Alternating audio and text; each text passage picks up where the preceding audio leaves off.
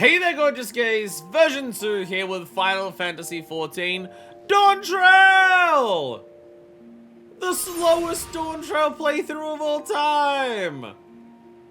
So, we started Dawntrail on New Year's Day for the first episode.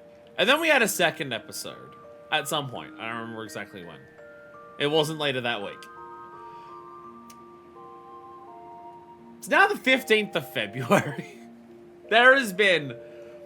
2026 has been cursed for me streaming. I don't even know if I've hit 10 streams this year. Like, today's maybe the 10th stream of the year. Like, we're not much past that.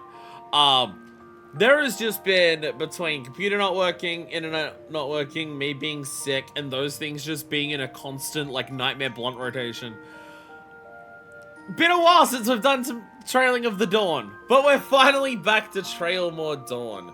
We are back to continue into Kozama'uka after we had the incredible cutscene last time. I'll say ending on such a good story beat that we had last time has really like kept Dawntrail fresh in my mind, despite not being able to do any more story for it. The fact that like I've barely played 14 in all of this time, partially because my internet wasn't working for a good chunk of that, so, you know, I couldn't fucking play 14 during that time. But also, like with Endwalker, I always have this feeling of just, like, I get to points where I'm just like, I'm not playing the game as much anymore. Am I burning out on it? And then I realize that those moments are just when I'm in a base expansion. I don't have new things to do in a base expansion because you don't unlock all that stuff until post-game. The only thing I have is Shared Fate, but I don't have Flight. So I'm just like, am I burning out on 14? Because I've like barely played it since I started Dawntrail, and I realized, oh no, it's just I don't have things to do, so that's why I have not been like booting it up every day, because I don't have, like, I have old dailies to do, but I don't have any like new dailies to do. Should probably be catching up on my fucking PvP profile. I'm probably really far behind on that. This is indeed me! This sleepy cat is indeed me. I also woke up to, like, the stream is 2 hours later than it should be today, because I was also at a concert last night. So, no! The concert I was at last night, I have mentioned during Final Fantasy XIV, I was at Lucky Nakoya last night, and they were very, very fucking good. As soon as I unplug my keyboard, I get, a say quest. I'm getting some good decent elbows. Yay, Say quests. Everyone's favorite society quest. The Say quests. Everyone's favorite. I love the Namazu quest where I have to type in a fucking novella to finish my missions. Oh, I'm so glad I'm so glad we came out and we came here at night time. Ooh.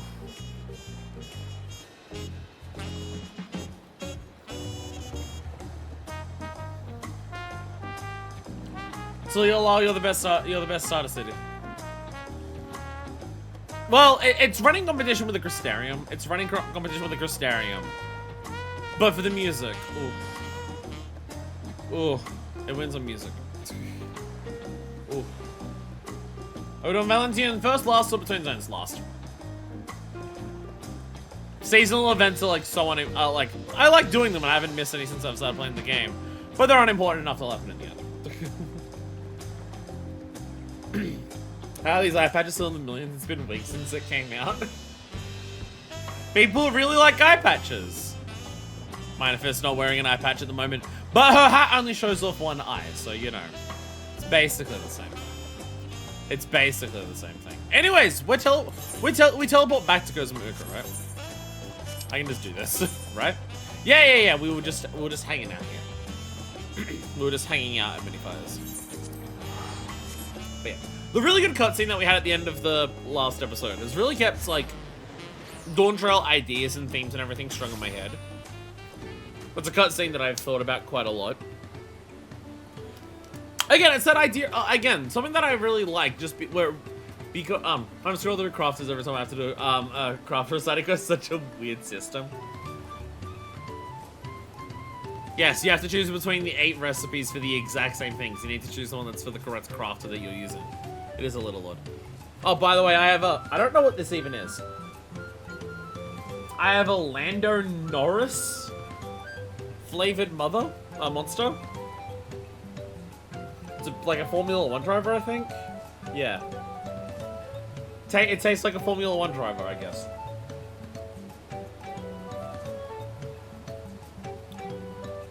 Sour apple.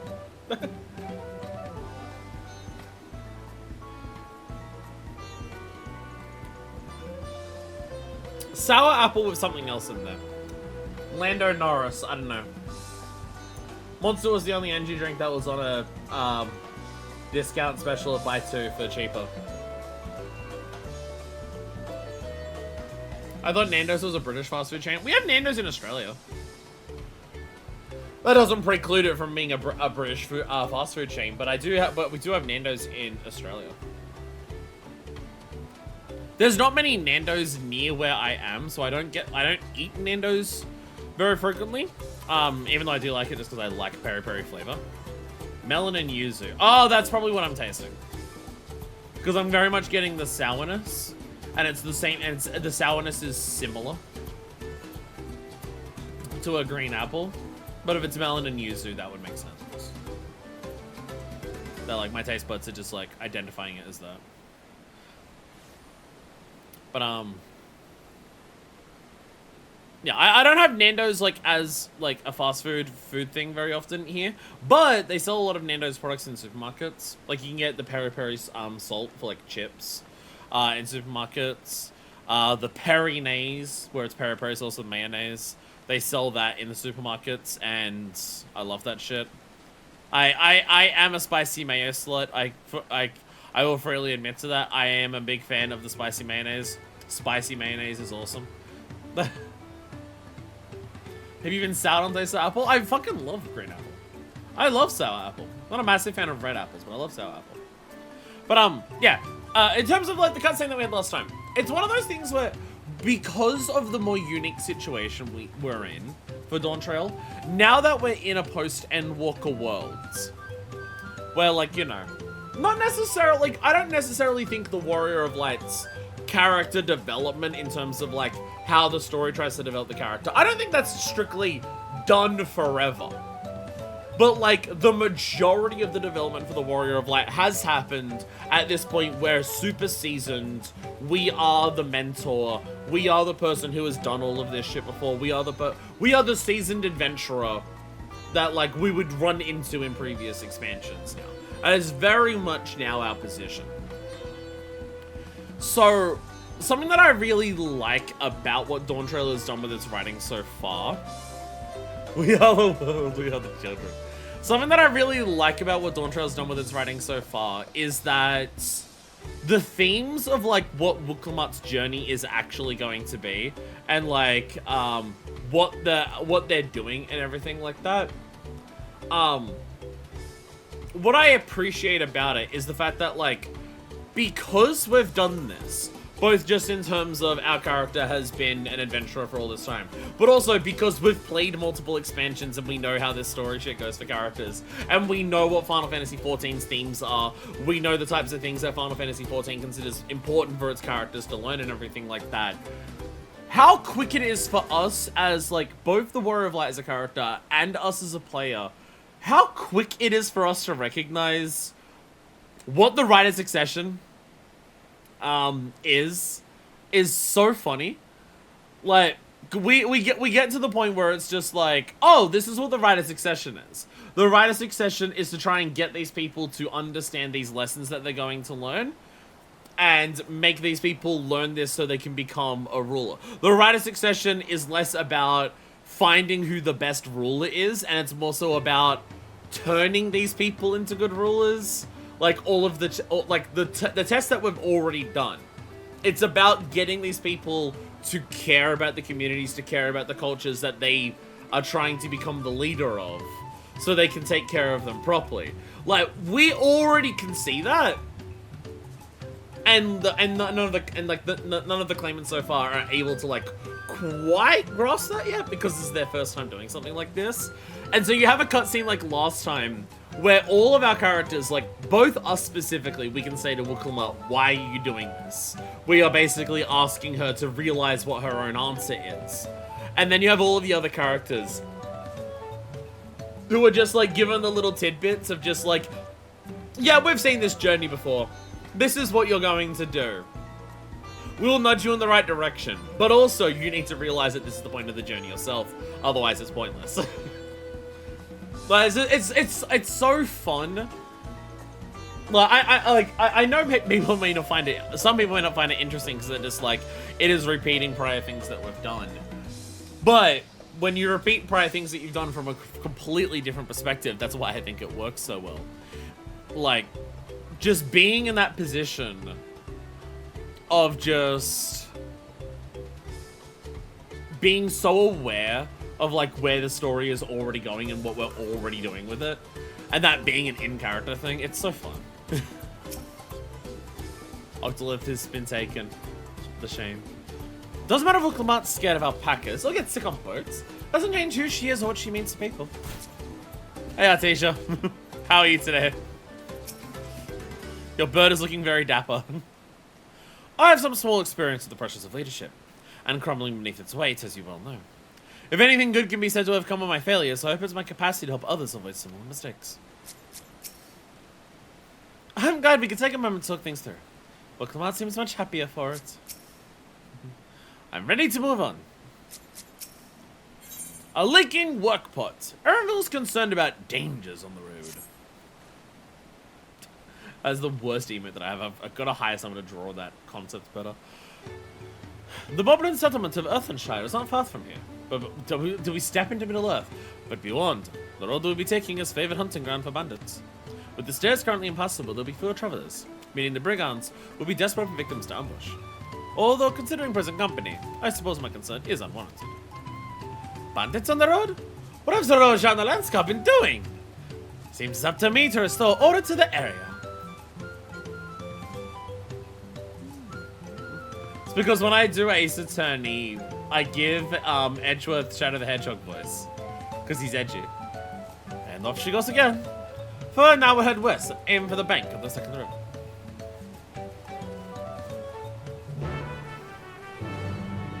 So. There you go. My minion is almost as tall as you. Yo! Baby! Baby! Baby! But also, bad! But also, not so big odd.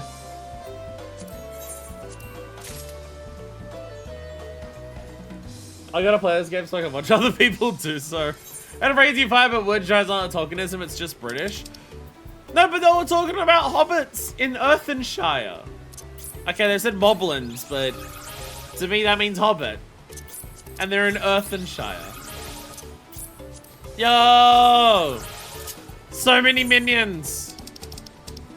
So many minions. Okay, yeah, the baby. It's also been in my inventory for weeks waiting for you to stream 14 again. You calling this poor baby an asshole? You call this poor baby an asshole? Isn't this a super rare minion, actually? Isn't the baby specifically, like, super rare? Although when the baby first came up, someone mentioned that it was, like, actually a pretty rare one. Word sheriff comes from Shire Reeve. I do moblins all the time, so I figured I'll try and find out what kinds of goods are interested in. Market research, if you will. Hey, moblins. Okay, we're going this way. The from retainers are not that robust as the bird because it's fisher retainers. Ah. Badoja. Hello. Doesn't look like the caravan Earthen shall be leaving anytime soon. Perhaps not, so slip me a few gear to keep the nasties from the gates while I wait. Tell me I have a winter game hogging a plate waiting for us to get to them yet. Welcome! If it's our packing you need, then look no further. I will not take the porter. Widowmaker! That's not accurate. There's no way I'd see you in anywhere near as much porn as the real one. I got a second baby in time it took for you to stream. Okay, we're heading to the west anyways. We gotta remember, there's so many more fucking Aether Currents now, so we gotta remember to get those when we can. God, Kozama'uka is so fucking pretty. God, Kozama'uka is so fucking gorgeous. No! The caravan! No! The bandits! No! One blowjob, one kill. I don't think I've ever done that. don't think I've ever given one so good that it's killed someone. This place is pretty. This place is pretty as hell. So I'm just talking about those bandits. Anyway, I'm looking for some wind. Also, just kind of having a look in general on that. Kozama'uka is goddamn fucking gorgeous. Makes me excited to see the other zones. And then I sucked. And then I missed. And then I sucked. How do you miss? How do you try to go down on someone and miss? I felt eyes on us several times when we made our way here. Though they soon seemed to lose interest. It's because they attacked the poor bastards back there. Again and again, I'm struck by the majesty of the forest. It's difficult to comprehend the sheer volume of water this natural wonder produces. The Pandan today is said to be somewhere near here, but I'd prefer we avoid seeking out trouble. Oh, I see. This is the route which feeds the waterfalls above Oak Hainu.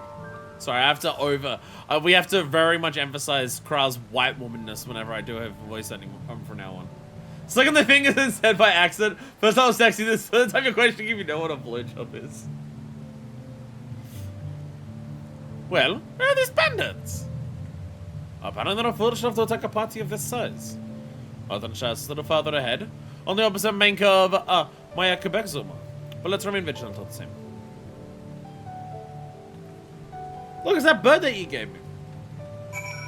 It's that bird that you gave me. I believe it's a remodel of the Bifangs from Stormblood.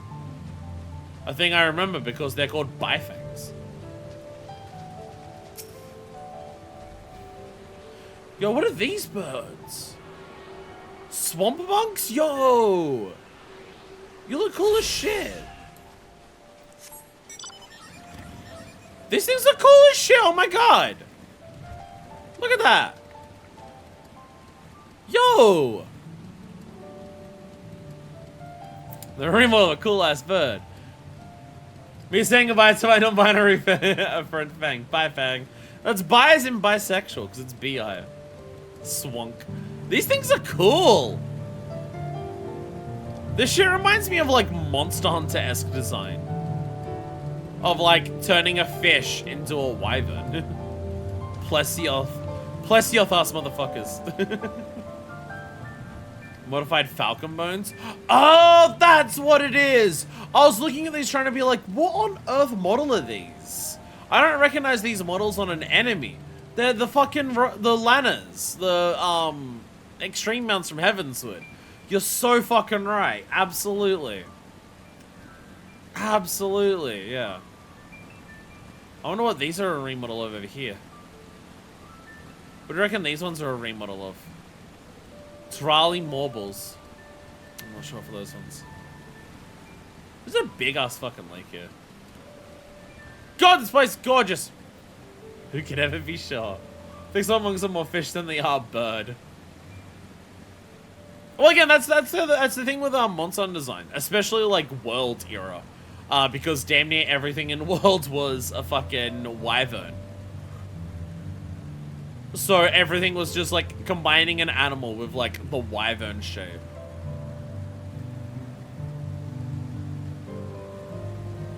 It's awesome. Trials a lot of nice lakes. I do appreciate having a place that has so much water in it. Bird of Lagaka. They're pretty. These are also pretty. Chat, someone from eating peanuts. Well, chat has to do it. I can't, so. I'm not allowed to assist with the stopping of the peanuts, so chat, that's up to you. Jungle iguanas. Real life size iguanas, by the way. Those ones, they didn't even exaggerate the size. That's just how big iguanas are. Hey, Ninja! Mostly poking my nose on occasion because it's hot there. My partner gets more of my attention than the stream. Understandable. Valentine's Day was yesterday for me, so it's a little different. But also, Valentine's Day is also my day, given, you know, the whole name thing. Is it nice as the bird of Ligma? Where is the bird of Ligma? What are these things over here? Apollons! Is that the boss from the first dungeon? Is that the boss from the end of Ikukatuma? They're lesser ones. Never had an allergy, so could very well be, who knows. I feel like if you were allergic to peanuts and you ate peanuts, you'd probably know. People I know who are allergic to peanuts are intensely allergic to peanuts. It's a mob from Stormblood. I don't recognize it from Stormblood. Moblin! Moblin Cannon! Moblin Cannon! I really need to get one of those. I need to bother to do the Alexander grind to get one of those. Boston reuse models speedrun. Oh, we got hit just as the sun rose. That's another claimant in sight. Does that mean we're ahead? Or behind? Even as Hana culture is distinct from the Vanu, one society has done quite differently to that of their goblin cousins. Goodness me! It's like the entire village is made of pottery. So this is Earthenshire. Stop, stop, stop.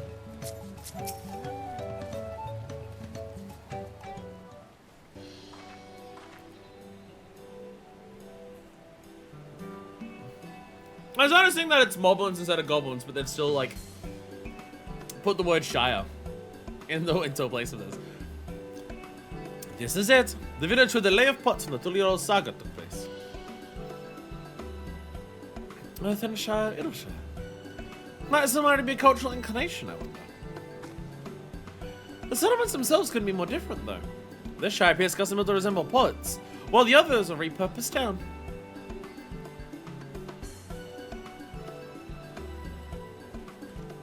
Moblin! Puffco! Stop Bashako! Puffco! Welcome to Earthenshire! To have the pleasure of happy greeting the third promise and her retinue. That's us! We're looking for the Dawntrail director, if you happen to know who that is.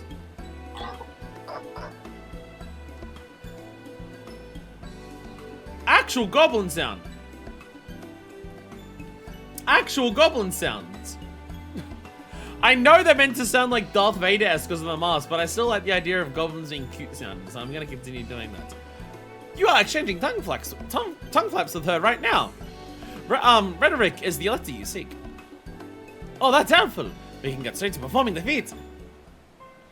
As much as Rhetoric would like to do just that, we have much more pressing worry. The storm which hit our village shattered the cliffs and dropped rocks at our brain cases. Many hellpans for pot swarm were injured. This is no time for feats or metal tests. I'm sorry to hear that. After learning what something to the stairs, I feared you'd been caught in its path. Not to change the subject, but what are the potswan? Goldsmith contracted to work for the Moblins. The word comes from the pot-like workshops where they practice their craft. The Moblins provide these potswan with tools, materials, living quarters, everything the artisans could possibly need. This allows them to concentrate on producing what is widely known as the finest gold and metalwork in Thurau. This is unacceptable! I was promised no distractions! This is the best they can offer. I shouldn't have left watching Meki Meki. No! They're losing people! Should I think what they might look like they might look like the first hobgoblins underneath. It is weird that like you go to the first and like goblins just never like develops the way that these ones do. And then the hobgoblins just exist the way they do. You see? The pots won't desert us! Without enough healthy help hands, we are failing to uphold our side of the pot pact. Should all pots one leave, Earthenshire will grind to a halt. We have to do something and do it soon. And let us stand in for the injured helpers. It would give me the chance to learn more about your people and your village. And it brings us closer to beginning the feat, then all the better. This isn't strictly part of the contest, so don't feel obligated to join in. Take a rest while you can. Of course I'll help. I am a goldsmith! I helped Alamigo get their goldsmithing things started. I was hoping you'd say that. I actually wasn't sure I could do this on my own. We'll all help. I doubt any of us are gonna sit around and watch. We'll take every help hand we can get. Red Rock truth swears that once one of their perfect workshops again, we'll commence the feat with all haste. You and the third promise can assist help hand Rakarok.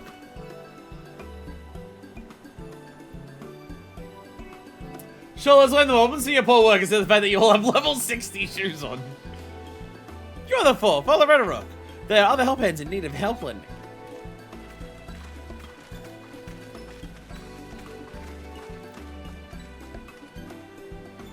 I really appreciate you pitching in. That's what friends are for. Farm scripts will die. No! I farm scripts. I meant what I said at many fires. There'll be no more feigning strength. No more playing at being an invincible promise. If there's one thing I've learned on this journey, it's how practiced you are at aiding those in need. And I mean to make the most of having such an incredible mentor at my side. Okay, so it's now... Do you get it yet? Do you get it? Do you understand?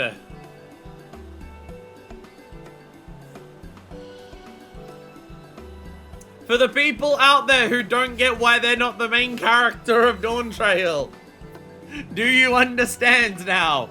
You are the mentor. Like, surely after saving everyone from the final days, we've hit 1,500 comms, right? Let's find this Rock fellow and see what we can do for him.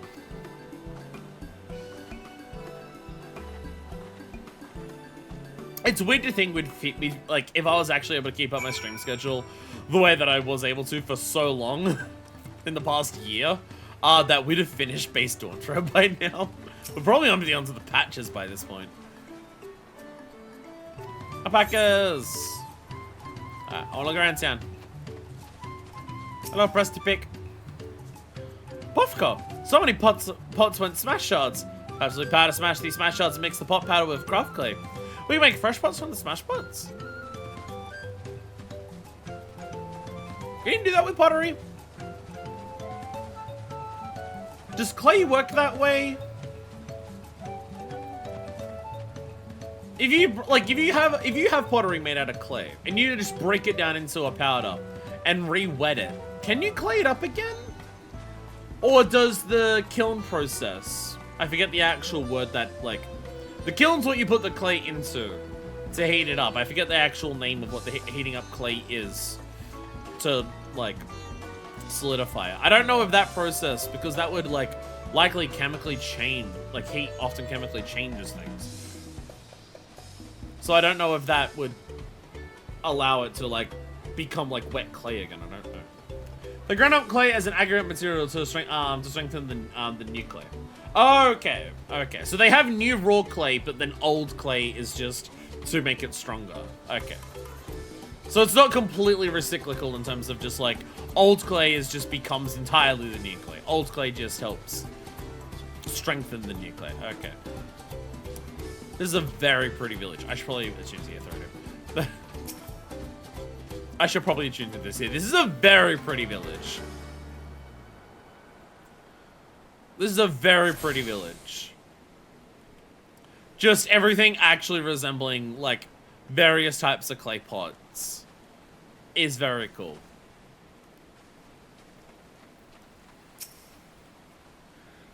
I think we found a help hand. First, we'll solve this problem with the moblins, then we'll see about completing their feat. Puffco! Rock can't meet his obligations without more help hands. The pot is broken and the pots are emptying.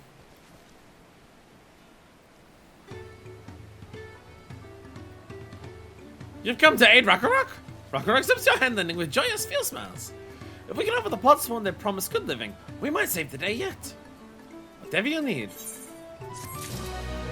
All I know about clay is there's a guy on TikTok who makes very smooth pots. So many times I see him removing impurities from clay, and I think it's a blackhead extraction on a ball person with the few seconds before he starts scooping.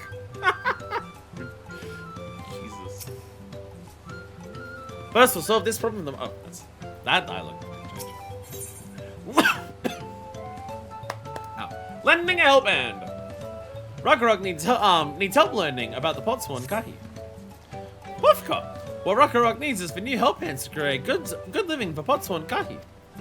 The help hand assigned to Kahi was hurt during the rock rain, so Rock took over, but he knows nothing of Kahi. What does Kahi want? What does Kahi need? Help hands do not bother the Potswan with straight asks. Our job is to observe and anticipate, to repair things with guest think. Please guest think with Rock. Find out what Kahi is lacking so we can provide it. You can count on us. That's what I know from watching primitive technology on YouTube. Kai's only one of many pots someone in need caretaking. We work through the night with no sleep and no rest, but there are too few of us to go around.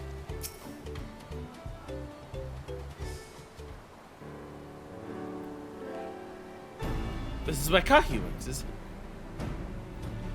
Kind of impurities and clay goods or they explode in the oven. Well, there you go. Let's take a peek inside then. Let's spy on Kahi and tell what Kahi wants from spying.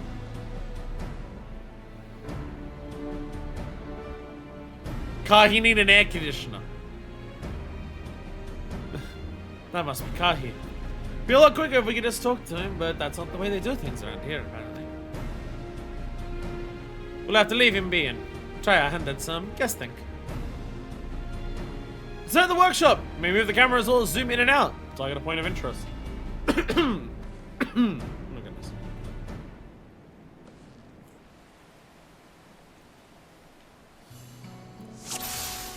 Start! Alrighty. Oh, they don't let us examine our fellow characters' asses like they did in Shadowbringers. Aww.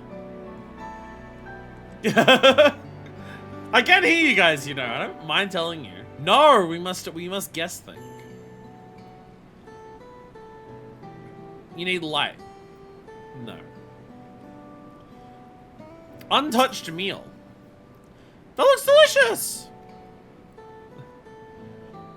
He's barely touched his meal. I mean, I don't like that much egg, but like, swallowed in there, I'd probably be fine. He's barely touched his meal. That is meant to be eaten hot, or it loses its savor. Savoir-faire. Crafting materials. Well, he hasn't sorted the crafting materials. Must be something else he's missing. I don't know what it is, but it looks like it'd be tasty. It's a big, hot, brothy bowl of something. It's gonna be taste good no matter what. I can now mention Sapkeep as this emote of a floating character walking through various cities. In hindsight, you can barely see till he also. Well, I could have posted it, but still. Just walking everywhere. Oh, she's got a MIDI. She has a MIDI. So I'm a unique and special individual with my femur that I've never fancied off of. Kahi is hot and sweaty. His knees are weak and his arms are heavy. Shakshuka probably, not sure what that's doing in Mexico though. Would it be somewhere else in Southern America? Because I don't know if we're not in Mexico. We are in South America, so we're not fully in Mexico at this stage. We're bordering it because we're like, Tuliolal is like... Tuliolal is basically meant to be like nearly the exact divide between North and South America. So I'd be like on the border of Mexico. You must be boiling something so close to the furnace. There's no airflow to speak of. How could anyone work in that stifling heat? And his tools are shit. From the climate, this could probably be Argentina through Brazil or something. That makes sense. That makes sense from what I understand of South America. Those tools looking pretty well down. Maybe it's time for some new ones? Clearly it's a pot of chili. Because we're in Chile. That's why it's called that, right? Alright. After taking a good look, I think I have an idea of what things Kahi might want to improve his working conditions. Let's head back outside and talk to Rakarok. It's mainly a North African dish. Well, if it's shakshuka, then yeah, then we're in a completely different continent. If it is indeed shakshuka, and that is a North African dish, then we're very far away from that. Shall we observe with Rakarok?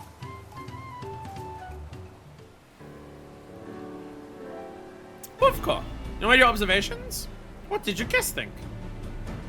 First off, I noticed Kai hasn't touched his food. An empty belly can't be good for his concentration. Maybe the cooking isn't to his liking. But our food is very mouth-pleasing. Why wouldn't he want to eat it? Ah, but Rakarok is sure of nothing when it comes to Kahi's tastes. I can help you with that. My brother Connor is also Hetsara. And while everyone has their personal preferences, there are some they tend to share. Like an aversion to piping hot dishes. If it was brought to him like that, Kahi probably wouldn't have been able to eat it until it cooled down. By the time he came back to it, he might have found it cold and unappetizing. There's similar solutions of dishes that taste good no matter the temperature. I never would have thought of that. But the third promise mind explaining these things to our cook. Not at all. But I don't think that was the only reason Kahi couldn't concentrate. The Sorrow homeland is hot and dry, but even Kahi seemed to be suffering in front of that furnace. Is there any way you could cool down the workshop? Oh, we could try a drafty shot. They make a lovely breeze. Do you know where we could get one of those? You can get them from the shoals of no return. The ominous name. There are many old boats there, abandoned by those who gave up on their search for the Golden City. So we salvage them from the wrecks. Would you hand up for that for us, Manifest? Yeah. Oh, and one more thing. From what I can tell, Kai's files and souls were, and things are very worn down. Maybe a new set of tools is in order? Record still procure with sucking materials. A serious oversight he will rectify. Supplying good tools for good living is a helphand's responsibility. And alright, then we all have work to do. We'll meet back here when our tasks are done. The shoals of return are past the crags, through a tunnel southeast of here. You should be able to spot the passage from just outside the village.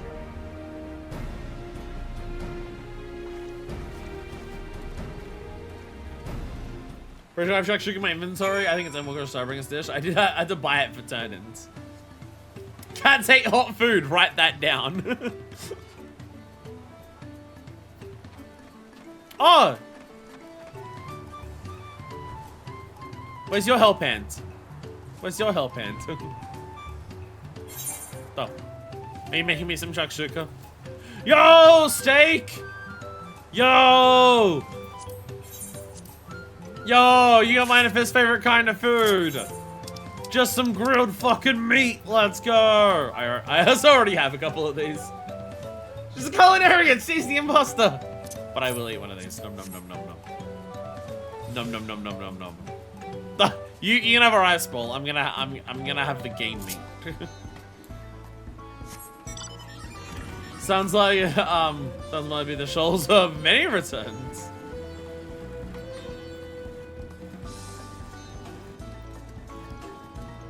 I love how it's like I can still distinctly tell it's goblin-esque in terms of like the shape and everything like that, but also just like, well, that looks like a goblin furnace, but like it's distinctly different.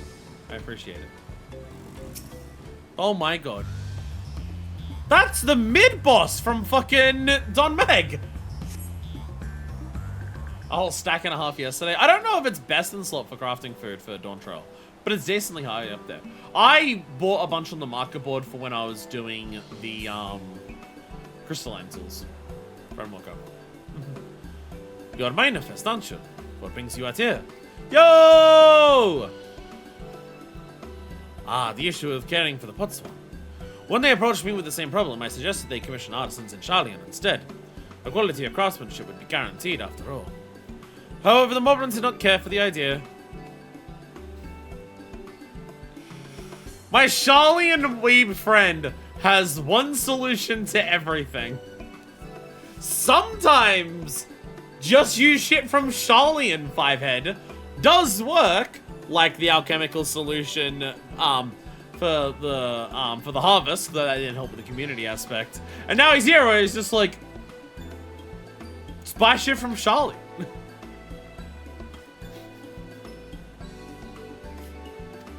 My guy's been to Japan once. And now it's just like all the furniture in my house is exclusively from Japanese stores. All of my cutlery is ramen bowls that are like from like high ends like Japanese potteries. I'm sure we can throw a hyperlink at the problem. Surely it would be more effective to engage a uniformly trained collective.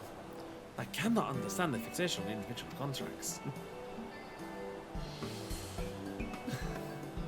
Perhaps the custom will make more sense once we begin the fate of pots. Until then, we've been deemed unfit to assist in the matter of help hands and instead tasked with tending the injured. We're on our way back from procuring herbs through Orion shape. Settlements on Kozama'uka too have been isolated by the storm's destruction. What would have become of the wounded had we not found a way here? Should I become Dawn servants? One of my first acts will be to establish reliable trade routes to the capital. When I imagine how much good we can achieve with Charlian technology. One solution to everything. Literally one solution to everything. My apologies. I have much to consider. No, you don't. You have one thing to consider, and it's how do I shove Charlie into everything? That is precisely one thing you're considering, my guy. If you'll excuse us. We'll meet again, I'm sure. Take care, Manifest.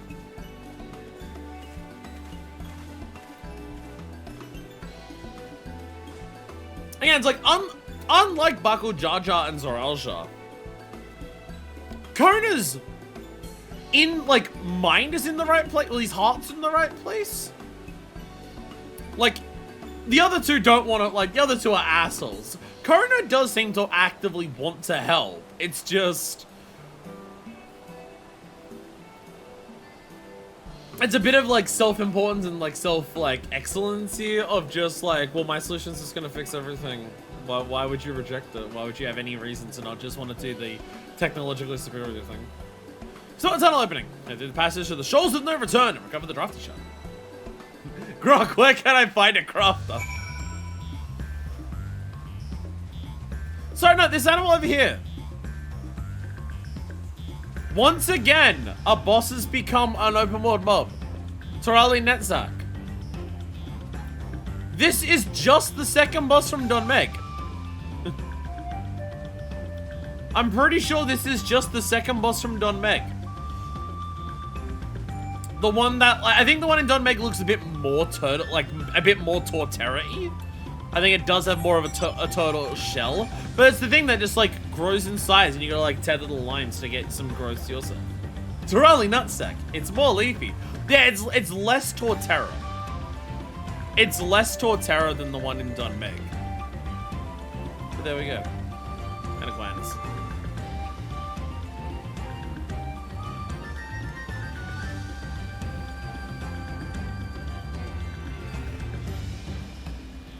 The music in this expansion. Yakabexel. I see why these are the shoals of no return. Everything's been destroyed here.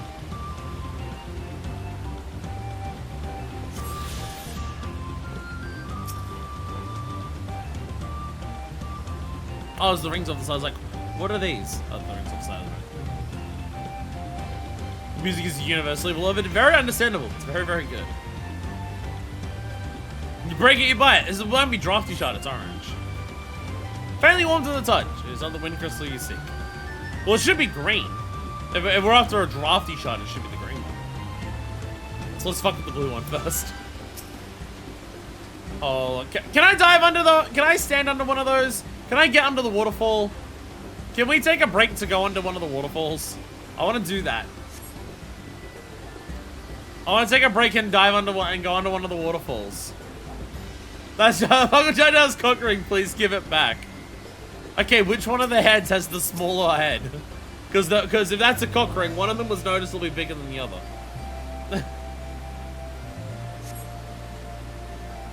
I would assume the head of the mighty is the bigger one, but who knows?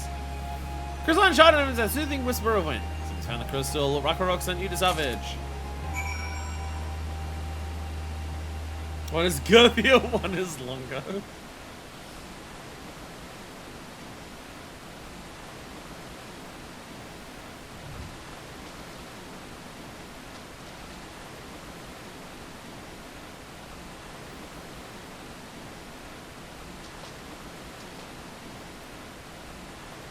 I gotta say, this is one of the vibest spots in the entirety of 14.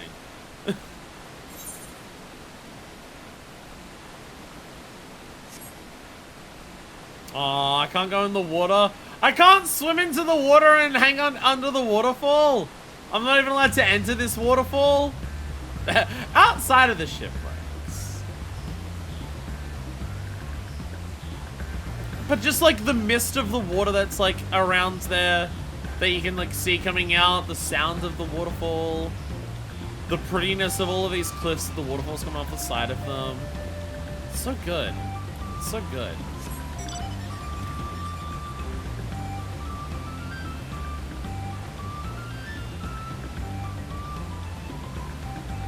Like, don't get me wrong, I love Endwalker's zones for what they are. Endwalker has a lot of fantastic zones.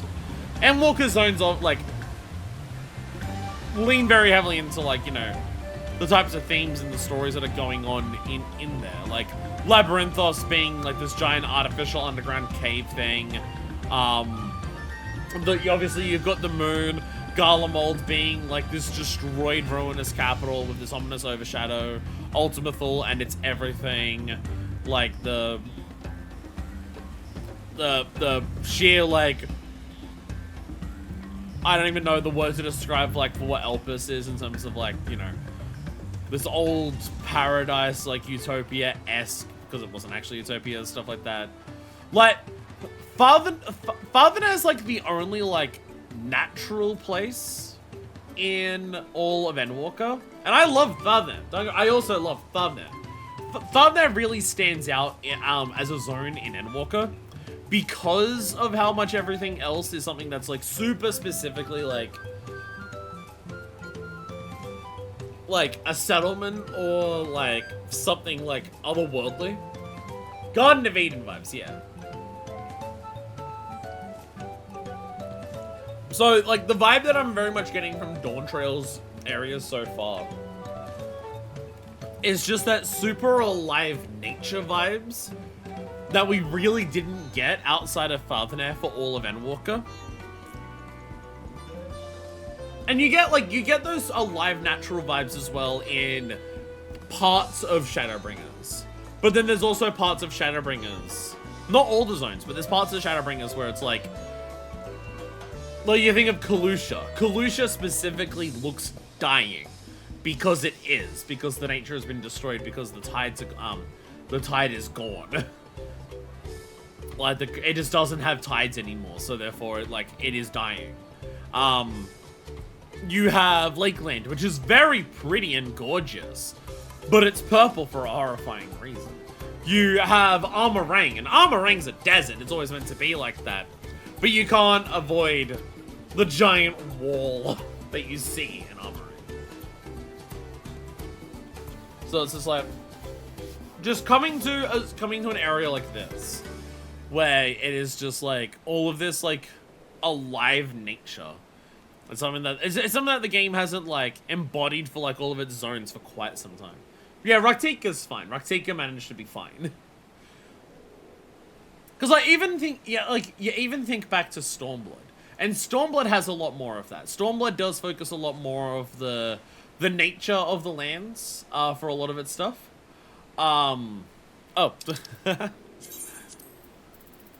Been so long since I've done this. Guess who's forgotten to turn this stuff off?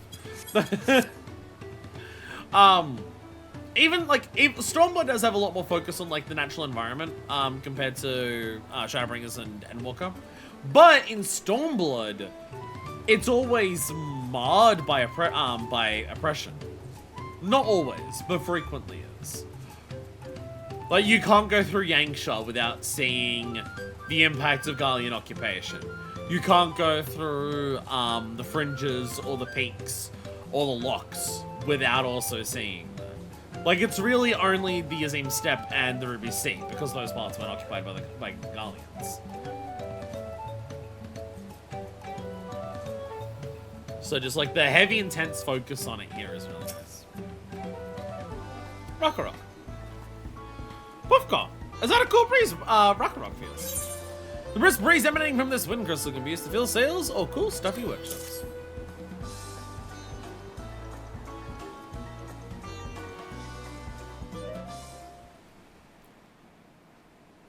Speaking of the music, I remember hearing it, but I'm not sure to what extent it is and isn't the case, or how much. From what I've heard, Soken doesn't do BGMs usually. Like, zone BGMs. Is that right? Like, Soken doesn't do literally all of the music of 14. And from my understanding, zone BGMs are usually ones that he doesn't personally handle. From my understanding. Some I think he's done. But I also could be wrong about that. Because, like, I want to praise someone for the music that I've heard in Dawntrail. But I don't want to just say Soken, because from my understanding, Soken doesn't do literally all of the music. Soken's very, very, very, very, very, very fucking talented, don't get me wrong. But I don't know if he does literally all of the music at 14. And from my understanding, Zone BGMs is one thing that he doesn't do as much. That's true, I haven't heard about it. I know there's multiple people in the music team, but I don't know what the job distribution is. Okay. I guess it would only be like stuff that gets released on albums, because then it would be attributed, like, in the liner notes. But yeah. Again, whether it is true or not, I have no idea. But from what I've heard, is that Zone BGM is often not Soken. But that's just what I've heard. I have no idea if it's accurate. Whoever does the music for Dawntrail so far, I would like to thank them. Even if it's a collective group of people. Because the music in this fucking slaps. I know the Shadowbringers patches are mostly the other people, but that's just it.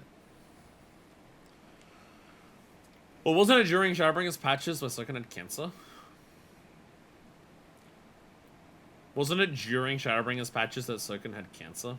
So he probably, you know, wasn't doing much music at the time. Yes, thank you for sync finding a drafty shot. Yeah. Rock will add it to the new set of tools he bought. And I come in good food tidings. The cook has prepared a feast fit for the most discerning, etc. And it's on its way even as we speak. Please have it be something other than tacos. I like tacos, but there is other Mesoamerican food that is delicious. Let's go in and see what Gahi thinks about efforts. Which is why To the Edge was such a big deal. Did he write that while, like, that's 5.3. Did he write that while having cancer?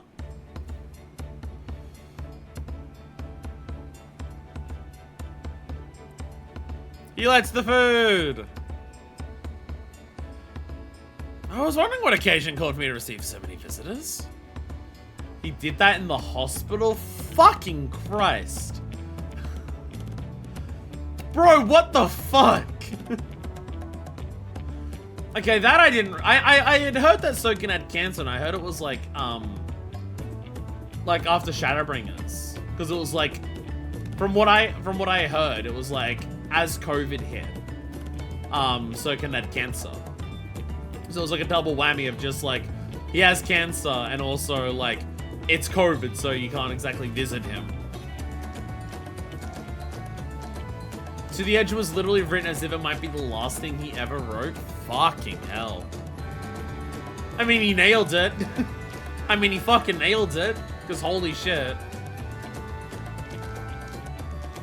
I was wondering what occasion called for me to receive so many visitors.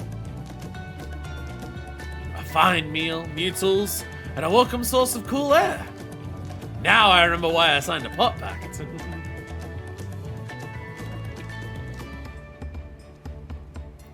I am grateful for your kind considerations. Allow me a moment or two, and I'll reciprocate with a piece worthy of a pot swan.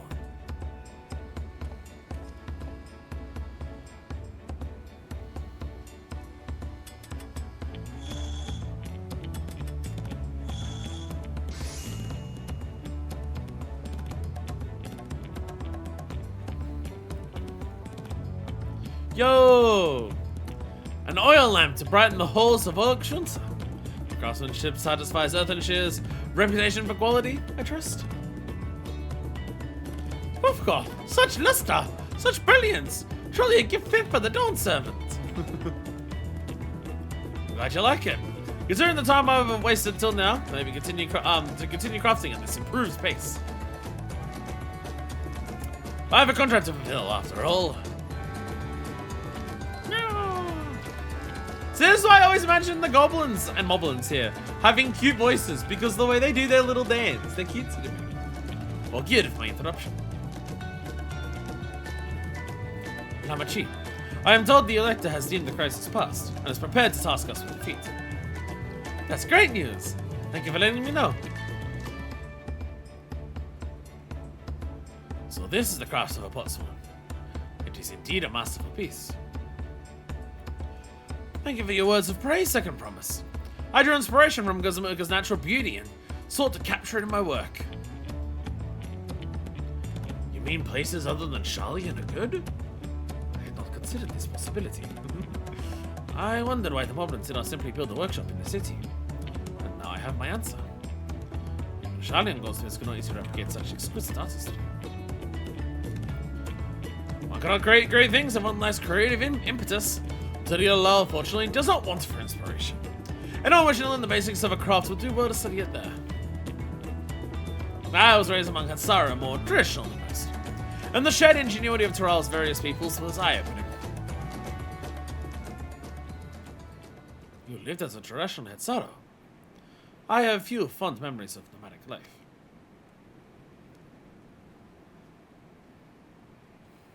Okay, they're also nomads. Hatsara was specifically nomadic. Like a Zim step. Well, not all of the Xyla on the Zim step are nomadic.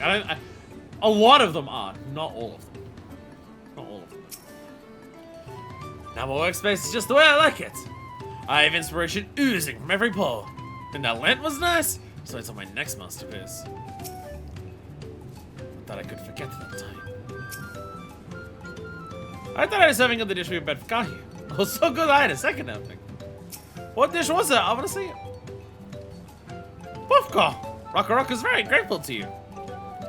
I thank you both for your hard work and clever guest think. When it comes to help handing that, the pot swan really is important. Well, that's true for pretty much everyone you meet. It's a lesson I've had drummed into me several times already on this journey. Okay, now I can read. Now I can read the essays I have in chat. Now I can do this. Yoshi did a big talk on stage about it at a fan fest, where he was basically the only person on the team who really knew Sogen's condition, and Sogen's aides were just doing their work like normal without ever realizing. She'd literally start breaking down on stage while talking about it. It's an intense watch. I've known people who have gone through cancer. I've known people who have gone through cancer treatment. The concept of working while undergoing cancer treatment is fucking insane. The idea of doing your job at all while undergoing cancer treatment is so absurd. Because that is an all-encompassing, ruining thing of just everything about you just doesn't fucking work properly. Like, the idea of doing any job while undergoing cancer treatment is wild in of itself. The idea that not only did Soken do that, but he put out to the fucking edge? Holy shit. I wonder which songs in Endwalker Takafumi Imamura has touched. He's the Black Wolf Stalks Again guy. He's mostly an arranger though. Yeah, but Black Wolf Stalks Again is like, oh my god. You can't really track music credits because on both sides, everything just gets distributed to Soken. The only Geicho does well by comparing the songs with their style on the Pulse album remixes.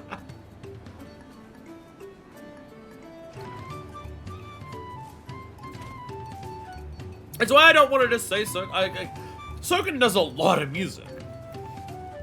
Soken does a lot of music. The man is very talented. And like when it comes to like his style and the way that he uses instruments and everything like that, I can very much like, you know, when you get big raid music or trial music, there's definitely like a style that Soken has when it comes to using music for those. Like I would like, I don't know personally, but like something like, say, take the song Scream from Pandemonium. I wouldn't be surprised if that isn't Soken, because the way it is musically written is quite different to the way that Soken does other songs, especially lyrically. Soken's vocal style, like the way that Soken uses vocals in tracks is not usually the way that Scream is written, but also one of Soken's biggest strengths is the fact that he has a lot of like breadth to his talent. There's a lot of different things he can do. So maybe he can write a song like Scream, where the vocals are much more traditionally used, rather than The way that I always see Soken's music described when it comes to his vocals is that Soken often doesn't treat vocals as like the lead sound of it. Soken treats vocals as another instrument amongst the instrumentation and everything like that. And I would agree with that for a lot of the songs that I've heard of his. But maybe he can also write music that has like a more traditional like vocal lead focused track like Scream or something like Close in the Distance, which is very vocally led as well. Other Famitsu website, the other browser was just stacked. Love the raid music in this expansion. It's one of those things I'm like always excited to get to post game. It's just like, oh, we get new raids, oh, we get new music. The Fate of Pots. Kuna has details to share concerning the forthcoming Fate of Pots. The elected bids the claimants assembling in the large building on the west side of the village. I will head over there after finding Thankara and Oriage. Also, I ran into the Leveleur twins on the way here. I took the liberty of directing them to the venue. Arrivals. So this job to make sure I know the feat is starting. But even now, his conscience is to a fault. Anyway, let's not keep Ragnarok rating. Google translate soundtrack as Santra. Ragnarok is tangled bots one guy. He did not quite quit leave like the others. He thinks you'll have no hard times with the coming fate. Where the fuck are the other two? Like, not running into the other two for all the first trials makes sense. They just like did the zones in the opposite order. Where the fuck are they now? We're all going to the same place, and we only have one way to get there. I thought everyone would be here by now. Wolfgar! Rotoro thanks you for assisting help in Ragnarok. She will announce the fate once the other claimants arrive, so please be patient a little while longer.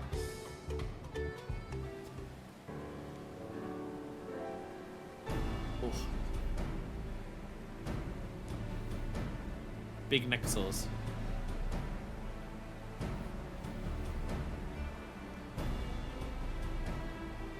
I'm happy to report that we were able to convince one of the pots to want to stay. How did you fare? We also did the same. We're so awesome. So you managed to do the same. Splendid.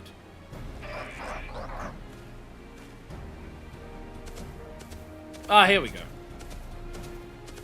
Of course. Welcome to Other Shop, as promised. We support your plans for salt crossings and the new pots one they will bring.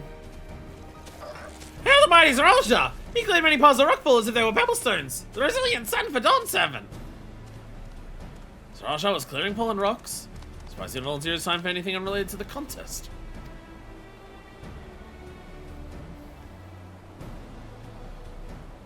Zaralja. There we go. We're actually got now. They're all actually showing up together. Well, we meet again.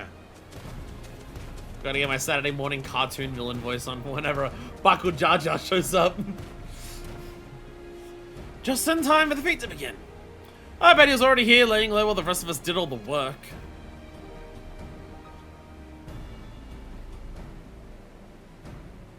Wafko, claimants, your attention, please.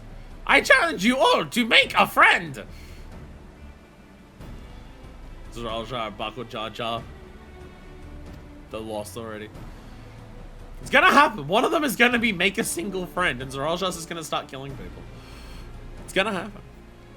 As Urarok has explained, many of our pots were left us following the storm. The precious metalwork crafted by those artisans bring a much jingly shine from across the salt.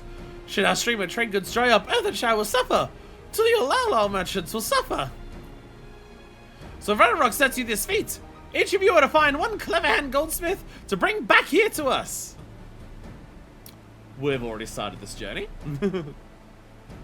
So where to recruit new pots one? Makes sense for the feat of pots. We are basically just making a friend. We are going back and making a friend. Calling this a feat does not justify taking advantage of the claimants and their influence. That is finding workers for you to demonstrate their worthiness for the throne. You're free to refuse Urarok's request. She'll be happy to inform Dawn servants of Zaralja's disqualification. The light is a means to an end. The steps we take to get there are not important. Then right because the fate of pots began. But remember, our pot match must be agreed to willingly. No grab snatching or deceitful tongue flaps.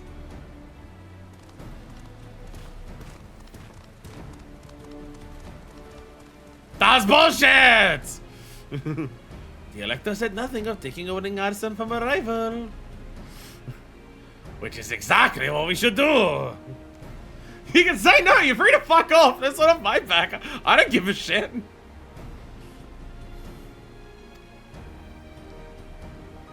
How are you gonna steal it from another? Yeah!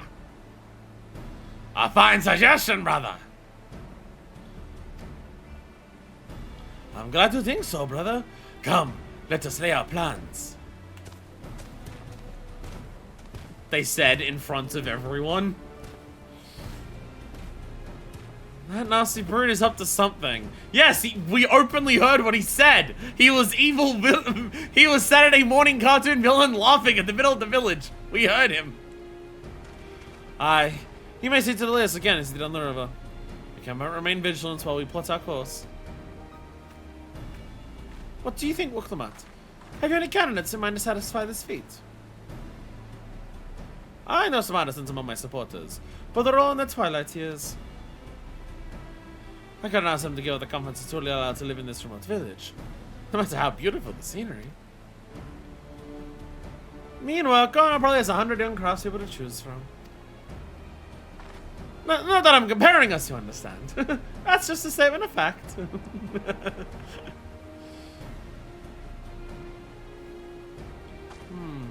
I suppose we could try asking around what you'll Meki Meki. That seems a logical place to start. Back to Tuliolal it is! Wait, does that mean we have to take the boat again?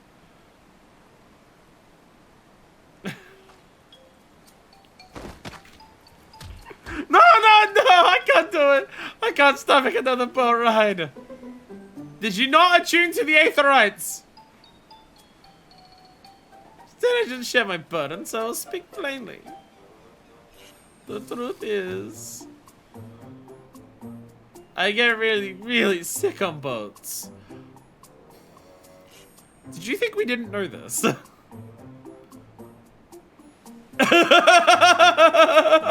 Did you think we didn't know this? Tomas, this is hardly news. But it was brave of you to admit. In any case, we won't be fighting the current this time. Heading downriver will be much smoother. It will! Are you sure?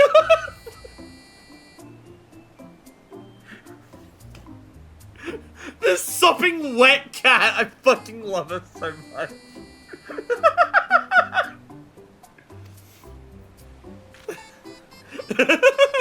I'm positive!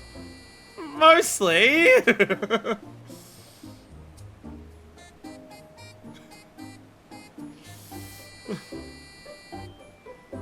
Crowd is darting her eyes away, just being like, no, she's too cute like this, I can't look. Just take the Aetherites! The Aetherites exist! The Aetherites exist! Why didn't we take that? What obstacle Buck or Jaja throw at us next? Will they try something more direct? The dimensional pots will not care required a constant stream of encouragement in order to craft. 4 of us must have chanted the same cheer dozens, if not hundreds of times. Remember, we scored more than once for not cheering loudly enough. Alice wasn't an asshole, no. I guess they devoted to bring the goldsmith there. Come on, suffers. Let's show we're about to seasickness. I had a spell that, or potion that could ease her nausea. Lasty! Helps with Aetherite sickness. I've procured many unusual items for clients. Though meeting the personalized needs of a potswan is not an experience I care to repeat. I need a moment. I'll put a road down, however. Ihokatumu is too rough for me. Nausea's a bit more bearable now that I've stopped trying to hide it. But I'd still rather not set foot on a boat if I can help it. Alright, I think I'm ready. Let's see if Master Ropri can help us recruit a potswan. Alright, back to the city. Let's go. Always happy to be here because music is awesome.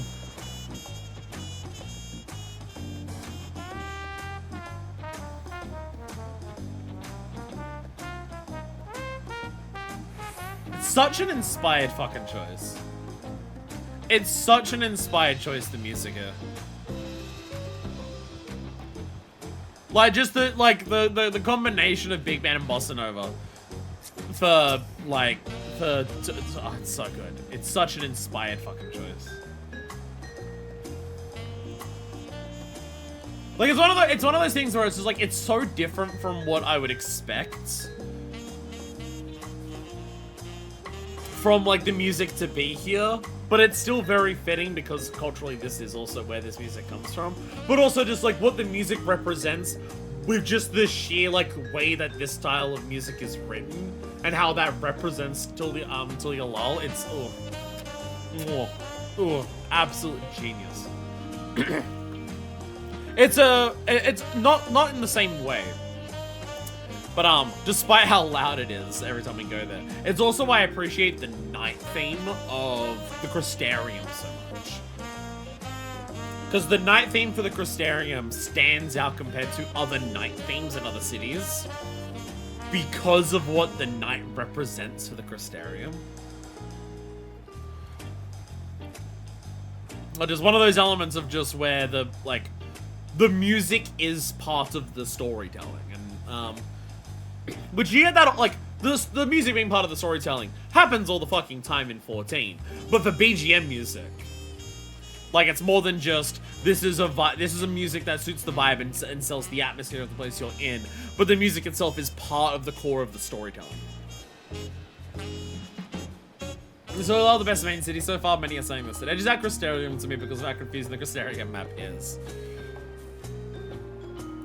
I mean, like, what I like about what the Crystarium represents as a city is also in Tulia Lal, just in very different ways. Both Tulia Lal and the Crystarium as cities represent the concept of community so strongly in their cities, just in very, very different ways.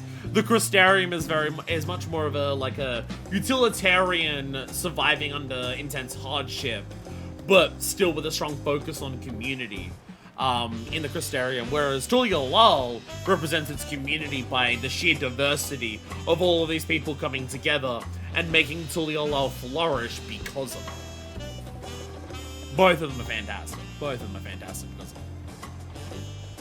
Wachu Meki is a gathering spot for skilled artisans of all kinds. Where to find a pot in Canada, I can think of no better place to begin our search. So this is Wachu Meki that Wilcomart was talking about. Idea to make it this far, my wonderings. I remember brought us here on our first tour of the city, but time enough for me to close look. I should like to observe these masters at their work. Surely at least one person will answer Wilcomart's call for a pot swim. And Master Ropley can help us. Phew, fresh half an hour was just what I needed.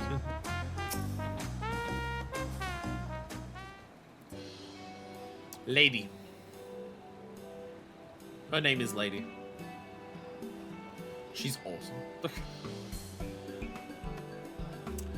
Greetings, I promise. What brings you back to watch your Meki? You've not chipped your axe again, have you? Oh, Master Opry. Actually, I have a favor to ask. You said my streak? More like your stroke, because you're looking at Lady. Specifically the Devil May Cry 4 variant where she has bouncy bouncies. Because that's just what Devil May Cry 4 is for women. So what do you think? You know of any craftsmen who might be interested? Pitching my artisans for the moment, eh? Housing as the third promise making the request. I'm willing to look the other way if one of them decides to take you up on the offer. And I can't think of a suitable candidate off the top of my head. Who do I know with a master of goldsmithing that would also have no qualms about relocating to Earth and shit? Or of the Ellison man who just started working here? Look, Lamont, you introduced him!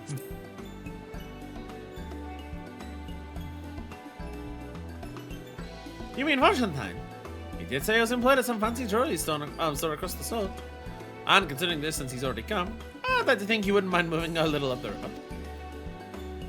That said, he's only just got himself a new job. Is it too soon to ask him to sign a pot pact? There's no harm in making the offer. Once he hears how well the pot spawn are treated, he may even jump at the chance. Either way, you won't find Von signing his workbench at this hour. He's finished for the day. It's actually nighttime, this makes sense. Probably enjoying a meal of Chevalier of Tea. Can we actually get a talker? Maybe we should go and talk to him. Just you and me, since he knows us. We don't want to feel intimidated by having to deal with a crowd of new faces. Two of us can handle this.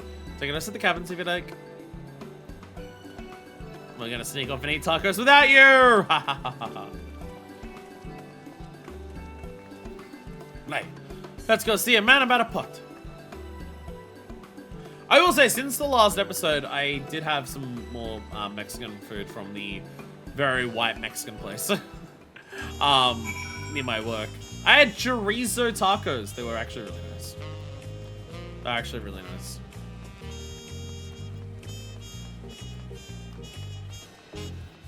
I'm quite the lover of chorizo. Chorizo is pretty good. Though I'm very much of the opinion of, if you're gonna cook chorizo, you gotta cook it properly.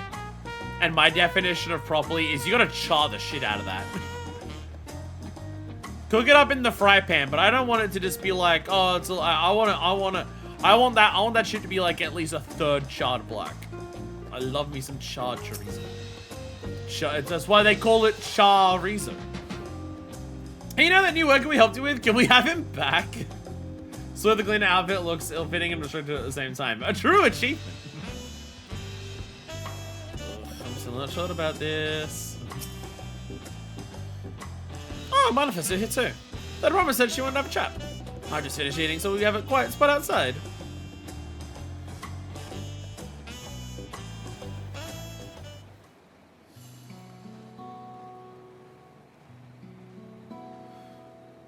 Does Tulio have Mexican cola? Because Mexican cola is one of those things that does absolutely live up to the hype. Mexican cola absolutely does live up to the hype of, holy shit, that is just the best cola. It's almost like when you make things from sugarcane, it's way better. I also say this is a sugarcane slut.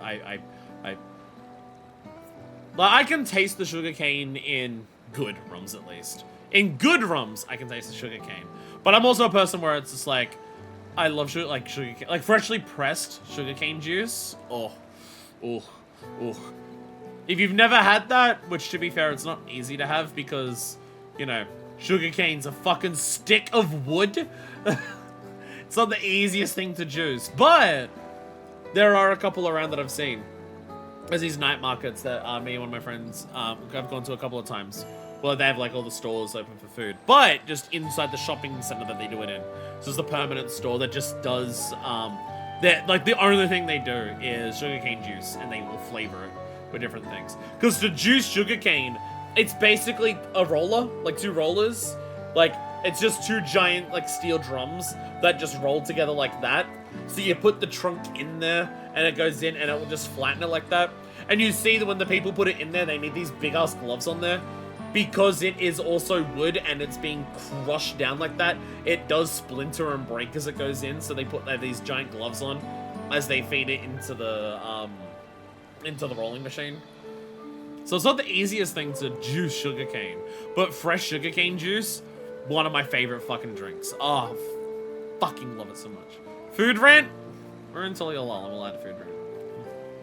Chorizo is a regional Charizard from Paldea. Last time we talked on this beach, you were in a miserable state.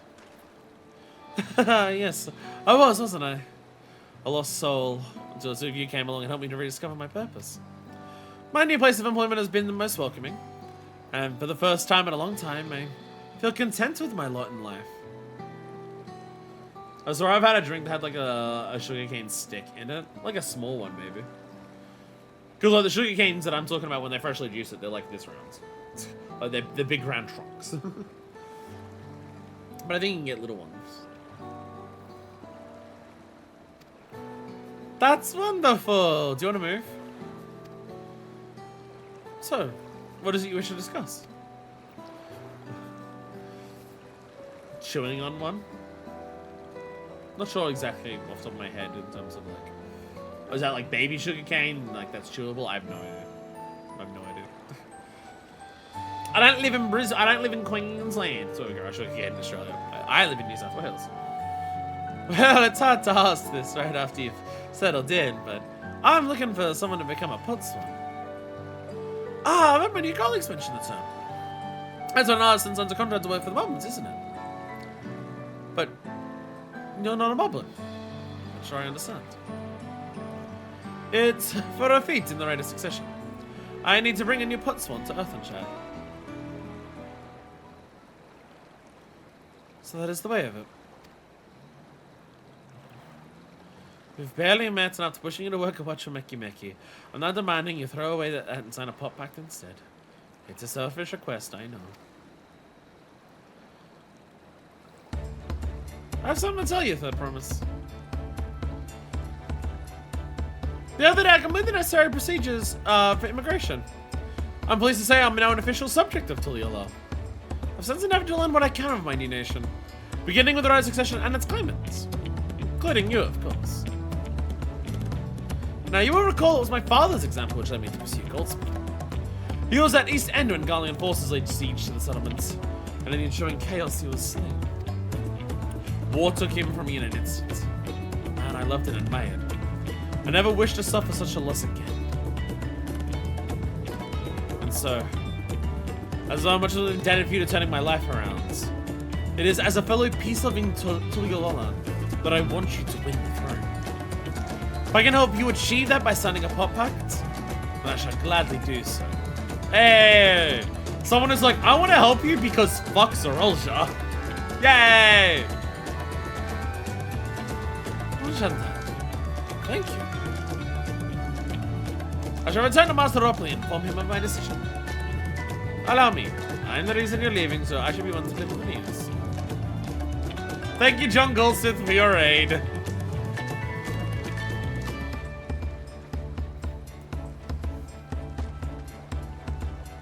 Ah, Brooke. Perhaps you remember me. Brooke Evo, owner of Sprally FTA. I'd like a word if you don't mind. You're Uroqpacha's ally from across the swords, right? And a hero of some renown, too, of the gossips to be believed. Some renown. Some renown. So there is a lesson here for Uroqpacha as well. Just in terms of like we've been helping out Vonjentime before this without expecting anything in return. Like all the other feats that we've done, we've been learning about the place and getting in like understanding the place because we've been asked to help. Whereas with Vonjentine, we've been helping him just because we're nice people.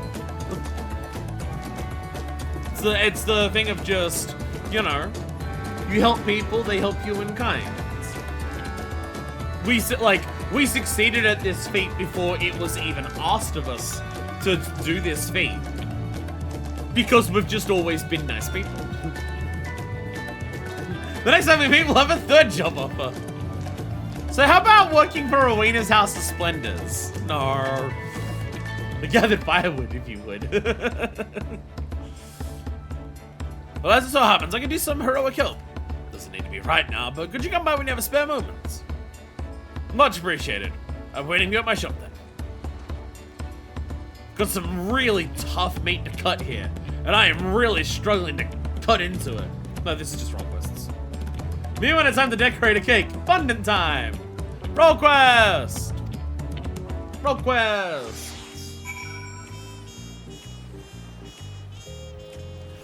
From my understanding, from what I have been told about roll quests specifically, when it comes to Dawntrail, is that in Shadowbringers, you literally had to do at least one to finish Shadowbringers, but also you wanted to do all of them because it literally ties into the characters that Shadowbringers is about, and you unlock extra cutscenes if you do all of them, and it's like super important. So obviously we did that. In Endwalker, it wasn't required, but all of them had to do with the final days, and it sells the stakes of the final days more if you do all of the role quests, because you then realize how the final days is affecting, you know, the entire star basically, and not just Thunnet before you go and learn more about it. From my understanding, role quests in Dawntrail are like not connected to the main story in any capacity. There's no overlap or anything like that. So to avoid breaking up the pacing of the main story more than it already has been broken up by the fact that in a month and a half we're only on our 3rd episode, they're all post-game. We're gonna do all of the role quests post-game. So until like from the start of Dawntrail to the end of base Dawntrail, there'll be only streams that are focused on that. There won't be any role quest streams. Get unlock dice on the job gear and more for fun. Which, to be fair, I'm going to use a lot of Dawntrail job gear, so I'm getting the dials on them is important, but also important that we break up the story. Mostly good, but you have to meet them where they're at. Oh no, Final Fantasy XIV players are really bad at meeting this game where it's at, so people probably hate them. I love the piano bumping in here. I love the way the piano comes in at this part of the song. It really sells the improv nature of it so well. So you managed to find Function Zone. We were on the roll quest today and we hadn't missed any streams. Oh dear God. Fucking hell. 2026 started off with a massive curse. They're less serious than the previous role quests. Well, I would hope so, given that the last role quests were about the heroes who died and got blamed for destroying the world and the final days. I'd hope they're less serious than that. Feels ungrateful to leave so soon after Master Upley ground me in play mode, but surely he'll understand. I'll do this for the future of Tulia Lal.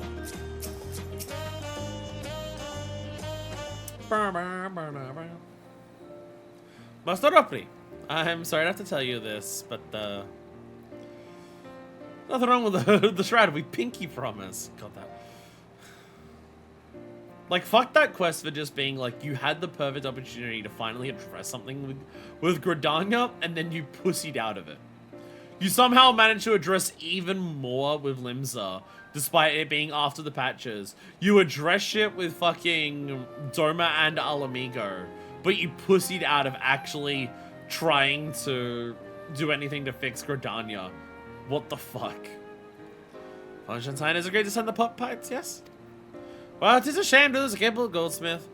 To have one of our own handpicked to serve the third promise is a great honor. Watch you, Mickey. I appreciate your understanding.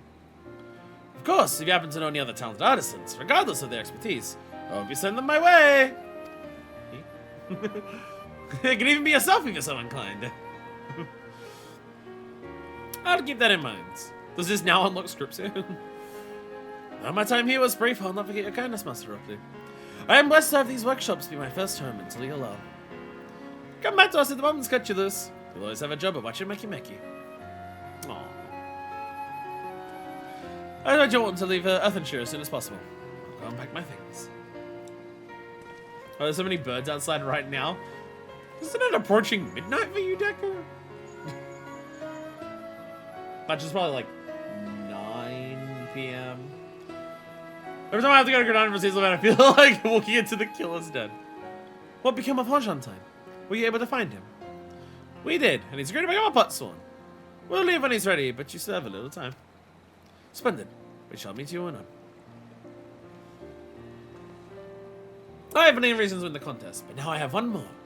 Honchantine's putting his faith in me, and I won't let him down.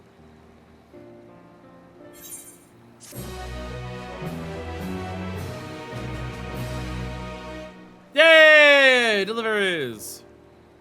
We have deliveries for Meki. Pursue new endeavors as you do the right of succession. Yo! Yo! A father first. Might needs to pay a visit to the palace. 5:45. Oh, I'm completely off on time now. Time for the tri-monthly visit to the heart of racism, my complimentary minion. Oh, you Crop the Gatherer role quest. That'll also exist. Yeah. Also safe for post-game. A father first. Might need to pay a visit to the palace. Right then. I have some things to take care of at the palace. Well, you pass time however you like. I suggest you head back to the cabins. After all, even heroes need to rest. We still have a big journey ahead of us.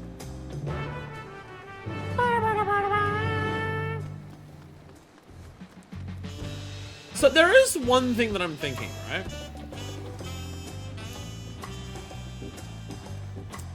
I assume there's gotta be some level of not diversion. I was trying to think of the thing I'm trying to say. So like, Uroqpacha's like aiming to become Dawn Servant, right? Oh hell yeah! Now we're in Big Band mode. Now we're playing Mario 3D World. Uroqpacha's aiming to become Dawn Servant, right? And we're already learning stuff about, like, you know, the different claimants. And we're already understanding why Uroqpacha would make a good Dawn Servant and everything like that. Like, what she has compared to the others. We're already learning that, right? I can't imagine Dawntrail goes as simply as... And then Uroqpacha becomes the Dawn Servant. That's Dawntrail. What, like... No expansion has gone as simply as just everything plays out in the obvious way that the stakes are established at the start of the expansion. Like Heavensward is, we gotta put a stop to the Dragon Song War. It ends with you killing the Pope. I guess Stormblood? I guess Stormblood is pretty honest about like, let's liberate a nation, you liberate a nation. I guess the twist in Stormblood more so comes from the fact that you have to leave Alamigo first, so it happens at the beginning.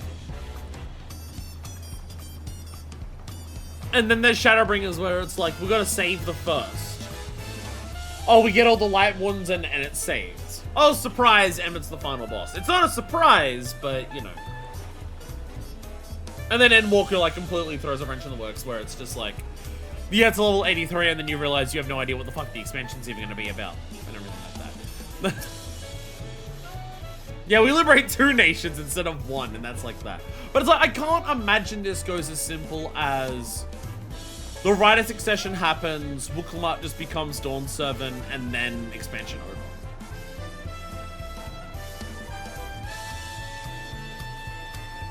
No, I can't imagine it goes that simply, right? Welcome out, madame. You've had a Landscape messengers anxiously waiting on your return. Mine are those of the Third Promise Entourage. I've been all over the city looking for you. The Dawn Servant summons you to the palace. You're to present yourself to the gate guard stationed outside Sunperch at your earliest convenience. Oh, and one more thing. You are not to mention this visit to Uroqpacha. Oh. She's literally going to the palace. She's on her way to the palace, too.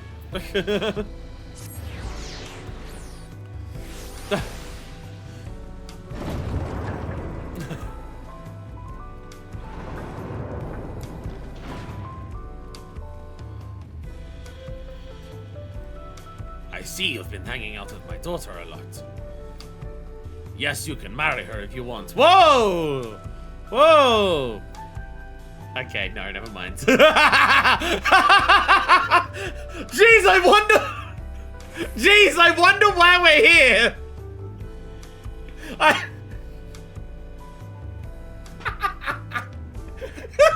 Fucking course. A fucking course. Gulu Jaja's calling us to the palace. What can he want? Why does Gulu Jaja wanna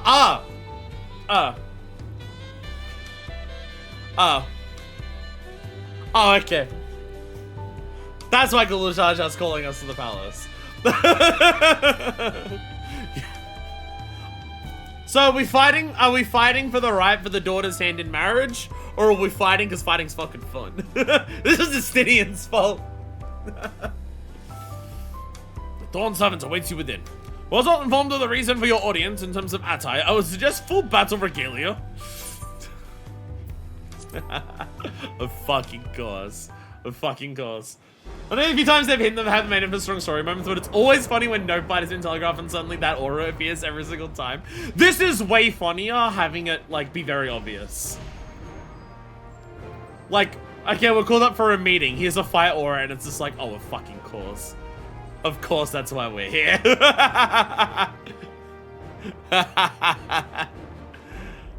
Hell yeah. Forgive me this sudden summons. When I learned my daughter's champion was back in the scene, I couldn't resist it.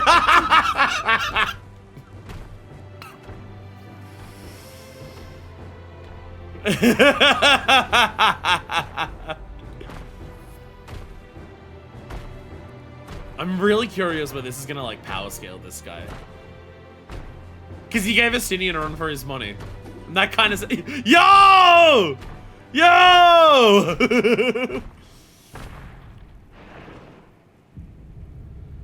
Cause this dude is effectively the warrior of light. Or at least the previous warrior of light of Tyrol. He effectively is. Yeah, look at the smile on our face! And they call me head of resolve for good reason. Old as I am, I have not lost a battle worthy of the name since the day I took the throne. My boss said he wants to meet with you. I don't know why, but you should put on some armor just in case. And I've been craving a proper challenge. The lance wielder, Estinian, he fought well enough. But our bout was ended before a victor could be decided. Judging by the sailors' gossip, you are a warrior of renown in your homeland. A little bit. Just a little bit. Yet I wonder, with all your deeds done and victories won,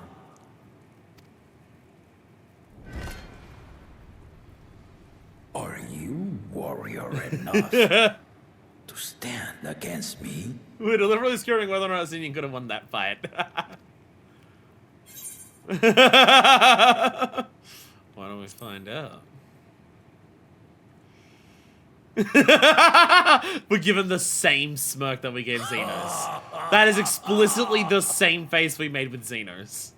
A spirited answer. Why not? Acceptance at long last! The conflagration of our clash will scorch even the stars! The battle rages upon me. I'll stop short of killing you, of course, but expect no other mercies. Let's go! Ready your arms and show me the truth of the tale. Let's go! Hell yeah! Hell yeah! We are just recreating the trailer show now.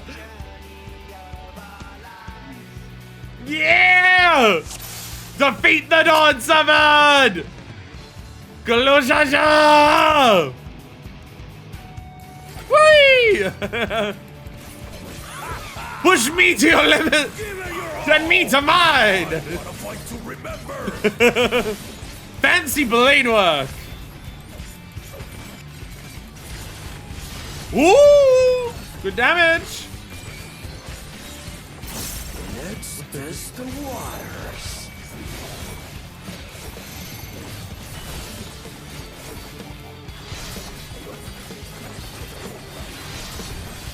Love the music! They didn't even blink. Oh, oh, big ones.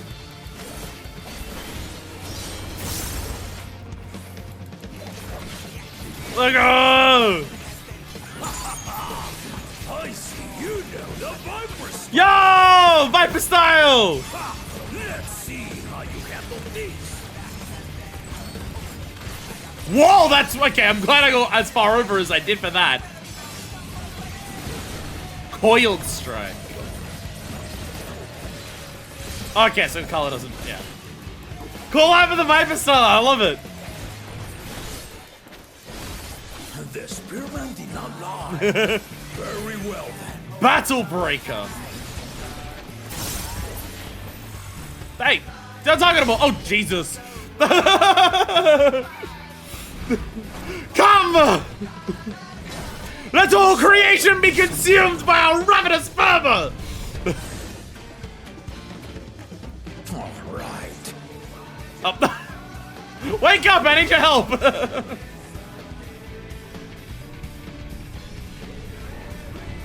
Oh shit! Yo!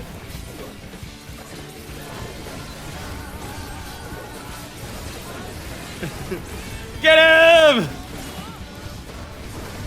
Those are fast. Did you think you had my mission? Take this! Burning Sun, whoa!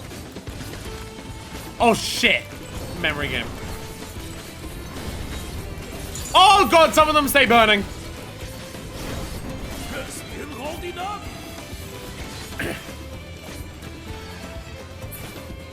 Aim that way. Well, I had arms lengthed it accidentally, so that's good.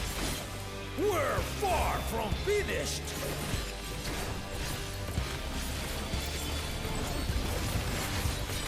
It's actually quite hard. I'm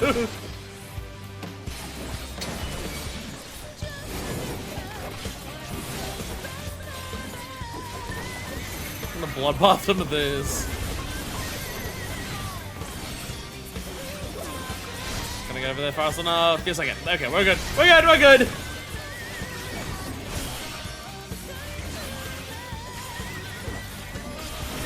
No more holding back.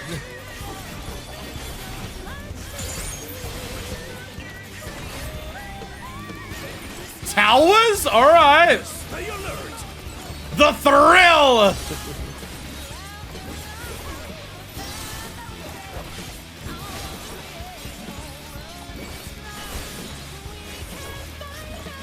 Got the fucking music. Fancy blade work! I think this was all raid wide. Raid wide is one person, but still.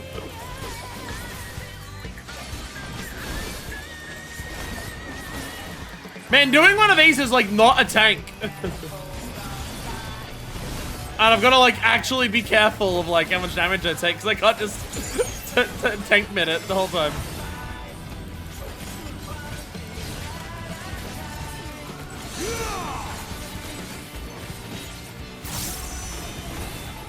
Oh Jesus! Out of range for that. Yeah, that's fine. That's fine. I'm trying my best here. I'm trying my best. More doubling. That's tripling. There's 3 of you.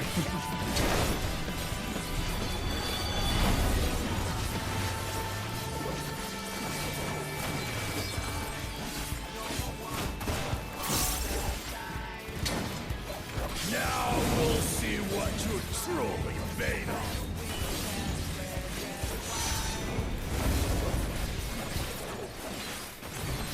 Thankfully, I have a lot of these. I didn't see Order of the Towers! I didn't see the Order of the Towers! No! Oh shit! Oh shit! Ah!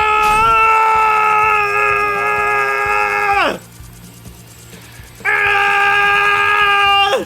This is my movement! Ow, movement!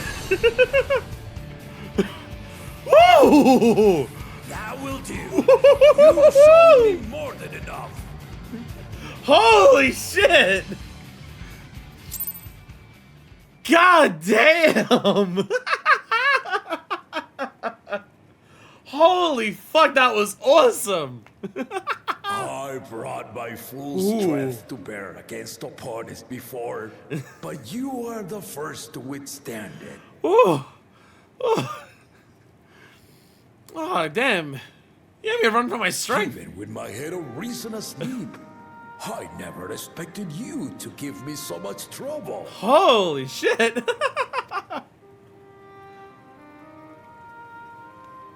Estinian did not exaggerate. You are a force to be reckoned with.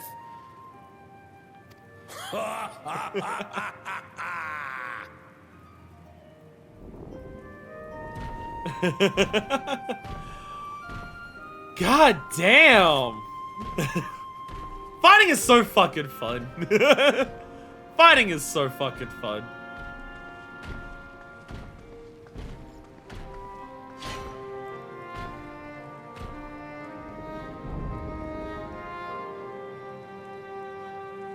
Now, a confession. I said I crave a challenge, and that was no lie. But I had another reason for calling you here. That was fun, but there is also shit I want to talk about. I had to judge for myself if you were fit to attend my beloved daughter. Like in marriage, or what do we... Attend in what way? In some respects, she is much like me. Hard-headed and prone to rush into danger. But one with your talents could readily dispatch the threats that bar Lamachi's way.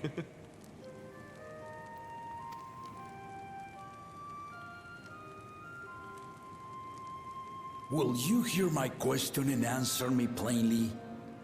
Address me not as the ruler of Tuliyola, but a concerned father. Oh? Thank you. Then tell me, given your journey together thus far, what is your impression of Lamachi? She has potential. She's not there yet. But she has potential. To be completely honest, she reminds me of me when I started out my journey.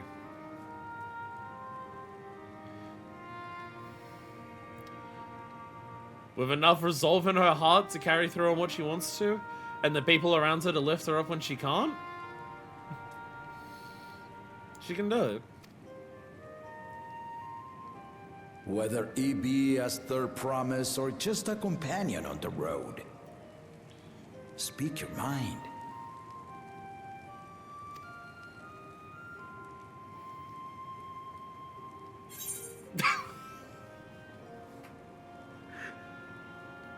Again!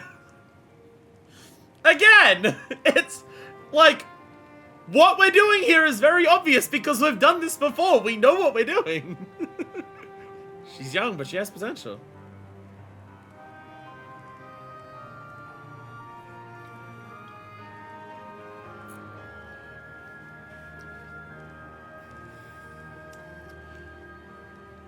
She has the qualities of heart that make her have that potential. She just needs to find the ability to draw on that completely. It's not easy. Not easy. She's young, but she has potential. Very explicitly, you can't give an answer that is, oh yeah, she's good, she can go now. It's very explicit. She's getting a there. tactful response, but agreed. She is not ready for the throne. Not yet. Lamachi thinks she understands our many peoples, their histories, their cultures, their beliefs. But she knows only what she's seen in the capital. She is starting to realize this, though. She admitted to this. When we spoke to her, she admitted that she realized that she didn't know as much as she thought she did. And it's not only her who concerns me. Even this early in the contest, you must have realized. No. Good As enough. potential rulers, all four claimants are lacking. If we were to decide now, the answer would be none. Yeah. This is not a competition to determine who is the most qualified. This is a competition to make someone qualified enough.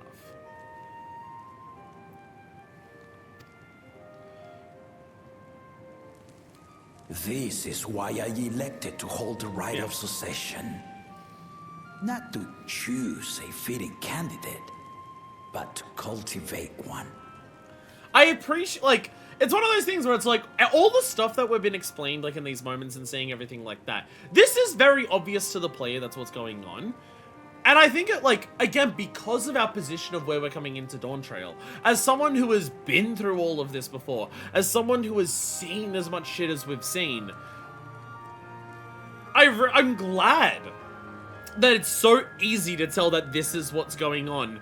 Honestly, even before you start Dawntrail, like Uroqpacha's weaknesses and what she needs to overcome and everything like that is stuff that's obvious about Uroqpacha before you even start Dawntrail. Just the half a patch you get with her in Endwalker makes this clear.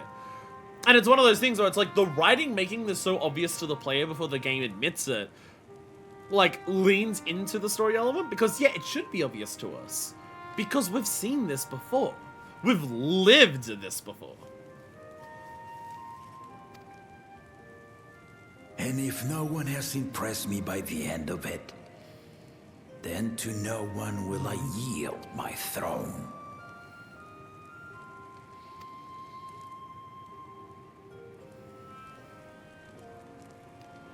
God, this bullshit at the end. I get to make the call. I pray that my children rise to the occasion.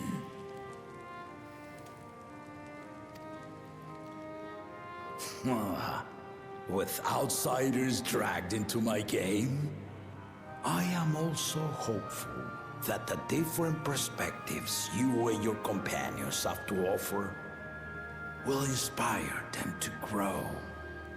It's also just like a really convenient excuse for like, why are we involved in this political stuff? And it's just like, oh, literally the multiple different perspectives, like, if a person can't grow from that, then they can't lead Tulialal. Because Tulialal is explicitly an immensely diverse nation. And Gulul Jaja himself grew over his journey by the various people that he met and everything like that. And that's why he's a good leader.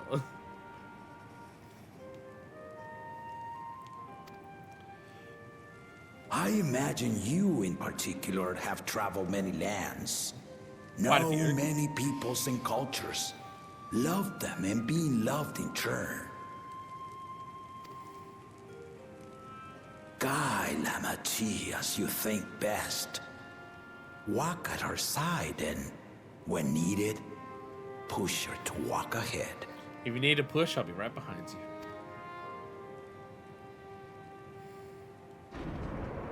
I knew it.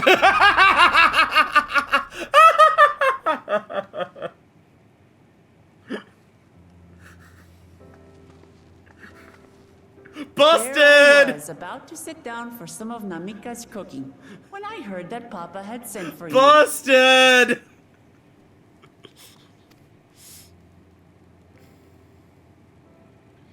You were dueling behind my back, weren't you?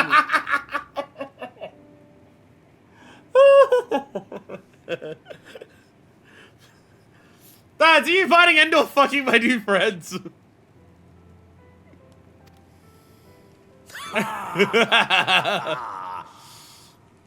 I see there is no point in denying it. You needn't worry, daughter. I took care not to inflict lasting injuries. You and your ally may return to the contest without disadvantage. No harm done. Do you have to fight all my I new friends? swear, just as I was learning newfound respect for my father. Let's take our leave of this battle-mad oaf before he calls on the rest of my entourage. Hey! Hey, Uroqpacha. I'm just as battle mad. Don't worry.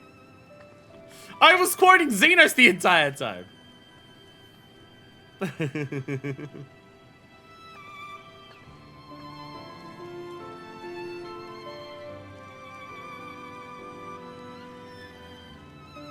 Watch over her, champion.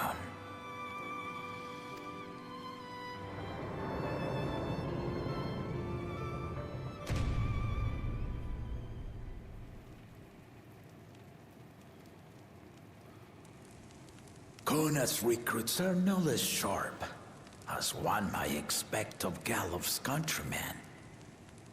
They saw the flaws in our claimants from the outset. Yeah, again, Thancred has been trying to get across to Kona the idea. Like, again, we saw, like Cryo was saying the hear, feel, think thing encouragingly to Wooklemat once she realized that was per journey and Cry was just giving her those specific words. Whereas Thancred was trying to get it across to Kona that he'll need to hear, feel, and think to grow on his journey and everything like that. Again, we've all done this before. We've seen ourselves, our comrades, and so many other people in our life go through this. We know what we're doing. The other two, though. They dismiss comrades willing to point out their shortcomings. And no good can come of it.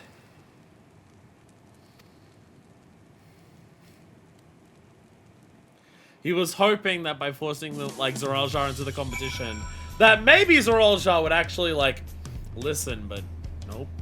Nope. Nope. Anyway, a lot of chat. What comrades? The doomed goon? The guy who's gonna die the hardest that a goon has ever died.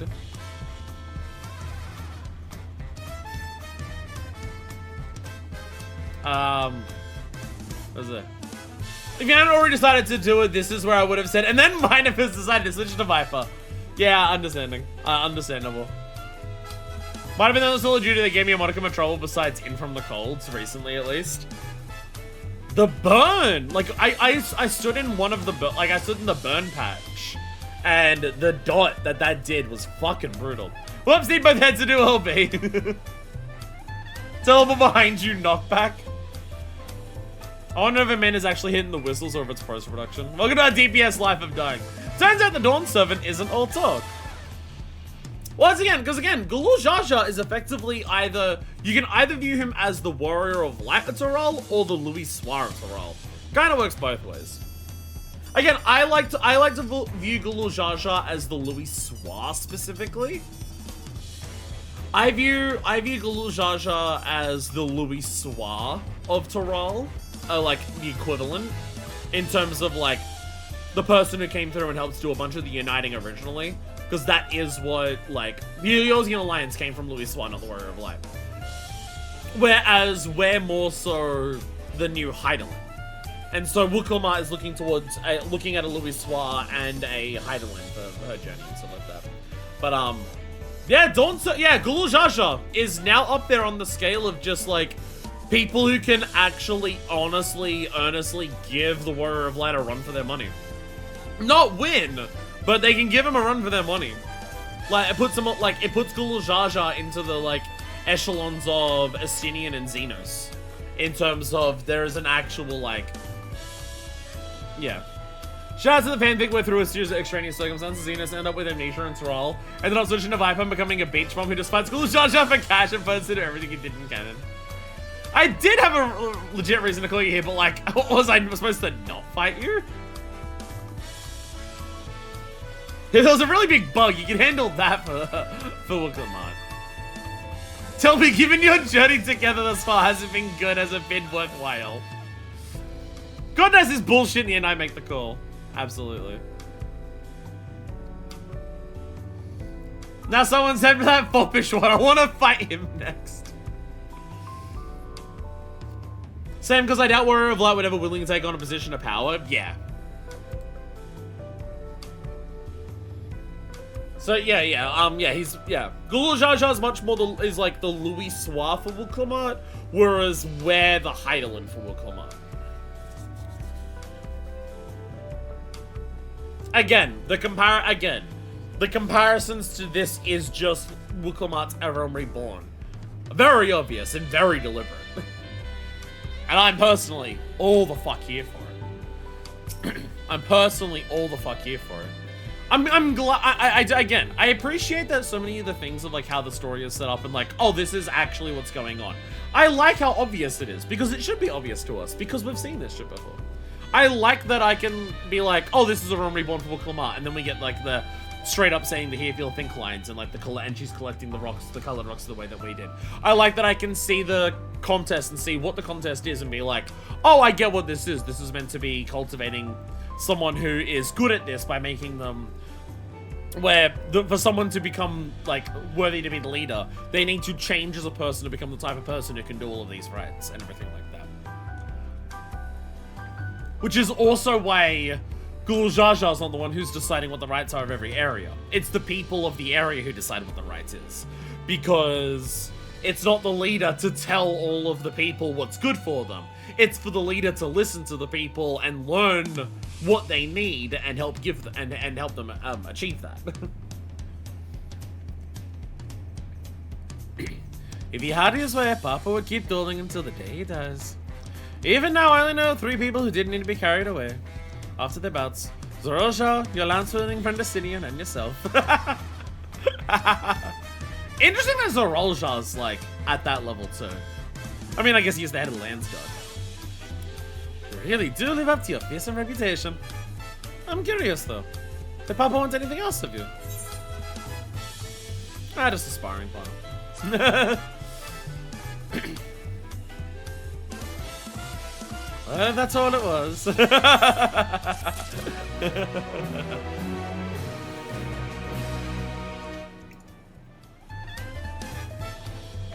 I have a possible thought.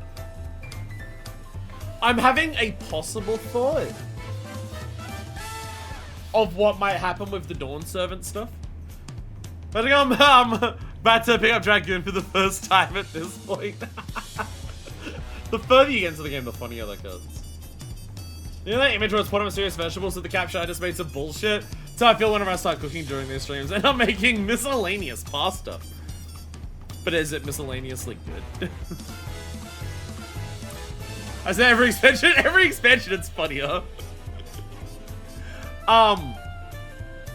So I have a potential thought process of the story in terms of like what the gimmick is going to be when it comes to Dawn Servant. In terms of just like the way that Gul'Ja's talking there. In terms of cultivating someone at Dragon 3050 may be the worst age content in the entire game. This is so funny. The way that Gul'Ja's talking about like cultivating a new Dawn Servant instead of like just like working out who's the best one, it's about cultivating one and everything like that. The 2 that he's looking towards in terms of like these people at least have comrades that they're willing to listen to, the other 2 are ignoring and everything like that.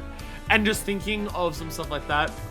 I have a potential thought process of where the Dawn Servant stuff might go. I'm having a potential thought process of where it might go. Because it would tie into the story of, like, listening to your comrades and, like, Wukumat's whole thing about, like, she can't be the invincible person who does everything and everything like that. Gul'Ja has 2 heads.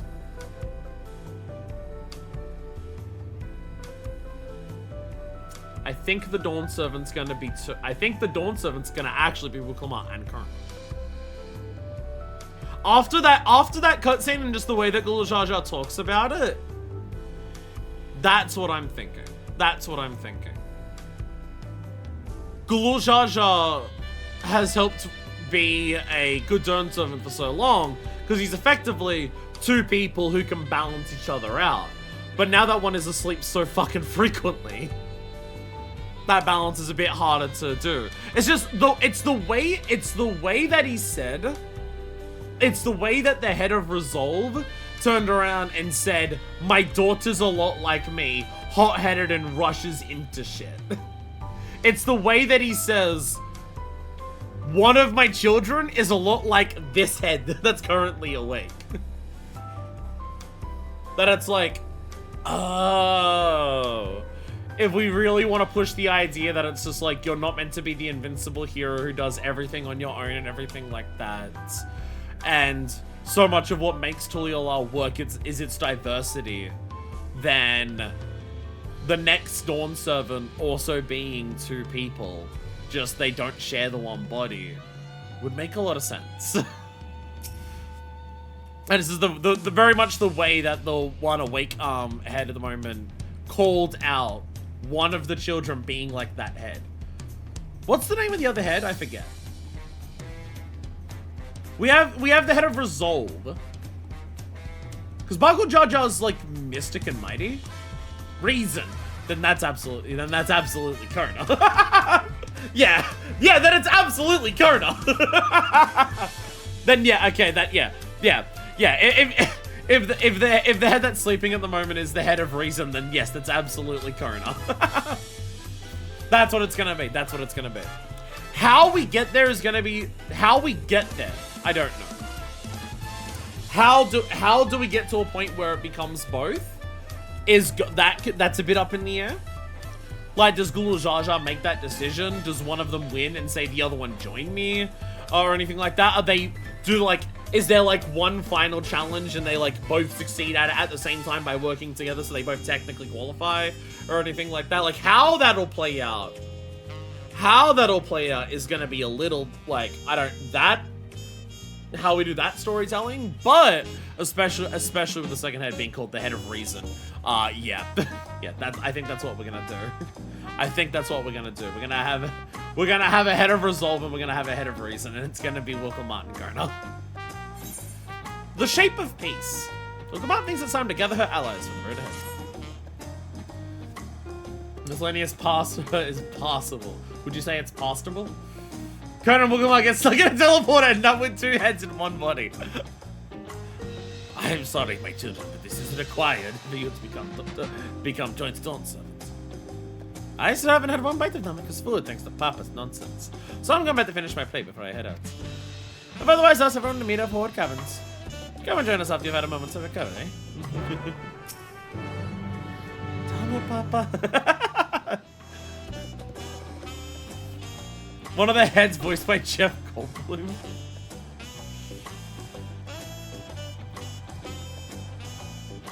We're really dating ourselves here. All of us are just here, just trading references to The Fly back and forth. We're really dating ourselves as all of us are old as fuck. It's alright. It's alright. The Simpsons also made a Treehouse of Horror that referenced The Fly. But now we're expecting people to know Simpsons references, and unfortunately that also dates us as being old as fuck, so it doesn't really help.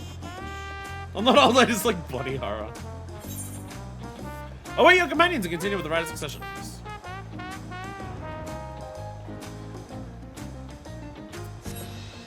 Sorry to tell you, Crafts, you might be a Zoomer, but you're spiritually a millennial like the rest of us.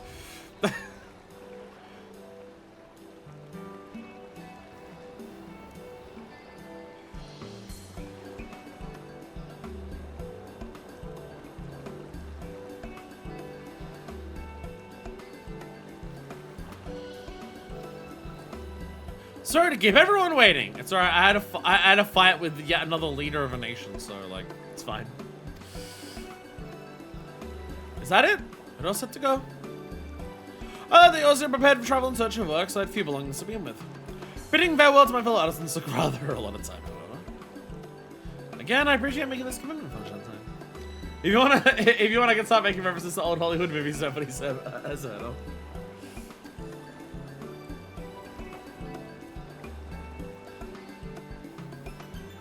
Shall we depart for Earthenshire? A word before you go.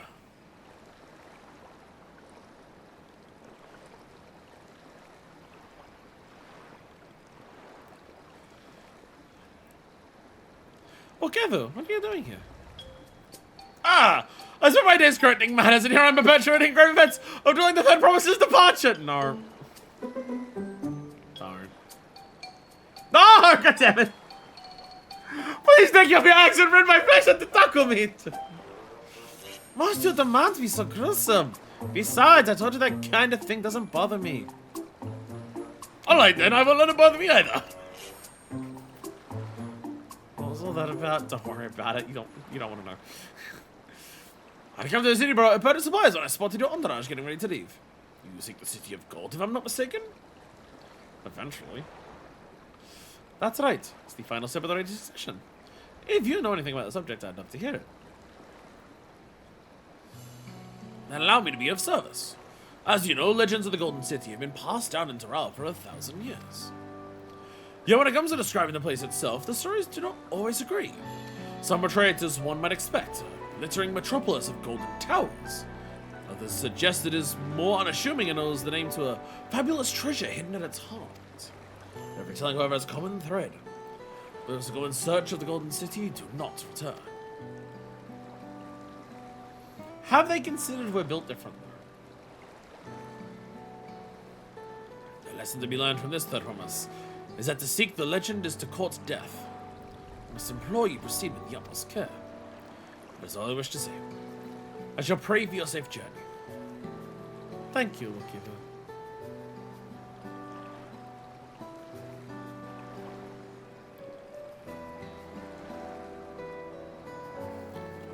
I don't need to make of these cautionary tales. If every expedition has ended in tragedy, how did the Dawn servants find the city and return without incident? I think he was also built different too. It seems legend originated with the Yokoi. Speaking with them remains our strongest lead, I feel. A lead which shall follow in time. But first, let us see Fonjantine safely to the Woman's care. This game isn't so with Simpsons references already. The game is also spiritually old. Little Jar Jar's been there and kept it a secret. I wonder if he planted the rumors himself. He got there, was just like, I don't want anyone else going here. They might die because they're not also built different. Let me scare people about it. This guy's exactly one bit, but it's a good one, so I don't mind. Meanwhile, in Kozama'uka.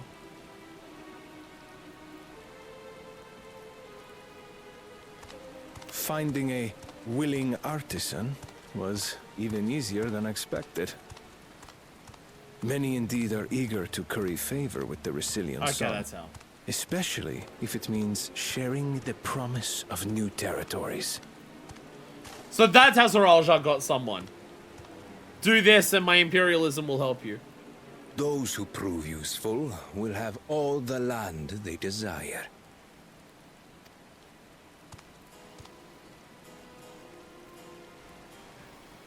Such generous words, yet the manner in which he speaks them. I think this is how he talks. I don't think it's possible for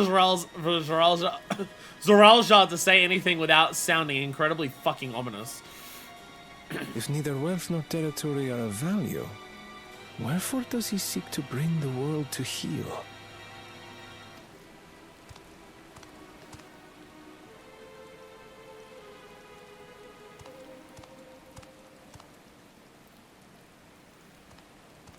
Step aside.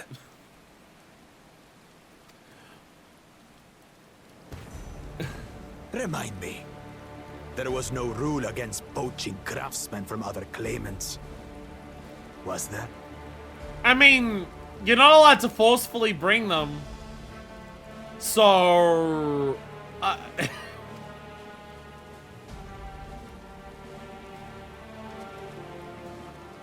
Do not be foolish, Bakujaja.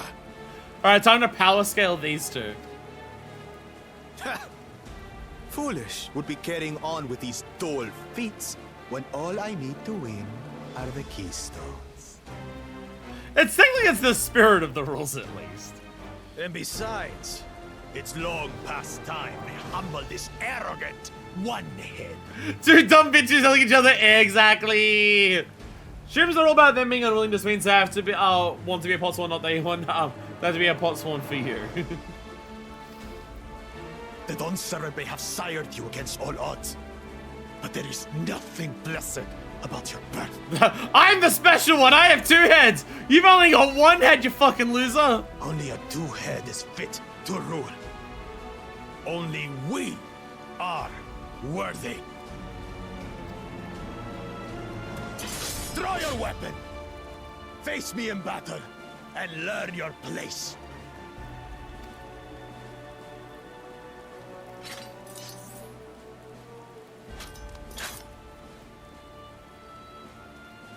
A moment, first promise. Leave him alive, if you would. I foresee a use for this nuisance. Make sure you don't kill him.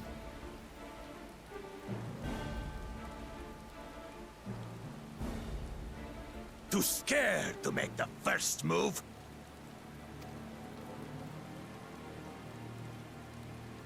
Then allow me!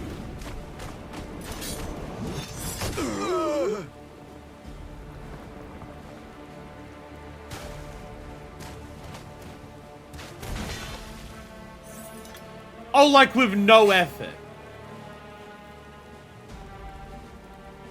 Like you didn't even have to try. But he's just a runt. Okay. I mean, they also did say that Zoralja was able to hold his own against Gulajaja. My thanks for your Not that he won against restraint. Gulajaja. But, you know, they did say it's like he's one of the only 3 people alongside Asinian and us who are able to not be carried away on a fucking, like, stretcher from Gulajaja. I can kill him whenever I please. Like, Gulajaja thinks it's Monson while Zoralja's playing Arkham Knight.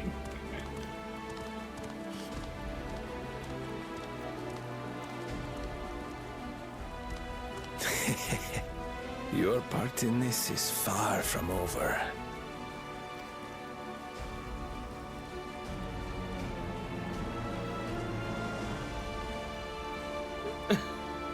Press square to counter type beat.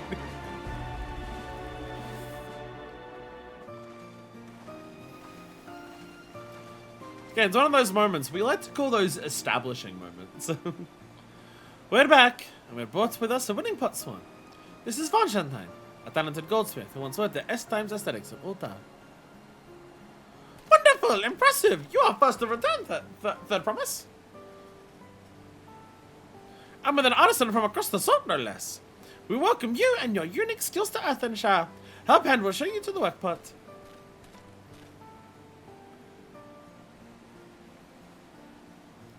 This is it then.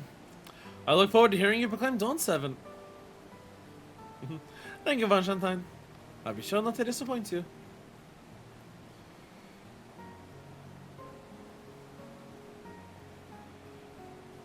I heard that Baku Jaja was just like, you know who I'm gonna steal the artisan from?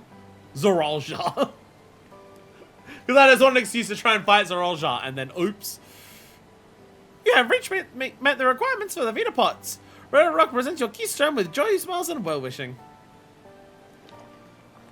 Yo! Colored Rock! Chat! Oh my god!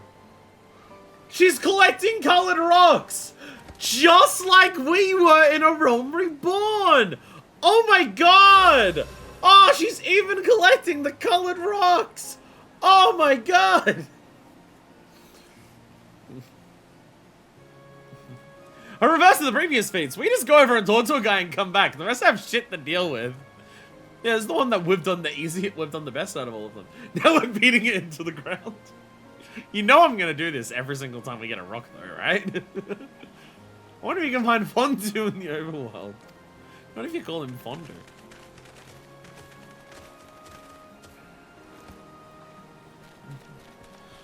Puffka! More pots or candidates? Come, tell Red Rock of your tales.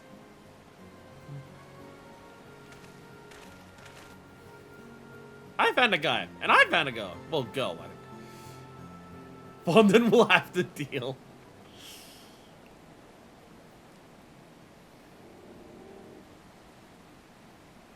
Another feat accomplished, another keystone acquired. Oh, you are doing well. I expected nothing less as Raja's esteemed siblings. Just hurry up and get backstabbed already, Jesus Christ. This guy not even important enough to get a reason for joining. Your cleverness in particular is most admirable, second promise. We must have you apply that Shadian knowledge you sure cherish, and arm Torah with weapons of Magitech design. In your role as the new Dawn Servant's chief advisor, of course.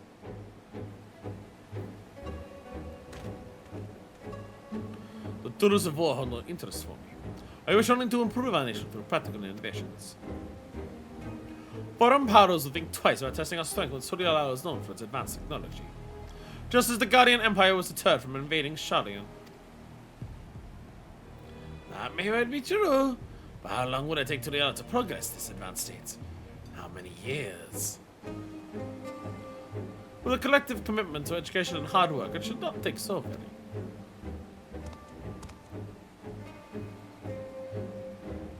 Your way is too slow. Easier to expand our territory and swallow Shalian whole. Bro! Garlemald didn't invade Sharlayan. Garlemald didn't invade Sharlayan.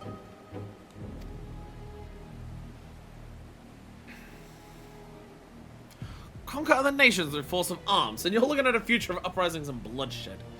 Yours wouldn't be the first failed empire. Then we keep fighting, until the mountain cost convince them to lay down their weapons. Until all have grown tired of loss.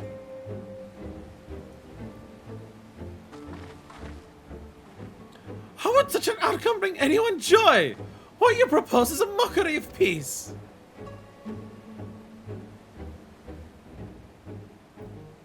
Wolfgar, Bedrock was reminded of days long ago. Right, no, yeah, we remember hers. We managed to do a villain so far, we remember hers. Guys like carry one sword, Sean would never expect people holding two swords. In the time before Todiala, there were no pot packs for the pot sworn. It was normal to grab snatch artisans and force them to work for mobbies. Until the Guru Jaja arrived. The families of the grab snatch pleaded with him, and so he came to Earthenshire. Mobbies are not war-make people. We feared death had come for us. But Guru Jaja just wanted to talk.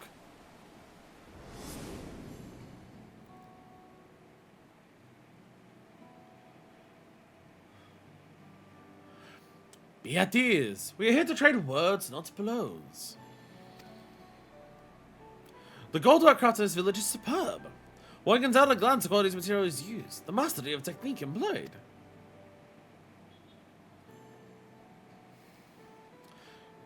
Yet it does not stir the heart. A gullet shaped by bound hands and broken spirits is devoid of luster. Sorry, that was still reason. Compare that now to the works of a joyful artisan. She pours her very soul into her creations, and they shine like the newly risen sun. Have you not seen this to be true? Also began the custom of good living. Having pots won't make good works, and good works make mobbies happy. Did you know people don't like being slaves? Guru Jaja's words were wise. Joy's smiles did indeed bring fine craft and much tinkly shine. So the reason was behind the forging of pot packs. Yes, reason and clever thing change Mobby's way of life. But we don't want to have good crafts, we want to kidnap people.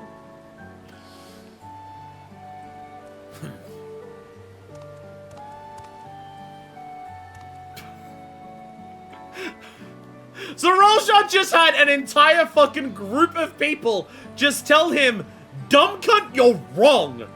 And his response is, bye, and just walks off. My man is immune to self-reflection. The first promise tires your talk rodent days. You'd rather look to the future and the next feat.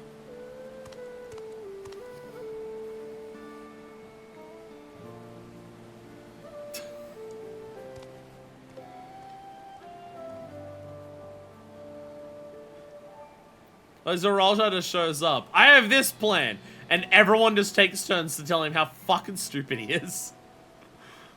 We should be getting on as well.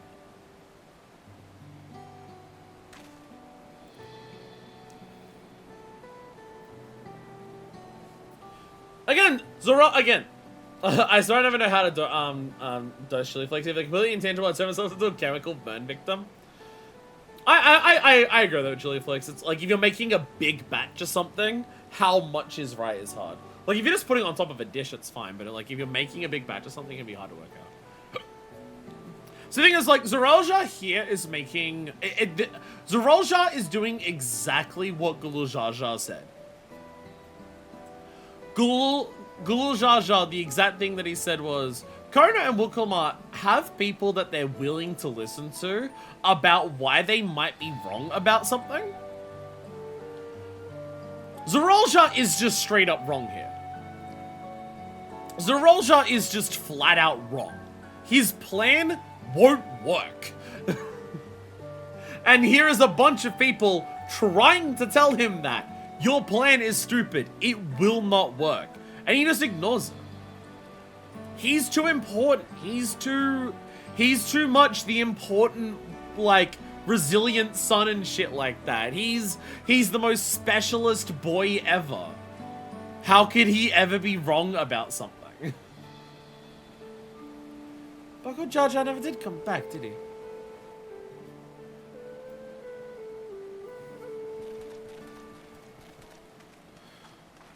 Rafka, do a moment, I promise.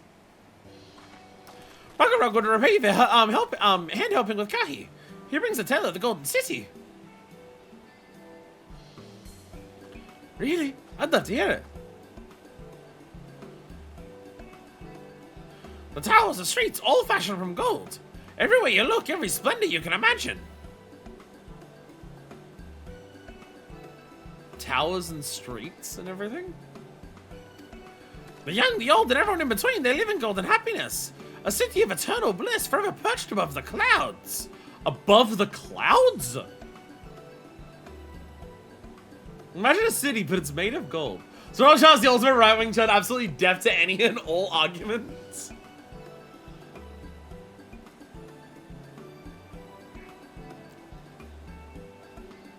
Oh my god, is this game's Vor 3? Is this expansion's Vor 3? The most specialist boy who ever existed, so he has to be right about everything and rule by force over everyone else. He's just... This is Vor 3. Vor 3, but active, like, warmongering imperialism, rather than letting the world get worse so people submit fealty to you. Young, old, and everyone in between live in golden happiness in a city of eternal bliss, perched above the clouds. I'll be honest, the perched above the clouds part is kind of throwing me for a loop here. What the fuck does that mean? Everything fashioned from gold, eh? And just imagine everyone living in golden happiness. Now that's a city I'd like to visit. Excuse me, Rock. Where did you hear that particular tale? From my longtime Yokoi friends. They live up in the mountains in Uroqpacha. The giants again. Seems everything is pointing us their way. These feats and everything leading up to it has taught me much about the Moblin way of life. I'll be sad to leave Earth and Shire and your joyous smiles behind.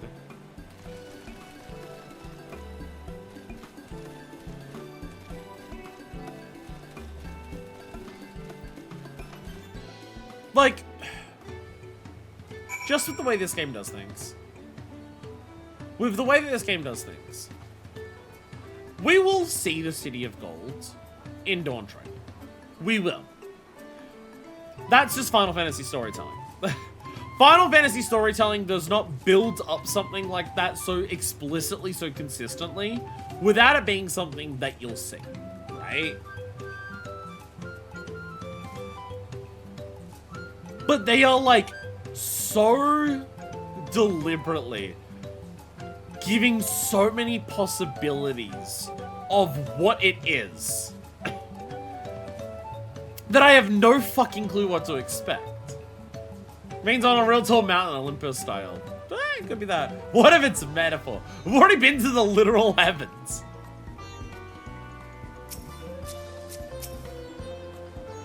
These stares raise many questions. This will be giants and answers. Stories describe a place of boundless happiness, but also rife with dire warnings of seekers who do not return. What do we make of this? I mean, if you combine those two things, it makes it...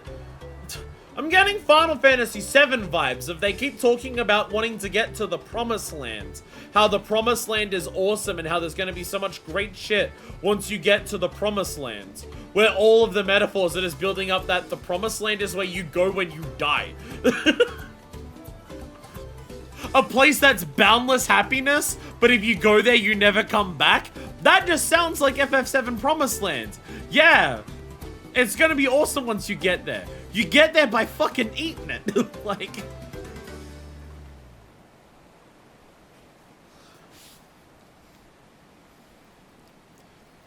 I'm just thinking of Shinra just being like, we must get to this Promised Land from all of this because it's totally a real place and not very obviously just the Cetra saying that's where they go once they die.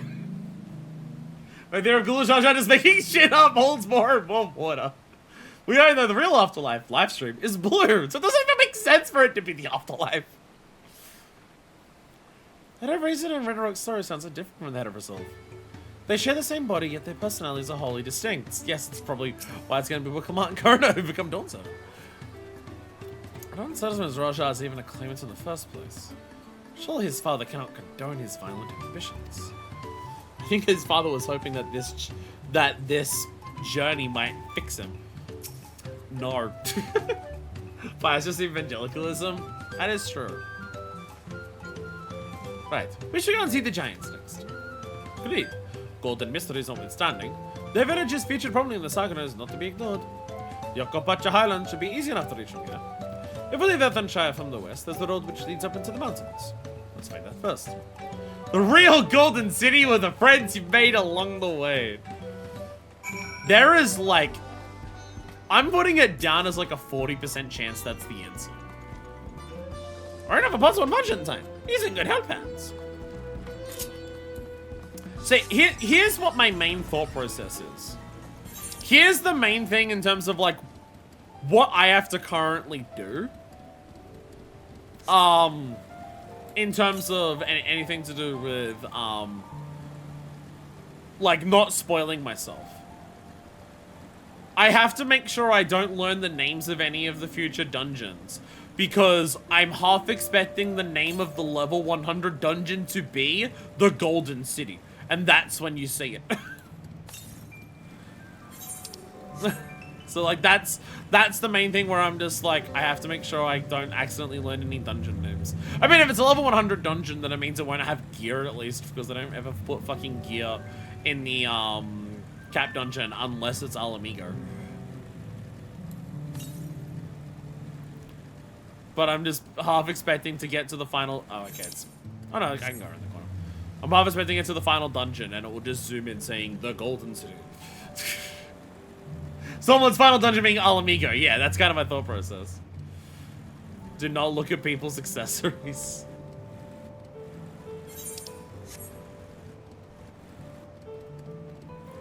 The Imperious gets to the west, so this doesn't matter.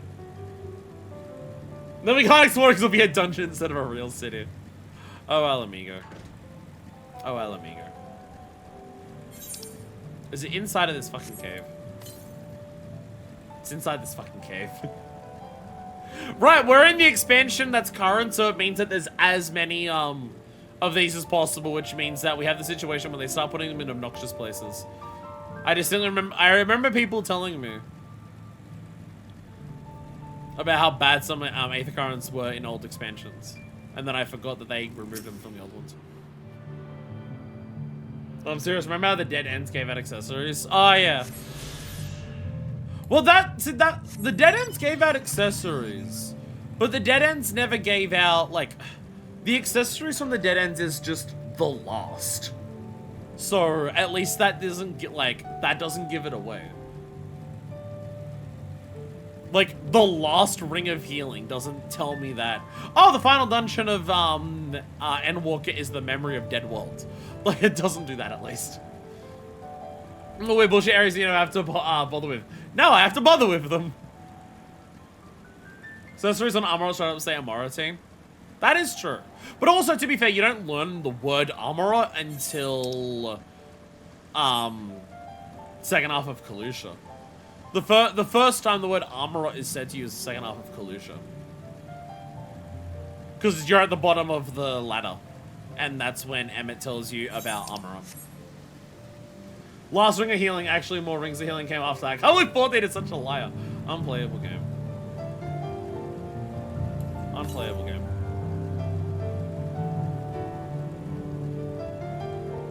Bye, Kozama'uka. You're really pretty. Really curious what the second half of Uroqpacha is going to look like. Because Uroqpacha is pretty, but it's more desolate because it is just a mountain. So I'm curious what the second half of Uroqpacha is going to be like. Maybe I'm French, you don't know that. Wait to meet with the Yokoi at last. This road will take us through the mountains to Uroqpacha Highlands. An exhausting route, perhaps, but a straightforward one. Bye, Milk. One day we're sailing up rivers, next we're hiking up mountains.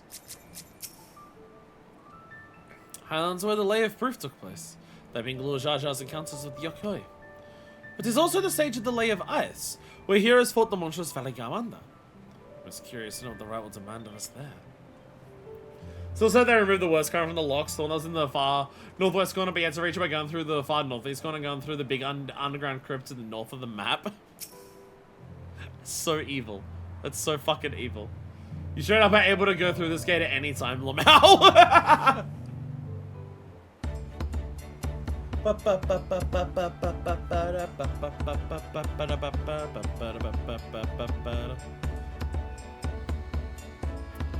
Looks like the Dawntrail is gonna get steep from here on in. Hope everyone's ready for some climbing. The promise! I'm glad I caught you.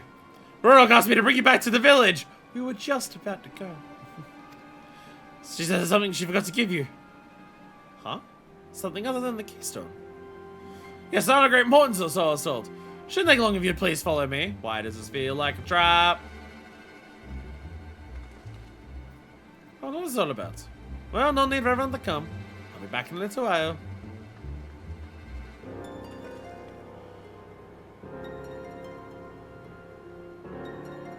I mean, it feels like a trap because of the music that's playing. Wait, who's your colorist? I need to yell at them. On the non-trap main scenario quest page on Kozama'uka and Uroqpacha, it always looks like Aether spam available when you reach a quest. So for this quest, it lists the ones in the next zone. Yeah, rather interesting hair for here. What should I water? Tona Walter? In any case, strange I never noticed someone wearing Northamptonshire.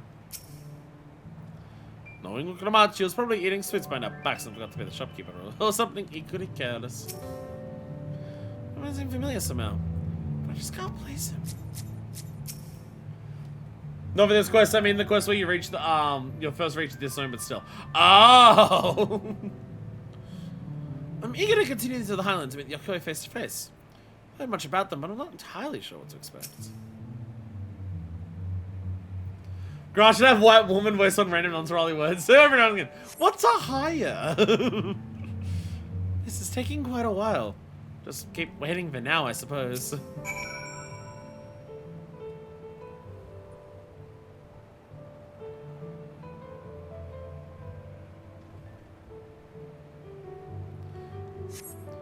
Have some complications? Well, let us wait a little longer.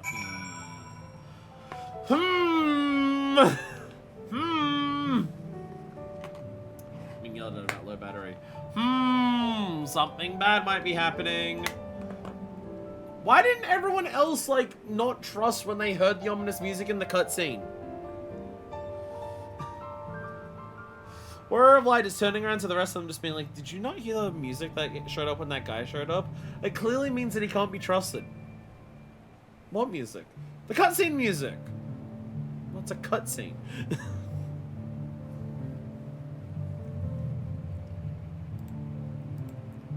I don't have Echo and Kral has a hood on. No!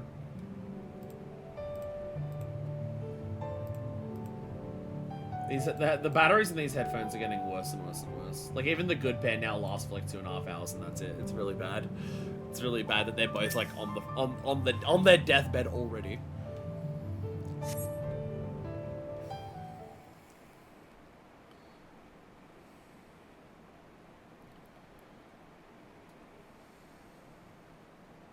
I don't trust this. This is getting a little ridiculous. Did she get lost and going back to find us? But how? There's only the one road. I would not submit we'll go set the direction. Or lack thereof. Fortunately, she has a link pole. Let's see what's keeping her, shall we?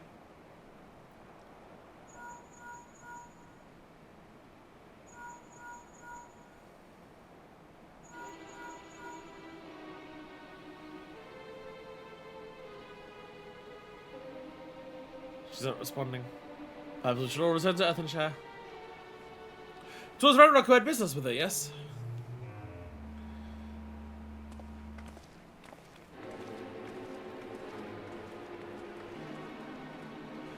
Uh-oh.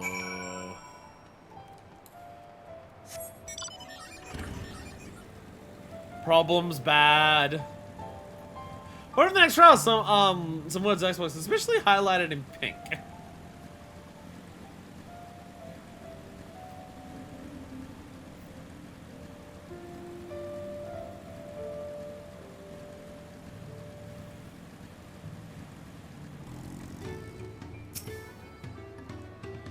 I pray not unto what has befallen the third promise.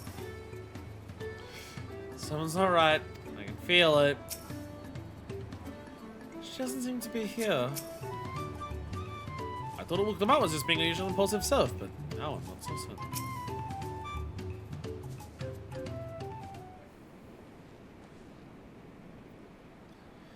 Uroqpacha! Back again so soon! Uroqpacha! Did you not send someone to fetch her? I did not! Neither has she seen the third promise since you were last here. Someone used a Danganronpa emote I had it, not gonna lie. Oh, was that Danganronpa? Reaction? Then who was that man who came for her?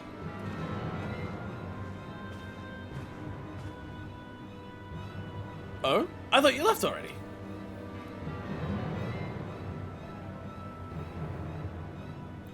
What is Ramachi? Is she not with you? Bakujaja! You never got a star in here. Bakujaja! You don't know where she is. How could you let this happen? That thou should worry for thy sister is understandable, yet rather than assign blame, thine energies are better spent on locating her.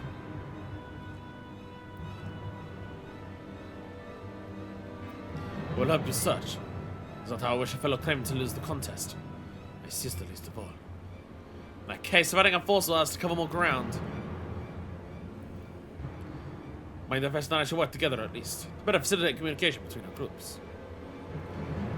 I feel like you just don't trust me now. Then the rest of us will split up. Report in should you find anything. Bakujaja! Remember, even like we can use that to get heads. Full on. Okay, well, let me find him. We're on our way as well. Right. Keep in touch.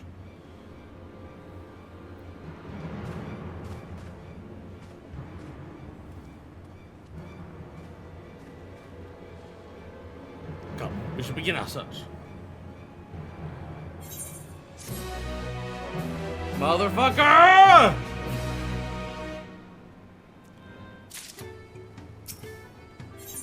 Lost promise. Kona is anxious to begin the search for Clement. Lamachi was returning to Earthenshire from the west, and should have passed through here. I said to Redrock, swears she didn't see her. In which case, it's entirely possible that Lamachi never made it back to the village at all. The only way is to be certain to ask Century Station at the opposite entrance. What's the most worrisome? If Redrock hears anything, she'll let you know. A Realm Reborn!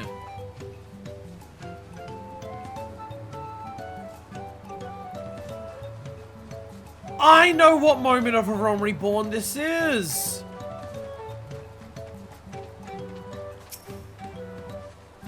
If she's been taken away, I know what moment of A Realm Reborn this is. If the guard did not see Lamachi, then we fairly sure she's not in Earthenshire. She's not the one to pass that notice. Uroqpacha, that promise! Mommy's been standing at his post with these diligent eye-watchings.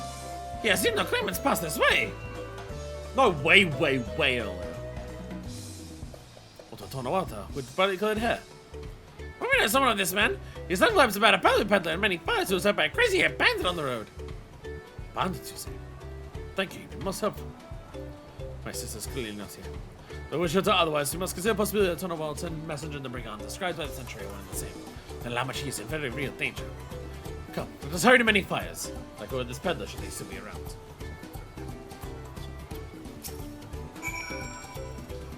Mommy's man has problems only getting worse. I was gonna teleport to many fires. The Silphold man. What moment during a Realm Reborn story does the warrior of like get kidnapped? It's right before you fight Ifrit. It's right before you fight Ifrit. Right before you fight Ifrit, you get kidnapped. Here, my Nephist. This is the merchant run foul of the bandits.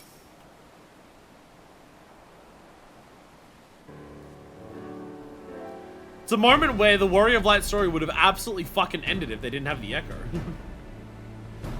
I'm gonna really free So quickly I forget about it. Well, you get, the thing is, if you didn't have the Echo, that's where your story ends. You get tempered by Ifrit. But you just don't because you have the Echo. It's also the first time you slay a Primal in the story. It's kind of like the moment that the Warrior of Light kind of becomes the Warrior of Light in the eyes of a lot of people because it's the first time you take down a Primal. Well, is there something I can help you with? I told you were the victim of a bandit attack. Could you recount exactly what happened? My goodness, I thought I recognized you. I'll tell you everything I remember, second promise. The scoundrel, okay, so it's ambushed me. You know the name of your attacker. Is there a mistake in that, eh? Well, my brother friends have stories of that notorious bandit leader and his predictions. Okay, sir, and his gang will stoop to anywhere for the sake of a few pell. When their fresh quarry come up on the broken stairs, they've had to become more creative. The one thing he went after Hamachi. He thinks to ransom her for a royal son. And with a bindle emote. I expect you'll soon make his demands, but I don't intend to wait. Find this villain first and deliver his deserved payment in person. I'll say you do a small deception. I assume they're all over well to do much to do Wakesa out to fight him. When he comes sniffing about, we catch them rats by the tail.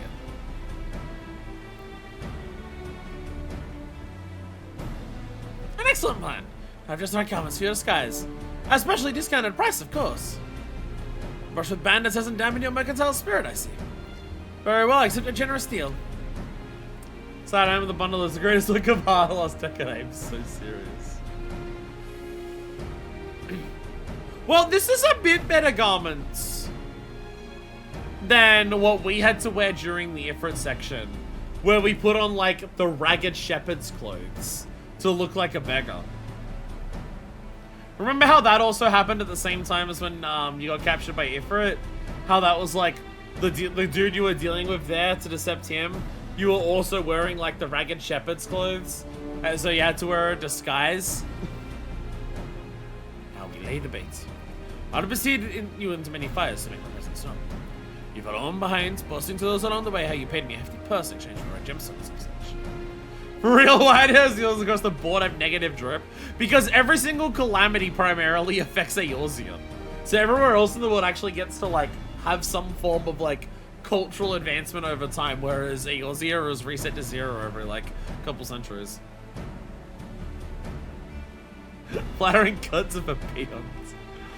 Well, guessers is quite hungry as they say. Though a recently enriched peddler should be an irresistible mark. We'll let him strike and then we spring our trap.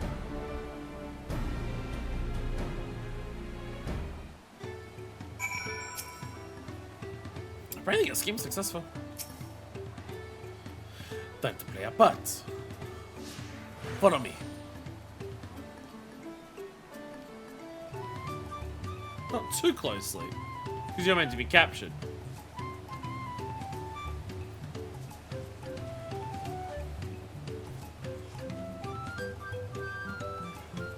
Do-do-do-do-do, I'm an innocent merchant with no bodyguards. Do-do-do-do-do. You ragged shepherd will only avoid a sack of potato and only eat uncooked flour. There.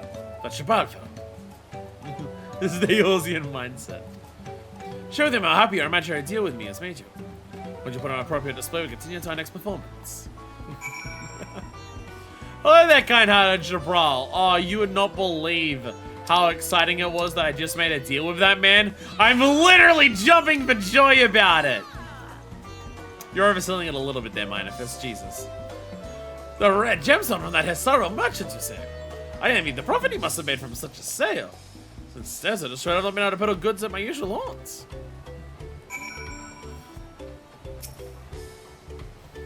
Give Eorzean more than 5 years since their last apocalypse. Good starts, but I'll make certain well guesses aware. Let's continue. So you have a lot of dress nights on there, a lot of tri-monthly seasonal event, and even then of only tangentially relevant to the plot. You will wear the robe and you will like it. Now Moblin over there looks out into conversation. Stage is yours, Manifest. Yo, that sorry man just gave me the sloppiest toppy. I mean, he sold me a gemstone. The Hazara sold you a sparkle stone for your collection. That explains all your giant joy smiles. Bobby is happy for your happiness. Bobby's also jealous of the merchant and all the jiggly shiny must have made. But at least, hey, they could do is buy some bullshit from Ishgard. That should be enough. But perhaps one last act to drive it home.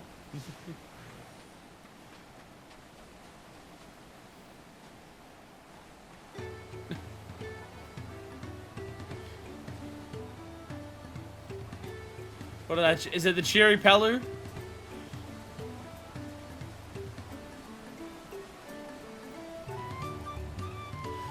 Do you see that cheerful Pellu?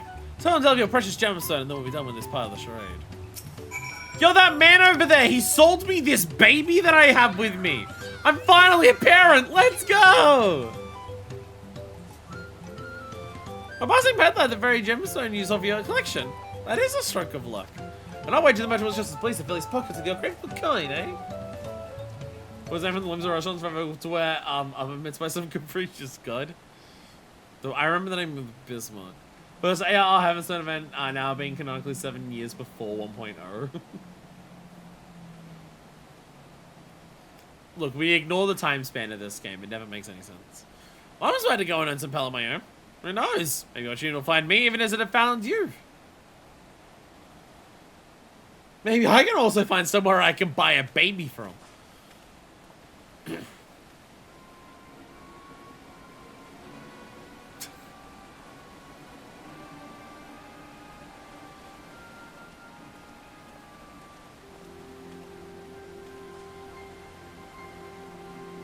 Ah, my most valued customer. The brother that single purchase yours should see me through weeks of idle leisure. Driving on such a fat person of all sorts is tempting fate. Shall we gather and share my last stop and then return forthwith to Tuliolar?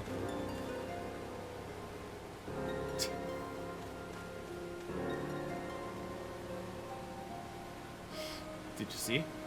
The rat has come for a nibble.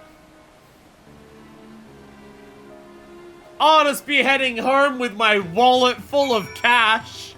If only I had someone to protect me, but that would require me spending some of the immense amounts of money I'm carrying. Read your path to perfection, manifest. A woman of many talents, just as Thanko and Onyaji described.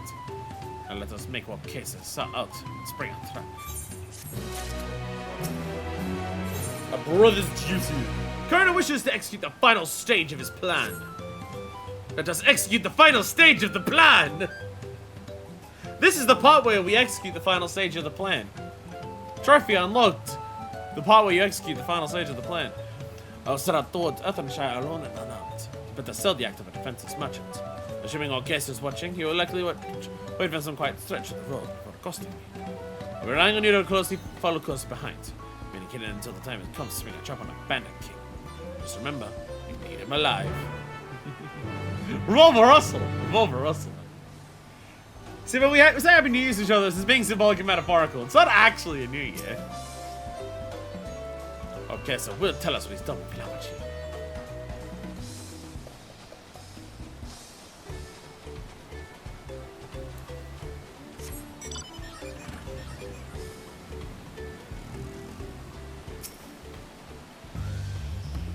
Oh, then we get different groove musics.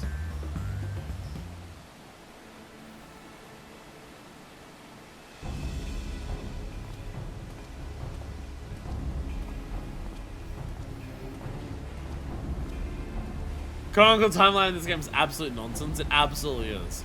Same when it comes to the ages of characters. Fuck off Levavis 16.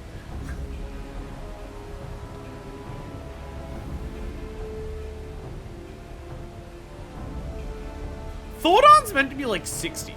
Like, fuck off. Like Thordon's an Ellison. Like, they live long. I think he's an Ellison. They live longer. 60.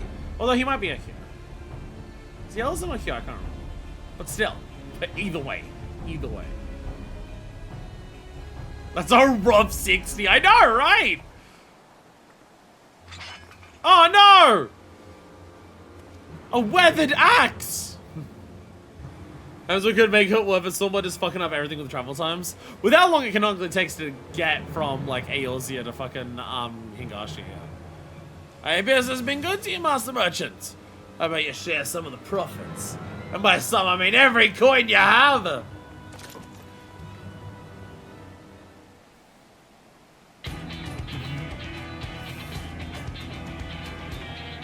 Hi, I'm here. Oh, the gemstone collector!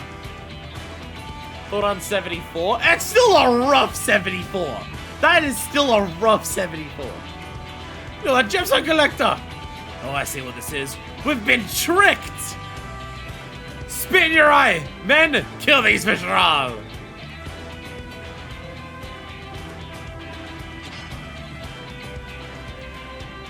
Instead of farming, we'll have to interrogate these underlings instead. Use a kind manifest.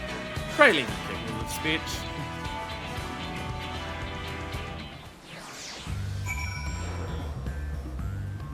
Finally on that fate we saw earlier.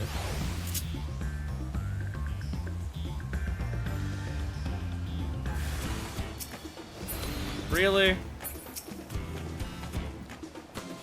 Like, really?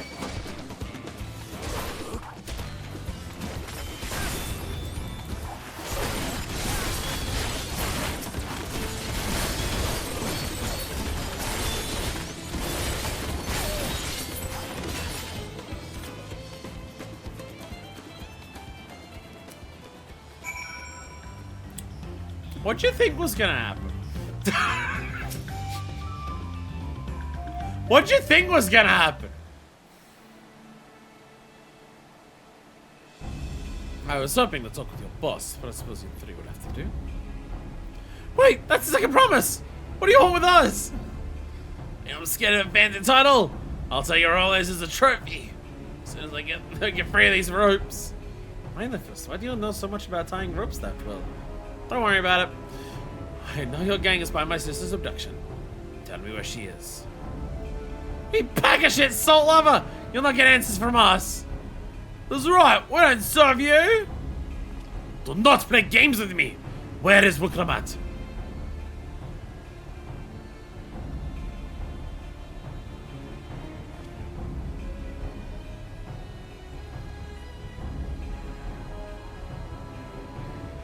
Fast losing patience. Talk now or die. The choice is yours. We're hiding at the third promise, that's all. We don't know where they took her. Hired? By whom? We weren't told that either. No, Case knows. He's the one who took the job. Well, it seems we need that either after all. Once I've got arranged for the land's guy to take custody of these criminals, I'll call him thank on his tracking skills. Perhaps you could pursue our case in the meantime? The man was running in an easterly direction. Should you locate him, I suggest you shut him rather than force a confrontation. It may lead us to where Lamachi is being held. In front of your monk should have punched them through a tree. Don't fuck with a big brother. Go after Wakesa. Watch his mixes you into something. Take him to the landscape.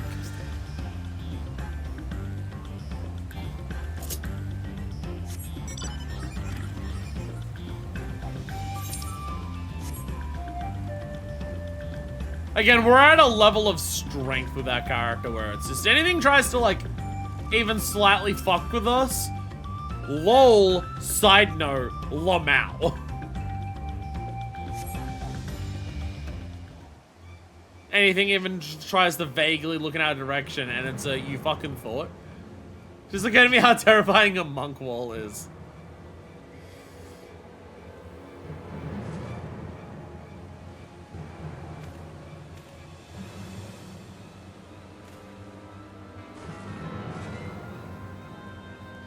You get to the edge of existence and you're literally punching despair in the face.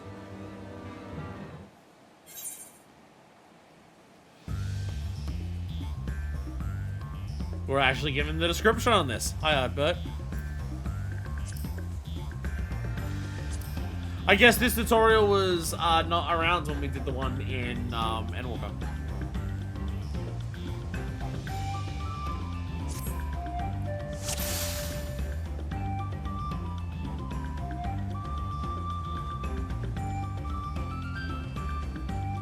Oh, there he is. But I say, where the fuck is he? He's over that way. Ziggy Hubbard is sneaking around. No more trouble than it's worth. You knew this on extremely tall man. I'll show up of hiding spaces. It's very funny.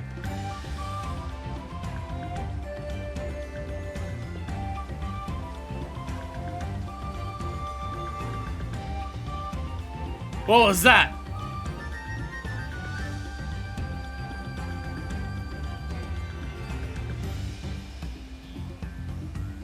It's fine. What a muggle woman's getting a little tough. Using bare knuckles is the most hardcore. Did this on the Rita-Rana robot mount? I guess I can't detect the math bot.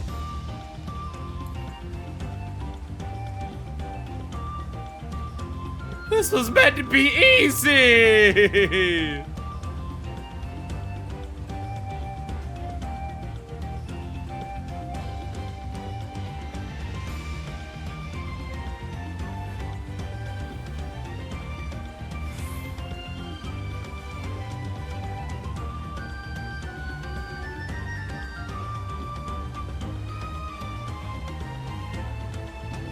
Oh my god, you're running so far away.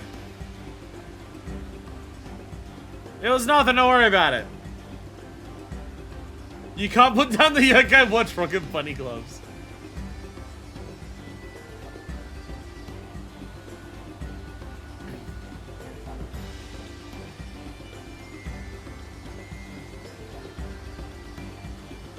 Some of these I'm gonna almost be over just by being a Roganin. Just by being a Roganin, I'm gonna be above some of those.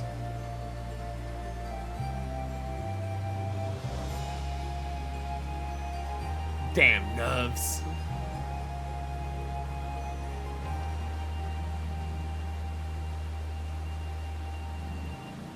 That's why we need the cardboard box. That's why I need the button on my sound deck board to play Metal Gear music.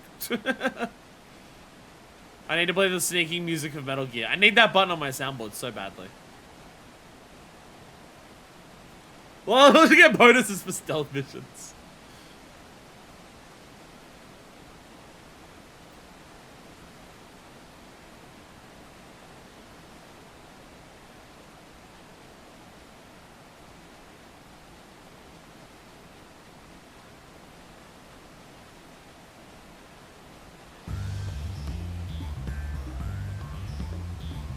Said to meet him out front of the hideout. Oh. Where's that damn Hooper go?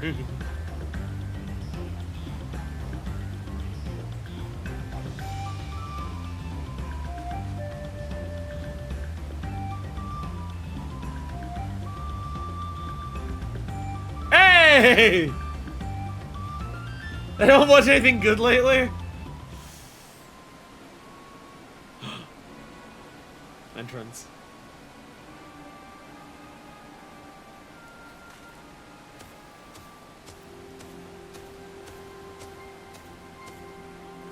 Finally, my money!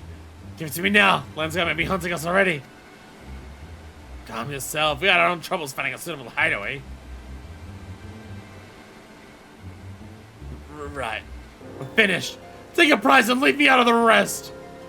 Such hostility. You are hurting for quite an overdue gainful employment out of the kindness of my heart.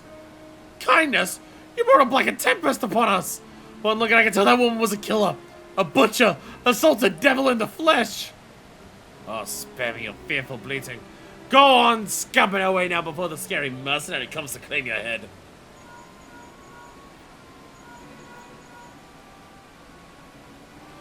Chrono told me the news. Finally abducted then? What's the situation? And bandits will hide by the Supergo? Alright, new strategy. Forget what Caster and stay on the Mumblejaw's tail. I don't endanger the third promise to keep a distance till we're certainly hammered. I'll catch up as soon as I'm able.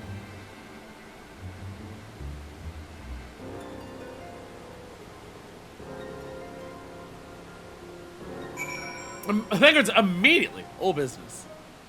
This is what he does. Alright. More following!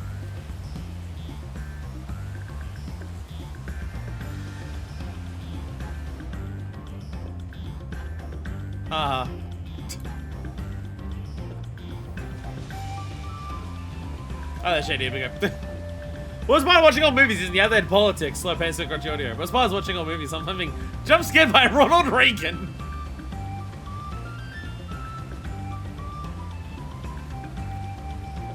It is funny to like watch old movies before like a lot of like filmmaking techniques were like commonplace, and just like how bad some pacing is in old movies. Of just like, how do we like plot out events and things like that and like dialogue, and there's just like clearly just like no idea how to do it.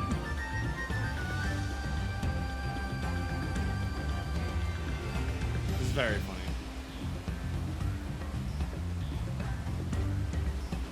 So the shady Hubigo is like too confident. He's not even like checking for anyone. He's not running away like the other one was. He's just the... Ah, now he's checking. But yeah, free run's also happening. As Encho was saying, free run's happening. Hearing things. But hardly if I don't want a beating. Watching that video was going through a bad episode. I nearly shat myself when he came on. I guess people nowadays would still have a similar thing of like, you're watching Home Alone 2, and all of a sudden Trump's there.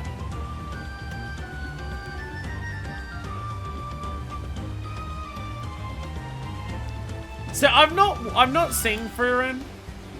I've heard good things about it, but I've not seen it. But I can say pretty comfortably, people on Blue Sky love drawing porn of her. I didn't notice of it much back on Twitter, but now that I'm on Blue Sky, people on Blue Sky specifically seem to love drawing porn of Free Ren. Free Ren specifically, like not the other characters, just her specifically. Yo, back to where it all started when we first got to this half of the zone.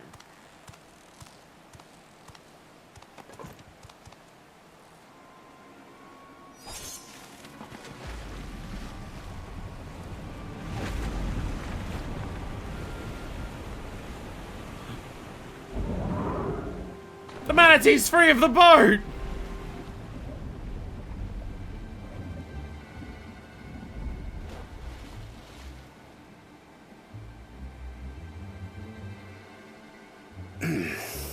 Better late than never. Sup? That Mamulja. He's the one who kidnapped Uroqpacha.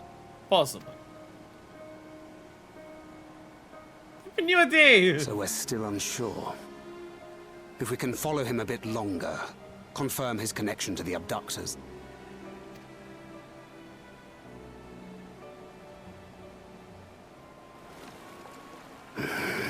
That will complicate matters.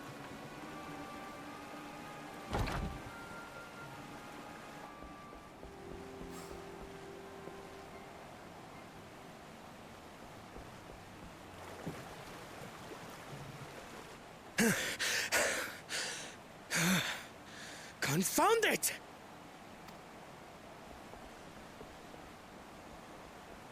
If I set out now, I can trail them along the riverbank.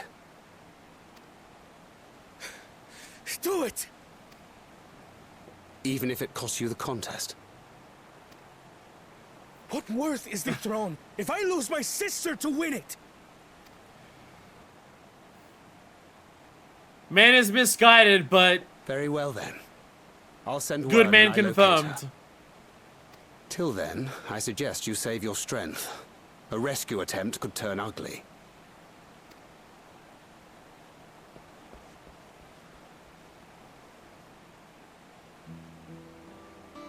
That Hubigo just now. I swear I've seen him with Bakul Jaja. Knowing the way that monster works, he probably hired bandits to kidnap her so he could steal her keystones. But even alone, my sister is more than a match for a gang of untrained ruffians. She must have been ambushed or deceived. Took advantage of her good nature. Gah! I should have been there! If those bastards have hurt her!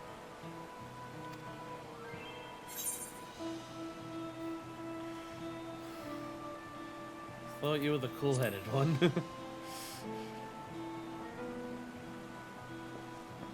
And what exactly is that supposed to... Forgive me. Snapping at you won't get my sister back. Your sister has her strengths. You have yours. You need to use them now. I'm afraid I've always been like this when it comes to Lamachi. The thought of her being in danger sends me into a panic. But isn't that how families should be?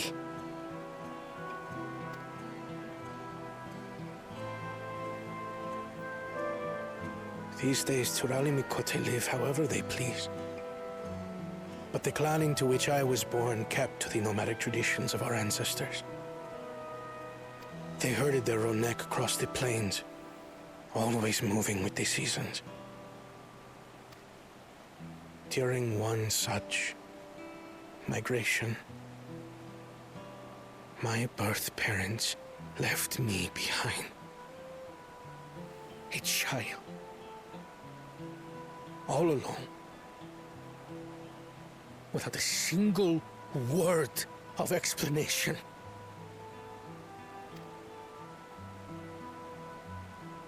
A chance encounter with a kind Pelu merchant was the only reason I survived. Taking pity on me, he taught me his trade that I might fend for myself. I became a stallkeeper in Tuliyolal's market. And that is where the Dawn servant found and adopted me. I had already been in the palace some time when Lamachi came to join us. Like me, she had been cast aside by her parents.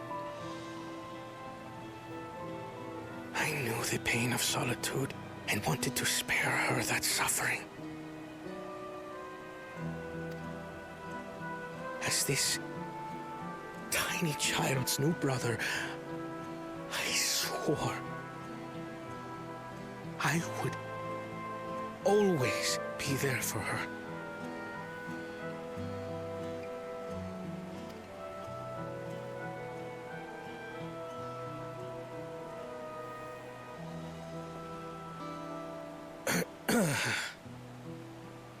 So, as you might now understand, I will stop at nothing to rescue her. While we await word from Tancred, I suggest we prepare ourselves to travel downriver. You have a boat, yes? Community was just cut off. Why release the punity if not to delay pursuit?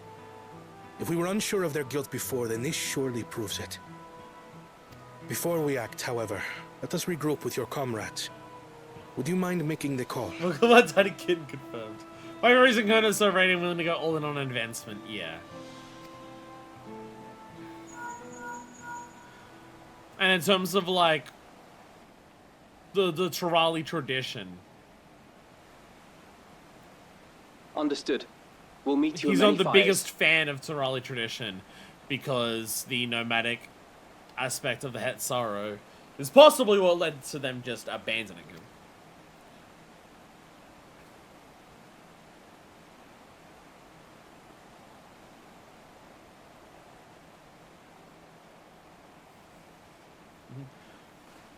Yeah, it's like Manatee. Punity. Manatee. Punity. But it's not pooning at all, it's huge.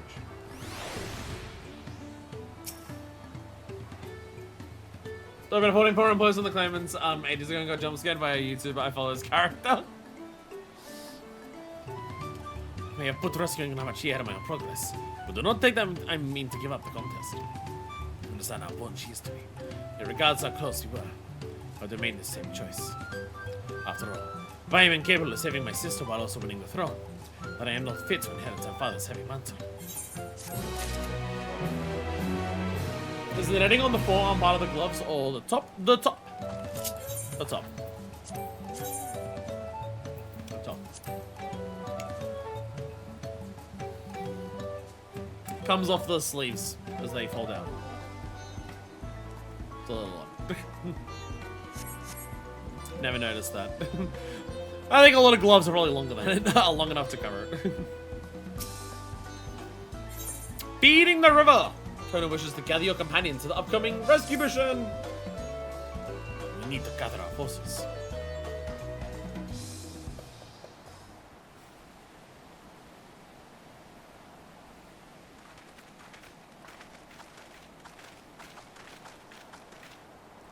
Firstly, allow me to brief everyone on our current situation. Shit's fucked, y'all. Shit's fucked to the y'all. Thus, at the very least, we believe it's Hubical and Lamachi has been taken. Thank you for shadowing their boat even as we speak. I should like to join him with all haste. Unfortunately, our quarry has the foresight to release your punity from its harness, leaving us without a means to pursuit. Shit's so fucked to go funky and dark. Edinburgh, as an expert on wildlife, what are our chances of recapturing the beast?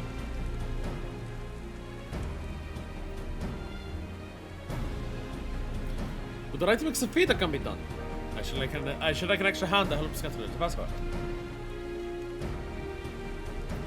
Which will accompany him next. Meanwhile, the rest of us should get to work on the harness repair. It appears to have been damaged when the punity was let loose. It sank! With all the peddlers here in camp, we should have little trouble purchasing replacement materials. As for any necessary metal work, then tries artisans over a short walkway. Let us divide the task and have it. They were really like, you're about to go to the next zone. No, you're not. Haha.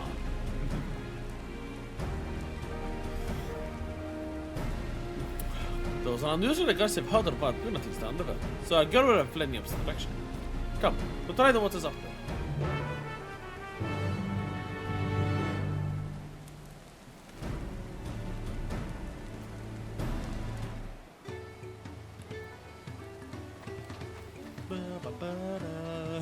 Ba ba ba ba ba da ba.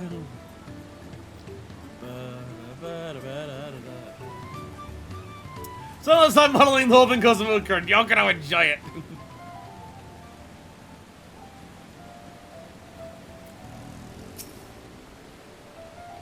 Our jumping opportunity has come this way. She'll be hiding in the depths of Mashigaka, and to lure back to the shadows with the promise of food. Wild opportunities eat mainly contact grasses and plants, but tame ones are often fed vegetable scraps. Knowing this, I added leftovers to the feed I've prepared. This should help the mixture stand out against the marsh's natural scents.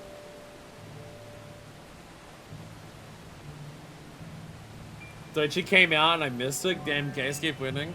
I saw Deutsche. I might be mispronouncing it, but I did see her live last year. The Gakko is caught with predators, however. So I'll leave it to you to scatter a feed deep in it. I'll be waiting for you in the shadows for the rest of our punities enticing beast.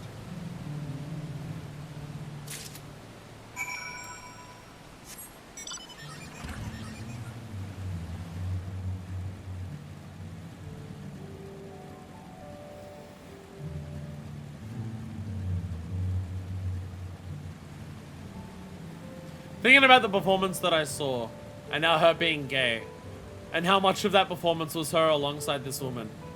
Yeah, this all checks out. Yeah, this checks out. What's going on over here?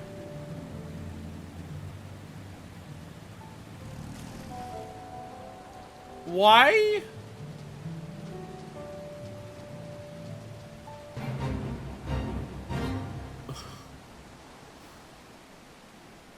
Why is there a void sent here?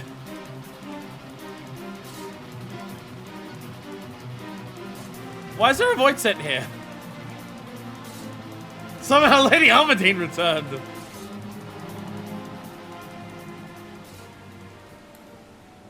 Just the void send model. This is not what I expected to see in Dawntrail after everything else I've seen. This headphone has died. Jesus Christ. It's like 40 minutes for this one before it died. Fucking hell. These headphones are getting really bad. Pungent punity feed contains a mix of aquatic plants and vegetable scraps. Like I legit was like 40 minutes ago I changed it and the right side and the left side's already dead. Fucking hell. You scatter Anvil's punity feed on the water's edge. I think they're all strange on void sound. I think one of the blue mage descriptions specifies new water void sound description. That's true. That's true. River Witch, see them all the time in Middle America.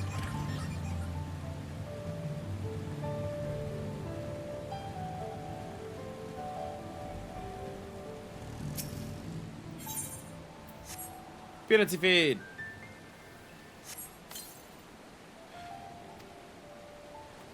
Alright, Aaronville.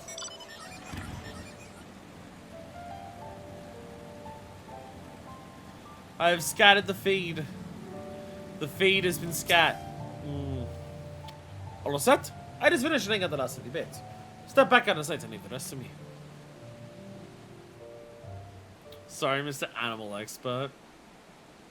Just because you could tell that we were frogs.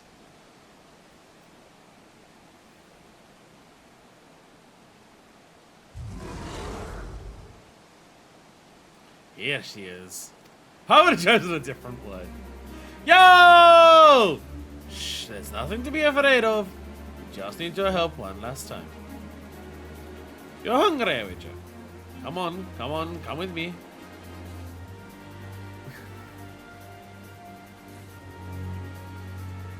Yes, there's a good girl.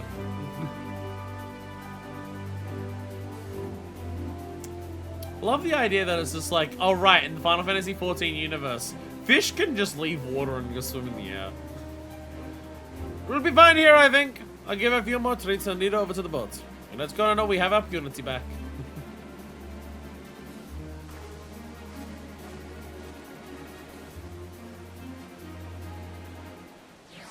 If it can swim through water, it can swim through air. That's just how things work in this world.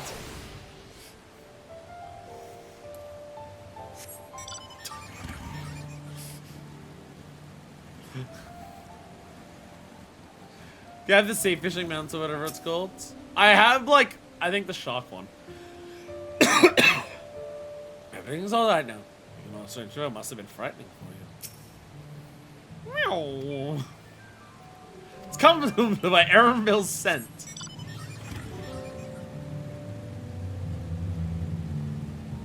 Jump spin, let's go. Jump spin, let's go. Pretty sure I got Lampshade and Elpis as being a particular convocation member's fault. Well, it's like all the different sharks that they made. Mind if it's please stop putting gasoline in the water? No, this bike is environmentally friendly. Damn, again? You gotta start taking better care of your shit. Yummy bum boy smell. Alright, jump between the islands. We're doing frog now. There! None of it got in the water. None of it got in the water that time. Which one was the fish guy, right? I think it was me.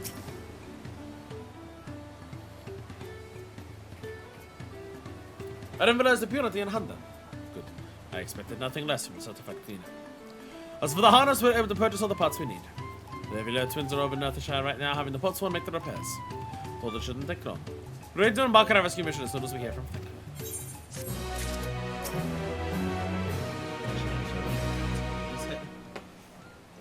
Hitlerdaze who approves it all. Hitlerdaze approves a lot. Hitlerdaze was specifically just like, I wanted to tell them to fuck off and stop submitting sharks all the time. But they were so excited to submit sharks all the time that how was I meant to say no? That is in canon. Hitlerdaze's response to being the architect of the bureau or whatever it is. Ah. Get out of my ear.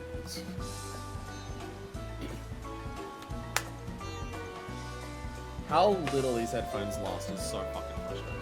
They're meant to be, again, if it was the advertised 5 hours, that'd be fine. But like, we're 3.5 hours in and I'm having to swap them. That's the second time I've had to swap them. It's so fucking annoying. Like, even if they both lasted 3 hours, that wouldn't be that bad. But the fact that the second pair just doesn't last any amount of time anymore. It doesn't even get it. I don't even get an hour. It's so fucking frustrating. Sibling rescue! Coda is nervously awaiting a call from Thancred. Thancred must have something by now. This is Thancred. Say it. Say it. Found her? Understood. Thank you. Say the line, Thancred. I have to invoke his name. Thank you for following the Hubigos boat to its destination and confirm that they are indeed holding my sister captive. They, of course, being Baku Jaja and his minions. I swear I'll make them regret this. La Magia is in Richleaf tunnels. The moment the harness is repaired, we strap in the Punity and make our way back down Ihu Katumu.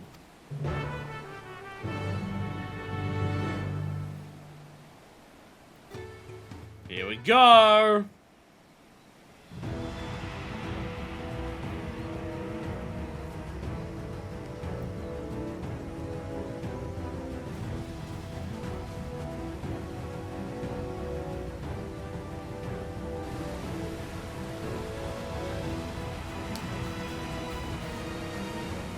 It's the dungeon again. Ingrid.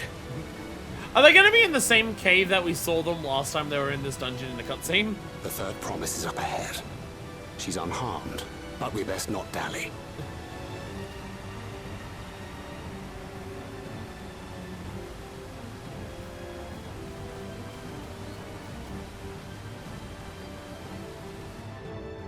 Yeah, it is.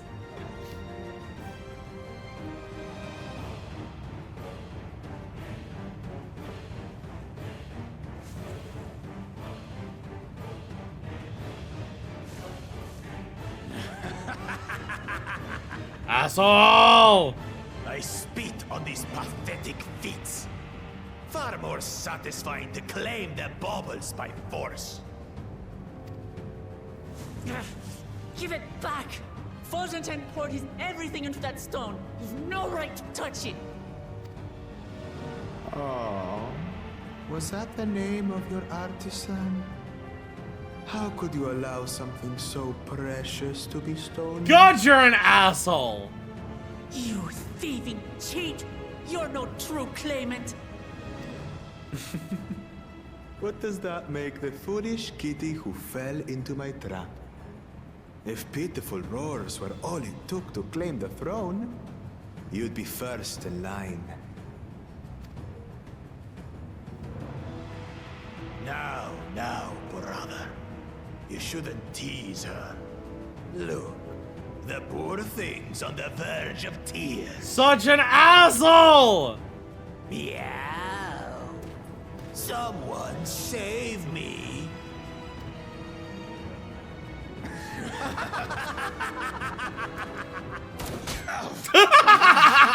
Who did that? His scales are as thick as his skulls. Let's go!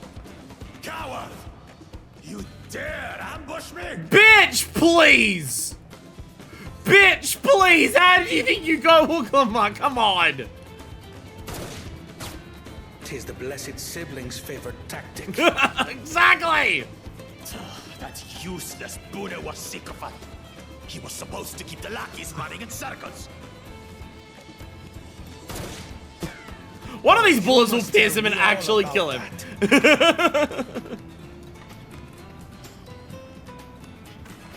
You are fucked. Careful now. You wouldn't want to hit her. You are so... I'm sorry, but you're fucked.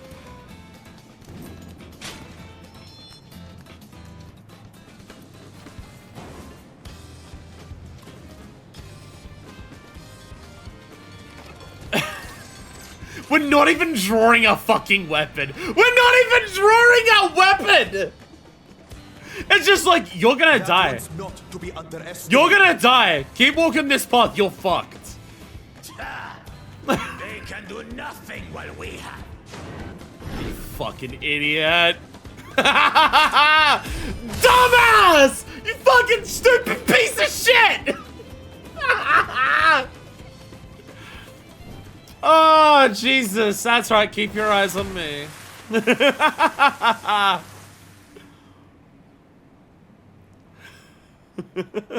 Impeccable timing.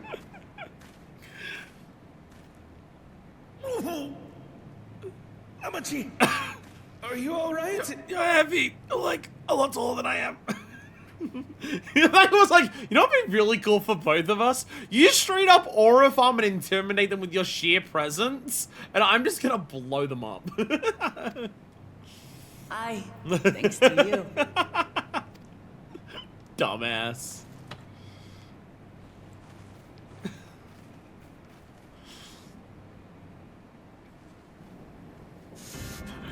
These weaklings think they can defy us? We'll slaughter the lot of them! Patience, brother. The keystone is ours. There is no need to fight this day. and Zoralja has left us hurting. No! I won't stop until I gut these maggots and feed them their entrails! You have If literally we no fall here, we fail our siblings for nothing. Is that what you want?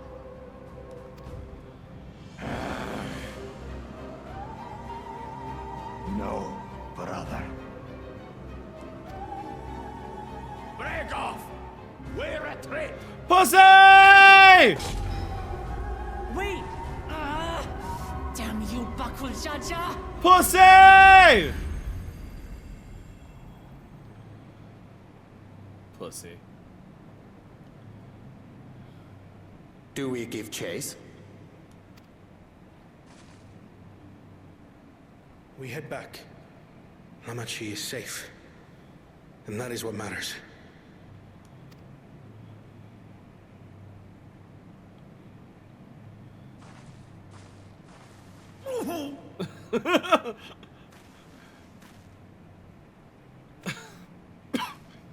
Like, seriously, you're a lot taller than me and a lot muscular. That catch really hurt. We did it! We did it!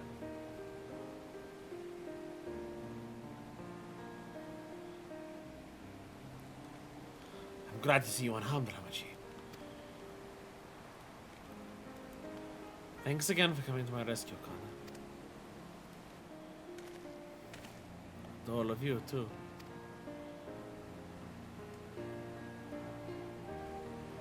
Bakul Jaja must be desperate indeed to resort to such aggressive tactics. I shouldn't have been so careless. I underestimated him and it cost me a keystone. Onge tied up into his life so I could accomplish the Moblin's feat. He believed in me, believed in my cause. I've let him down.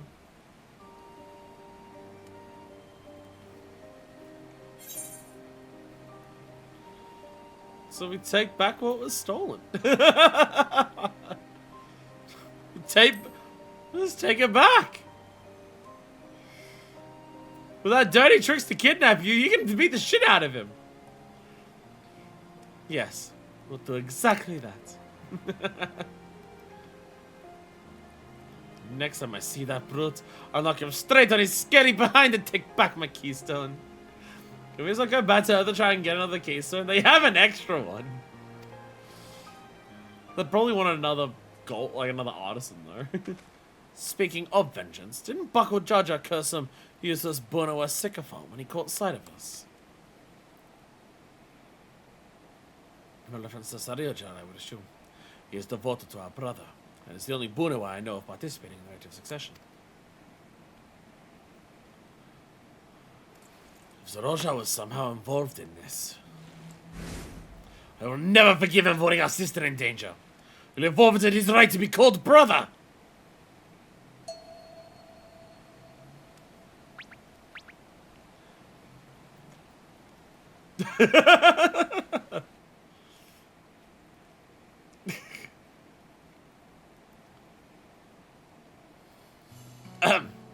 Bakul Jaja should face punishment, of course, but so must the bandits with the temerity to abduct Hamachi. I shall request our father send a contingent landscout to enforce the law in this region. Thank you, Kiri. I agree that measures need to be taken to keep travelers safe. But I wonder what pushed these people towards a life of banditry in the first place. If we dig deeper, we might find a way to improve things for everyone. Hey! Wukumat's immediately just like the, okay, but why do people do crime though? Whereas Mr. Charlian Man is just like, cops? Cops? I think cops. Which is Landsguard, I think it's technically military. God damn it, stop being smarter than me.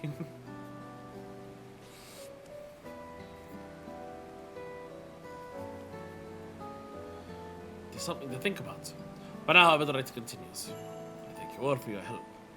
Address root causes of systemic poverty? No! Send in the military! And build fancy roads.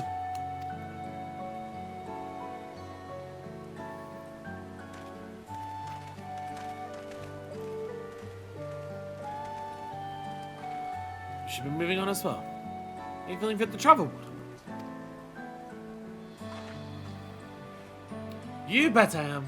Zaraja's getting a good head start, and it's time we clawed back some lost ground.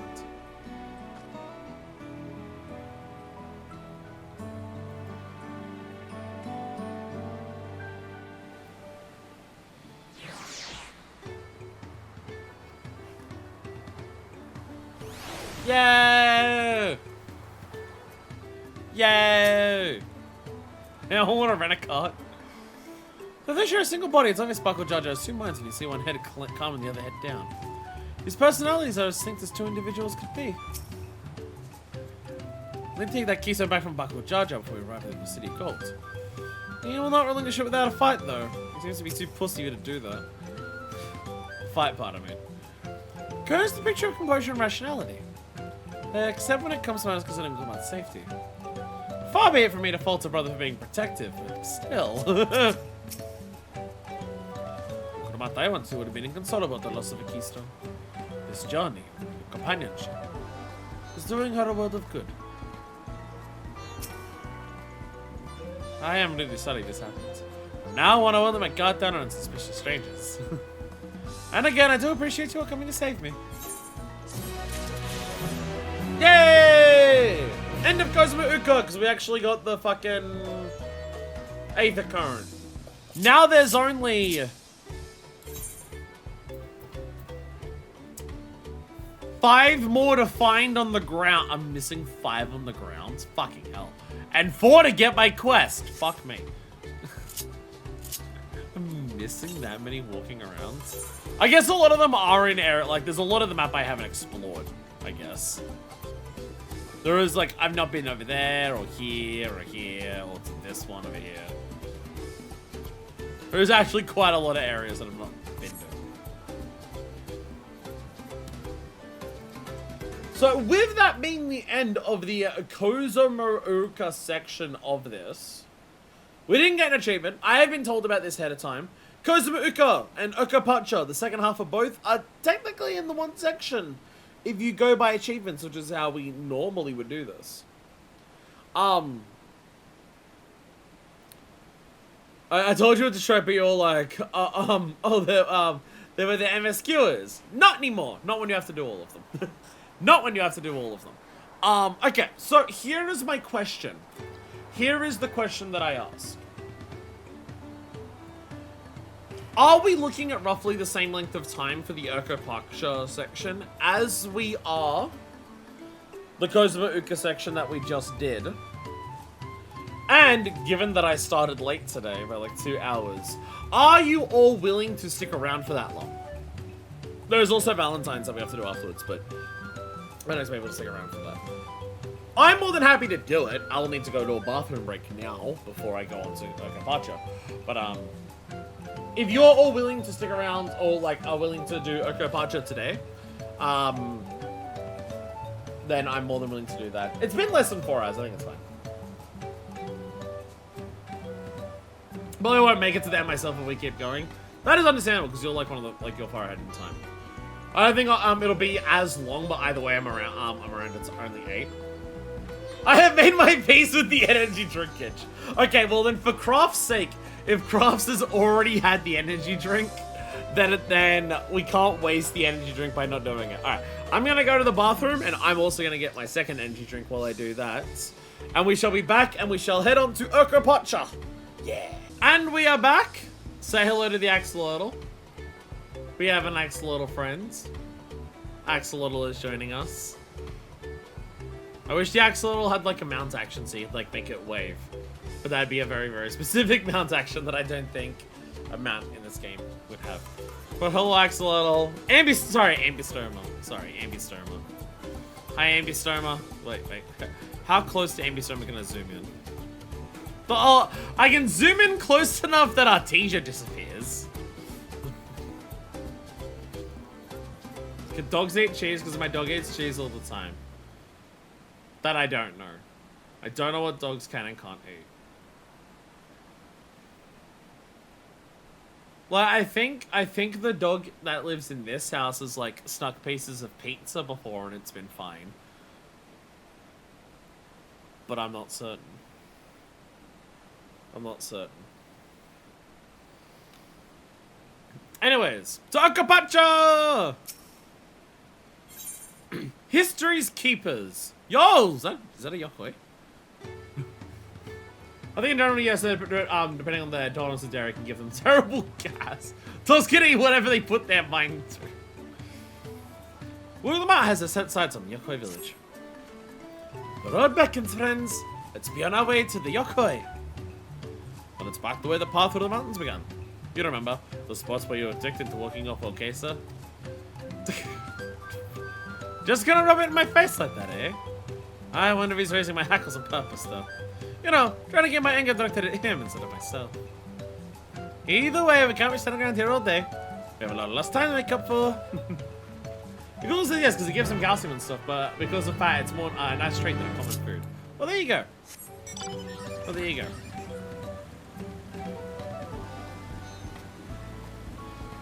Feeding animals food is always one of those things that scares me. Just because it's like, there are certain foods that are just straight up fucking poison for certain animals. And just keeping track of which one's a which is like, I don't know. Aramel's an asshole in a way that only a very close friend can be. That's very much the vibe that 6.5 was immediately giving of them, where Aramel's just like, she's a close friend, nothing more. And Uroqpacha was just like, bitch, I swear to God. When in doubt, never feed an animal nuts. Well, there's some form of, someone in chat might know what I'm thinking of, or citrus. Someone in chat might know, there's some form of plant, like a vegetable, like a green vegetable or something, where it's just like, oh yeah, dogs can never have this, it'll kill them like super quick. Like there's a relatively common vegetable that like dogs just cannot have or they die. But I can't remember off the top of my head what it is. It might be girl. I don't know. I can't think of it off the top of my head. Every single kind of dog cat is always that isn't directly poisoned is always, this is just for treats.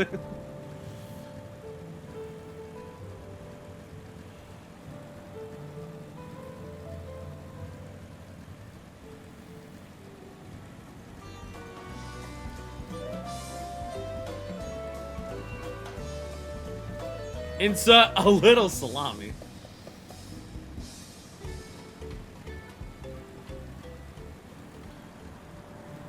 Well, it's like, Tiger.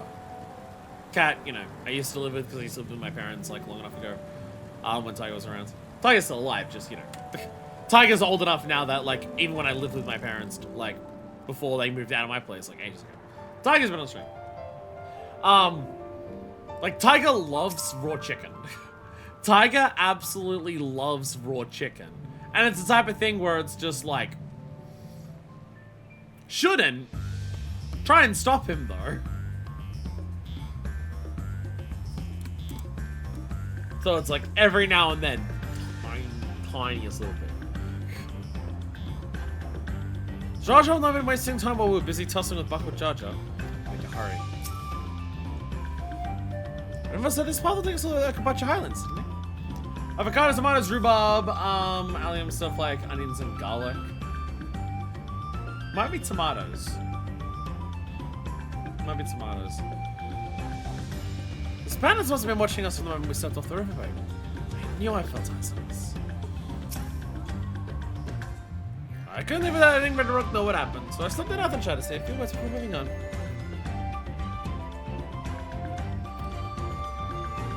And now Annabelle's nowhere to be seen? Couldn't you wait a few more moments? So much for giving him the benefit of the doubt. Come on, let's catch up. It turns out he also got kidnapped.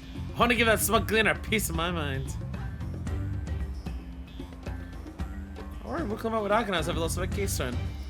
But it seems like nothing to be concerned about. Onwards and upwards then.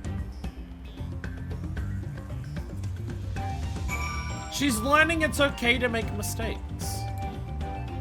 She's learning that it's okay as a hero to not be perfect. That just because you did something and it didn't go perfectly doesn't mean that you can't still do good things. Like when the Warrior of Light got kidnapped before Ifrit. Which will be a good lesson because part of the issue that Minefus had several expansions before she got past it was understanding that you don't have to be perfect at everything.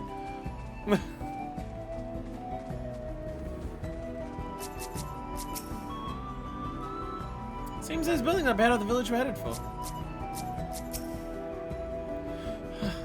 I've never climbed so high before. I'll terrible off once I catch my breath. Yokoi have a deep connection to the legend of the Golden City. This visit will allow us to ask them directly about it. It used to be quite high, but now, which makes me wonder how much higher the summit of Kozama must be. Real fucking high by the looks of it. As I'm sure you've noticed, the air grows thin at this elevation. Take it slow until your body adjusts. Deep breaths, drink plenty of water. A few more steps and we'll be on Willow's Echo.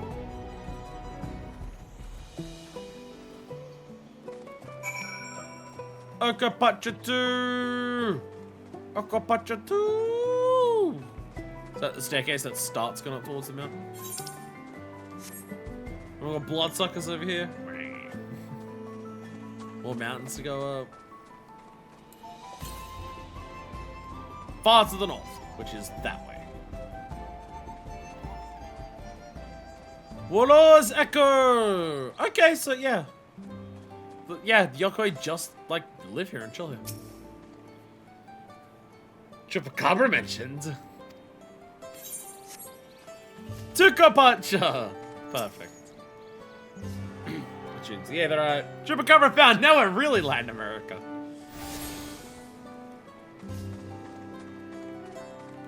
It's Yokoi! Brand new. Like a lot of people that a lot of peoples that we've come across in Dawntrail so far have been like oh, Jabral in their Hrothgars. And you know, Hitaro, the Mikotes. But Pelu, and now Yokoi's. So don't worry about getting run over, don't worry about it. Merchants visit us from time to time. We offer them rarities only found here, while they offer us curiosities if they're in return. I shouldn't have to have some relatively deep voices being that big. You're the path led here, but I've never set foot in this village myself. Everything here is giant-sized. The structure in the back is all different scale altogether. A temple of some kind by here? Big. Thank the gods, 7/8 right. I fancy the idea of trudging up that mountain trail a second time. Chilly air. Starts on construction. A squinty bit, I think I might be in Ishgard for a moment.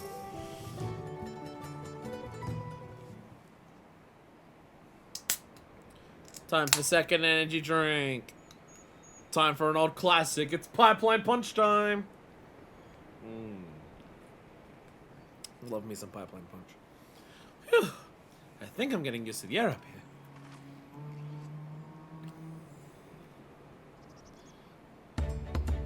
So this is the place where they approve. Where Papa met with Yokoi.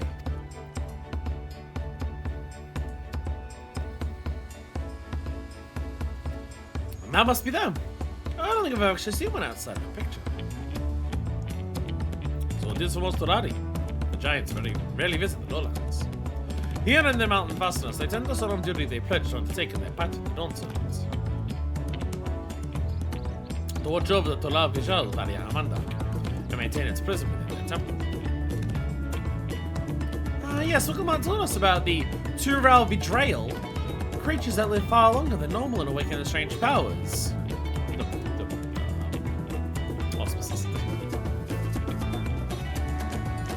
Indeed. Yet even among these anomalies, Amanda is unbelievable. It has endured for centuries, bringing catastrophe each time it emerges from its lair. As you learned in the Lay of Ice, it was Guru Jaja who last managed to imprison the beast, and has lain dormant in its temple ever since. It's said that the building still bears a gaping hole in its ceiling from when Amanda was lured inside by Guru Jaja's final blow. I'd like to see the strongest of all, Tola Vijal. I know what it's like to fight it. Echo, where was Layer Proof and the Layer of Ice took place. Does this not suggest we'll be facing 2 feats this time? Is the music loud in this cutscene? Music's always loud in these cutscenes.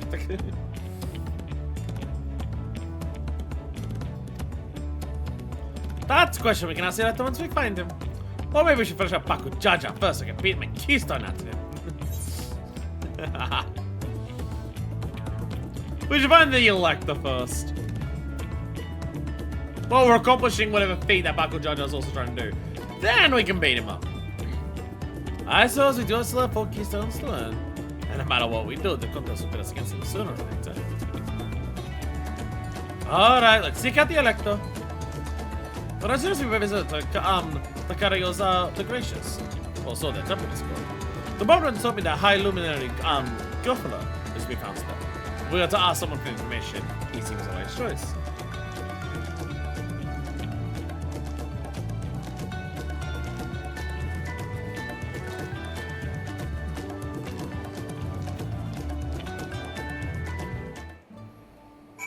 It's snowy! It's snowy up in the mountains. And yeah, again, like a very different vibe for like the type of village compared to the Pelu Pelu down lower on the mountain. Where this is like massive stone structures and everything. Yeah, cool. Hello. Yeah, Yoko just hanging out. Just chilling. Literally, it's cold. Oh, hello there. Guess you're wondering I'm preparing medicine. So happens I'm rather gifted with the delicate and precise process of alchemy. Should you ever be in need of succor, come and find me. Up in the mountains, it better be cool. I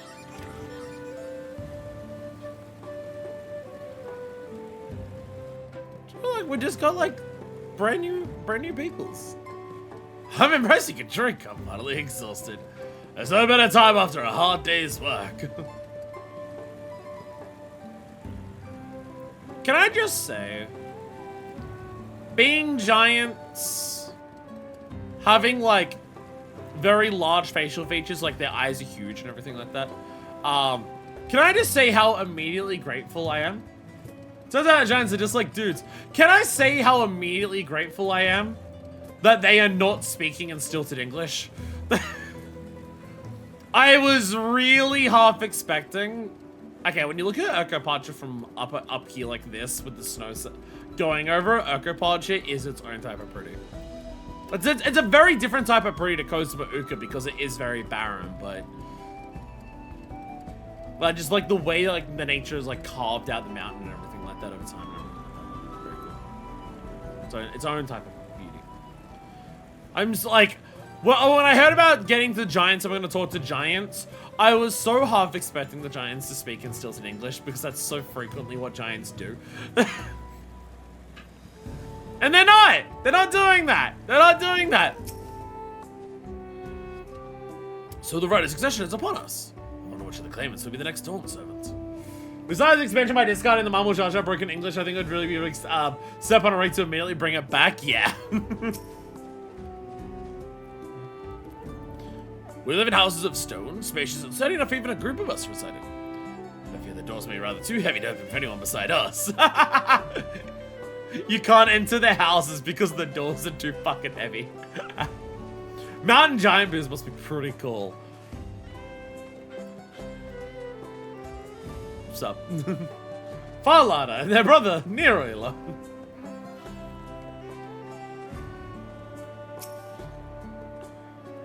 We'll need permission to enter the temple, but I expect there won't be a problem for the third promise. Is it time to request entrance to the temple, you think? Well, this certainly is an impressive building. It doesn't seem the sort of structure one would build to hold a two-real vidrail. The temple guards have been watching us most intently. One does not stroll freely into Valley Armanda's prison, it seems. I think I respect you. I did. Let's see if I can convince the guards to let us through. I am Mukramat, third promise of Turiola, and I seek your elector for the right of succession. May I speak with Gofara? The High Luminary has granted admittance to the claimants. You may enter. Huh. That was easy and unexpected. In we go then.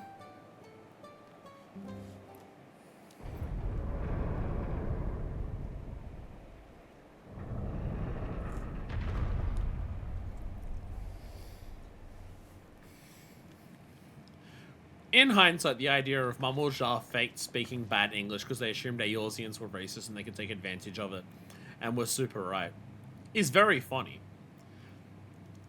It's not why it was originally done like that, but the idea that's what it is, objectively speaking, very funny. God, is that...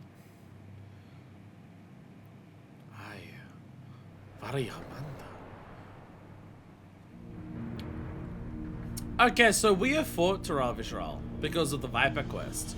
We've also seen auspices because of the Four Lords.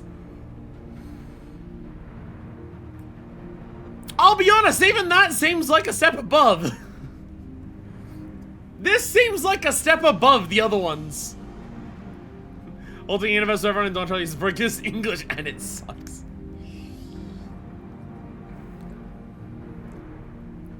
Much on the tone of that, she's frozen. Welcome. I don't have giant sound. Hi, Luminary and Uroqpacha.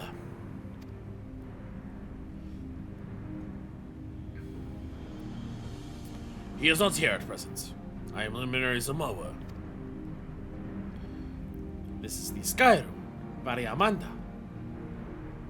It is the Taral Vishral whose name has been terror since time immemorial. Even my people, once conquerors of all beneath the sun, were as brittle leaves before Variamanda's tempestuous power.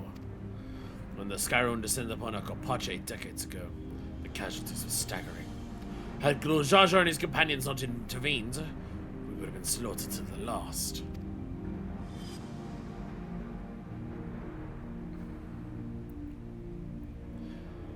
You can see, like, all of these flashbacks as we're going through, because, like, we're going through the saga in order, you can see that, like, Kozama'uka has more of a squad. Like, now he's got Moblins here, there's Palu Palu here, there's Hanu Hanu here, there's a Rabbit Girl that we keep seeing, there's Rogadin that we keep seeing, I assume that's Kenan Ram.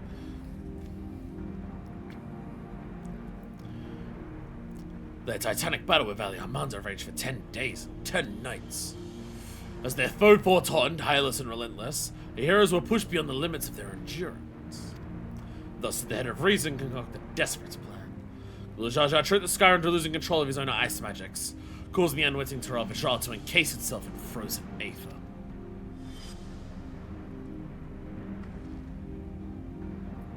And it's been like that ever since. Nice work, Papa. But what happens if the ice ever melts? Same question looms large in our minds, but the magic sustaining this prison grow weaker with each passing year. Variamanda commands power of fire and lightning and ice. Some believe that the violence of the recent storm was the result of those energies slipping free.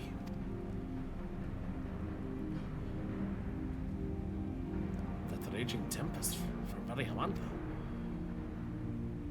Setting future worries aside, you have come to attempt the feat of proof, yes? The High Luminary, chosen letter of the Dawn Servants, has left me with instructions for all aspiring claimants. I die, you die, everyone in Taral dies. A lot of death, just death everywhere. You are to scour our forbidding mountains. Find the way to Uroqpacha. That is to be your challenge. Finding him in general. So the search itself is the feat. You've already spoken with my brothers, I take it? I have. Their expeditions are underway. Spicy chicken. And icy chicken. And lightning chicken.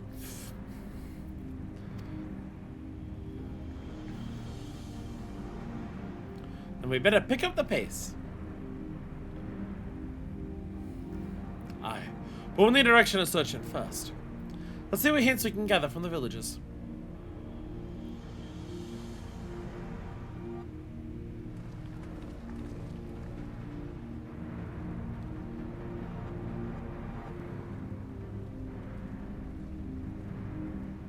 Ominous as fucking shit. Jesus Christ.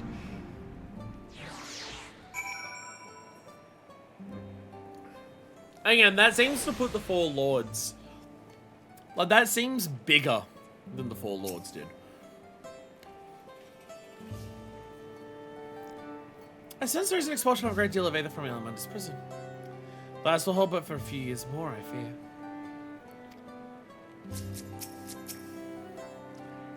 Ravage Ross sound an awful lot like the auspices of the Far East.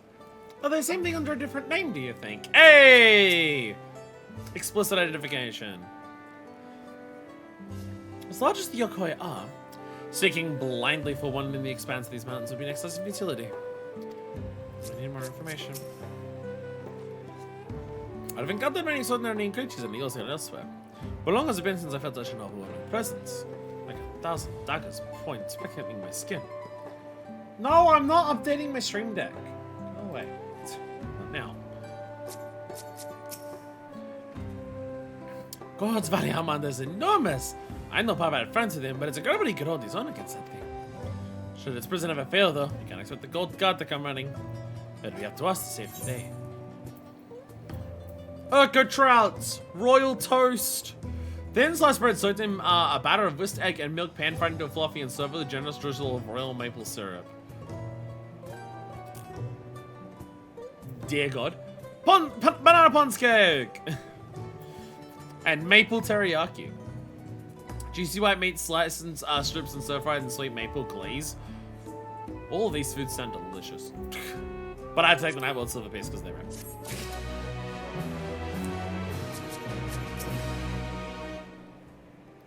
We want to pass this feat. It looks like we've got more climbing ahead of us.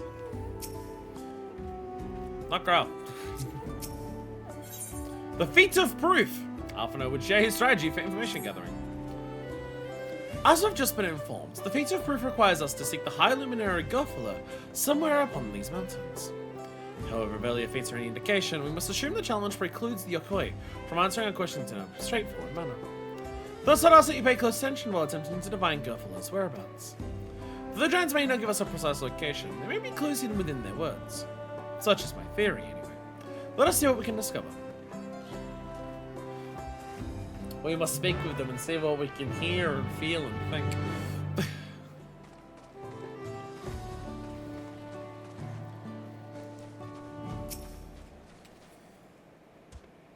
The Luminary?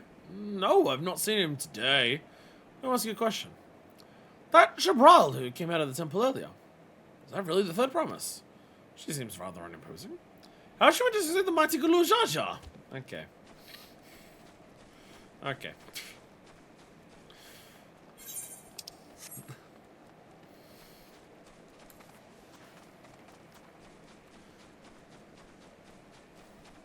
You're drinking mezcal? Indeed, I'm rather fond of the stuff. Hell yeah. Hell yeah.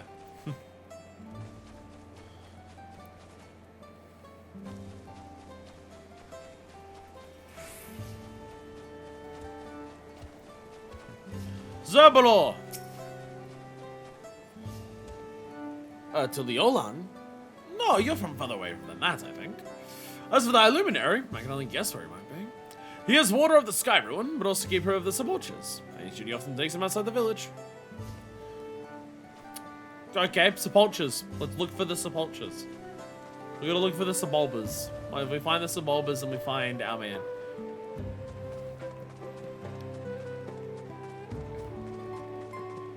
Not seen any else of the squad. There we go. They are around. They are hanging around. When you finish asking around, we can move back where we started. Avaril! Avaril! Winterglam! And by Winterglam, I mean Darbor! Well, top is Darbor, I think, at least. What peculiar lettering? I-C-U-P. I wonder what it means. Asking after the High Luminary as well, are you? I don't know where to find him. But I do hope you have the opportunity to speak together. He's a great man with a deep reverence for our traditions. These glyphs we carve for one. He affords them as much value as any treasures we possess. They are records of lives lived. Your arrival, too, I will etch into the stone. That story of our meeting may endure for untold turnings of the sun. If you're curious about our ways, then I bid you visit Proof, to the northwest of here. It is one of our grave sites.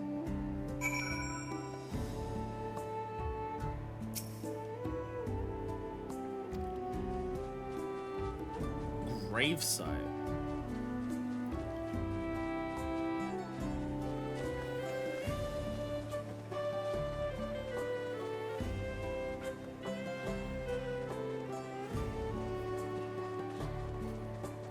It was the Yokoi, it was the Yokoi who, had, like, colonized the Pelu Pelu, right? When we did the proof, for the Pelu Pelu. Yeah, there was the Yokoi who had, basically enslaved them, and it was Gulul Jar Jar who, like, helped push them back, yeah. I was also thinking about how the guy mentioned how it's like, us who conquered everything under the sun. So, like, the Yokoi are the old conquerors of this, like, continent. And now they just, like, live out their days here, seemingly in some form of penance, because they're, like, doing this. There are 3 winner sets in this game. One is Plaster with Guardian Imagery, one I have used already, and the other is Daba.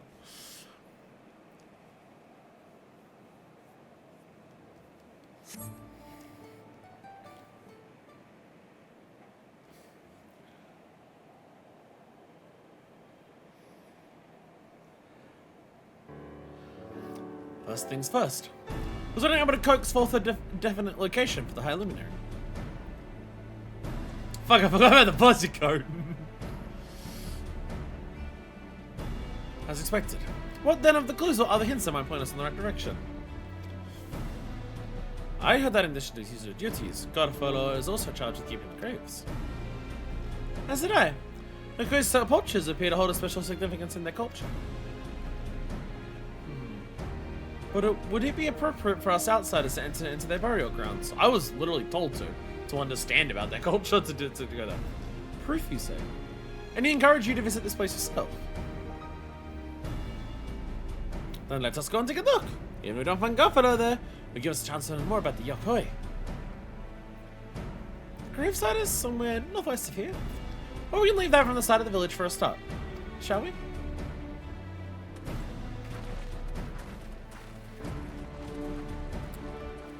Is there a culture in, like, South America who had a history of, like long ass time ago, of trying to conquer the rest of South America?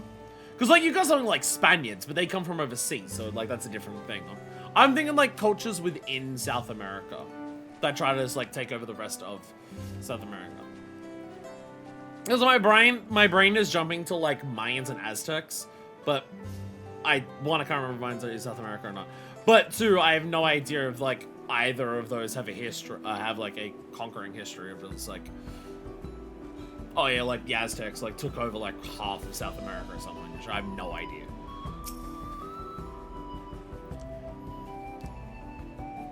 Okay, it's one of those things where it's, like, just, like, South American history is something I very, like, personally unfamiliar with.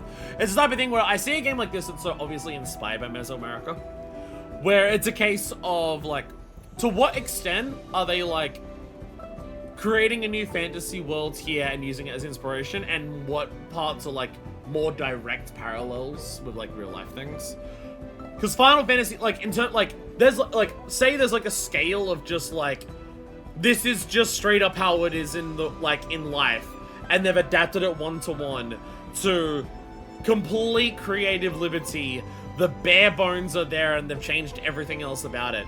Final Fantasy XIV does kind of run the entire spectrum of, like, when adapting a real-life culture or piece of history or part of the world into 14, how closely does it resemble the real-life equivalent, and how much of it is they've used that as, like, a base and then built, like, a fantasy world around it that has, like, its own different history and everything like that. 14 kind of goes in all different directions when it does that, because, like, you have something like Hingashi, and Hingashi is just Japan. It's just Japan. And then you have Dharma, which is a very Japanese China.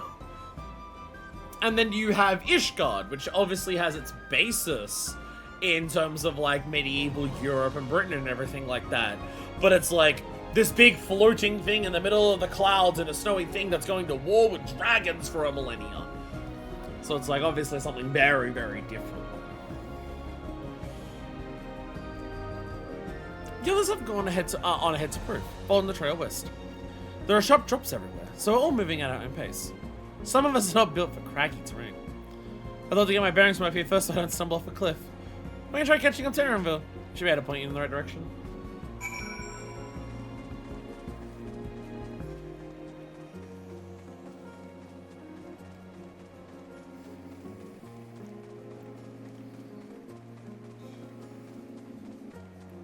Hang on, there's a definite beauty that is like so different. Like Kozama'uka is pretty because it's so vibrant, it's so colorful. There's so much different shit there. Like it's so and like the way that things look, like you've got like these giant ponds of water, giant waterfalls, and everything like that. There is definitely an element of beauty to an area like Uroqpacha as well. Whoa!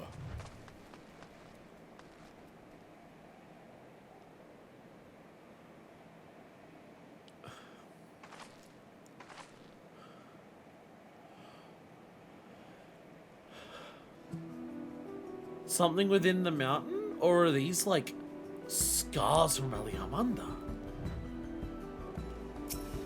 Incans are probably the close, especially big mountains, although they mainly got caged in by Andy, so couldn't really expand eastward. Okay. It's not quite mountain climbing, but these steep steps are exhausting enough.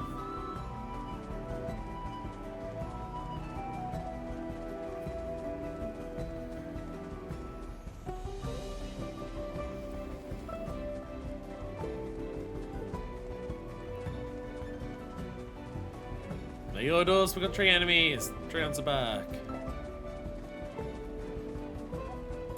I've not been looking at this like at all. Really gotta remember this, otherwise it says to the east. It's back this way. Your code look both Maya and Incans. Wait, okay. Majority maps over it. Stop hogging all the real estate.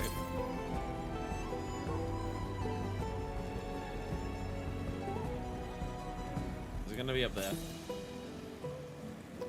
Southeast, yes it is. Can I even get there from here? Does this go around up here? Jesus Christ, these smoldering craters too. Again, damage from Aliamanda? Or something else?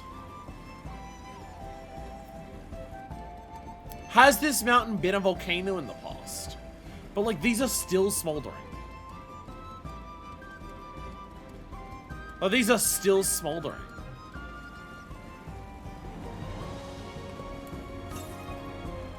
So many questions. So many questions. There we are, I found it. I found it.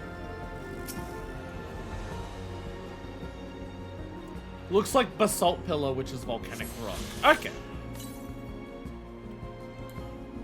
Because I hear about battles of Aliamanda and I'm immediately just like, are these scars from that or is this volcano?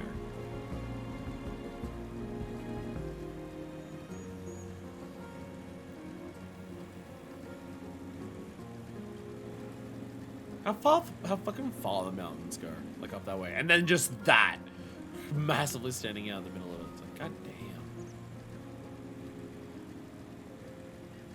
Hey, over there. He said, look at homes rather than graves, but 'twould seem long years have passed since anyone living resided here. Devil's Tower likely to direct inspiration. Is that like a real life place? Or a video game that like, I don't know. Devil's Tower sounds like it could be like a final level of a video game. Could also be a real place, I don't know.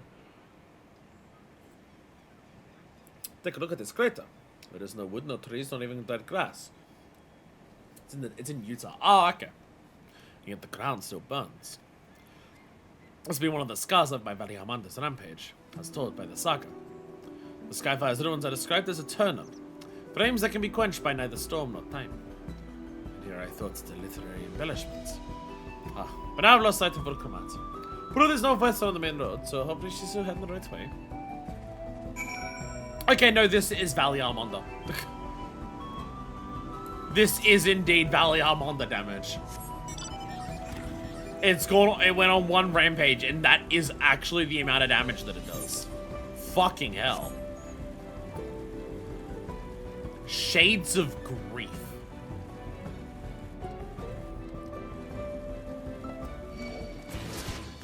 away. I'm exploring. Leave me alone. Wait, it's to the east. It's gonna be that way. I'm sure this crater could have been caused by many things.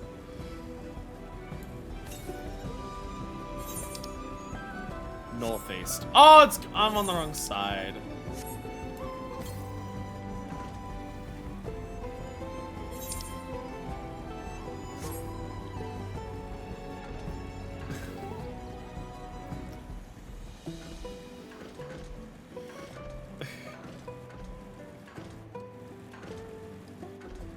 Could switch to Gatherer? Nah, that's no fun.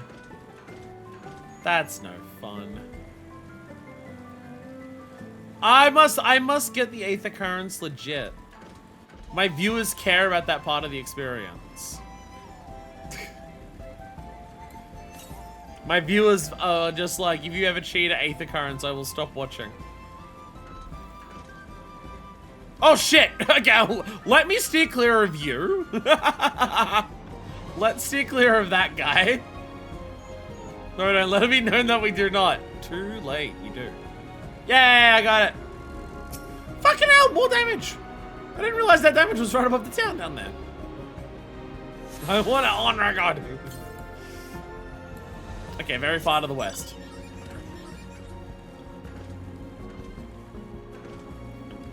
Stuck. Door stuck. Oh, run me out my hammer mountain so if you down it. Kevin, we get on a slight hill.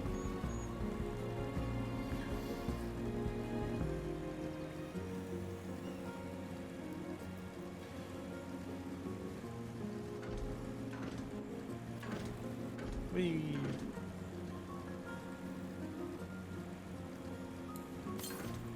Well, I think I see the graves. They look pretty gravy to me.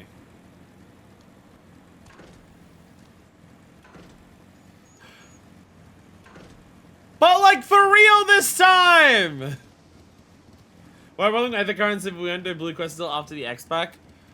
Because I like exploring. Look, it's the actual Chupacabra!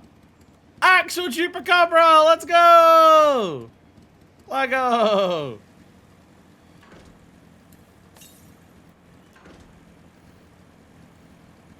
Actual Chupacabby. That's a weird dog.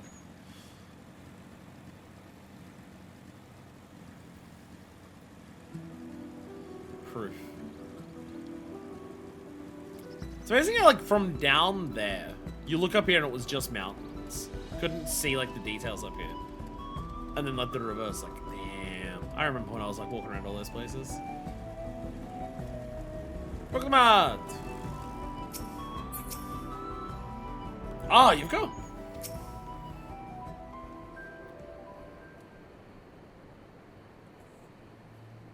Hehe, Uroqpacha wins again. Thank you, Dawntrail upgrades to view.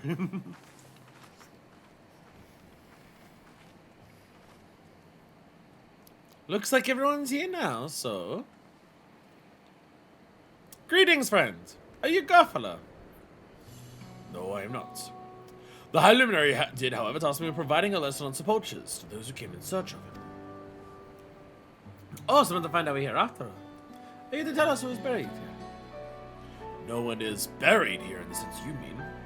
When a body has served its purpose, we consign it to the flames, then scatter its ashes across the peaks. Moreover, we do not conceive of death as others do. For us, a person does not die when their heart ceases to beat, but only when they are no longer born in the hearts of all who know them. Oh, the idea of, like, first death and second death. This is why we build our sepulchres before age or mishap claims us. Then we might etch ourselves into the living chronicle for all eternity. This grave belongs to a good friend. His mortal vessel ended its journey some years ago, but he lives within me, even now. Up there stands my own sepulchre. As long as it exists, so too will I. I will endure in the hearts of those who read my grave glyphs, in the same manner my friend does in mine. Has it always been thus for your people? This conception of existence and death?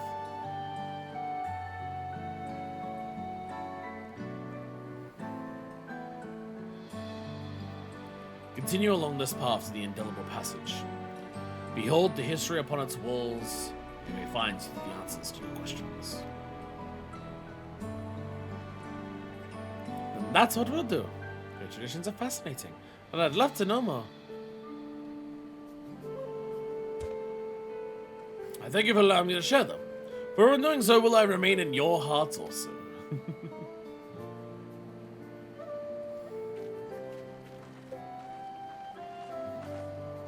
We're about to enter an incredibly Endwalker feeling section of the Dawntrail story, I feel.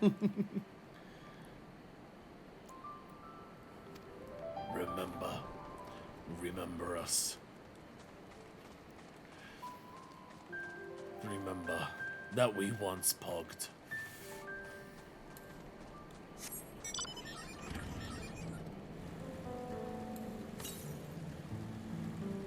Northeast.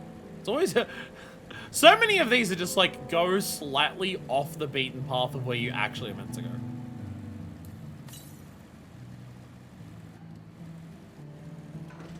Oh, that might actually be down there.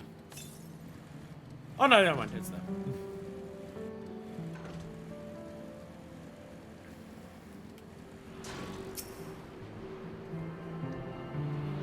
No, not in the exact same way that like and walk at it, but like,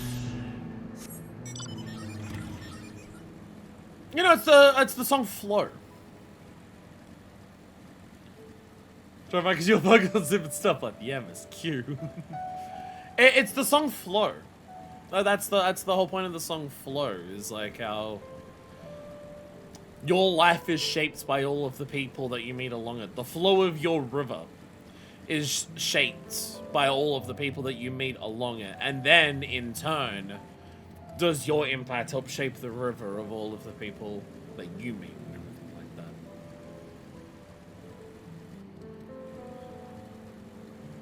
I mean, even like the way that you talk to Medion at the end.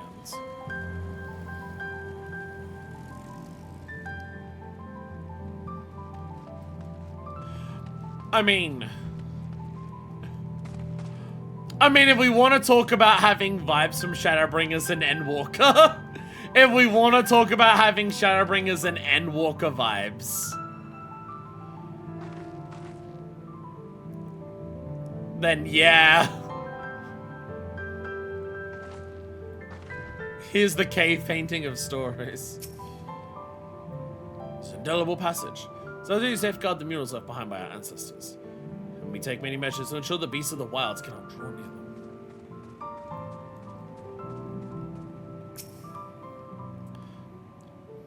To not only be remembered, but to live on inside the hearts of others. If it's possible, then Grandfather surely lives on inside mine. Just a comforting thought. My archaeologist look. I like it. I like it.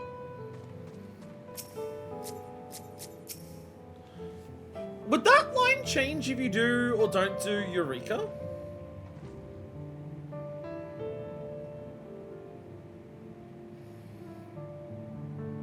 Would that line change if you haven't or haven't done Eureka for Kryl there?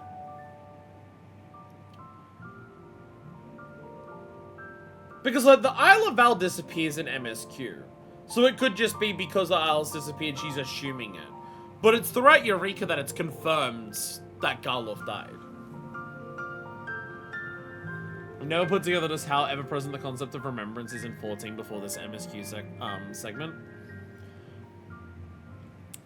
There's a lot of themes that are like ever-present across the entirety of 14, even since A Realm Reborn. It's just that Shadowbringers and Endwalker really brought a lot of those themes massively to the forefront. And made, like, the entire experience about those themes. But those themes are still present within A Realm Reborn, Heavensward, and Stormblood, just as, like, ancillary themes that help inform the main themes of those things. Look at these splendid murals. They appear to depict 4 different scenes. I get the feeling they're expecting us. I've never spoken with Yokoi before, and no idea they held such a philosophy on life and death.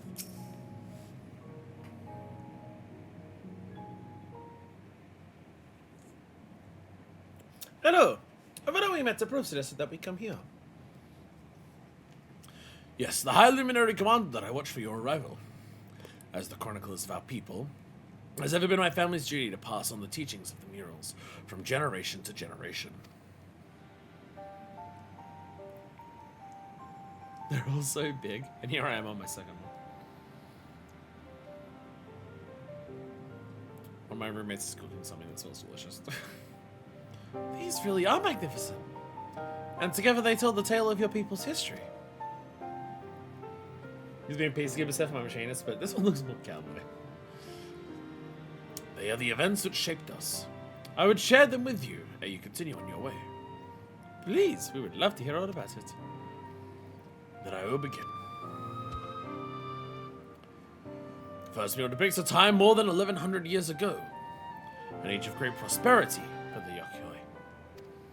Blessed with size and strength unmatched by other peoples, our ancestors marched forth and brought much of Dawntrail under their dominion. Then when all before them had been conquered, they turned their gaze northwards, seeking to expand their territory and power. Is that why they built the bridge? Here we see the expedition to Dawntrail. Unable to cross the strait by ship, our forefathers set to building a bridge to the northern lands. A grand labor which consumed the greater part of a century. Zorgor the Boundless. Sorry, Zorgor the Boundless. We still make use of that bridge until we allow for travel. I can't imagine the patience and dedication to complete the work of that scale. It's like a most fucked up version of like the Crystal Tower from Shadowbringers. The idea of like you're putting in your life's work towards this great feat that you may not even live to see, but future generations will benefit from it. But instead of sending a Catboy and a Crystal Tower back into the past to undo the apocalypse, it's so we can do more imperialism.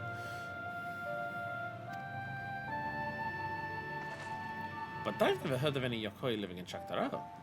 What happened to the ones who went north? Look upon this next mural and behold the answer.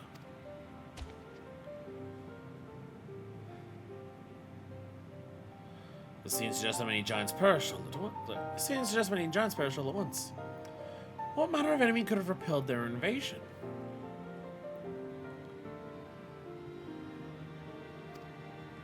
A foe unnamed and unseen. When the expedition pushed forth to Dawntrail those 1,000 years ago, its soldiers were filled by disease. Some terrible illness. No.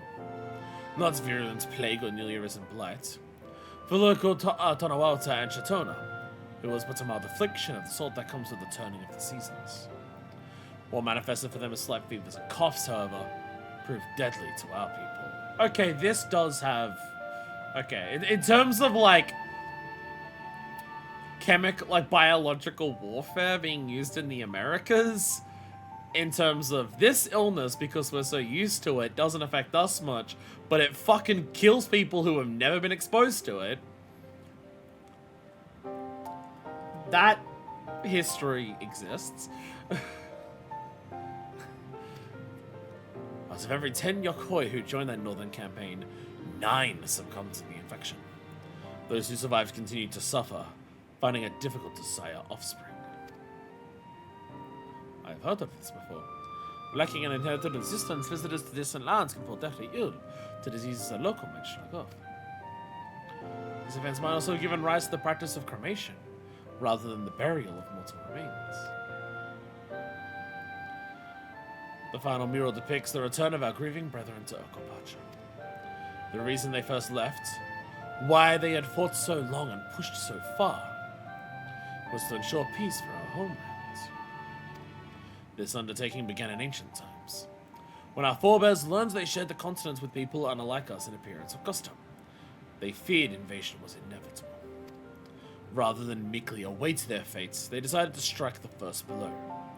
Yet as they fought on and on, the old idea of peace drifted further and further away.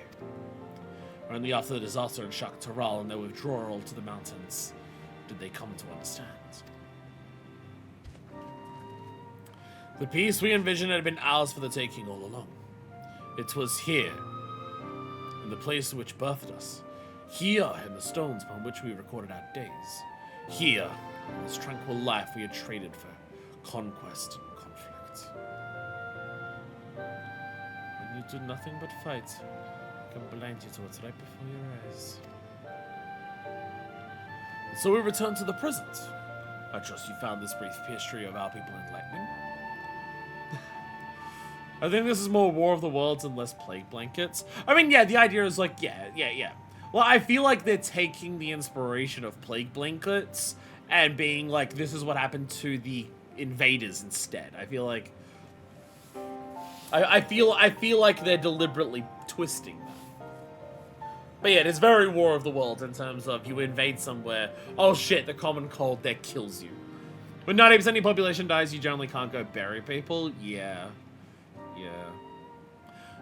Okay, so this history of the Yokoi having, like, this history of conquest, this history of, like, expansionism and everything like that. And that, like, backfiring on them, and that being the thing that makes them realize how fruitless the entire endeavor was, and then returning to, like, this way of life.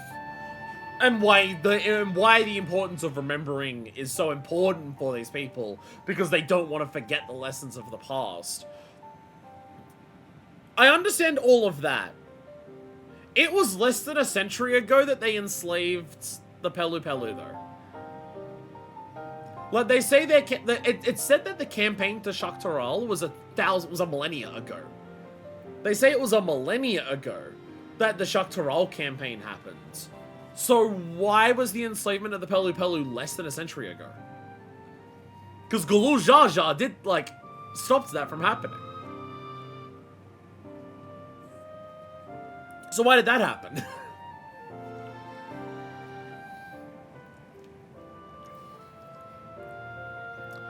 Was it not, like, the Yokoi collectively who did that, but was there, like, a rogue Zoralja among them? Who led a campaign of people who had forgotten their history? And so we return to the present. I trust you found this brief history of our people enlightening. I'm always glad to learn more about my fellow Tarari, how you have lived until now, and how you wish to live from now on. Then I believe you are ready to proceed. The High Luminary bids you meet him upon the summit of Fort Kozama. I had a feeling when I'm scanning that big old mountain. It's a feat worthy of the name. Follow the trail south of here to begin your ascent, but be wary. Beyond the entryway, the mountainside is home to ferocious beasts, both mundane and otherwise. Keep that in mind. Thank you for the warning and the lesson. Finally, we know where we're going. To the top of Fort Kozama.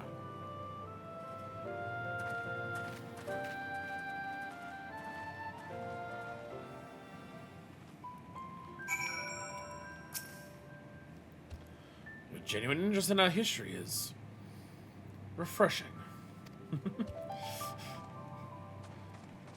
Did Zoralja come through here, learn about this, and be like, yes, this is why we need to do war. Look at how much these people forgot about how bad war is because it's been so long. We need to remind them of how bad war is by doing a war.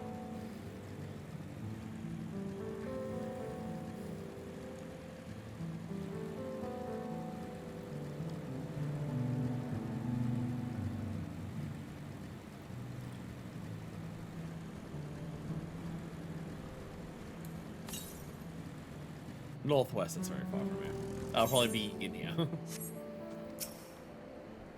They also saying the population doing war. That's obviously just a skill issue. I will war way better than they did. I'd normally be climbing Kozama and I've raced up down all those trails. My feet are killing me. Double the head, somehow his brain is incredibly bird brains. Like, every single cutscene with Zoralja so far is just Zoralja saying some stupid shit.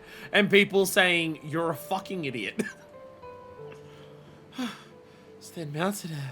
It's gonna be the death of me. I wish I had some water to breathe instead. I don't even just standing there. Let's just take it in the scenery is all. Come on, we don't want to fall too far behind Alpha and the others. Throwing acts like that will come on. She's a teenager, she can get away with it. These feel like particularly big bomb enemies. I feel like bomb enemies are normally way smaller than that in 14. They seem particularly huge. Like, I think of, like, the Holdus in frickin', Kalusha. I swear they're, like, way smaller than that. Holy shit. Hugh Morris. What? Is that like, meant to be like a Mo shouting out to the bar? Is there a Hugh Morris here? IFAB MLM? Inside female at birth, man loving man? I fear I won't be much of use to you as a guy past this point. Even in Toliolal, as precious little written about the sacred peak of Kozama. Beyond the whimsical poetry, that says. You haven't watched the Tomodachi Life Direct? No. I heard it was gay. I heard it was gay. I heard it was gay, and I heard you could make your character exclusively attracted to non-binary people, which is very fucking funny. You can canonically make your me a chaser. It's awesome. One of the reasons Tomodachi Life Direct became a celebrity, he's a jester, man. Ah. Is he a chaser? Is he one of the characters that they canonically made a chaser by making him only interested in non-binary people? I cast a rejuvenating spell on Muktamat. The undouble third promise is feeling the strain of these slopes. True size of man, it's never more apparent than when you're standing right at its foot. Yeah, it's a bit fucking big. Yo, there's a Moon Sick Endwalker reference. He ends up dating his teacher? Jesus. I hope we come across Baku Jaja on our way to the summit. Still in for the troubles he caused in Kozama'uka. You remember how the Chronicle was saying that the more they fought, the further away they moved away from the idea of peace? It occurs to me that if Zaralshar is attempting the feats of proof, then you'll have heard that same lesson. I only hope that it's made him reconsider his own stance on educating people through war.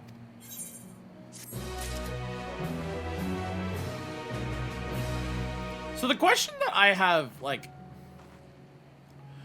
I understand Zaraljar's part of, like, he's not listening to anyone else when they tell him that his ideas are stupid, because he's the resilient son, he's perfect, he's, like, the most special, Mamuljar that's ever existed. He is the blessed son of, a two-headed Mamuljar. He's, like, super strong and able to, like, lead the Landsguard and everything like that. He's, like, everything is, like, he's gonna be the most special person ever, and he's bought into that hype. To the point where he believes that if he has help from anyone else, then he's, like, you know, a bitch. And that's why he's not listening to anyone else when they tell him that, hey, like, hey, you're a fuckwit. I get all of that. What aspect of, like, Zaraljar's past or history or, like, upbringing comes around to the idea of people don't understand how bad war really is. I need to teach them how bad war is by making them actually participate in war. Is that, like, meant to be a reflection of, like, he has so much expectations put upon him because of how special he is. So the amount of, like, training and preparing and fighting to, like, achieve the level of strength and status as, like, head of the Landsguard that he's achieved, that he views other people who are just like, oh yeah, you do a fight, you do a big old war for me, and I'll get the benefits because you'll just give me shit. Is that, like, an aspect of him that, like, resents others? Because they're just like, both, you're not special, and you're not willing to put in the same amount of work that someone like I did, who is special, to try and achieve all of this, and you just want all of this free shit from what we're doing. Fuck you, I'm gonna show you how bad this shit actually is. Like, in terms of, like, the supreme, like, isolation that he's taking, that, like, the only person who's ever around Zaraljar is the world's most doomed minion that he will absolutely kill at some point. Like, I can see that. I understand that aspect. The why, like, where he got the mentality of people don't understand how bad war really is. I need to teach them by doing the biggest war ever. I'm curious what made him think that specifically. The High Luminary. Uroqpacha gazes upon the summit of Kozama'uka.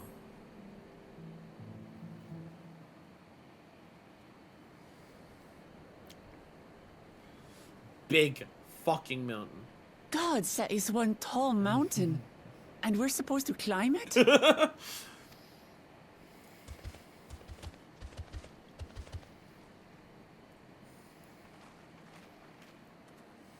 Farther. Tomar. Tuliorulu. They do have their own language. Korogar. Did not expect to walk here unchallenged. Tell me, stunted ones, did those short legs bring you all the way from Tuliolal? And fucking look at the armor they have. Holy shit, badass. Holy shit, badass. He's speaking the old Yokhui tongue. The words are difficult to catch. Is this part of, like, the contingent that enslaved the Pelu Pelu? What is that, copper?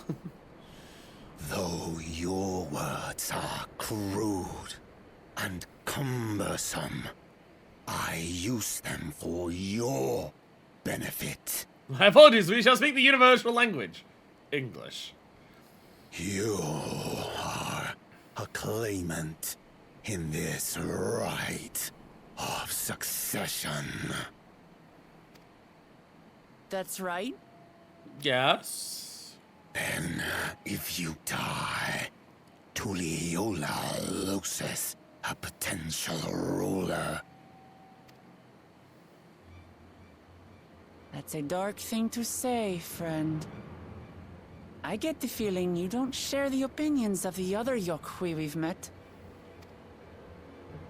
We do not grovel before Gulul Jaja like those shameless lapdogs. My brethren and I are conquerors, and we will restore our people to their rightful place as Tura's overlords. The Giants have their own factions too, it seems. Yeah, these would have been the ones that enslaved the Pelu Pelu. You think your kin weak for showing deference to my father, but they do not follow the man. It is his peace they respect, a peace they always wanted, which they realized could be had right here. It was there all this time on Atheris. Justifications of the craven.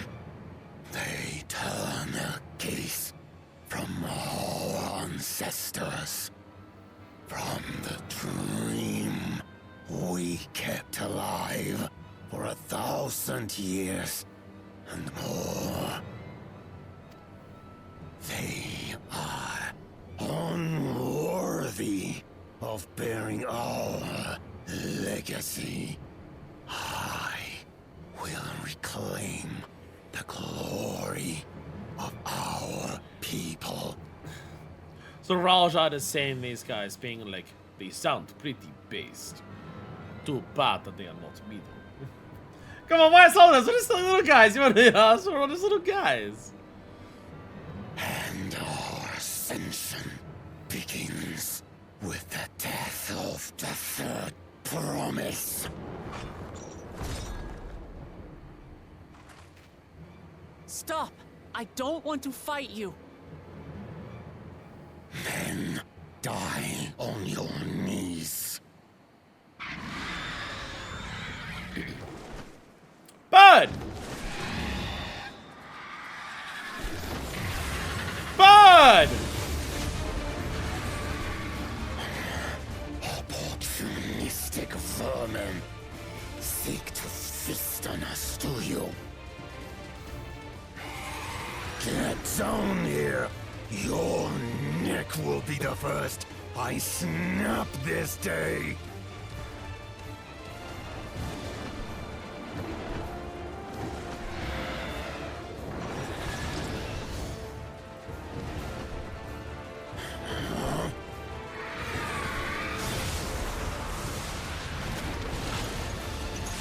Yo!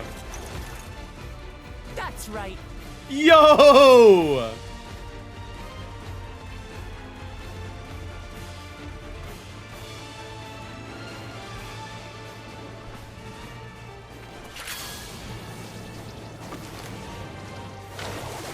And down you go! Okay, pissing off you go to be one of the dungeon bosses. Got it! Understood.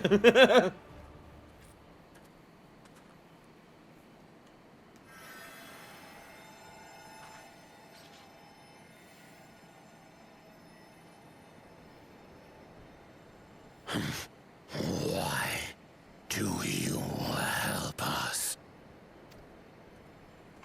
One Piece, I just said that. I didn't put much thought into it. My legs were moving before I knew what was happening. I suppose I feared you'd die before we had the chance to get to know each other. Before I could learn more about you. To what end? Oh, that's simple. If we're to share the land, it's the best way for us to become friends. So I feel like it's this idea that, like, this is like what I would say is like inherently the most warrior of light aspect of any warrior of light. Like, why are we framing Uroqpacha as specifically being a new warrior of light rather than just being like a new hero or a new leader of a nation? Why is what they're establishing Uroqpacha's role as is becoming another warrior of light? It's something like this. It's something like this.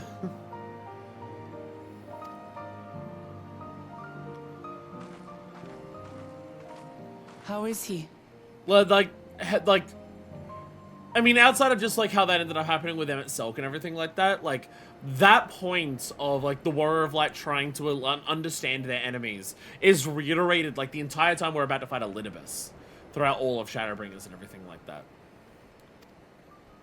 He'll live. I mean, even fucking Not like quite ready to walk under his own strength. that shit however. starts as early as like Heavenswood, really. I mean, also you could even say it starts in A Realm Reborn with the society quests. The society quests are all about, hey, let's go and speak with all of the other races of Eorzea and see like why they're like this and see if we can help some of them and stuff like that.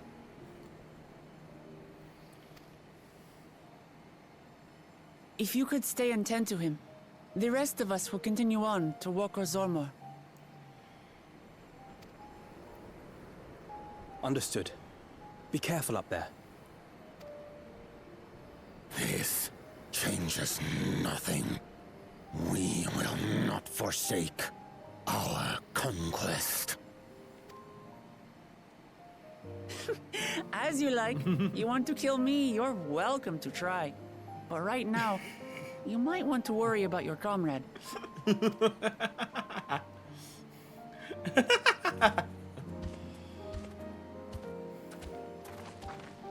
On a mountain of that size, there are bound to be creatures even I've never heard of. I'll trust you to lead the way. Then we climb. Gufurlor is waiting. To Gufurlor! Gufurlor!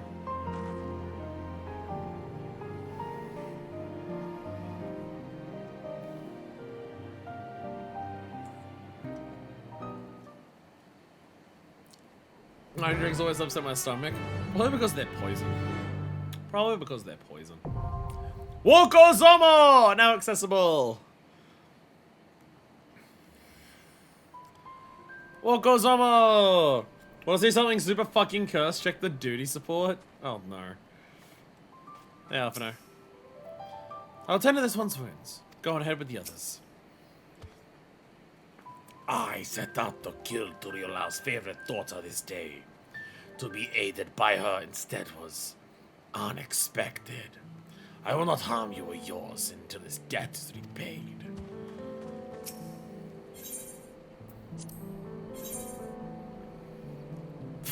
Fucking why? No, she wouldn't. No, she fucking wouldn't. No, she wouldn't. Alizé is not dual casting a single fucking cure in her fucking life. No, she's not. But Razor Vicule is all you need, right? There is no way Alizé is dual casting a Vicule. That girl opens up duties with LP3. No. Another blue crow combat to kill whatever the fuck she was before. As I've said before, I am the fighter. I'll follow from a distance and keep well out of your way. We'll be seeing you soon, Garfala. A bird must roost somewhere on the mountain. Need to be wary of the skies as well. Well, I didn't mind guarding Emerald on the river. I look forward to swinging a blade on the front lines this time, said the healer. Said the fucking healer. Hello! So who's tanking? Where's our teacher? Oh. Well, I have 2 paladins.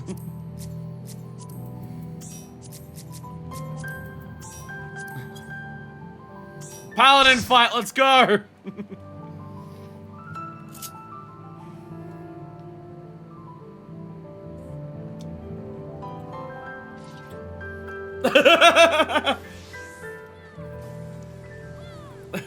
Paladin fight, let's go! Oh, hell yeah. Hell yeah, that game. Paladin fight! Paladin fight! I need a moment! Paladin fight! Paladin fight! Unless you want an unrestricted party and we just have 2 paladins. Who needs another DPS, right? Gee, I didn't realize that top booped so much. Jesus. I didn't realize this top was a push-up. Oh my god. Like, it's not just that the V is... It's not just that the V is deep. It's that, like... It's very specifically shaped like it's a push-up. Let's just have 4 paladins. Let's just have 4 paladins. It's the boobiest top. The little dance.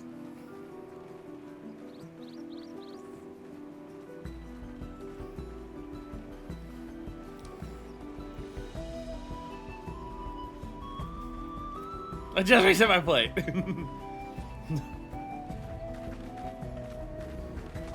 It's not bouncing much on my screen. The bounce on my screen isn't as much for this particular top. They're pushing up really well. They're holding them in place.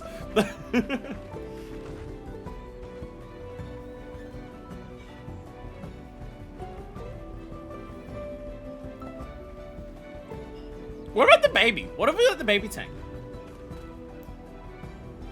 Are you over 60 FPS? I shouldn't be. I'm on console. I'm on console. I should be 60.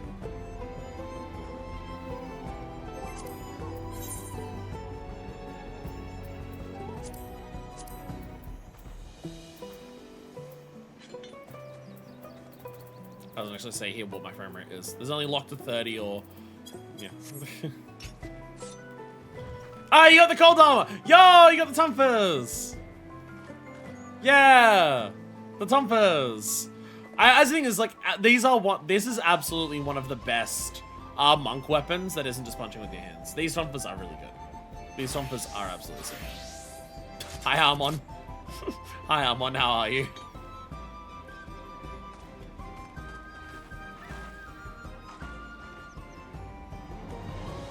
Well, we need to decide what roles we're doing, because now we have 3 DPS and a healer.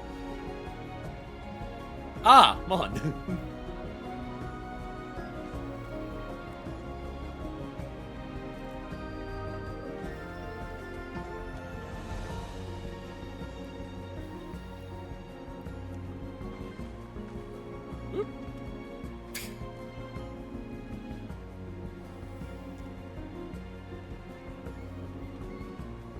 So I'm now focusing on my baby running around. While party decides what they want to do, I'm looking at my baby. My baby doing a run. My baby having a little sprint. Look at him go! Look at my son! Look at my son, he's going, look at him go, yeah! Look at him go! And then immediately stop. I'm gonna sit down. So the sit down immediately on stop walking is very funny.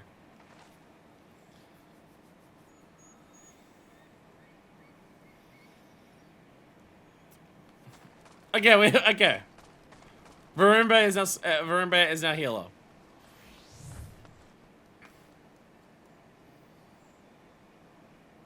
I'm not. I was about to say the wings. Oh, gross. You have these weapons just to piss me off. Okay, probably not, but still, you have like. Fucking hate these. It's one of my most hated weapons in the entire game. I fucking hate these siege weapons so much. So much. So bad. So bad. So fucking bad. And the Kozama with a party of other players. Whole relic set is criminal. Hey, I like the earlier stages for the Sage. It's not the final stage. Unless you mean the entire final stage for all of them, in which case, yeah, they're all terrible. Uroqpacha has undertaken the feat of proof, a challenge which has you seeking the whereabouts of the Elector High Luminary Garfala. Search immerses you in the culture and history of the Yokoi, and ultimately leads your party to the foot of the Sacred Peak. The Elector, you are told, awaits you out at Summit, a similar scale on the Soaring Mountain, and surviving the mountain's innocence will be a feat in and of itself. Plates ready? Sets ready? Hell yeah. Alright, to Kozama! Yeah! Time to dungeon!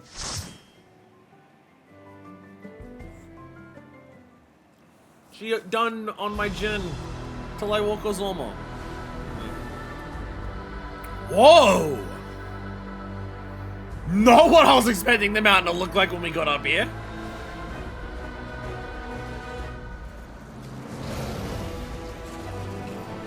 The mountain has lightning aspects to it. Danny Craze combines with the weird jellyfish in the tempest. Trot along, Creek, you've changed.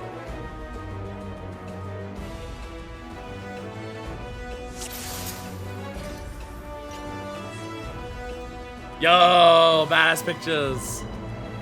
Badass pictures. Holy shit. Ruin's Wrath. Oh! Is this more scars from Ariamanda? Is this a lightning section that's like been permanently lightninged by Variamanda? Are we gonna like go up the mountain and see like different sections that are like, we got a fire section and an ice section to be like, yeah, this is like what Variamanda's done to this place? Is that gonna be like the idea? Why did I turn on? Say anyways.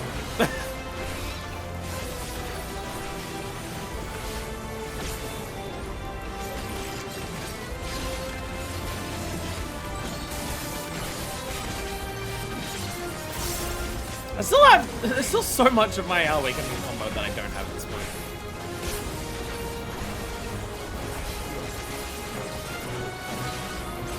Well, I don't have the fourth here. I don't have the fucking follow-up in any of the G-Cities for it.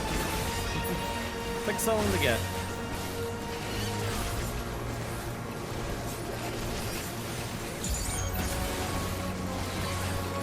They scaled Viper wrong as a joke and make it take so much longer to get its moves compared to every job that isn't named Reaper. So now my blame a little bit more. Okay, now we have fire enemies and ice enemies, yeah.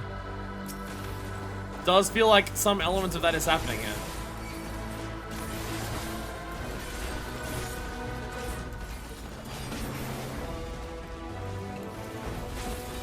Some level of staircase here as well.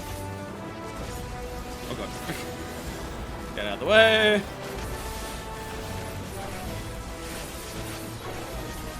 Oh my god!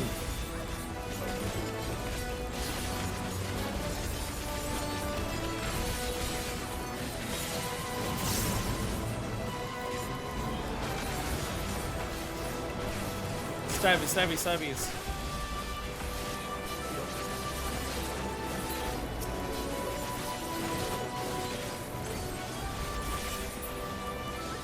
Viper's fun. I really wish I had the dread ship. But Viper is fun. Oh my god, that's adorable! Oh my god, you're so cute! What is it with cute dungeon bosses in this expansion? Travelers on the mountain? How delightful! Play! Frosting Fracas.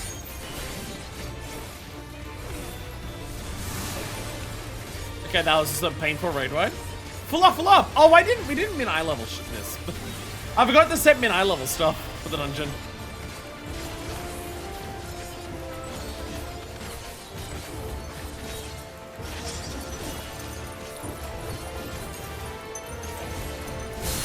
Oh, those ones freeze to them, they don't do their attacks. I getcha. Oh, they'll delay them? Oh, they just delayed them. Okay. Want to reset? Do we care enough about min eye level to reset?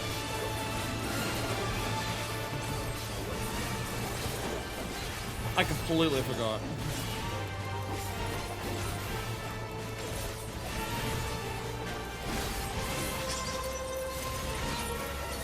Ah, they're gonna freeze first.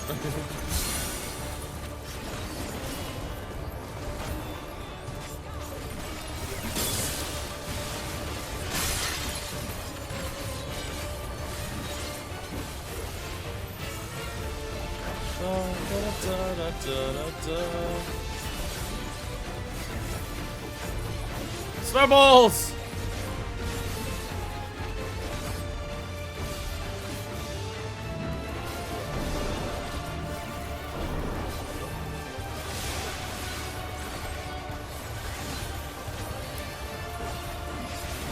Come to me, Snowkin, large and small! Oh, Jesus.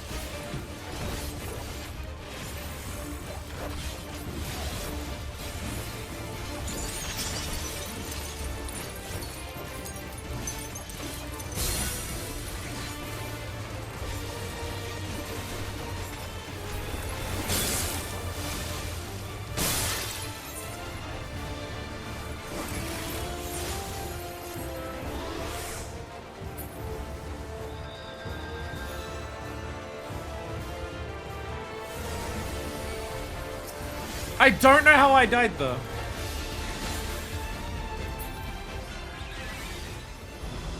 I don't know how I died there. I saw the two big ones freeze. I kind of want to go again because I want to redo that boss. I saw the two at the end freeze. But I don't... I saw like the two far big ones freeze. So like the big AoE circle was going to be like...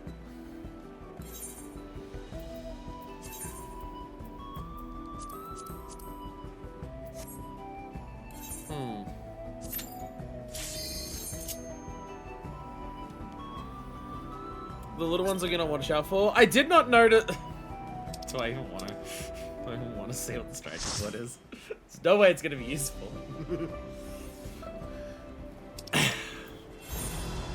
Oh, fuck off! No! Can't send me that much of a raise. Because I didn't see what small ones were. Robin's pissed. What are we doing? Thank God. Because I didn't see which small ones were frozen. But whatever, like, I must have gotten hit by two things. I must have gotten hit by two things, because there's no way failing one of those kills you instantly. Especially when we didn't mean eye level. So I must have gotten hit by two things, and I have no idea how the fuck that happened.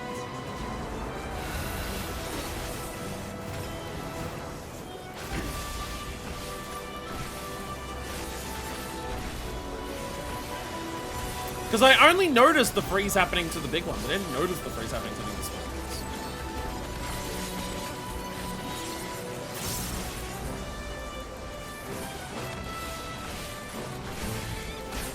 DPS is so much harder to play than tank.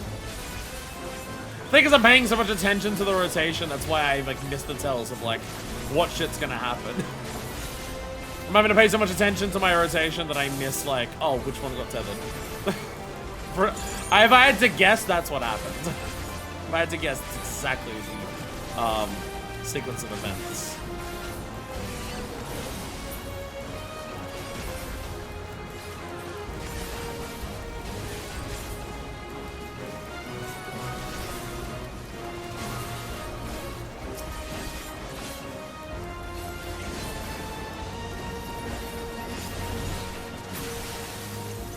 Go.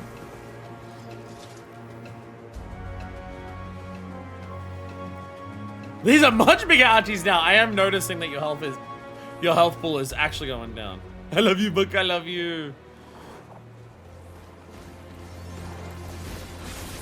I really enjoy Monk. I have definitely not done enough high level Monk to like remember even what its abilities are.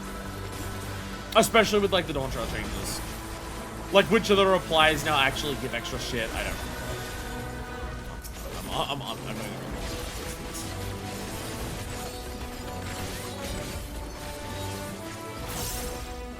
Oh, that took so long to go off. I will grade the GC to. Oh, fuck it, because it's taking so long to go off.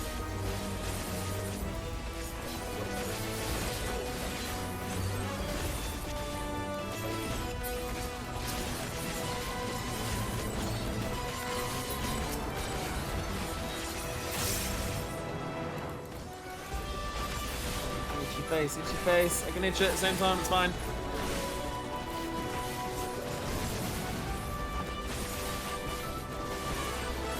Yeah. Itchy everything. Everything itches. Ah! Rah.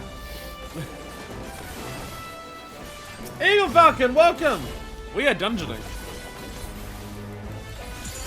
We technically started and then we forgot to make it really hard, so now we're doing it again. I appreciate the little, I was gonna say Braviary, that's the evolution. The non-Braviary. Rufflet. My brain wants to call it. I think it's a Rufflet. You saw me set up the super as my opener? No, you didn't. I missed it. I definitely didn't say that, don't worry. Your secret's safe with me, don't worry. Rufflet! I remember Pokemon, yeah. Frostafruckus. It's right, this boss should take so long to die this time that maybe I'll get to see the mechanic that I died to twice now.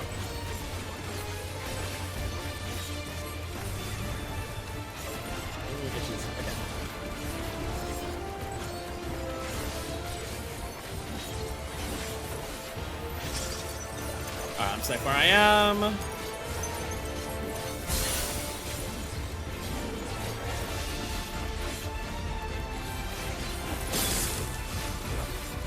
There we go, perfectly done.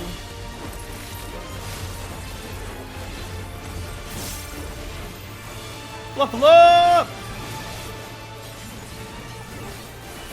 These are the big ones. This one's way easier to tell.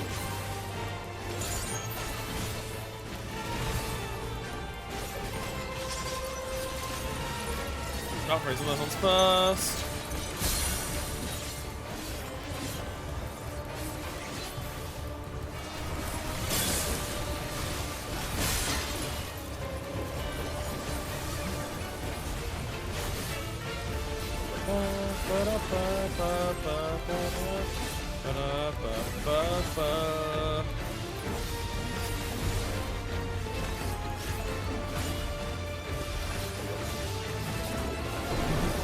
Love you, Viper, that I can maintain uptime this far away. Let's go. Love you, Viper.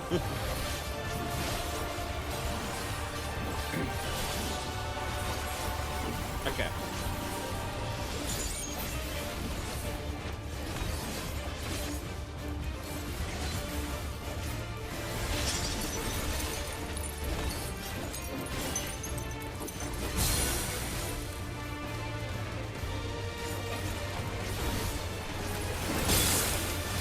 Oh, the little one. Wait, the little ones are frozen. I still didn't see the little ones get frozen. I was actively looking for it and I still couldn't tell.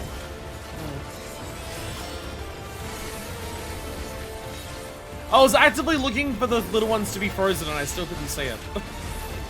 I think I'm still paying so much attention to my rotation and everything else going on that I'm still missing, like, the little ones being frozen.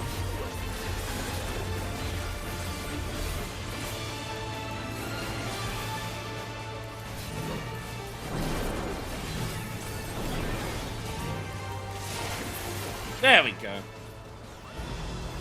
I survived it. I also realized that last time I saw the ones that were being frozen for the big ones. I saw the big ones being frozen and then I stood where the ones that weren't being frozen. These guys are also on the PvP map. Yeah, but I fucking hate that map, so I've not done it again. It's the worst map they've introduced, so I haven't done it again. Well, I've done it a couple of times, but every time I've done the new map, I am reminded of how it is by far the worst map they've introduced into PvP. It's so fucking terrible. It's the most boring map they've done because fights just never occur. It's a PvP map that has managed to make it so no one ever PvPs. Even worse than usual. I fucking hate it. It's such a boring map. Every time, like, I've done it like 4 or 5 times now, and every single time I'm on the map, by the end of the match, there's been like maybe 3 fights, and it's so fucking bad. They royally fucked it up. They royally fucked up the map. It's one of those things where, I think they made the map assuming that people would play it properly, and people would, like, actually aim to do what the objectives are for it. But the player base of 14 doesn't do that with Frontlines. It's a map that they've designed assuming people would, like, actively try to do it well. Forgot Cardia? Okay. That might explain some of the flaws. Whee! Oh, I was expecting that to, like, should have started. Oh, Zarosha! Zarosha's here. Hello. Caught up. Seems I've been toying too much with my prey. Bah, that was unintended. You'll have to find another path.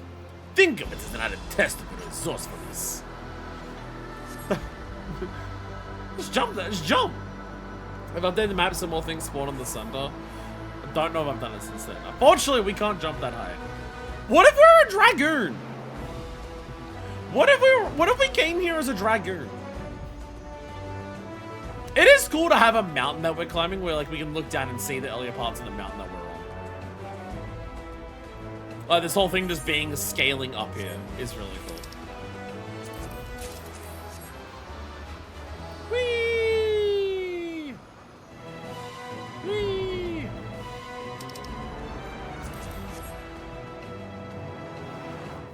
Oh, we got enemies. I'm clearly too rusty on 14. Again, I barely played it since I started Dawntrail just because base expansion plus massive amounts of time where I can't actually fucking stream.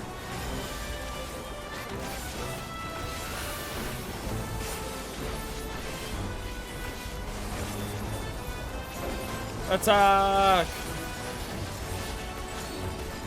So I'm really rusty on it because I'm just like failing like mechanic checks. Rusty.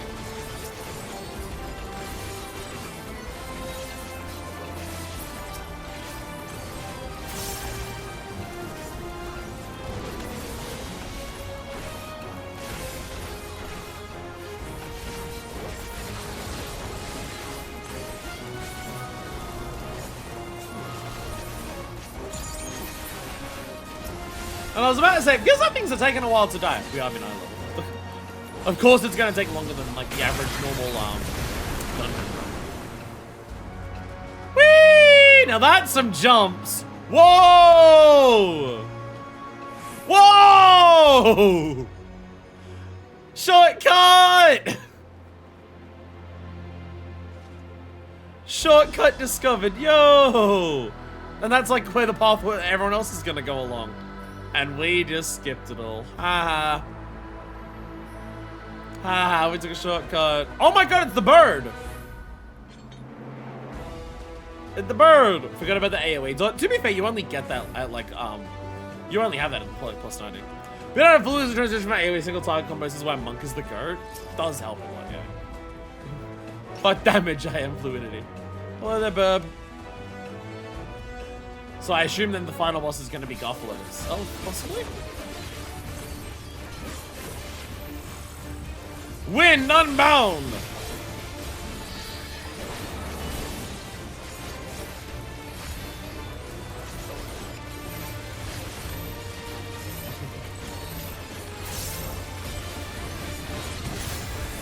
Crystallized rock shattered into pieces.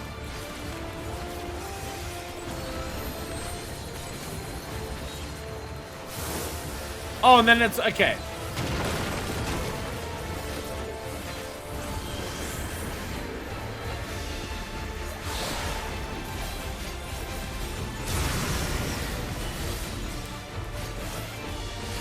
It has its own basic targets of like what things will happen. I getcha.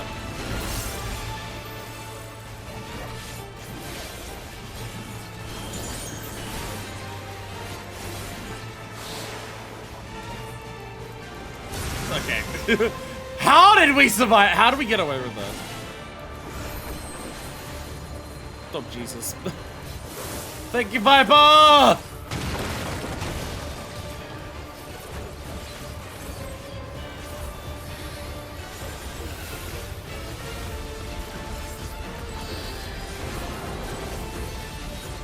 I praise Viper every time I have to stand far away and disconnect from a boss, but I can still connect because of rattling coils. Something that Viper doesn't get until like the 80s. Attack behind crystals! The fact that we're all in them so we have to break ourselves out instead of like one person being trapped. That's fun. Like other people can help, but like there's a level of personal responsibility as well as like everyone has to do everyone has to target something else to do it. That's fun. I like that.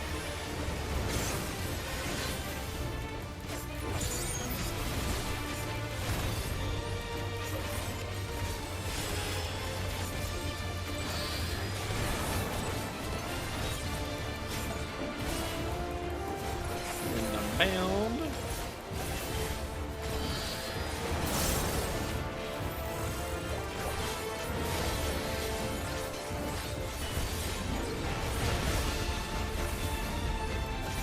Turn up first.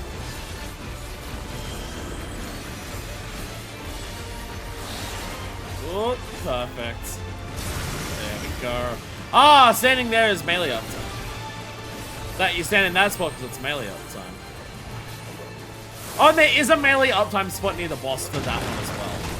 But like only one, so you gotta choose the right person for it. Again, I don't need melee uptime. I have rattling coils.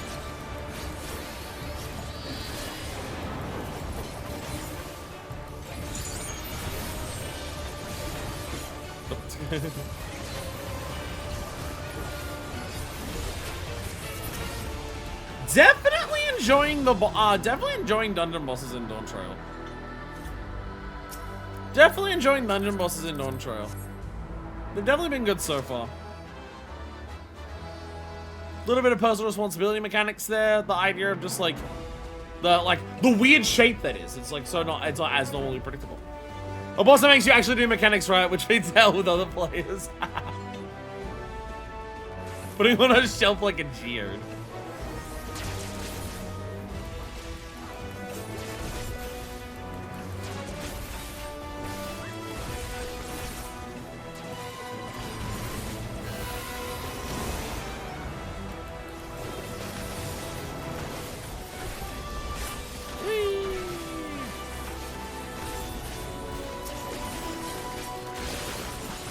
Attack, attack, attack, attack, attack.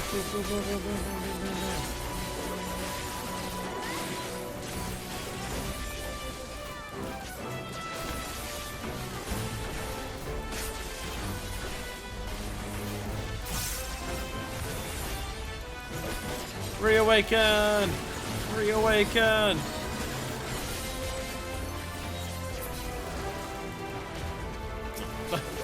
So what am I not doing anything? I apparently didn't press the button for my rattling coil. It's fine, don't worry about it. Don't worry about it, don't worry about it. Don't worry about it, it's fine. We're doing fine. Slicey, slicey, stabby, stabby, stabby. Bam. Super dead. All these flight the marketers of like the you're making it this far up the mountain climb. I remembers from the Celestes. Plant mob sucks. One guaranteed meditation dodge per week combo does so much so make my arm makes so much monk better. Does it get a guaranteed meditation charge for each AoE combo? I didn't realize that. I didn't realize it was guaranteed. Again, Monk's probably undergone changes in Dawntrail. That means I don't actually remember what it does now. New skill? I feel like Monk's had like... Has Monk had any minor reworks after Dawntrail like started? Because I really remember the ball spenders and the ball drainers from the beginning, but I don't know if it's done anything since then.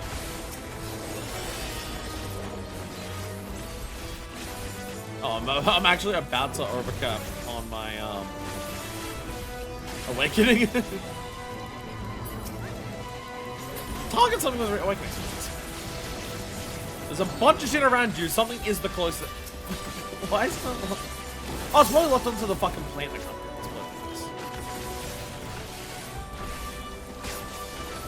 Feels amazing right now. Close impossible. It's just I've never played Monk at a high enough level to use it. That is also very possible.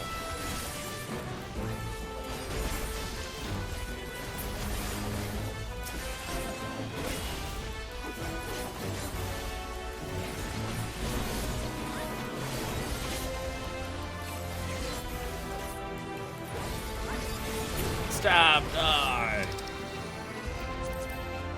Bows. Some more bow. Do you want some more bows? Terrible. Put a ring.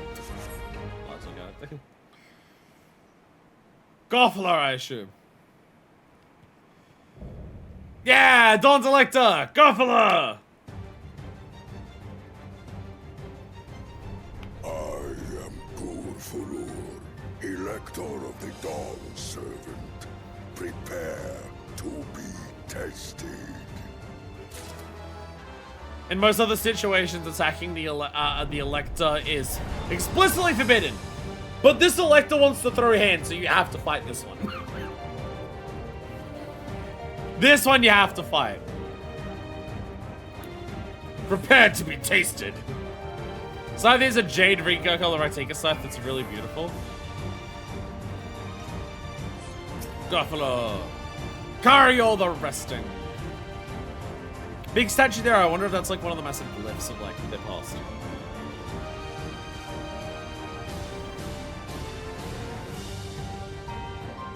Oop. And I oop. Atish is dying. No! No! No! No!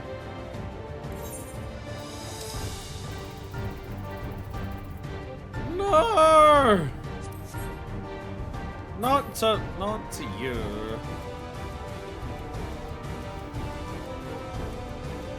I will summon back. I will summon back. That didn't work.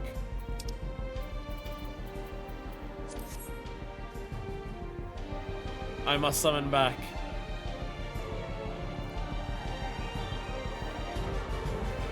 Come back. I'm summoning you! I'm summoning you in the dwarven ways.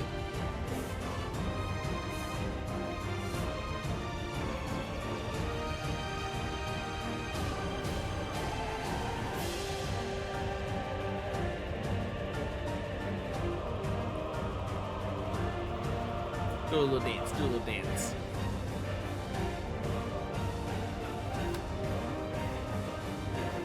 I have Lawrence. It's a really nice loading screen. Do loading screens change for dungeons, or is it just Uroqpacha's loading screen?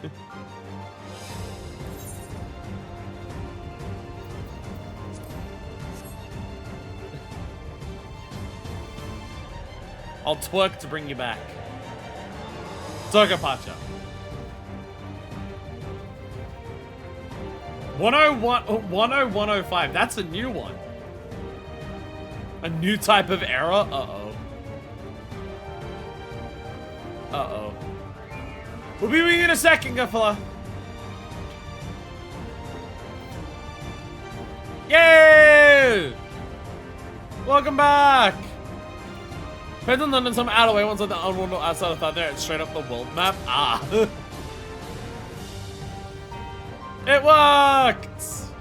Welcome back. My twerking brought you back. Yeah! Apparently I got a message from a blacklisted character. That's weird. Odd. Odd.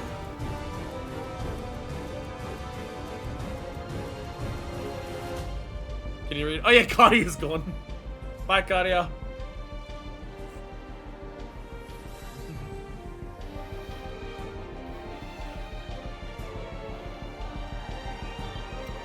Alright, hopefully no more messages from blacklisted people anymore.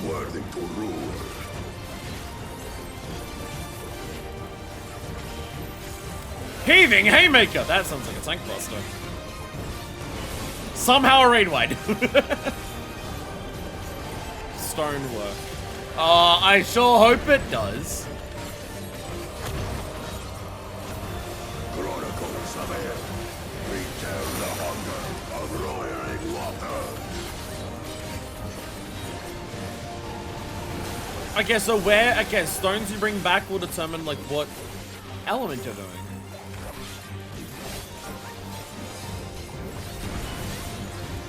More stonework. That looks like flames. Chronicles of it. Recount the fury of erupting peaks. Ah, okay. Yeah, one of those ones, yeah. I remember saying, yeah. And then they'll combine and it will be hell. I will take the measure of your resolve.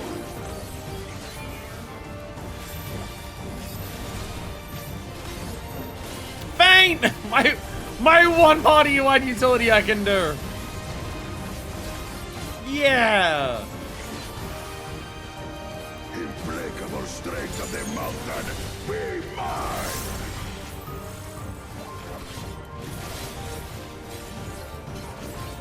Is this damage up shit? It's damage up stuff, yeah!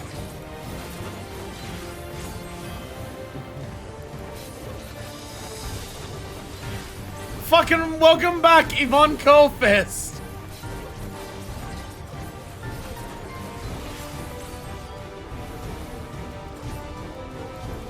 Spirit of my brethren, your thunder roars.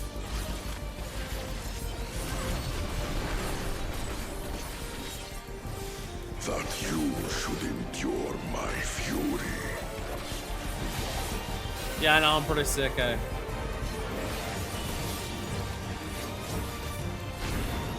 Alright, well, so much we got. A win! Chronicles of it. Recall the cruelty of merciless storms. Diagonal? Oh, and tornadoes on the outsides. Okay. Where will they move? Oh, lines again. There are lines on the floor. Oh, God! Cheat that one. I'm gonna just cheat that one. Fuck it.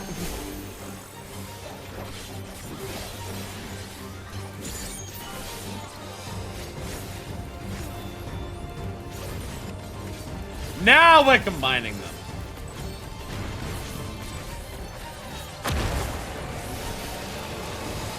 So will water knock back from this side again? Yes, it will.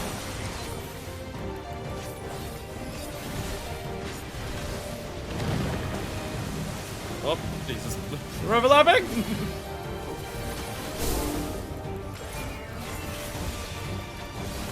Fun one there of like trying to work out where you should be knocked back. It's a fun one.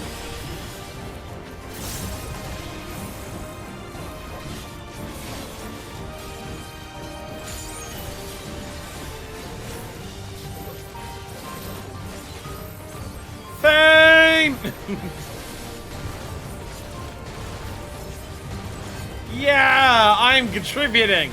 I'm helping the party mitigate raid wides. Because I have faith.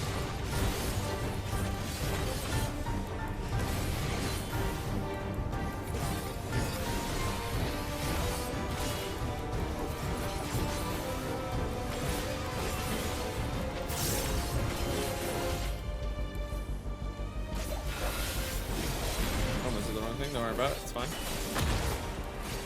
More wins.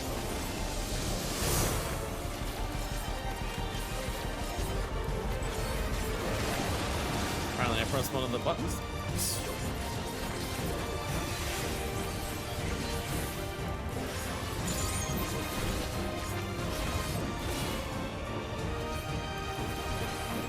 Oh, that's it.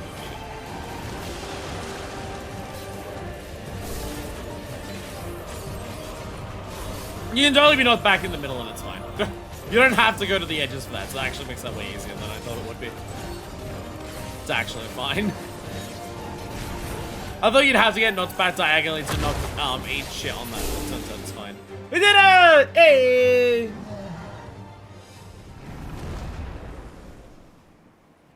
We did it! Ba ba ba ba ba ba ba ba ba ba ba. Yeah! Celebrations all around. We did it. Woo!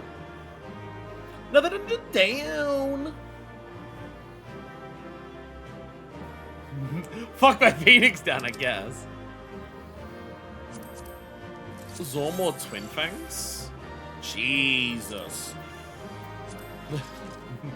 Jesus, those are some gold fucking swords.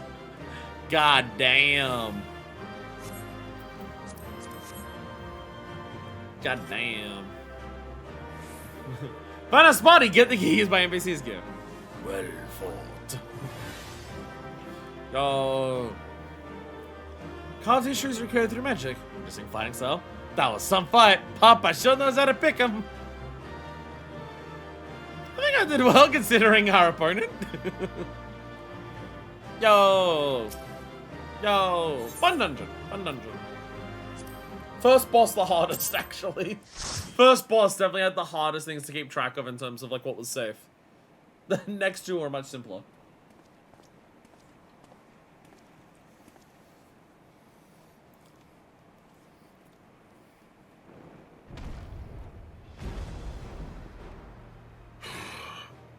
Very good, claimant. Yeah. Once more, I name myself Gur Fulur, High Luminary to my people, and chosen Elector of the Dawn Servant.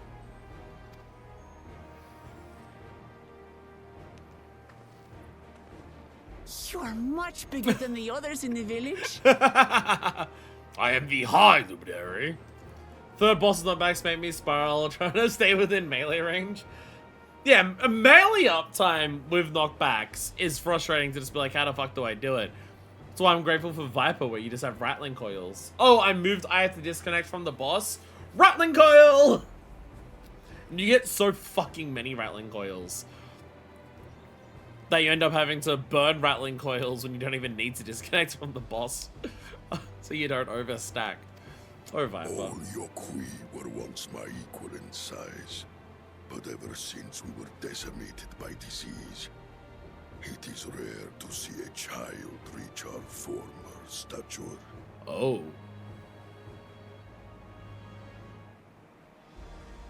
Oh, the disease is like... Ooh, jeez. Yeah, like... Look, they're still feeling the consequences of it then. You speak of the contagion which afflicted the Shaktural expedition. The one recorded in your murals. Bigger and not bugger. Does he have different eyes? It is a chapter of our history that is entangled with the legend of the Golden City. Is his eyes different? They look similar.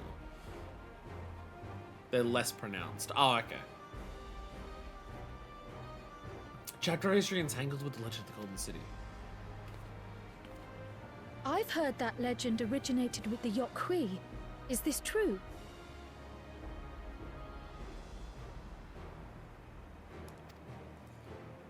The visions our ancestors had, to be precise.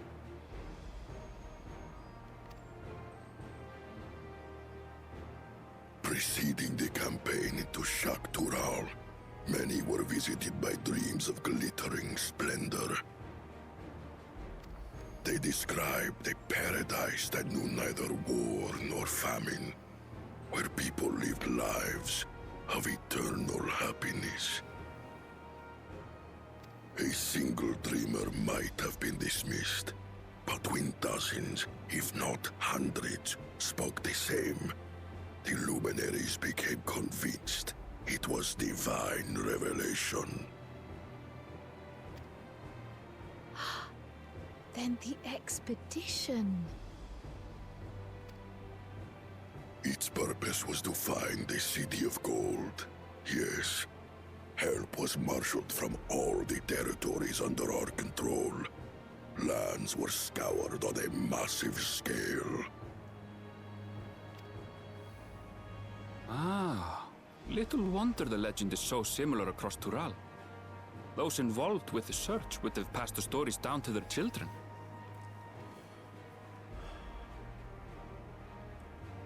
Can't help but feel like there's similarities to Zoralja here.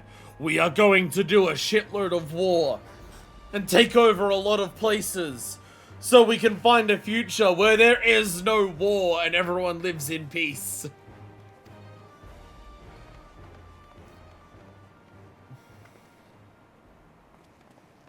So. Another claimant, I see. I will test your worth, as I have tested those who came before you.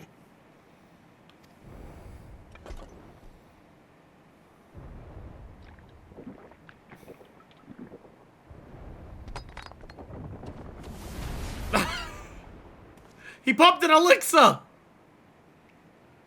Here and now, I think he means.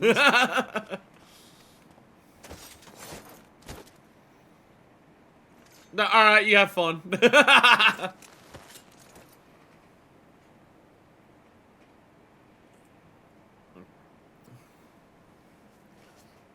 Yeah, he fought Zoralja before us, and now it's your turn, yeah.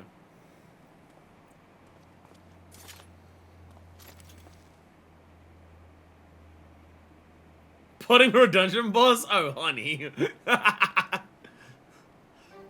Dude's a fucking tryhard. Well fought, second promise. For you and your sister's success in performing the feat of proof. You both shall be rewarded. I just kept fucking out the lead he got from all of us. Fucking around with the kidnapping. It's because he had to climb the mountain solo. Of course he was gonna be slower. Doesn't matter how strong he is, he was gonna be slower. It's not like he unsynced the dungeon. It's still the current expansion. He wouldn't even be able to do that. Like, and have it be that meaningful. 3 to go. Yo. 2 in a day. Let's go.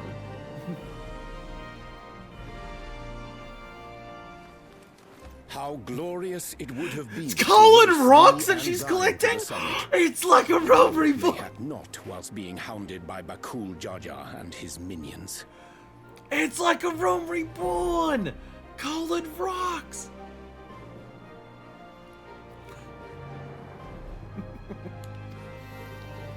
Again, that swine shows his disdain for the right. But this one's actually just a test of strength. Surely Bakul Jaja could do this one. Right? Strangely, despite his eagerness to antagonize us, he withdrew as soon as we fought back in earnest. I cannot fathom what he was trying to achieve. He's not confident in himself, apparently. Pretty rocks.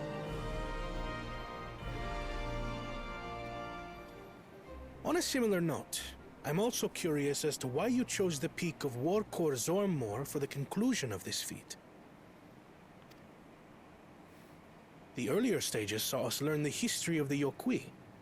Does this location also hold some special meaning for your people? Karna's learning! Kona is also learning! Let's go! The idea that doing these is to help you learn about the people is something that Uroqpacha learns like 2 or 3 feats ago. And now it's starting to get through to Kona that this is what the feats are actually about. Kona's also starting to learn. Took him a bit longer, but he's getting there. Yes. It is a place of great significance. It will be significant. By the way, the reflection tech All of the these Yokoi's monuments. eyes. Is this a burial ground? I was gonna say that big stone there has to be something. Every high luminary before me is enshrined in this earth. Alongside them are the heroes who bravely stood their ground when Valigarmanda brought ruin to Uroqpacha 8 decades past.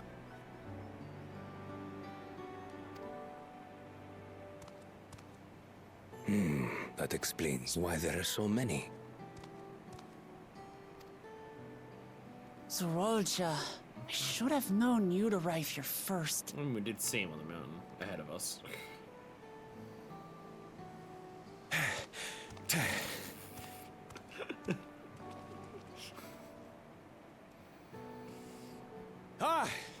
Third promise.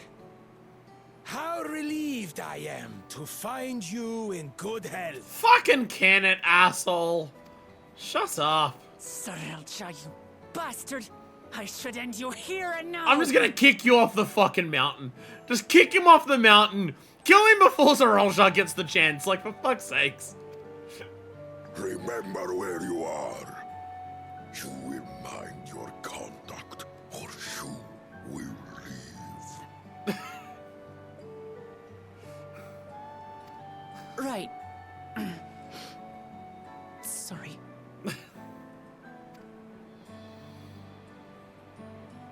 I see no reason to delay further. Show me my father's sepulchre.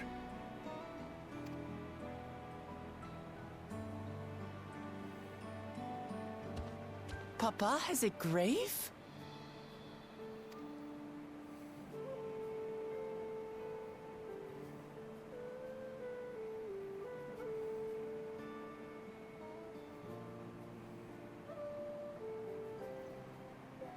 Upon this monument are inscribed the names of those who sealed away the monstrous Valigarmanda, your fathers included.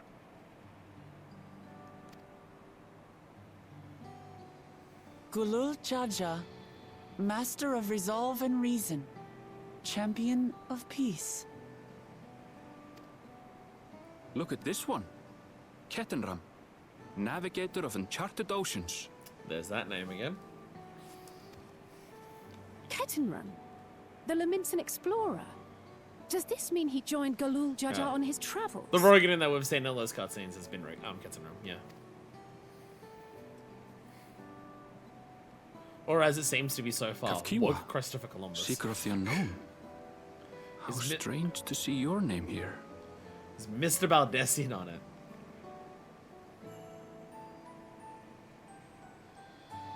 Strange to see this name. Why, Aaron Bill?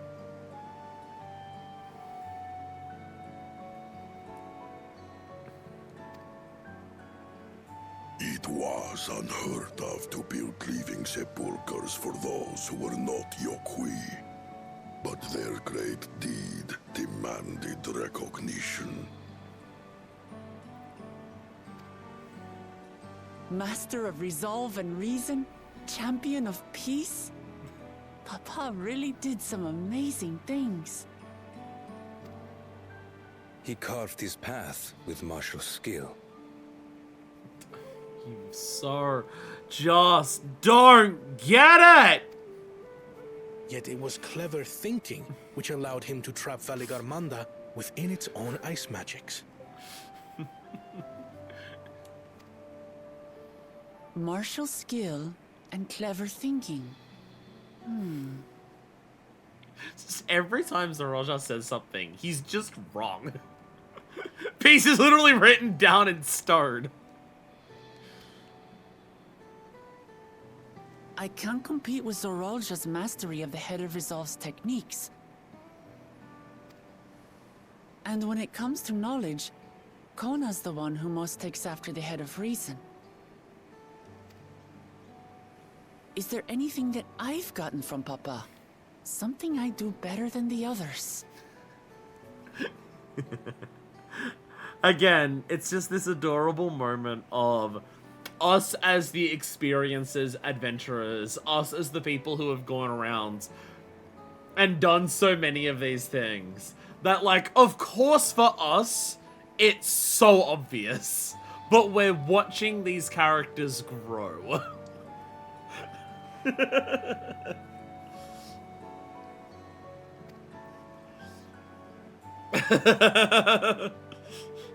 Stares motherfuckerly.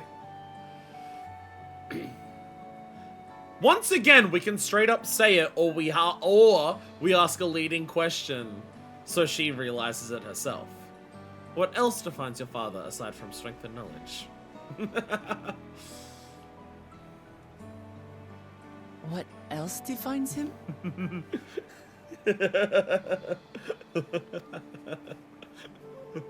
Oh, of course.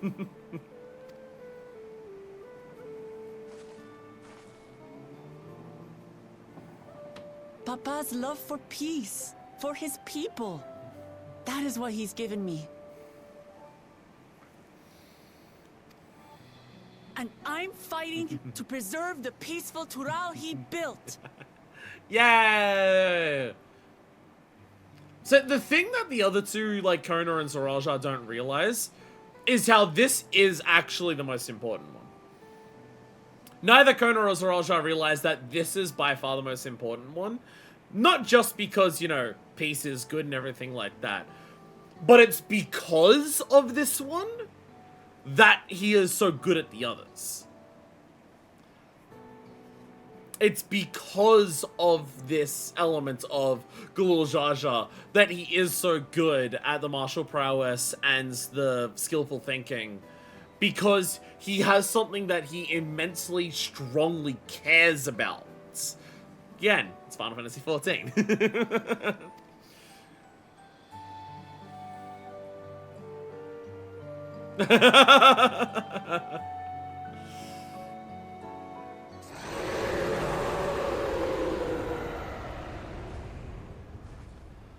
That's bad? What in the hells was that? That's really bad!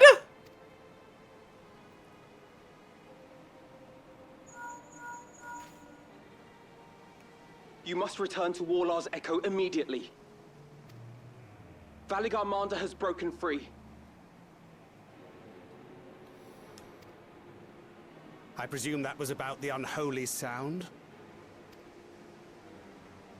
Valigarmanda is free. Valigarmanda is free? We need to get back there. Now!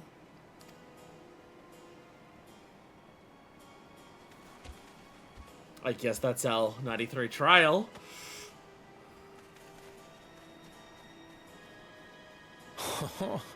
How fortuitous. We have been gifted an opportunity to outpace our rivals. So you're the level below the dungeon.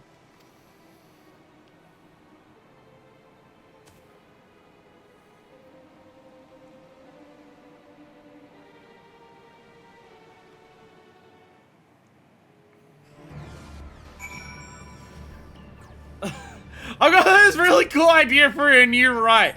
It's called Kill Valigarmanda.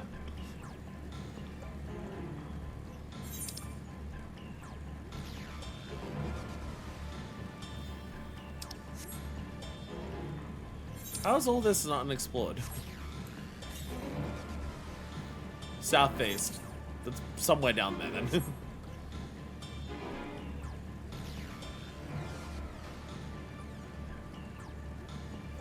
Can you bring me a deck so we can try and make a PF? Akka! Don't let me. They don't let me. They don't let me.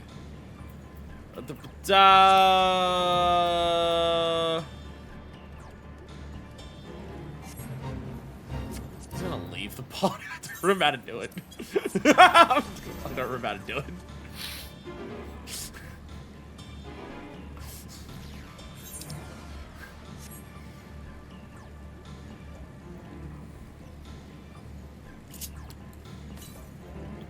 I forgot how far this was gonna be. I forgot how far it was gonna take to get there.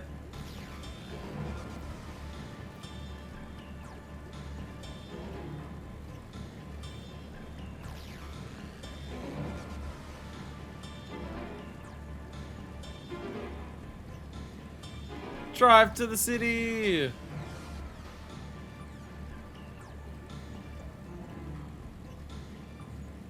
Uh-oh. Stay with me. I'll have a healer see to you soon. Okay, so like people have been fucked up by an awakening too. When the world happens.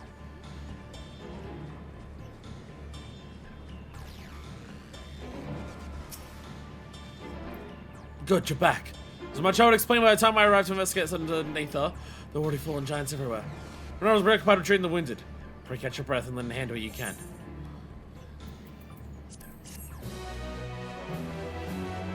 Shit's going poorly. An echo of madness. Alvin would unleash your aid in checking in on the injured Yokoi. You are ready. There are many injured here who need aid. Should you find anyone passed out from their wounds, I ask that you alert them to me to them.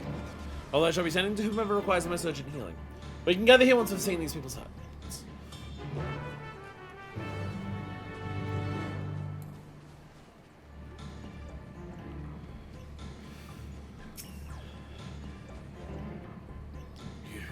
The third promise is protector. Everything was bathed in bright red. A searing heat enveloped my entire body. I couldn't move.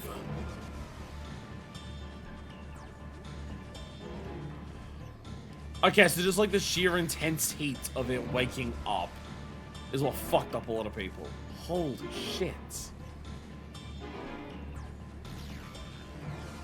We'll get through this.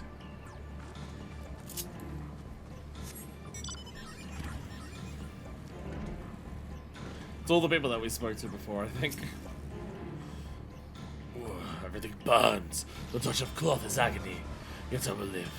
Leave me. There's much more I need of help.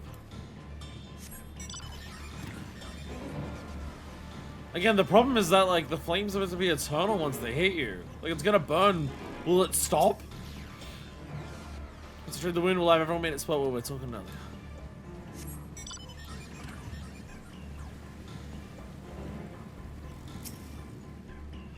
My wounds are nothing serious, but this dryness in my throat. It's full of moisture in my body.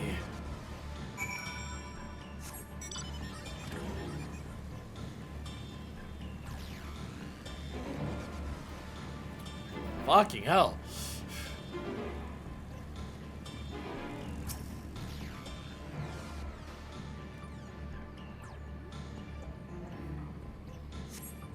It's a little incredibly terrifying. Done all I can for now. The injured you found were awakened alerts then. That as well.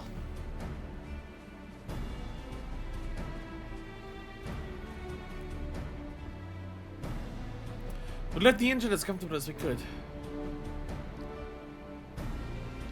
We were suffering from burns to a greater or lesser degree. Did a fire sweep through the whole village?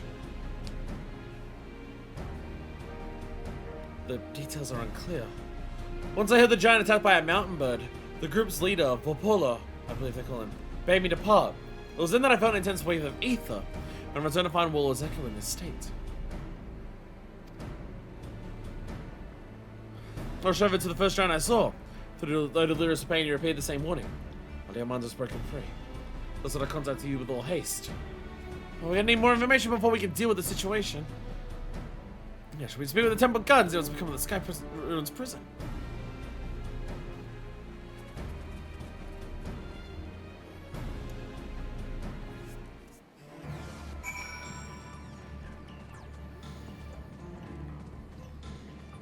Shit's gotten real fucking bad. Whatever answers exist await us inside the temple. The High Illuminati would have returned by now. Probably found out more than we have. They had said the prison was beginning to fail, but I thought Soda would hold for another few years at least. Was I mistaken? We need to find out exactly what's going on. Be glad to learn that this is also a misunderstanding, a futile hope. Both of those things. The High Luminary grants you entry and awaits you within. The frost weapons are so odd. I don't know what a frost weapon is. Frost? What happened?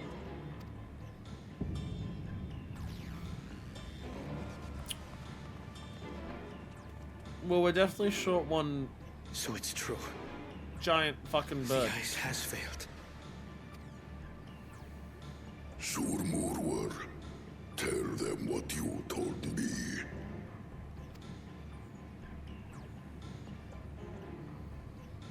A short while ago, a claimant paid us a visit.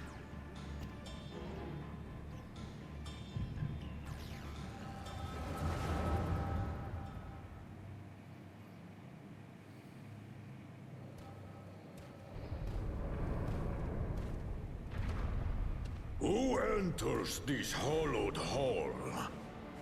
I swear to God, if you released it deliberately. Ah, a claimant.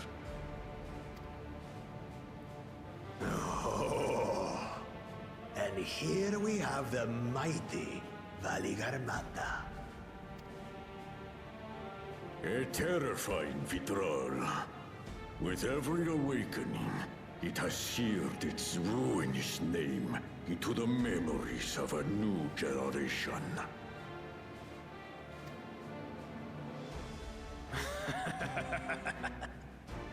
What a good little terror.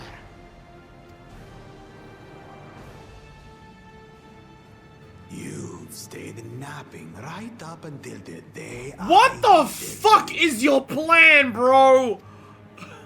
Bro, what? What is even your plan?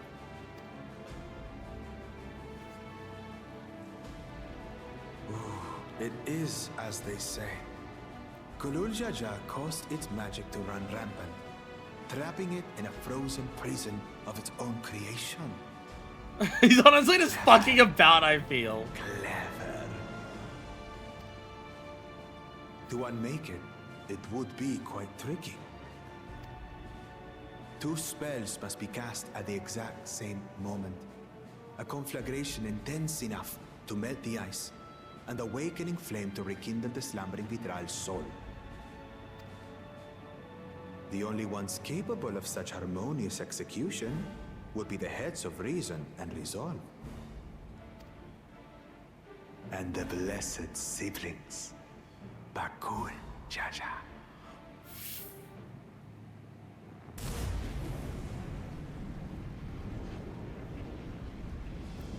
What the fuck is wrong with you?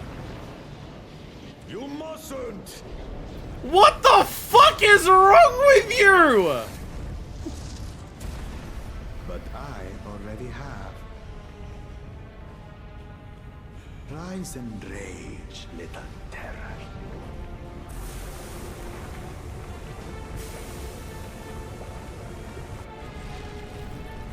Bro was really mad about Zaraja beating him and then us like freeing Uroqpacha. Bro was really mad about that.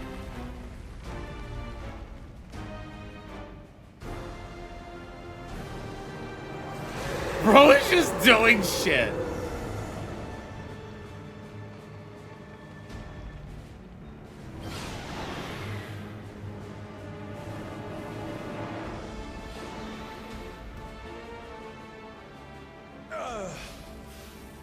I might have overdone the fire a bit.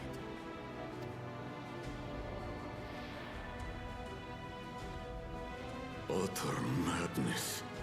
Why have you done this? For the throne, of course. How does this help? You unleash calamity for your own gain?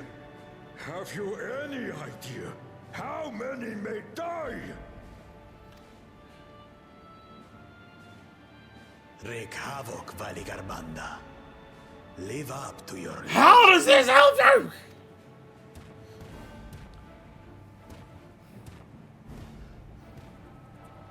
How does this help you? You insane fucking psychopath!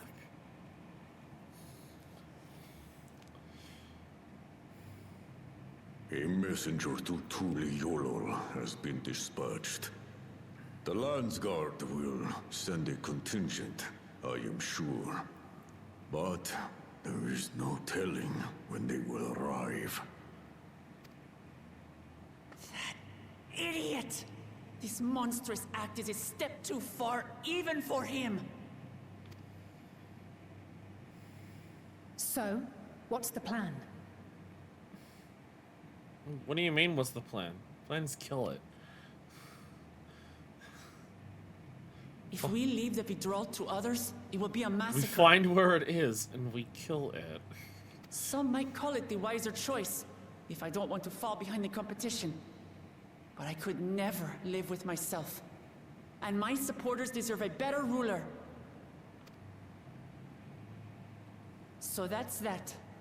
I will stay and fight Valigarmanda. This is an enemy so powerful that even my father failed to slay it. Alone, I don't stand a chance. I understand you've no obligation to aid me outside the right of succession. But for the sake of Uroqpacha and its people, I beg you, join me in this battle. Well, like you had to ask.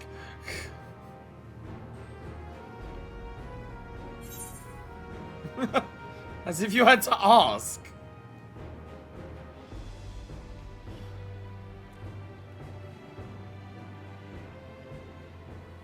Far be it from us to abandon a dear comrade in her time of need. Dear comrades now, eh? I have to say, it does have a comforting ring to it. Knowing someone has your back makes it easier to do what you have to do. Very familiar with this.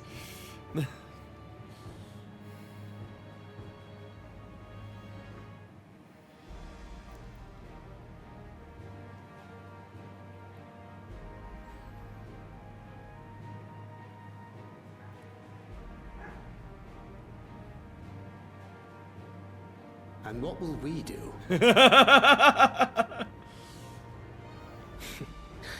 One committed to winning the contest above all else would race on ahead.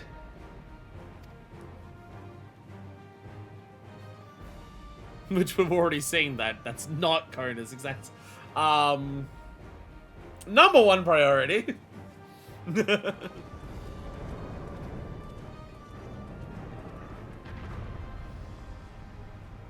If you resolve to slay Valigarmanda, we'll need to find out where the beast went. That's what we have you for, old friend. So, I know you can track animals. How about Vizrals?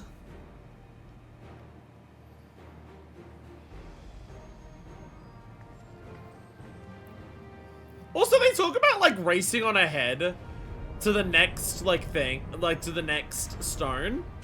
It's in the same place. Inform the Bello of the danger. They may need to flee. Like, the next feat should also be here. Because it's the, like... It's literally about Valigarmanda. So, like, if the people who want to race ahead to get to the next, like, thing, they have to be here anyways.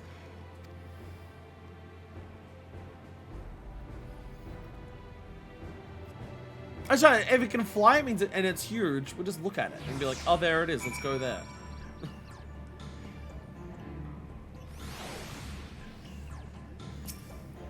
Hi there. When I said I would take on the duties of a guide, that did not include the tracking of an ancient and terrible Torah Vishal. Still, we can't leave Valigarmanda to free to manage the land. That fiend Bakujaja! He's rotten through and through. There's nothing blessed about him. Should a claimant reckless enough to throw Skyrim and become Dawn servant? Won't become until you're alone. Two casters releasing explosive fire at the exact same moment. Fate impossible for any but a two-headed mammal.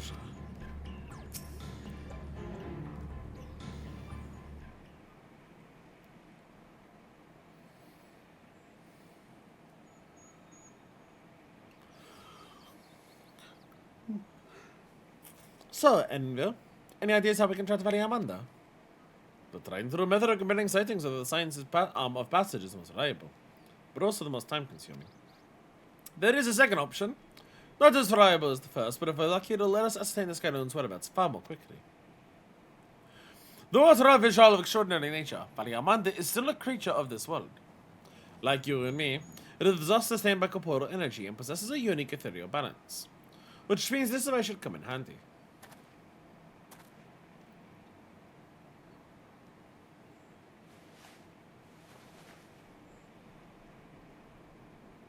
Shut the fuck up. Shut up, Aaronville. Shut the fuck up. A frotting hand? Now's not the time to be playing with toys. This is no toy, it's an Aether Seeker. As the name suggests, Goonies use a direct aether of living beings. And you've had that in your pack this whole time? I can calibrate it for a specific ethereal aspect. The problem with Amanda, however, is I can shift freely between the elements of fire, ice, or lightning.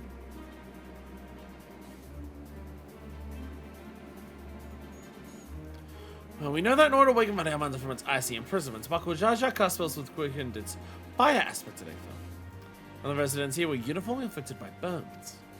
The logical conclusion is that upon breaking free, Amanda unleashed a great firing blast. And the choice is plain: fire. The Seeker, however, is not without its faults. As we're not able to input our query's unique etheric signature in advance, the device will respond to any living source of fire aspected ether. So we have the reliable yet slow method of information gathering versus the potentially swift but easily misled gleaner tool. Is it not pursue both methods at the same time? Good idea. We'll have the first to fall back on if the second fails. You try to with me then, Manifest. In case it can lead to some other fiery feat. And I'll beat the shit out of that too, with my swords. The rest of us can stay behind total eyewitnesses. The more Skyrim sightings we compare, the more accurate our information will be. If no one has any objections, I shall remain here in the village and tend to the Yokoi. Very few are seriously injured, but I am wary of wounds inflicted by a creature like Amanda. I shall have to be close at hand should their conditions suddenly worsen. Right, sounds like we all have work to do.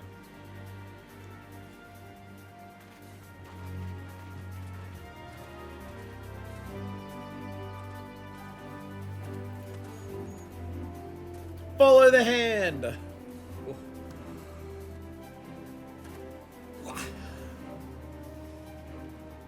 We should be on our way as well. Oh, that was a quest completion. I have the Seeker. Please specify desired ethereal aspect. Pointing the way. Everyone's ready to put his safe-seeking device in the pursuit of Amanda. We'll head to the outskirts of the village first, then the Seeker to detect fire aspect of ether.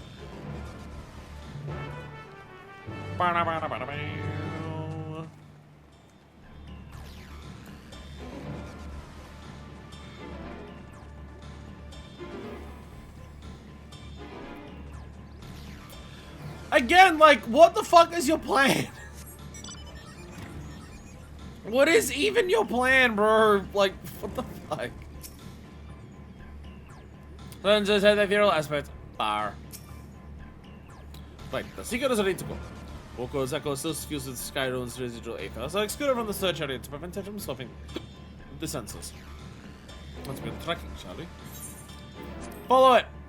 Affirmative! Tracking near a source of fire with ether. Follow the hand!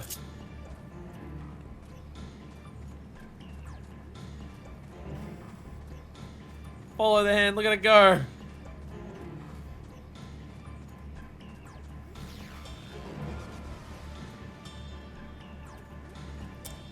Ignore it. Swords of Fire Sprite, evil cat tracking disengaged.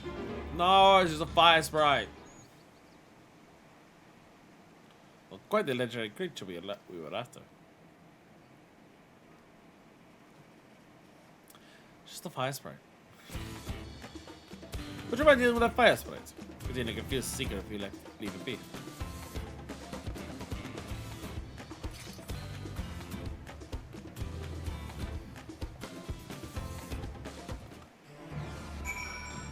Oh, so you're doing the music vibes. I was enjoying the music vibes.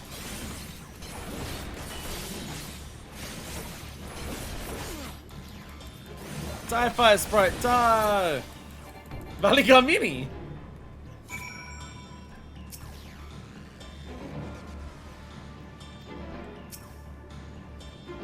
Unnecessary measure, I'm afraid. Let's try this again. Fire Aether! Go! The tiredness is hitting me. Both the energy drinks have now run out. I slept in today. Busy day yesterday. I haven't streamed much lately, so doing a stream at 6.5 hours, a bit longer. Starting to hit me. Starting to hit me. Starting to feel it, Mr. Krabs. No, not the molten Phobad.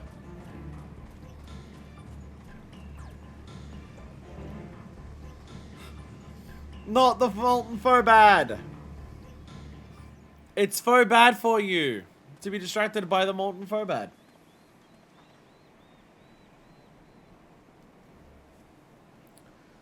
Or is it Feebad, like Phoebe, but bad? Frightening enough, but again, not what we were looking for. If you would be so kind. Punch the molten rock with your fist, minor fist, yeah!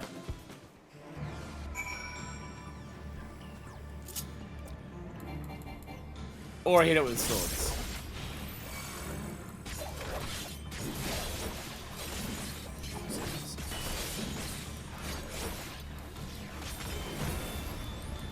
Die! I did it, you proud of me? Like, thanks. I never gave you any trouble considering who I'm talking to. Secret of room tracking. I did try to play out something useful this time. About resuming tracking.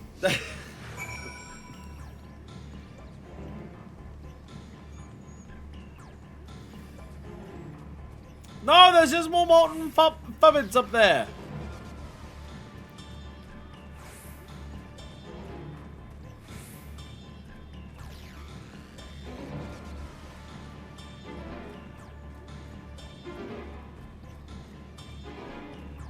Oh, that's just a crater.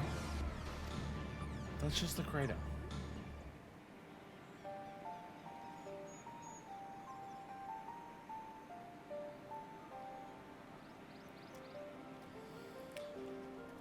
I can't kill a crater.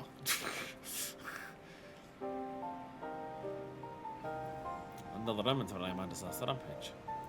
Cody's frames registered to secret to the register as corporeal ether.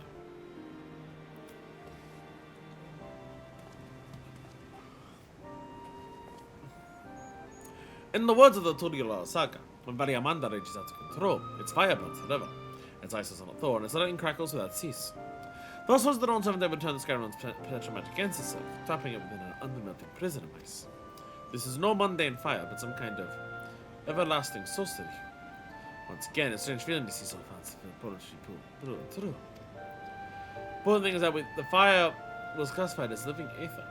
It feed a sample into the secret and greatly improved its accuracy. A moment.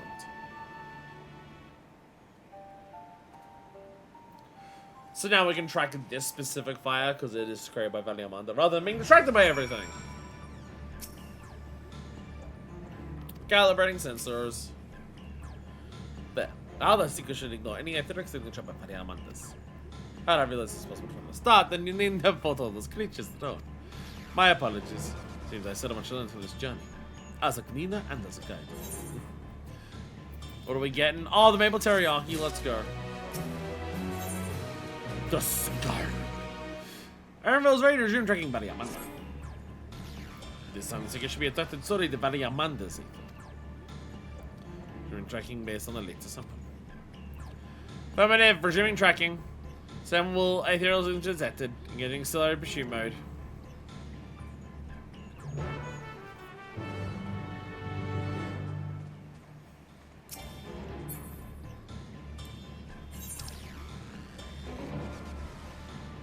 Where do I go? That way. Can I jump up from here?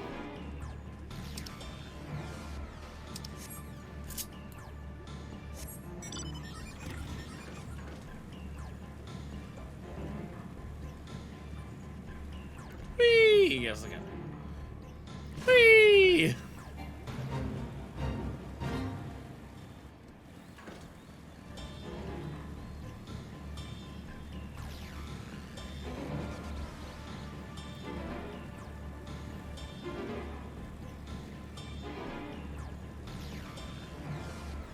Just went to the next crater! God damn it. Good, the secret zone detected is clarified through. Now we know what's the correct parameters for the ethereal aspect. Well, I mean, that does help, but it also means that, like, we didn't find it. I'll try and go in the threshold of the ethereal concentration. That should direct us to the visual itself.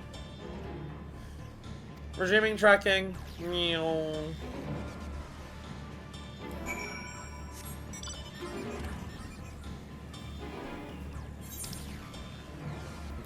The very edge of the map. To the south. I'm not going down there.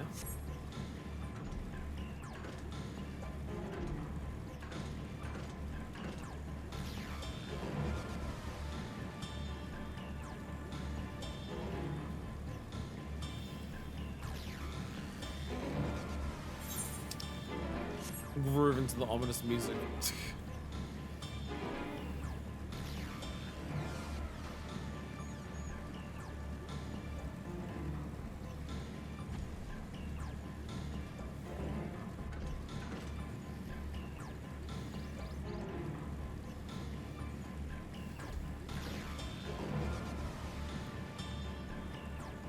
I'm also trying not to fall asleep. Before we do this, I'm gonna go to the bathroom, partially because I'll need to go to the bathroom, but partially so I can stand up and walk around. Whenever I start getting super tired, what helps me not fall asleep is standing up and moving. But we'll get to the thing first. I think we'll notice if Ari Armando is inside this passage. Let's head through to the other side.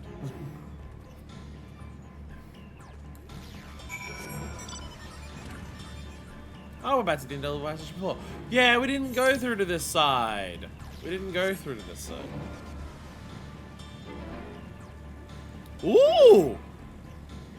Much more luscious area. And an absolutely gigantic enemy over there. Whoa, and pretty lakes, holy shit. I mean, hiding this in Uroqpacha? It's freaking out. The trail ends here, it seems. The A rank that's always Could here. Valkamanta have shifted its elemental aspect? It does have 3 to choose from, after all. In any case, I'm almost certain the Vitral was headed in the direction of Warkor Lardor. We should let the others know we have a likely location.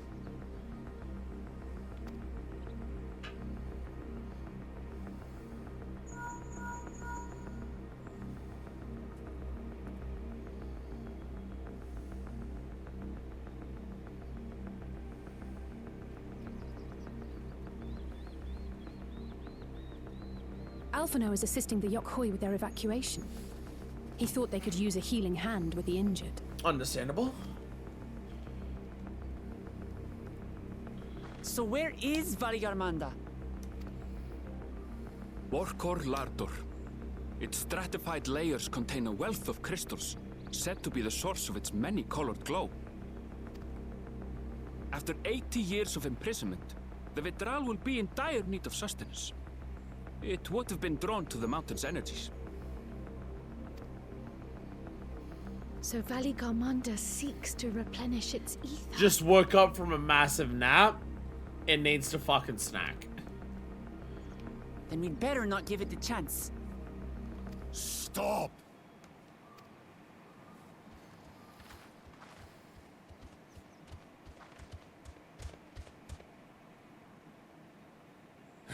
That mountain is sacred ground. I forbid you to set foot on it. Evil bird killing everyone! Sorry, It is not our intention to trespass. But you must understand, that's where Valliarmanda has gone. If we don't slay it now, it will slaughter countless innocents. Just like in the old days, I beg you, permit us to enter. Out of the question. Your band is incapable of defeating Valliarmanda. Either you seek to defile Warkor Lara Door, or you are fools. If you doubt their chances, how would you feel were we to join them? Squad up! Squad up! The monument to Valliarmanda's defeat bears the names of 7 heroes. With our forces combined, we also number 7. Wait a minute, that's one short of a full party. Oh my god, Gulashasha went unrestricted party on it. For shame. For shame.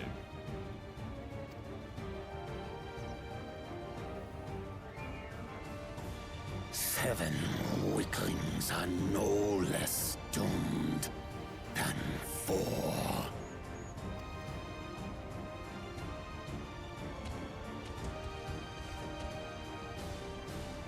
Zoralcha, you've come to help as well. No, the headphones! Against my sound advice. While the rest of you were tussling with this sky ruin, we might have secured an insurmountable lead. Not the headphones, they died. No. No. I don't even think they gave me warning that time. God damn it. Oh no, I missed Doomed Goon talking about how dead he is. You might have secured an insurmountable lead. You have to be in Uroqpacha for the next feat anyways. The next feat is in Uroqpacha. It's about Valliarmanda. Kerfalo would probably just turn around and say, no feats right now. Sky everyone killing everyone.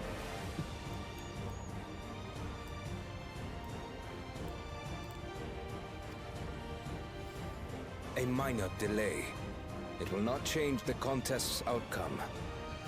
It's interesting that Zoralcha is willing to actually help with this. I would take the measure of this Tural withdrawal my father was unable to kill. Oh, you just wanna be better than your dad. Okay, that's what it is. That's what it is. He's just like, if I can kill this, I'm better than my dad. That's what it is. Okay. With both my brothers here, this battle is all but won. Your celebration is premature. I never said I would let you pass.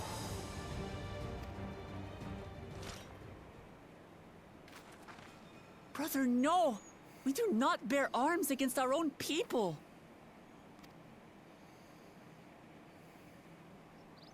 What an odd thing to say. As I recall, the inhabitants of Chirwagur Sultan do not consider themselves members of the Tuliyolal nation. I'd hardly call them our own people. Oh my god! Fucking... What does that matter? Members or not, everyone in Tural is part of our dream for peace. If you would hurt them, then you'll have to go through me.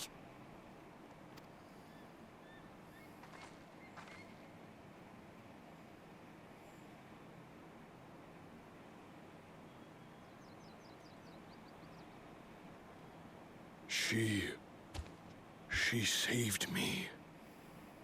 from the mountain bird. Now, then, the same eyes. Eyes of stone. Words of stone.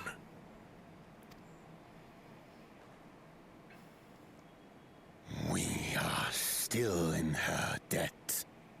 This is true.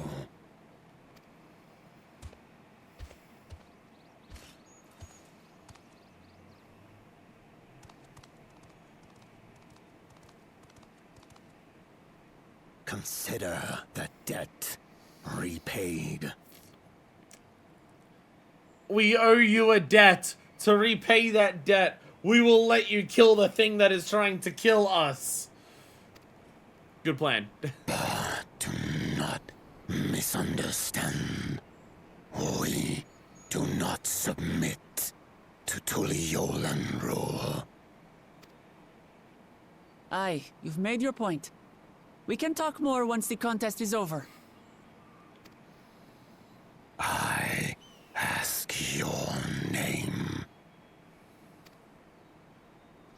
Uroqpacha, protector of peace, and soon-to-be Dawn servant. Hell yeah!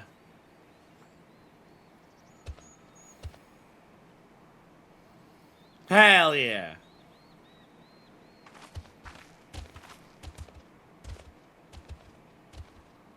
Even people with wildly different ideals can find understanding through earnest discussion.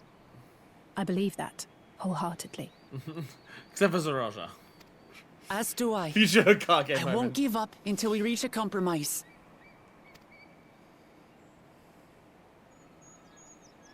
Assuming you survive, my old bones and I will be waiting here for the true heir's return. Your thoughts have always been a mystery to me, brother. But I'm relieved to see you put aside the contest for the sake of the greater good. Our nation is a fortress, and its people the bricks with which it is built. The more that are lost or broken, the weaker Tuliyolal becomes.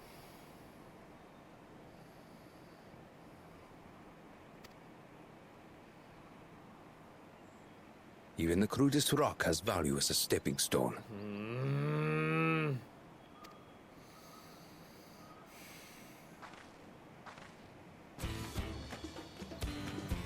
Come on, you two.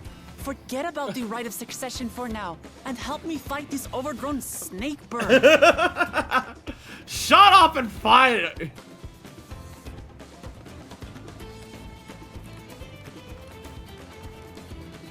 I don't care how strong the Sky Ruin may be.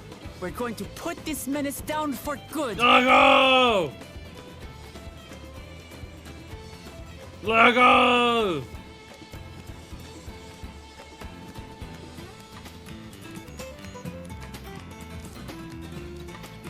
Hype music! Wokolado.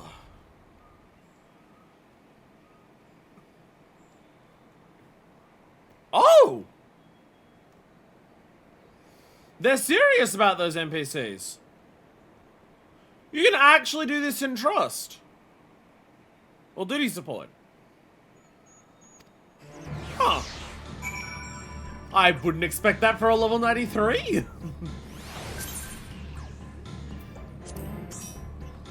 I guess we're not doing that. I guess I don't have a choice. I guess we're doing it with a group of people.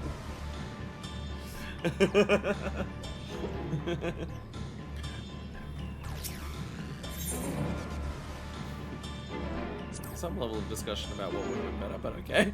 It hath been some while since I last joined the vegan battle. Indeed, so full of it our days dwell upon these shores, it doth seem a lifetime has passed.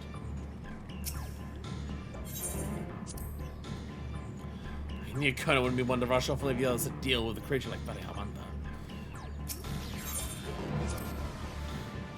Variamanda will demand our undivided attention. Kozama'uka has nothing sinister planned.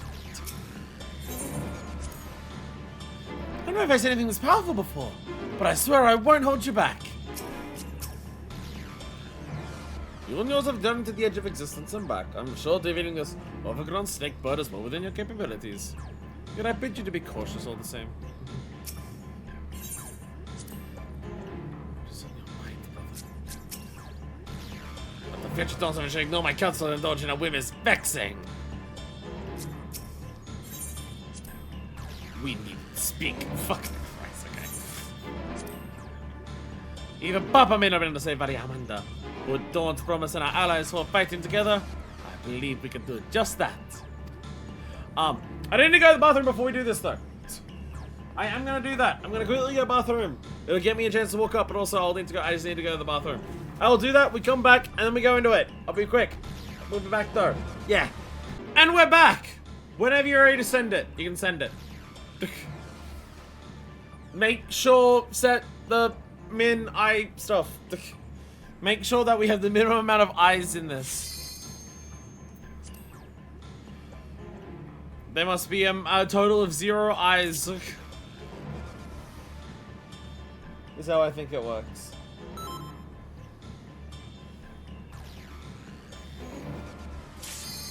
There we go. Perfect. Okolado! So this is the first thing that we're doing on our journey where we're surpassing Gulul-Jaja.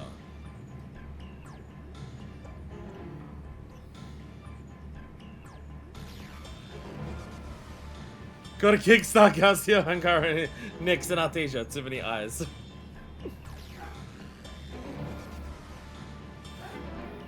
Like, all of the other feats are just, like, doing similar things as we learned them do. Like how, like, one of them got the golden alpaca. How, like, you know, like, how it was, like, Gulul-Jaja came with the idea of, like, the pop packs and stuff like that. Everything else has been, like, understanding why Gulul-Jaja did what he did and how he did what he did, going through there and everything like that. This is the first thing where it's like, if our characters do this, they're surpassing what Gulul-Jaja's done in the past. It was the first instance that we have of that, which is pretty cool.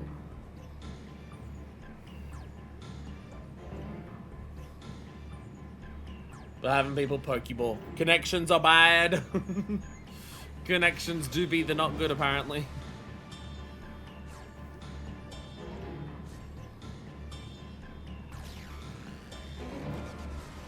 I'm confused they gave a trial support to the first trial of an expansion. Like, it's weird that this one has it. Like, it was such a big deal for the Heidelin one. It's surprising that this one has it as, like, the first one. I mean, story-wise, this is a big deal because, like, you know, this is the, like, they've been hyping up this bird for a while. And everything like that. And it's like, oh, all 3 of the promises are, like, working together. But, you know, just for, like, the first trial of an expansion. It's just absorbing all the elements right now. It's just absorbing all of them. Here we go! Whoa, the music immediately!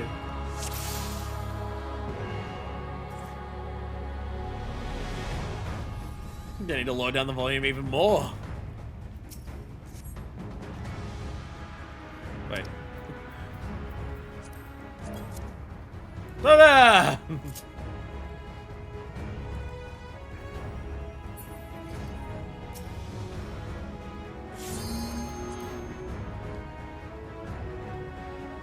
Massive fucking hitbox, by the way.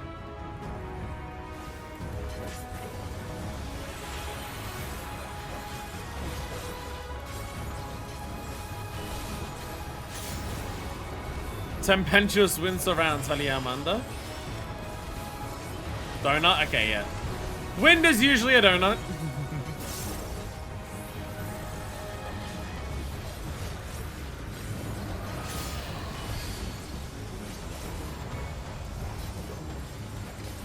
Slamming down? Okay, okay. Working things out, working things out.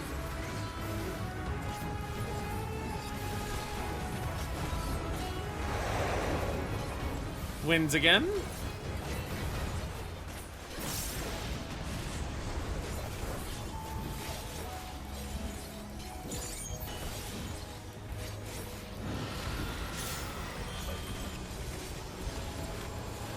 Cone attack, I'm gonna assume? Yeah, yeah. Beak attacks, usually breath attacks. Cones, we got it.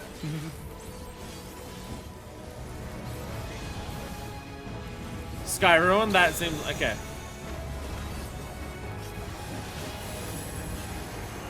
Tornado? Whoa! Whoa! And we have up and down gravity sections. Up gravity? Because it looks like it's low down. Yep. Okay. Okay. Vergamanda.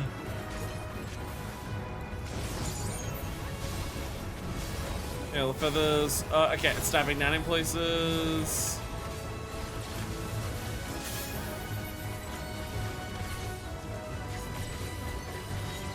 Do we want to be... No? Okay.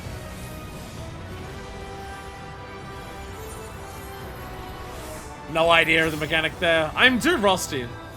I'm too rusty at the game.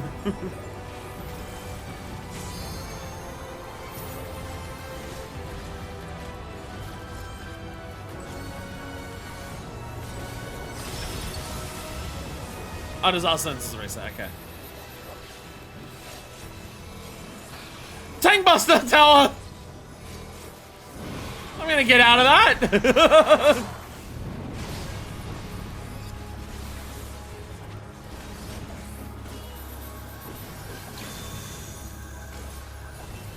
That looks like ice?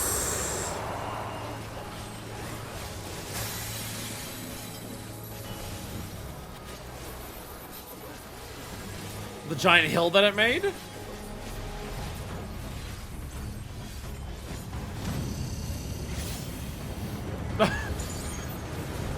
Avalanche! Avalanche! Oh.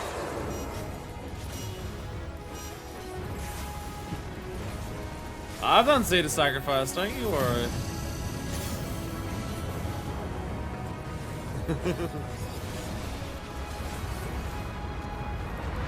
Wow!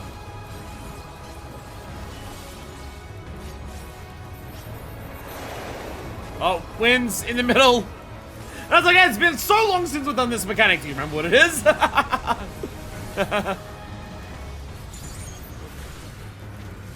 Been long enough since you've done that. You remember? They're gonna burst out and yeah, okay, yeah. Hard to tell where I'm standing because I'm doing the reawaken combo, but my character's teleporting everywhere.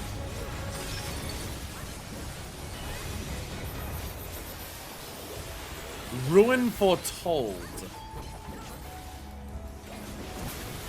I don't know how long it's been up there. Oh Jesus!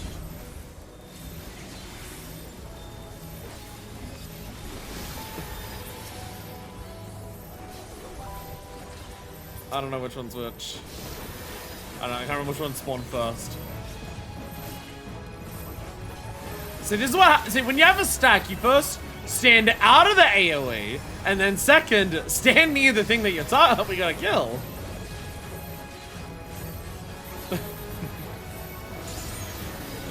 Struggle point for some people, it seemed.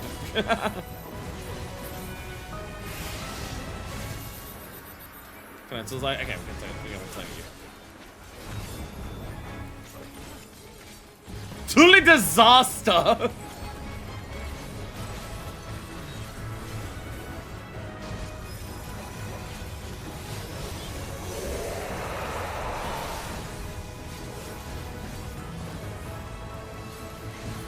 Now it's lightning everywhere! Whoa! Oh, it's all three of the elements one after the other for the full disaster. That's what it is. Badass! And now we just got a permanent dot.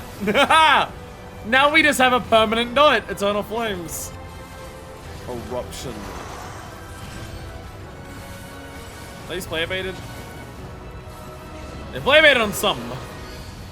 Oh, that's a setback. I think max melee is what that is. It hits max melee. Or like, you can stand just in max melee and still get the hit without getting hit back. If I had to guess for that. Skyron, back to Thunderclouds? Yes. So I think last time, I stood in one of the feather explosions. But maybe you have to stand on the ground to ground the lightning if it hits you? Oh, there's one over there. Get over there.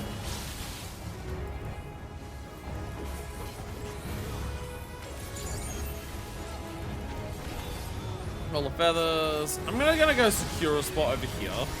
And just be like, this is where I'm standing. Okay, no, because it...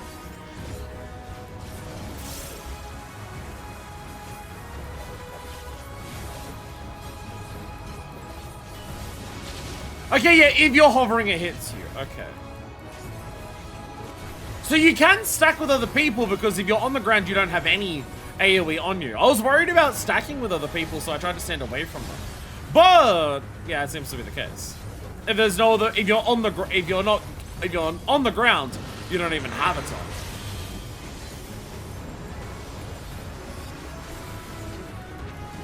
Oh. I completely missed that. Someone got hit with a misdirect during that. Well, the sound at least. Oh, it's like partial. No. It's no. It's normally the sound that plays when you like misdirection, but no. It was a concussion thing. I think it was a dot. I think it said sustained damage. A lot of damage sustained in this boss. A lot of mechanics that are just like permanent, like long-lasting dots instead of old stacks. Well, we have permanent dots just in general with the fire burn. When we're in one of these sky ruins, there's also another dot. Mechanics that hit you with dots, like a very different type of fight for. Oh, hey! I missed that there was ice burst as well. Woo! Ooh!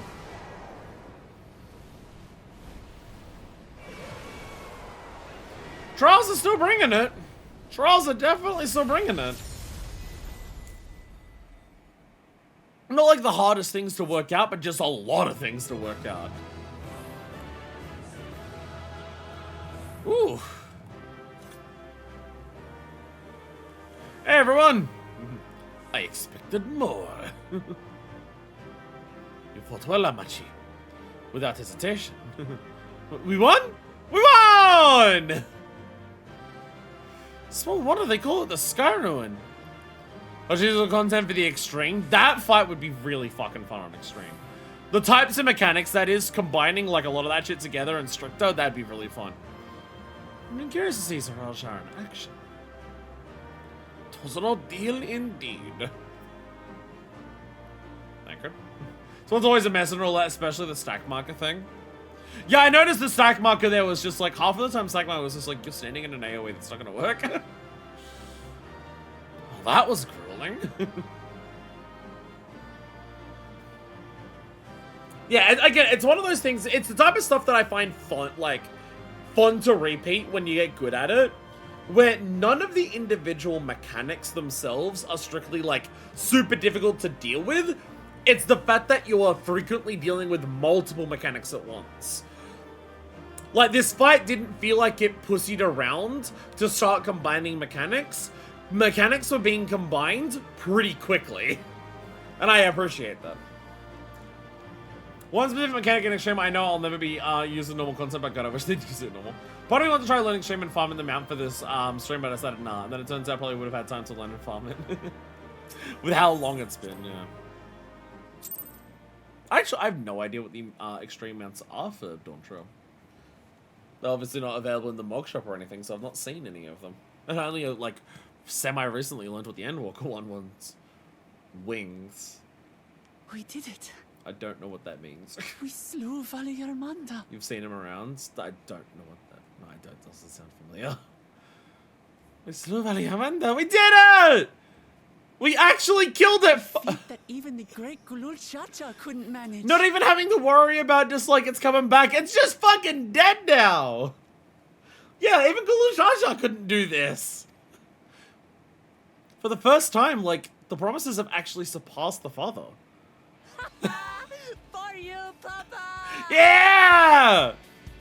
Yeah, I go! Yeah!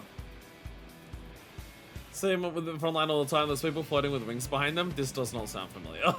There's no denying But yet it was an impressive achievement, but I wouldn't be so quick to claim we've outdone Father. Like, do you just sprout wings and you just fly with that? Because I'll be honest, that does sound badass.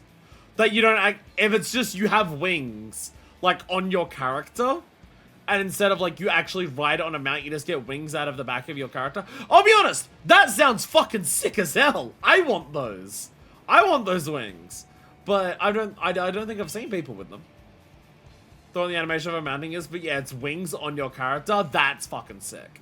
That's fucking sick. Instead of making it feel like, oh, your character's just getting on a mount. Nah, my character can just grow wings now. I've gotten that powerful post-Endwalker. My character can just actually fly on their own now. They just have wings now. It's a gift from Medion. What do you mean we're outdone Father? Father couldn't kill this. Although I was here. The Federal was weakened by decades of imprisonment. Had we faced it in its prime, we wouldn't have fared a fraction as well. No, I think it still would have died because you had me here, but don't worry about that part. How can you say that? 80 years couldn't have made that much of a difference. Could it?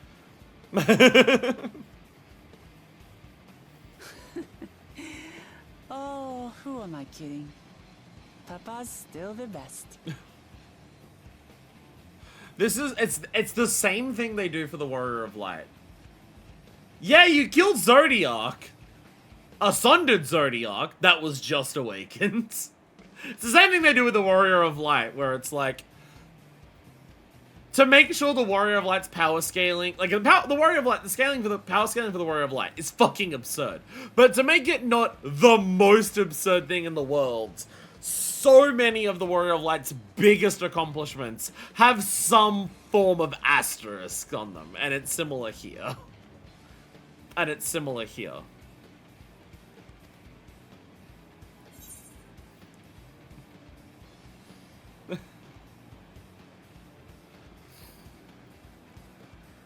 The Dynamis caveat.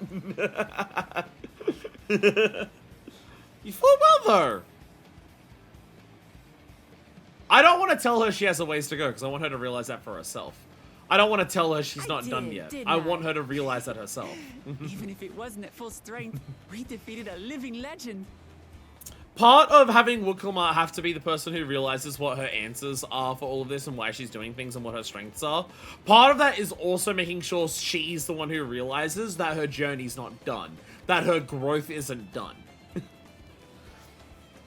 We also can't be the one to tell her that she still has, like, a ways to go, because that's also something she needs to realize herself. We can nudge her. Unlike Osmosis, these ones cannot speak. That is a little different. That is a little different that this one couldn't speak. What's the difference here?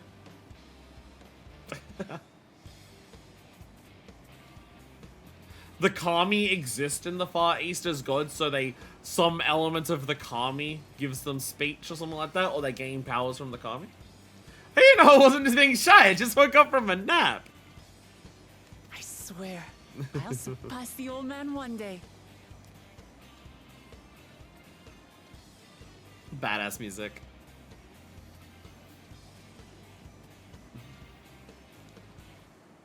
The Sky Ruin lies dead. And still, I've yet to prove myself the miracle. The Kami definitively exist, yes. The Kami exist because you have explicit interactions with the Kami. In the I forget the name. What's the name of the turtles? You have explicit interactions with Akami during that storyline. Kojin, yeah. You explicitly interact with Akami during the Kojin Society quests.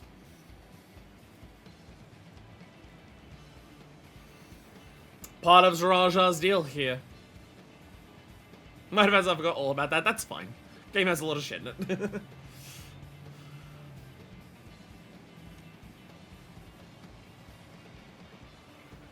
Again, my assumption of like the way that the world is developed in this game is that all religious elements have some form of truth to them.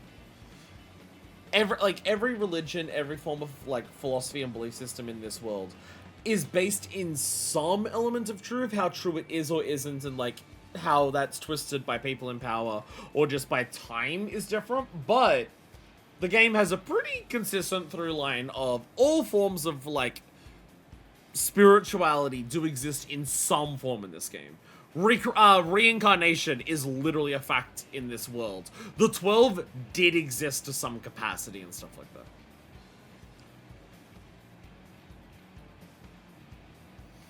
Susano, that could be argued a relic-based icon. Susano is a primal, but it's such a different primal compared to others that how much of like that is because of Kami as well is hard to say. Susano is explicitly a primal, like, because Alice and stuff couldn't be around to fight it because of the tempering. And also, it summons at the end of Endwalker for the Ragnarok. But again, there's been a lot of primals that have asterisks on them in terms of, like, exactly what is going on there. And that's another one. But part of Zaraja here. He is the miracle child. And he feels a need to prove it. Zaraja has this deep urge within him to prove that he is indeed the miracle that his existence is.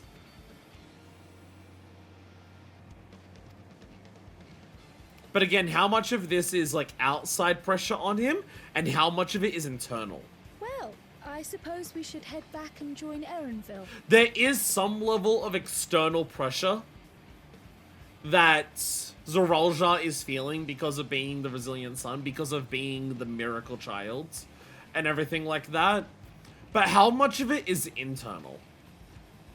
Again, I feel like it's meant to be a dichotomy of, like, you've got Zaraja, who believes himself to be the most important person because of the way he was brought up and raised and everything like that, and because, like, you know, the miraculous circumstances of his birth.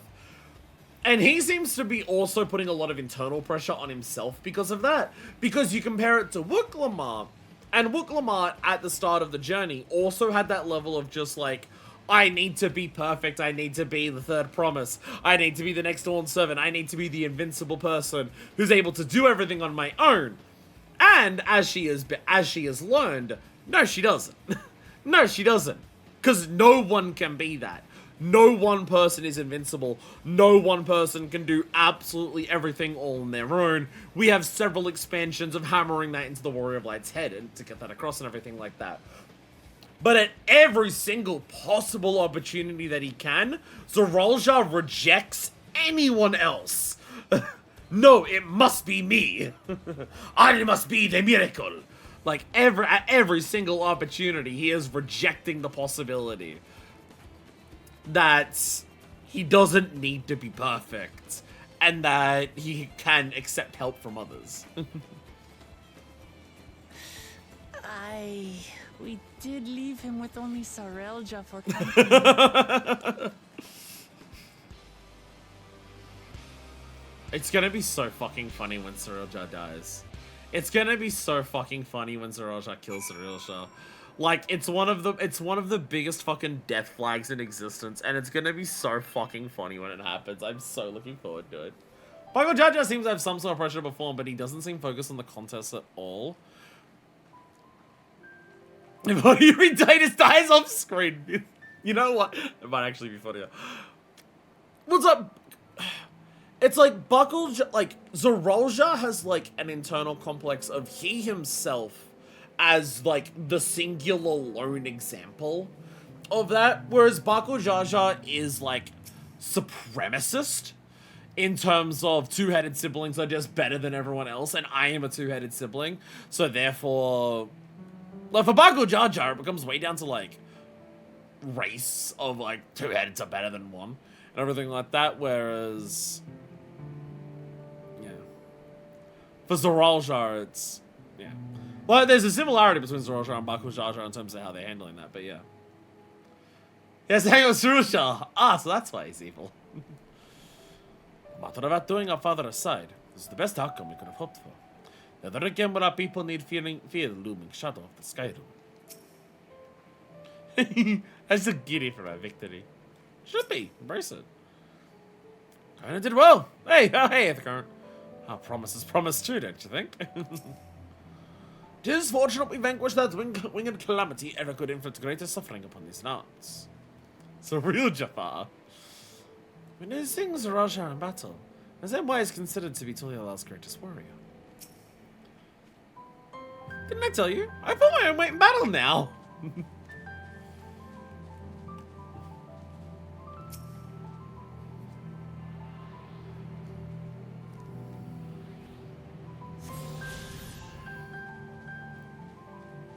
Grab that before I forgot.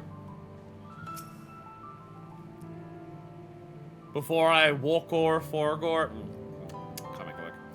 Your proud expressions bespeak a successful hunt. Not that I'm surprised in the least. The Raja came back earlier, but left almost a bit with Surya. He seemed disinclined to share any victory celebrations.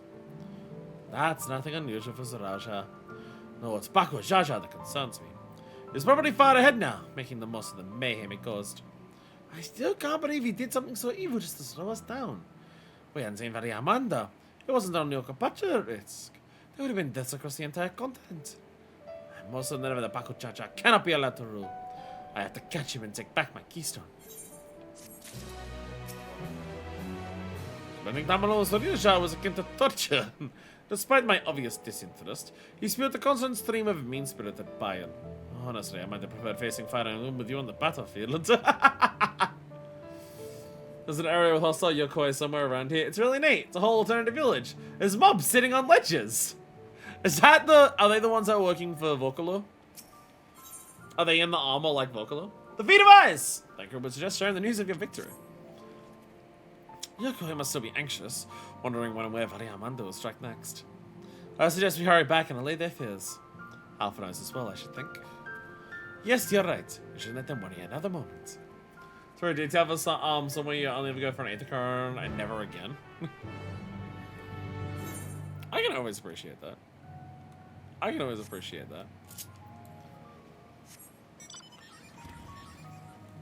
So what was that about this hunt? Someone was saying that this hunt was always here. The Queen Hawk.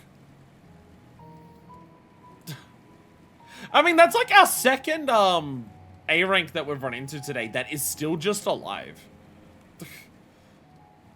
I'm surprised A ranks survived for this long just because, you know, people would come around and kill them. Well, I guess because it's DT, you can't solo that shit. You need a group of people. Every train I've been is always here. Yeah, I guess for DT, you, like, probably need, at bare minimum, a full party. Giant's like, you probably at bare minimum need a full party to take on an actual A-rank. This hangs out in the corner all the time. So yeah, I guess seeing A-ranks around and just surviving is probably way more common in current expansions, just because they're way harder to kill.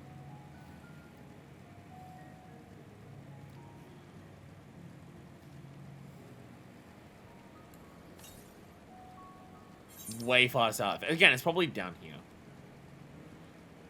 Some of that might be the thing. It's Uroqpacha. Oh yeah, it is there. Well, that's where I gotta go for an Aethercorn anyways. The scars of Aliamanda around everywhere are pretty badass. It's one of those things that does get across the idea that, yeah, what we fought was definitely weakened because it didn't do this shit. Although the battlefield around Okolado after the fact definitely had a lot of like that kind of destruction around on it. That's the way to the dungeon. That's Kozama'uka. Trains are actually more regulated on content. Yeah.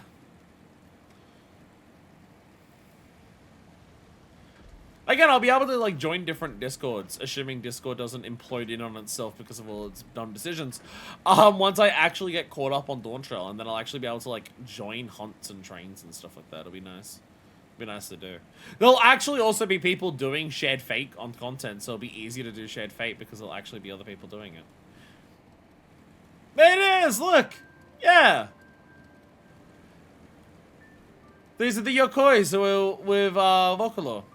And they're just like, we want to conquest everyone. Rah!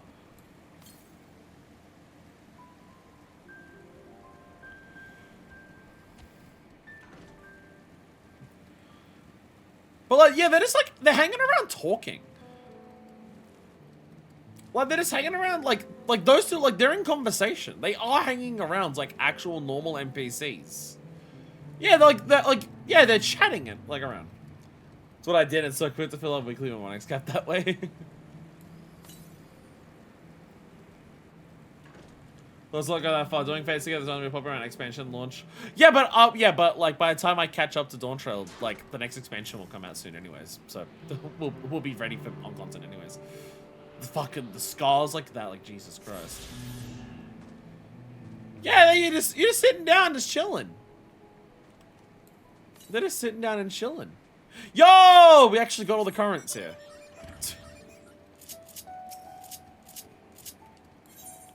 We actually got all the currents in Uroqpacha compared to Kozama'uka. We actually got them all here. Nice. Which is funny considering there's still like... Actually, no, we actually did explore most of this map. There's a lot of areas of Kozama'uka we didn't go to.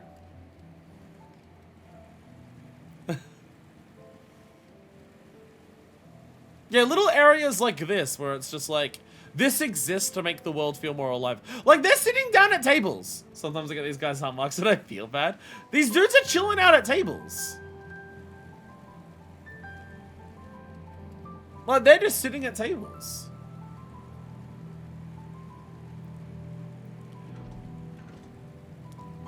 One of those things where this area exists just to make, like, the world feel more alive by just being like, hey, stuff like this exists in the world. Hi, UFO. Sup?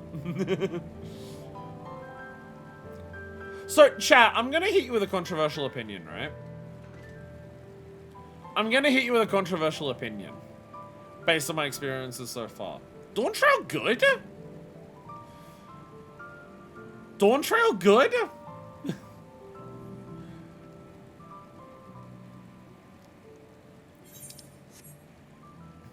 Like, if I had to compare how far we are into Dawntrail, Dawntrail's so good. Like, if I had to compare how far we are into Dawntrail in terms of, like, previous expansions, like,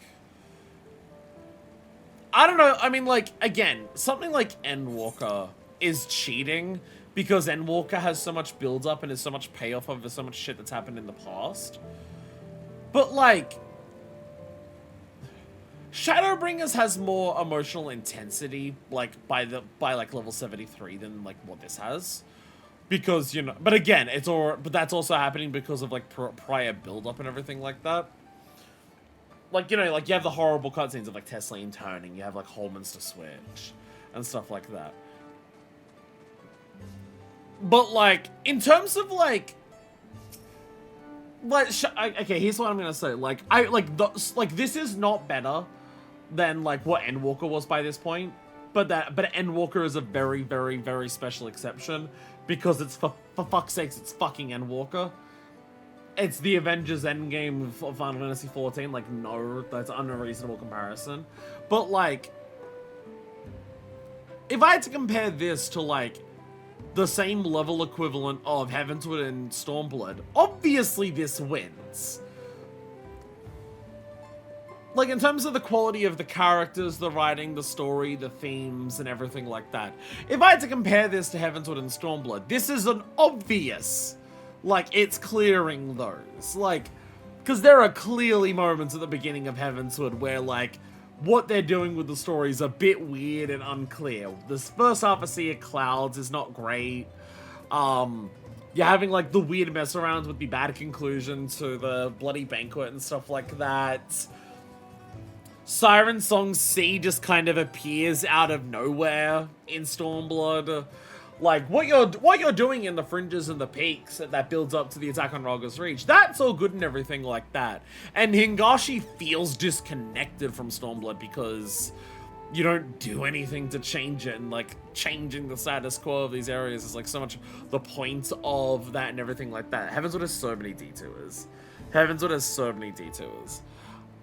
Like, so like if I was to compare, like, for the first 3 levels, compare this to Heavenswood and Stormblood, this is, to me, an obvious winner.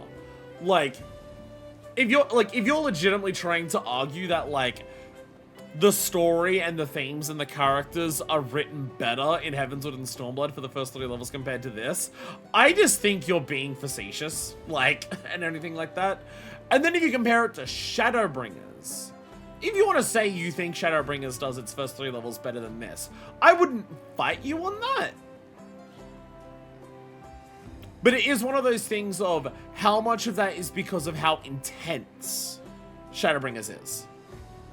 Does the emotional weight of how intense Shadowbringers is because of what it is as a story affect how good you think the quality of it is? Like, I'm not saying that Dawntrail's first 3 levels are better or worse than Shadowbringers. That's the type of thing where it's like, they're almost so different in what they're aiming for that it's hard to judge. But, like, if we're talking about, like, the quality of the writing and the characters, we are like, being very efficient and very good in terms of, like, getting across Wuklimart's character growth, and that's already happening, and her things, Kona's things. Buckle Jar Jar is a Saturday morning cartoon villain, but even that is just, like, fun to watch and everything like that. Again, it's like Vorthree. Like, Vorthree's not an in-depth character, but, like, it's fun to watch how fucked up Vorthree is, and that's what we're having with Baku Jar Jar. And Zoralja, like, his motives, like, in terms of, like, what he's thinking is getting across the world, but there's, like, some level of mystery of, like, why is he so insistent on this path that we're doing and everything like that. The themes that are being established and laid down are, like, being done very well, with the correct balance of little moments that get across those ideas of themes and everything like that, while also having the classic Final Fantasy XIV of, we are just going to state the themes to you in very satisfying, like, monologues and everything like that. Like, all of that aspect, that's on par with Shadowbringers here. It's just, it's not as intense as Shadowbringers is. I'd compare Buckle Jar Jar more to a wrestling heel, even. You know what? You're not wrong. Which makes it really funny if Buckle Jar Jar ever goes babyface. if he ever goes face, it's gonna be really funny. I see Master Avaro hath made good use of the time to further tend to the wounded. While we're contending with that screeching menace, let's make Buckle Jar Jar off to the next fate. It's the chaos of the Skydawn's awakening. I'd forgotten we still have the feats of ice to complete. Well, I was going to ask you to snowboard down the mountain to get some ice, but you killed a bird. That's better. I thought the villagers would be in hiding. Alphina's confidence in us is reassured them. He is the warrior. I expected I'd be asked to track many things during the course of our journey, but Faria-Mandar was not among them. Welcome back. Not for a moment did I doubt that you returned safe and sound. Once again, this headphone died. Fucking Christ. So terrible. Scaling a massive mountain, fighting an elector, battling against legendary monstrosity. Yes, you could say I'm a little tired. But before we do anything else, we should talk to Kafala.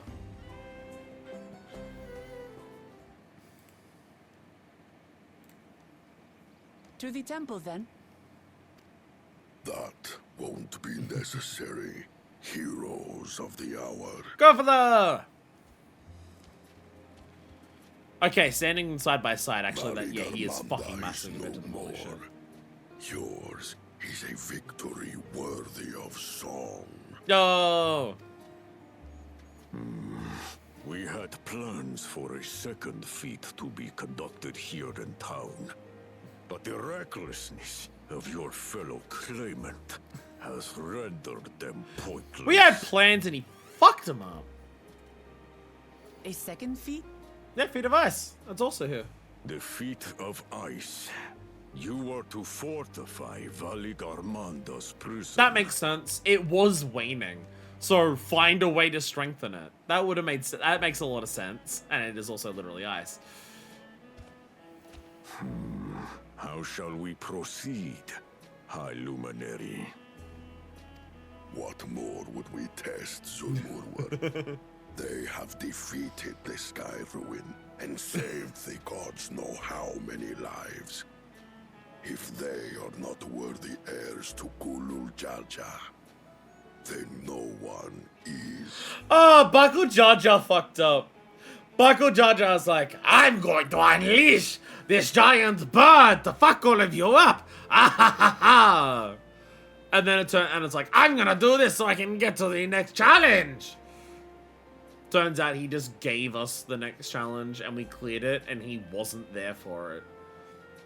LOL / Lamau / eat shit.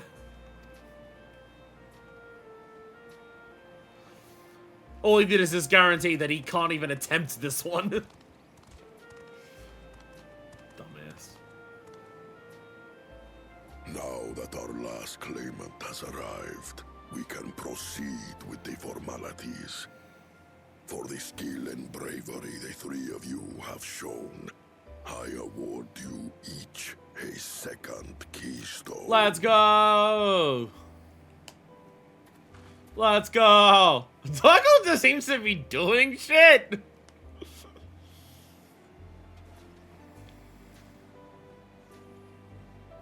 Yo! We are smashing through these. Oh my god! It's a colored rock! Like in a Realm Reborn! That's 5.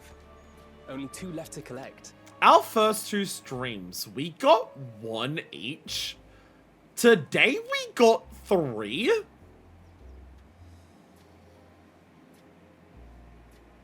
I now have questions about, wait a minute, how long is Dawntrail? I didn't realize that this would happen so rapidly. The fact that we're at 5/7 of the way there at level 93. I now have questions about what's Dawntrail? Because I feel like the next 7 levels cannot be the next 2 keystones. I thought the getting 1 at a time there and there was like on pace to be like, okay, maybe like maybe the end of it is like the level 99 trail.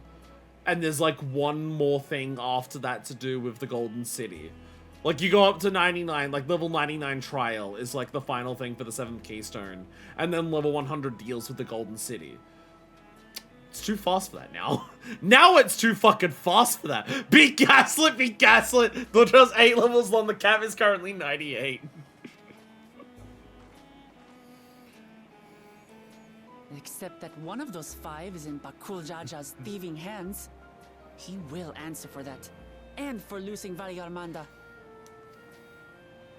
You're right, we should just kill him next time we see him. Tranquility to our home and earn the gratitude of every Yokhui. May glory and prosperity continue to bless Tuliolol as we enter this new age. Yo! Yo, I gotta say, I've mentioned this a couple of times in the past when we come across different things. I think Yokoi have got to be pretty high up there for, like, my favorite races that aren't races that, like, you can play as the character. Like, just based on, like, first introductions. I hope they get a society quest. I almost guarantee they do. I almost guarantee they get a society quest just because of the amount of history that they have. That there's going to be something for them for a society quest. I think they're pretty high up there. I can see the Matanga bones. Oh, yeah, that makes sense, yeah. They are Matanga. Because, like, in terms of society quests, like, Omicron's and Lopper, it's fucking, like, holy shit. Well, don't get me wrong, the Akasoldras are also really good. But, like, again, it deals with very specific stuff for Endwalker, so it just leans heavily into Metathorian themes, and this is so good for it, because that's what this game's writing is also really good at. But well, immediate introduction of like how much I like these guys, it's like it's rivaling like the Vath for me. I really like the Vath. Like the Vath are just so unique and so cool and everything like that, and I very much get similar vibes, not in terms of like what they are, but just in terms of like this completely like unique race in a fantasy game where it's like, oh, these are cool guys. Like you've taken this fantasy concept of like a non-standard humanoid race. They are still human because, you know, 2 arms, 2 legs, face, nose, eyes, mouth, and everything like that. But just, yeah, I really like it. I really like it. You can spoil yourself by looking in the quest log, complete log. I can go into the crafting log. I can go into the crafting log and just see which society quests appear there. Same build, same arm length, long thing attached to head.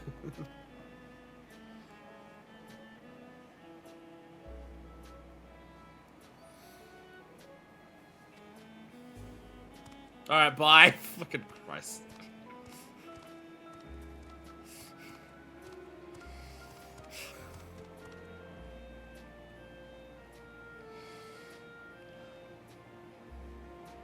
Was never much of a talker, our brother. If you're up for it, you should visit the capital. I'd like everyone to get to know you and your people better. Ha!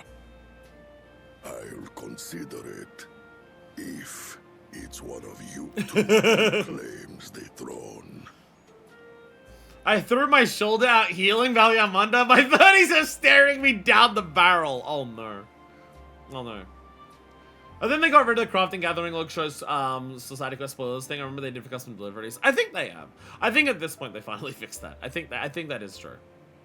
I think that's true. Then you need only await a missive from Sunperch. I'll be sending out invitations. I'll be sending them out. I'm still gonna win, look them out.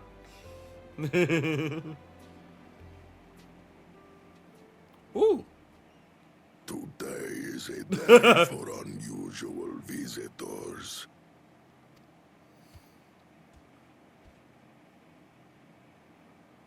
You Oh, Volcano. Said Volcano. Was it not? They didn't deliver us because I remind myself to forget to unload the hospital one because I didn't see a French name in the list. I doubted you could slay Valikarmanda, but the quiet skies proclaim your triumph. Had the Vidral been suffered to roam free, it would have terrorized us all. Once again, we find ourselves in your debt. Again, the idea of the debt was paid off because I let you kill the thing that was like trying to kill us didn't make sense. I thought I was just listening to these people.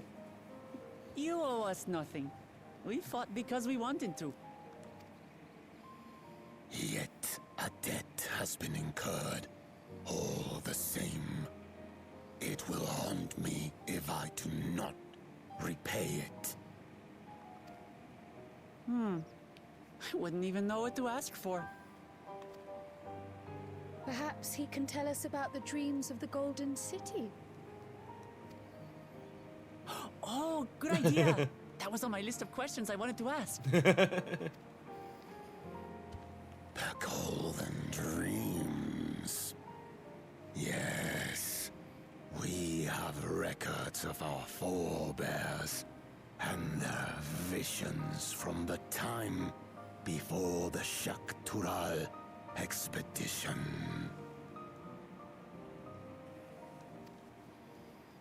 What did your forebears see? A heavenly land, suffused with a golden glow. Its people lived as gods, never aging, never dying, free from hardship and comfort. conflict.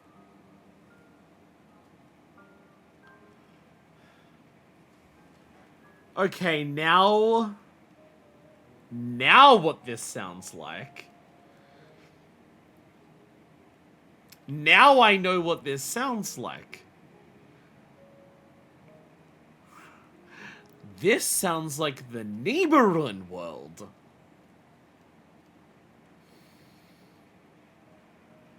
It is noticeable that the Nibiruun homeworld is very, very golden with its coloring.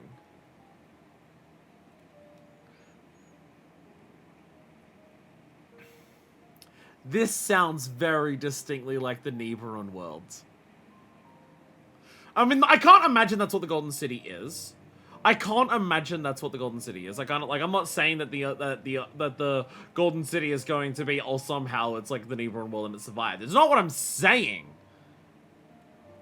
But the comparisons to what the Nibiruun world is, it makes me wonder if this is, like, part of why Gul'Jaja, like, locked it away, like, with these keystone seals to break the lock on it, and didn't want anyone going there.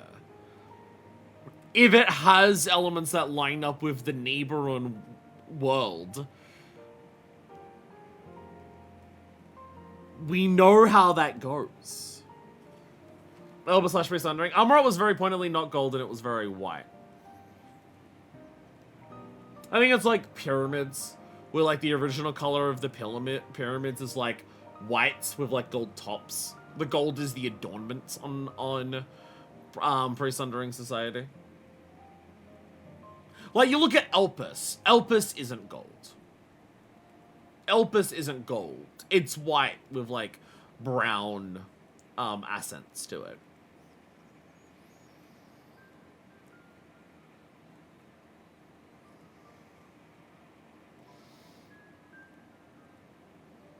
But, like, I feel like this description that we're getting here, it's not gold, but the weather is glowy. Again, regardless of anything, I do think, even though Recreated Amarok isn't gold, it's ancient, the essence of raw iron. Again, part of me wonders, is the recreated Amarok meant to be a reflection of Emmett's memories? As in, Emmett doesn't remember the pristine parrot, like, has Emmett's memories of Amarok faded, and the recreated Amarok is representing, like, the loss that he feels over it, so it is way more of that blue tint to it. It has way more of the other look to it.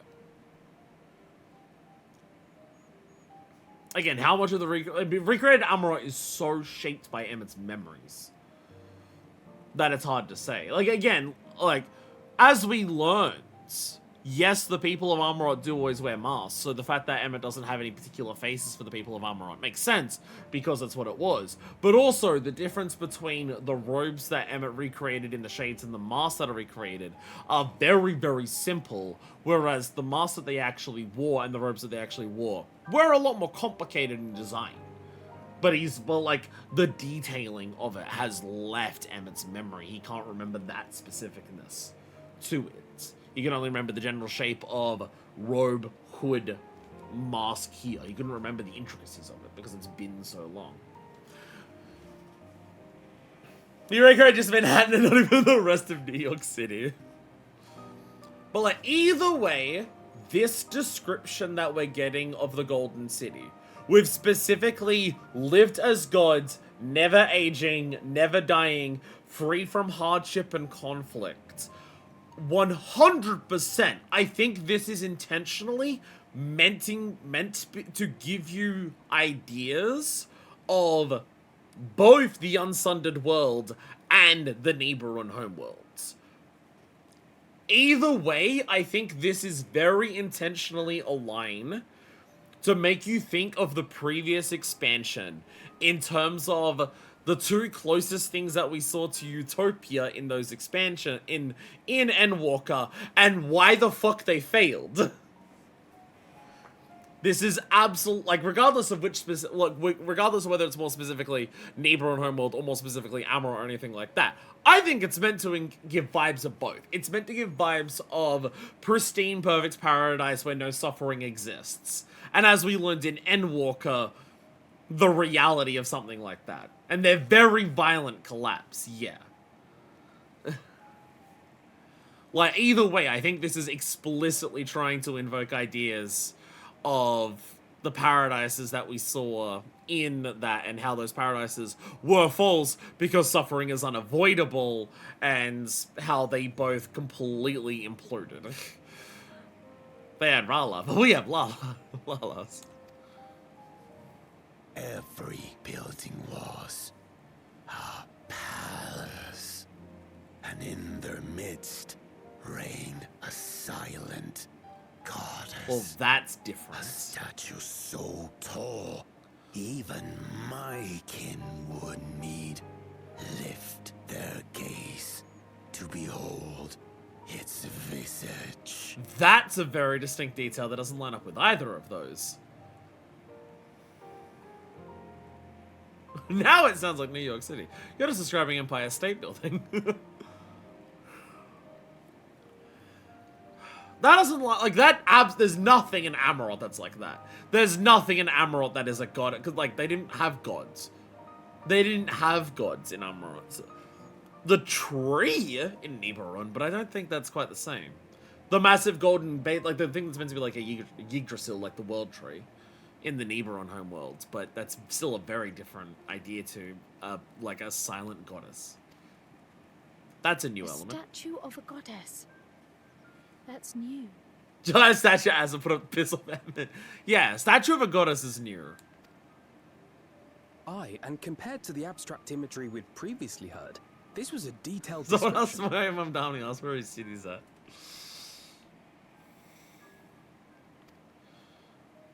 The dreamers were consumed by their visions, compelled to seek out the paradise they'd been shown.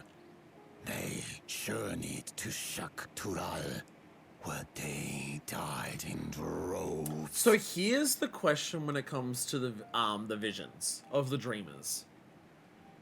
Is this the echo? Were these dreamers people who had the echo?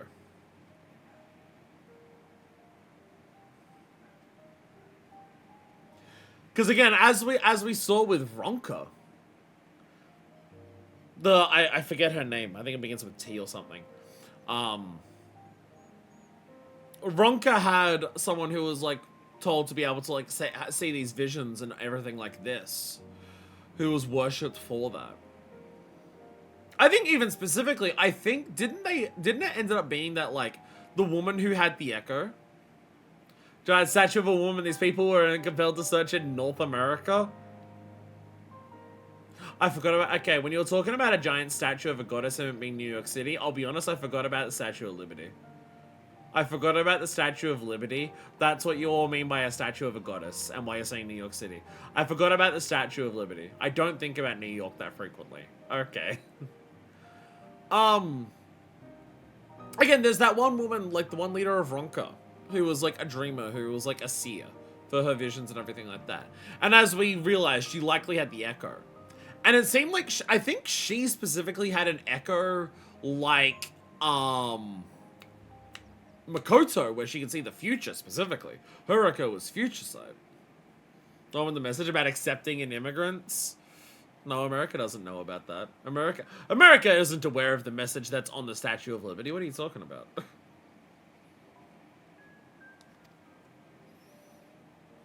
Those who go in search of the Golden City do not return. The tales Book Evu shared may have been rooted in historical fact. Perhaps. Who can know the truth of it? Once our ancestors left the forest, there were no more dreams. No dreamers. Interesting. Yeah, the nature of the dreams. Like, is The it echoes or forest? something else? What do you mean? From the very first, the visions were set to visit only those who worked the quarries in Yaktel.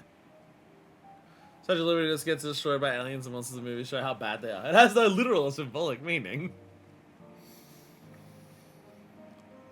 Okay. The nature of these visions, like, this doesn't sound like the Echo.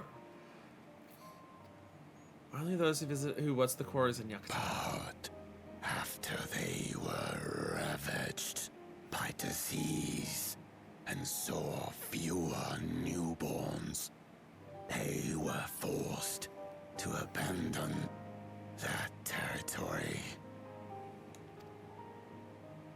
Once our people's withdrawal to Uroqpacha was complete, we never again dreamed of the Golden City.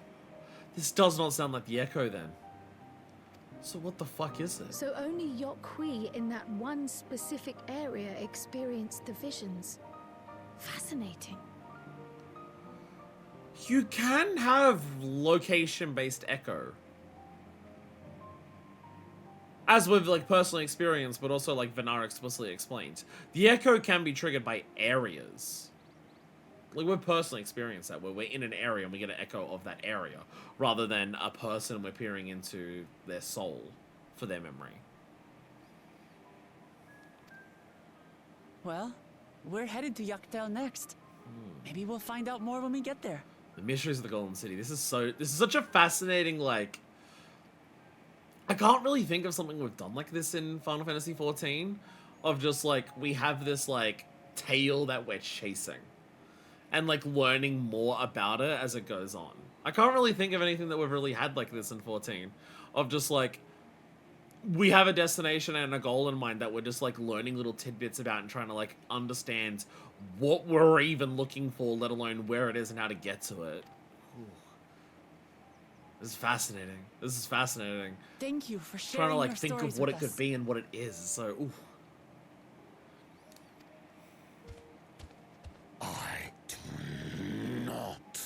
Require gratitude.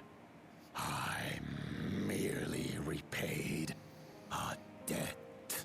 I'm now realizing I've had the volume down really low for this cutscene because the Valiant fight was really loud. I apologize if you could barely hear the voice acting. Farewell, Wook Lamat. Dawntrail loud. I do not think our paths will cross again. Oh my god, I'm finally, this Dawntrail is really loud. I'm having, like, if I have the volume at what it was normally before, it's not that. I'm finally realizing what the giants reminded me of. Oh my god. Oh my god. In terms of their design, why I like them so much and what they remind me of. They're way fucking bigger. But oh my god, I'm embarrassed it took me this long to realize. Open image in new tab, for fuck's sakes. Open image in new tab. I'm now realizing what they actually remind me of. The Madokans. They're giant Madokans.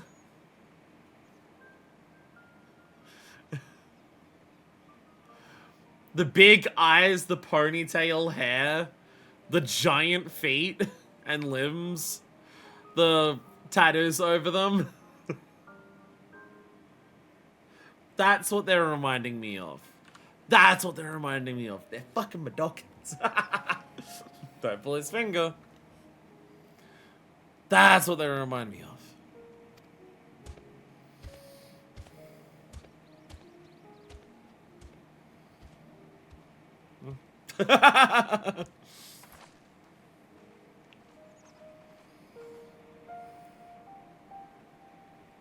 That's why I like their design so much. Hey, it's snowing now. So Yaktel is where the Yokoi had their golden dreams. We must soon have the chance to investigate that firsthand. With only 2 keystones remaining, we'll also begin to gain a fuller picture of the legend of the Golden City. Something they're based on goldfish. They're probably not based on Madokans, but it's what they remind me of. The heavenly land suffused with a golden glow. turn of events. We only meant to strengthen the ice, but Baku Jaja's idiocy forced us to do them one better.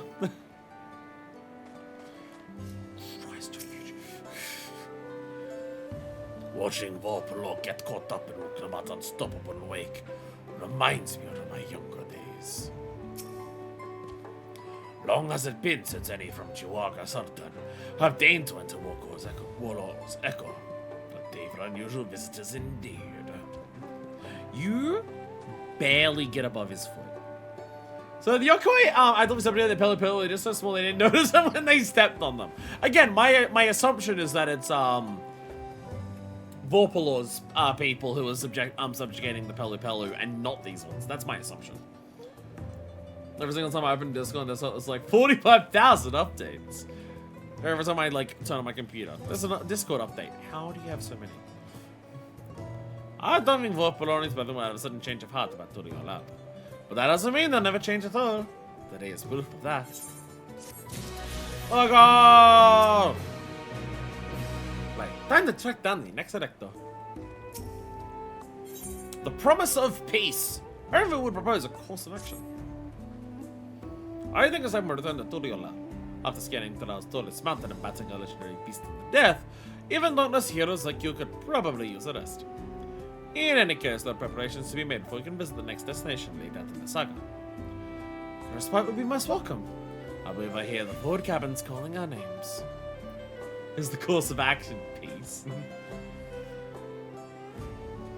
Bye, Yokoi! You're cool and I like you. Yokoi, you're cool and I like you.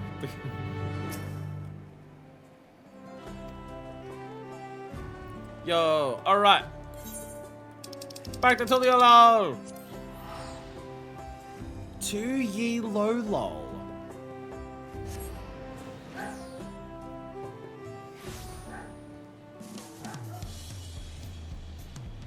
Every time we enter, I love it. I love it.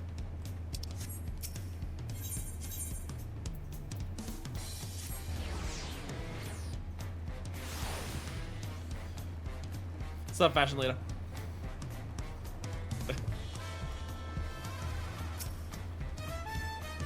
There's still 2 feats left to go.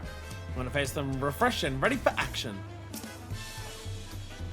I won't say no to clean sheets and a soft pillow.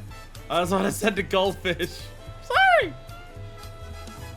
No sooner did we set foot back into the lull, but I felt the weight of recent events set in all at once. I'm definitely due alone now. I took the opportunity to think on some things. Rest well, everyone. We'll meet back here later on.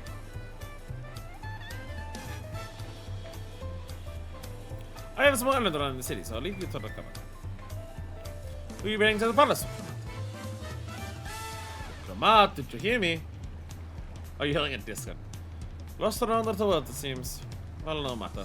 I'll be back soon enough. And then sitting by down like a cabin. Enjoy your stay. Hello. Best way I know. She's in her own world. Fancy goldfish in your inbox. Oh my god, that is a goldfish.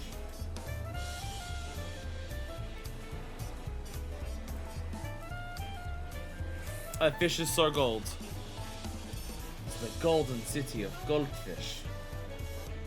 There we go. Goldfish! Does it not look like them? It does. It does. The eyes are very big. The eyes are very, very big. They probably don't speak with as gravelly of a voice though.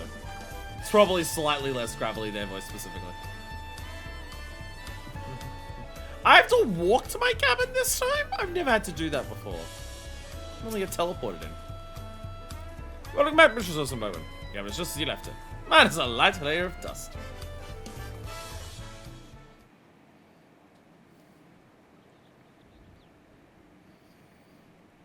Nice little in-cut scene.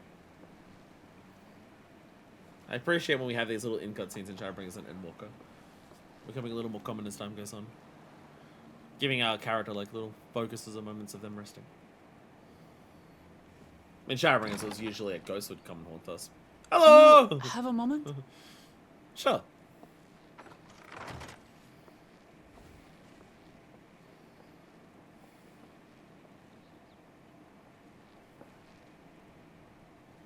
There's something I wanted to talk to you about. That looks so tiny there. Well, also standing next to a Rogan who's like looking down.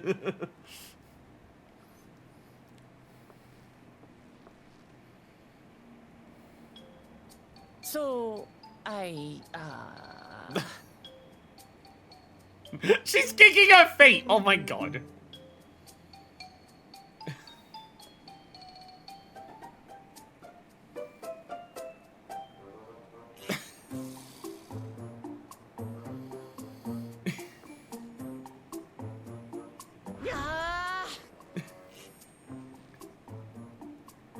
It's just too stuffy in here, that's what. We should go outside. Aye, a nice walk in the fresh air. That's what we need.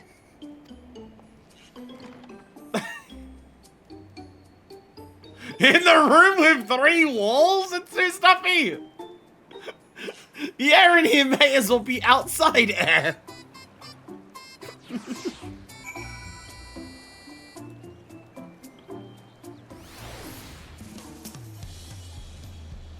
Sorry to drag it away from your nice, comfortable cabin, but I can feel the walls closing in. There's only 3 of them!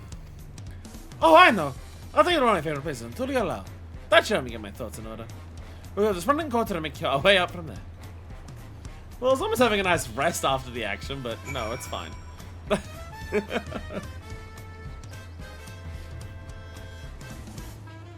Feel the walls closing in. Then go out where there isn't a wall!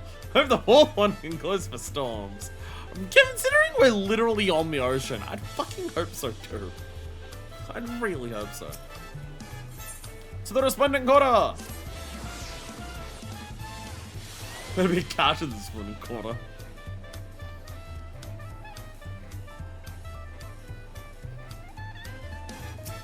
Sure.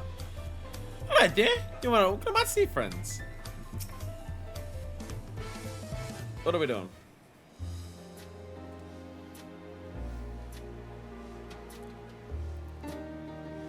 Yeah, sure. What are you doing up and about?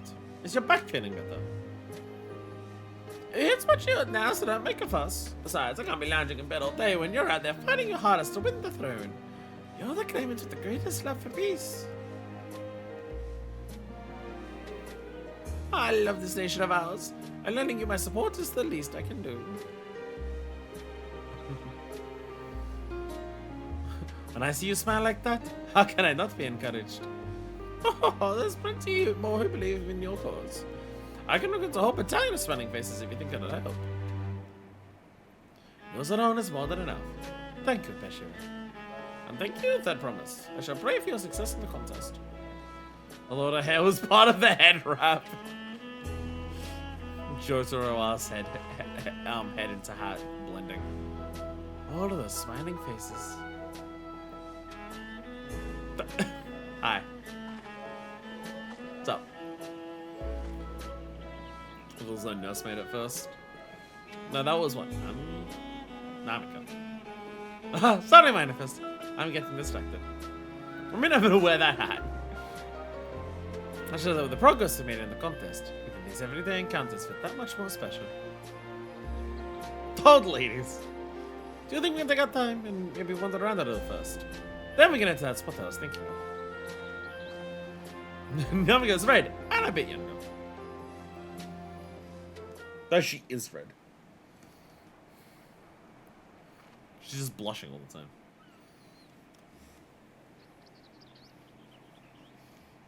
Yo! It's like a dawn or something. Well, actually, it might be a sunset, but still. I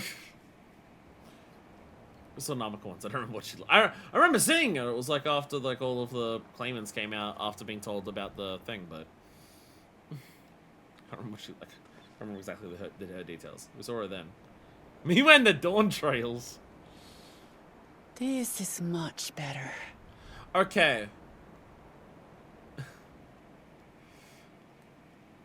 I'd like to point out, this is what they call visual storytelling. What shot does this remind you of? What shot does this remind you of? Is it perhaps the end of the credits at Endwalker, where it comes up on the screen, the Warrior of Light with your character's name, as your character turns around and a very similar lens flare does that. It's almost like they're trying to show that she's a new Warrior of Light.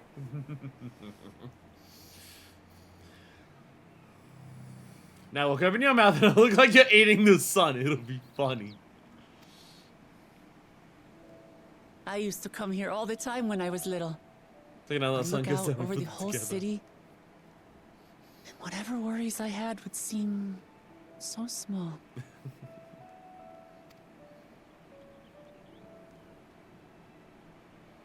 Do you remember what I said at the top of Workor Zormor?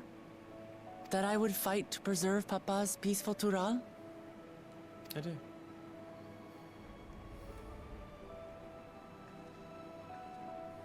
Well, I've been thinking a lot since then. About what peace really means. If it's just the absence of war. She's doing so well. She better railing you when you become Dawn 7. She's doing so well! She's doing so well! The idea of just like, oh, I'm anti-war, so therefore that's good enough. But even with the massive amount of the endless years of prosperity, that like, out of like, the fact that it's been 80 years without war in Tuliolal, does that mean Tuliolal is free of problems? No. So, peace is more than just that. She's doing so well. And it brought to mind all the best parts of our journey so far. Again, it's this element of Uklamat's character. The person who cares so much about the bonds between people and everything like that. It's that element of Uklamat that she has over the others. That, like, yeah, I know it's the whole thing of, like, her striving for peace. Gulul Jar Jar's greatest strength is his caring of peace, and that's why she's a better claimant than the others and everything like that. Yeah, all of that. But, like, that caring about that connection with other people, that is, like, the thing about her that is just, like, this is why she is, like, working her way to being a new warrior of light. And I love it so much. Because it's like the Warrior of Light themselves. It's always been a part of their character. It's not like... This is not a part of her character that she's had to learn exists. Her caring about other people, her caring about her connections to other people. It's not something that she had to learn is a good thing. That's just inherently a part of who she is. Same for the Warrior of Light. But how to, like, lean into that, how to focus on that, how to realize how important that is. That's the stuff that she's having to do with that the Warrior of Light has done. It's fucking good. It's so fucking good.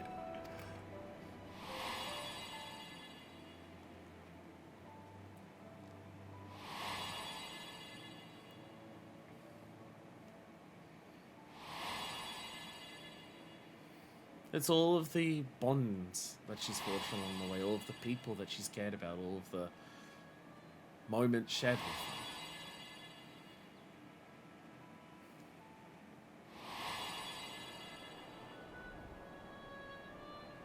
I realized nothing gives me greater joy than the happiness of others.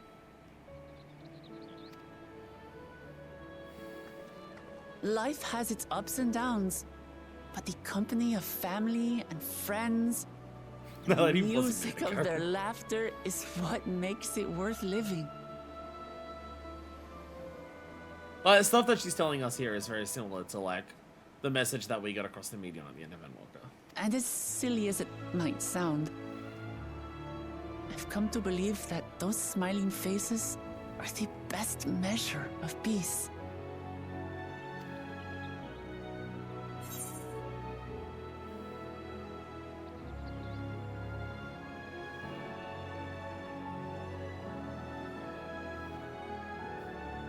The bottom one is so fucked. The bottom one is so fucked. No, this one's a trap. This one's a trap because, again, the Yoko's dream is lining up too much with the problems that we had in Endwalker. This is the sort of thing I'd expect you to say. I could tell that about you from the moment I met you. Really? I feel proud somehow. It's an answer I arrived at by trying to be true to myself. That you think I succeeded, it means a lot. Like, they're using the word that this is her answer. That she's arriving at by being like... Fuck games that are subtle. Fuck stories that are subtle. I love it. I love it so much. So, this is my plan.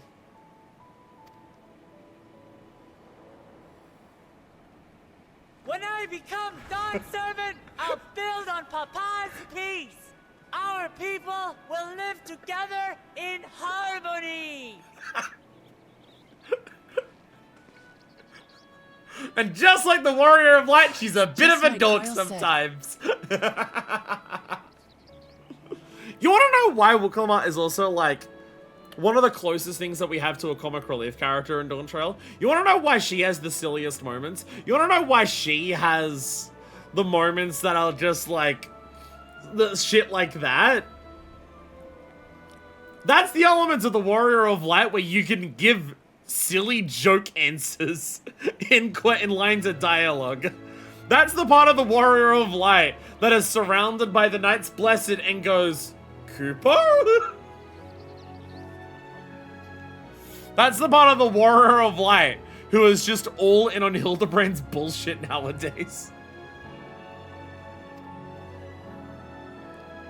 By taking the time to hear their concerns, understand their feelings, and consider how best to serve. No, use the word think there instead of each consider. passing day, But I'll close. get that much closer to becoming the leader I want to be. You think how best to serve. It's specifically you think how best to serve. But you're getting close, Uroqpacha. You're getting close. It's hard for me to say how much I've changed since the contest began. But there's one thing I can say with confidence. I wouldn't have come this far without you as allies. I will say, in terms of, like, that line that she says there about how far she's come, I think it's a really good example of how well Dawntrail is writing her as a character. And her being such a focus of it. The fact that, like, you go to the 2 zones, she's always there. She's always, like, the primary focus of, like, most cutscenes and everything like that. She's getting a focus of main characterness that, like, basically no character has ever had in any other expansion outside of the Warrior of Light and Shadowbringers, and even then, a lot of Shadowbringers has, like, zones that are focused on one of your side characters. Like Thancred, or Alizé, or Thancred, or Alphinaud, or Thancred again, or Thancred another time. This is our 3rd episode of Dawntrail, and we saw her for, like, 2 hours at the end of Endwalker. Like, realistically, we haven't been around Uroqpacha for, like, a shitload of game time. And yet, already how much growth she has had as a character, and it doesn't feel rushed. It doesn't feel like they're speed running her character.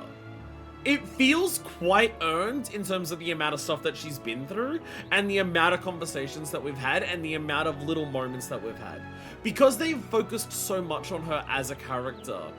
Like, again, it's one of the things I'm talking about in terms of, like, how well written she is as a character, because for so much of Dawntrail so far, they've really not let many moments get away without getting some of her character across, in terms of, like, the weaknesses that she has to overcome, where her strengths truly lie and everything like that. The way that she's growing and everything like that. They've really not let many moments, like, there's always subtle little bits in so many moments in a zone that show that. Like, you think about, like, the trading with the, Pelu and Uroqpacha, and there are so many little details across little moments and cutscenes that happen throughout that get across this moments, and even moments where, like, you can see the Warrior of Light is noticing, like, they specifically focus on the Warrior of Light's, like, facial animation to be like, the Warrior of Light is noticing this elements about Uroqpacha in this cutscene and everything like that.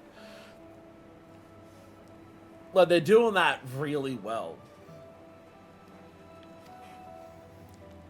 But like, we've only been around Uroqpacha If it for like this wasn't short amount of for you time, all and this listening amount and of growth feeling and is like thinking along with me, I would have never learned so much. like I've been so hearing. short a time. We've been alongside you, hearing and feeling and thinking. We've been alongside here. Look him up, sweetie. I love you. It's hear, feel, think. Specifically, the phrase is hear, feel, think. It has to be those three specific words. You've gotten close twice now. There are 2 keystones left. Yeah, so short a time. After everything that's happened, and imagining what could happen, are you still willing to walk this path with me? Absolutely.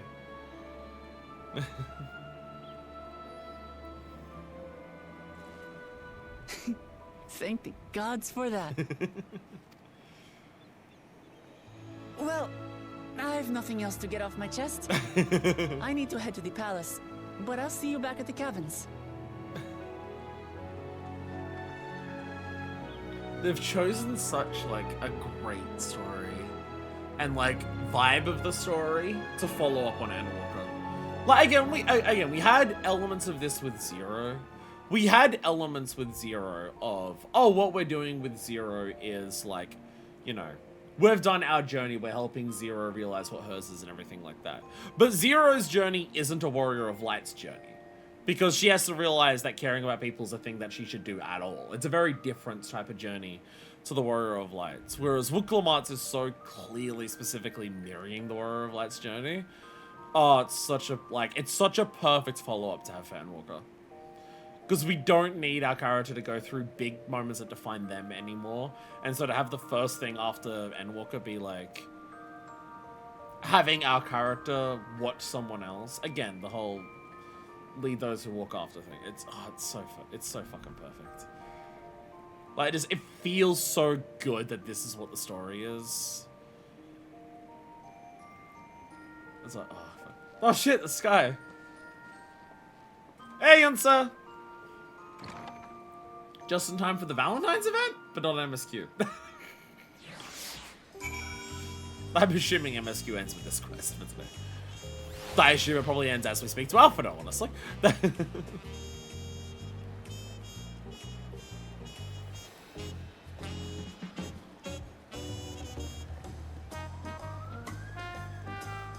just one of those things where you, like, Dawntrail has so much discourse around it, and so many people just being like, Dawntrail sucks, and it's like, you half expect to get to it just being like, oh, okay, well, it's noticeable how it's like a step down from the previous ones, but it's still good. And the idea is just like, no, absolutely, this is still firing on all fucking cylinders, the way that Final Fantasy XIV has since Shadowbringers. Like Heavensward and Stormblood are still really good, but like, how much of a step up Shadowbringers is very obvious. And it's like, no, Dawntrail is still firing on all fucking cylinders of doing all the shit that I love about Final Fantasy XIV storytelling just as strongly in Dawntrail as it has been for like quite a while now. You look to be in good spirits. I assume your leisure time was well spent.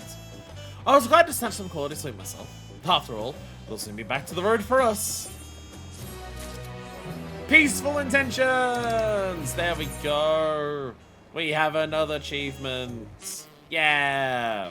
Heralds of Peace. We are now peace. There was no Valentine's in Yunsa. It'd be once again joining right near the end. We have one extra thing to do today. We had the Valentine's event. Hey Chaparral. How are you? You're in the Diodosius coat. For its up. I love that coat. It is awesome. Badass grip on your back. What's up? Hello. Hello. You look fancy. You look fancy. I so desperately need them to make more glam plates so all of my crafters can look different. I'm so much fashion potential if they do that. But I wanted to catch your stream from the start. I would have to wake up at 7 AM on Sunday. Well, to be fair, I started today at like 11 AM on Sunday for me. But also, I only woke up late today because I had a concert last night. But like waking up 6 AM every day is what I normally do anyways, even on my days off. To the Arcritania. It's like last time. We'll be on the road soon. We'll meet a month. No, don't curse it! Don't curse it. We're doing more next week. Don't curse it. Horizon Craftermind looks like a tail, but I only care about Weaver, so like... It's just there's so much like cunty as fuck glam for crafters. And now that they've done the glam unlock, you can mix and match them and it's cool. But like, so much crafter glam looks cunty as a crafter. So it's like, I don't want to put a lot of the crafter glam onto other stuff because it's not... It is not, like, the aesthetic just doesn't match. Like, there's that one really, really good Weaver top. But like, you have scissors on there. You have a pin cushion on your arm. That would just look weird if I put that on Red Mage. Girls are so hot and sexy. I wish its textures weren't horrifying. Thing is, I'm pretty sure because it's job gear, it already has double dye, which means it's not getting another update to its appearance. So you will have it and you will deal with it and you will live with it. Anyway, welcome to Valentine's Day. Happy Valentine's Day, everyone. For some people watching, it is Valentine's Day for them. It is time. Everyone's is dressed in red. Hell yeah. It's finally time for my day. The phone will be past midnight. Aww. It's finally time for my day. I think this is the first time we've had a Valentine's event since my last name became Valentine. I think this is the first time we've done one of these events since my last name became Valentine. So it's finally my day! Happy birthday! You know what the thing is? I could just turn around and lie to people and say that my birthday's on Valentine's. I could say that. Because my birthday's on the 17th of February. It's close enough that it's not massively far off. I can just lie to people and be like, yeah, my birthday's Valentine's. Whatever shall we do? Astrid, the icing on the cake. We get a big cake this year. That's our reward. It's a big cake. Astrid's Valentine's Day plans have gone awry, like they do every year. It's alright. We support our favorite butch elf girl. And apparently, literally everyone's favorite butch elf girl. I learned. Where is it? How far back do we have to go for it?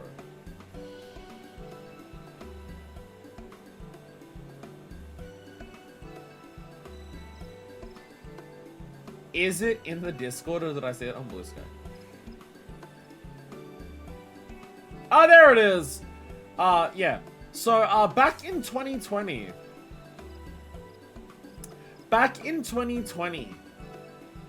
there was an event for Valentine's Day.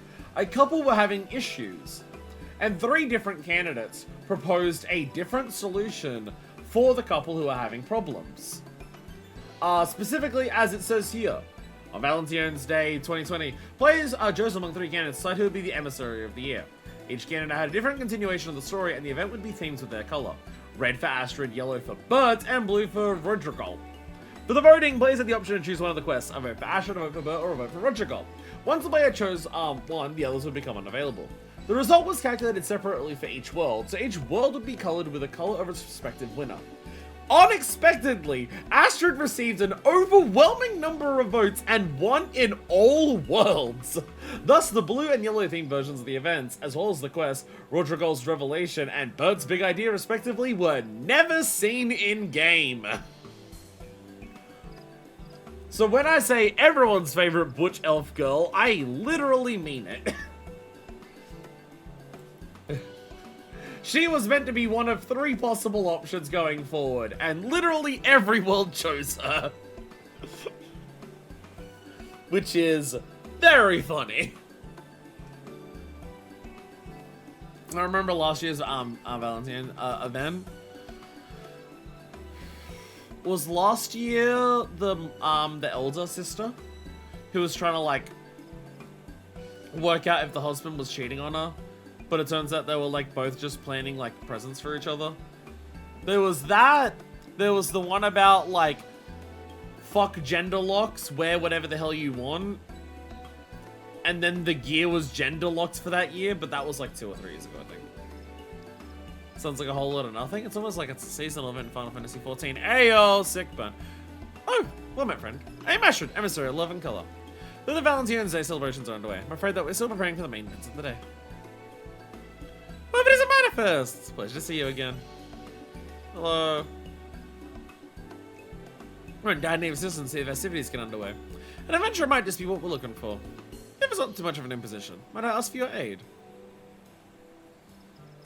This event's actually nice. Oh, she was like secret-ish guardian that or something, the bouquet on one knee. Oh, yeah, the bouquet on one knee. Started writing a DM to Deku without realizing my keyboard was plugged into my laptop, so I just paused stream a bunch. But thank you. I'm on hard work getting everything ready for today. I understand this fetching new outfit. Do I have to complete this event if that's the reward? And everything was perfectly in hand until we ran into a spot of bother. Let me explain. It's about Valentine's Day. We were to serve rather generously sized cakes to be shared with one and all. However, operations ground to a halt at the last minute, leaving our plans and cakes half-baked. The emissary is dispatched to assess the situation and be returning presently with further details. Would you mind joining us at the amphitheater entrance to meet them?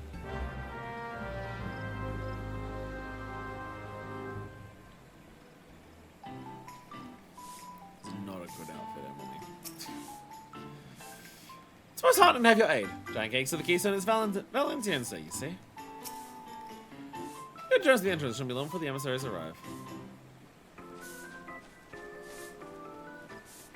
But I am the emissary, and I will never die. Wrong emissary! Oh, sorry. Sorry.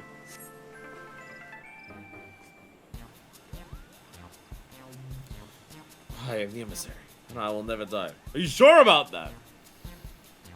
Cup! Oh, it's Bakery Bedlam in there, Kupo. Those pesky marmots should be creating confectionery's room with ardor and affection, but instead things are being a nuisance and an obstruction. It was all too much for us to handle alone. As I suspected, this may be best left to someone more skilled in the arts of physical altercations. I'm sure you remember Cup, I'm Moogle, emissary of love, messenger of ardor and affection to level and souls the realm over. This year, once again, he's been kind enough to pitch in with the festivities. I think this was the one where you got the, you got the outfit for the chocobo? I think that was this one. I remember the hot pom, but I think they were like the big focus of the one where you got the outfit for the chocobo. I actually think the outfit is rather nice. We can never have enough skirts in this game. Yeah, but that jacket is horrifying. How can I turn down a request for aid after hearing the plan for such lavish delivery of love, Kupo? Many paws make light work, as they say. So I called a fellow mug and flew over post-haste cylinder aid to Pastiers of House Valentillon. Over Pastier of House Valentillon. It's a sweater. It's still ugly. It's still ugly. These deliveries of love are nothing less than the cakes in question. Valentine's Day is time to foster affection for one another, and how better to do so than by sharing a sweet treat. When we shared our vision with Cup, we soon came to the realization we would need a facility capable of baking confectionery of colossal proportions.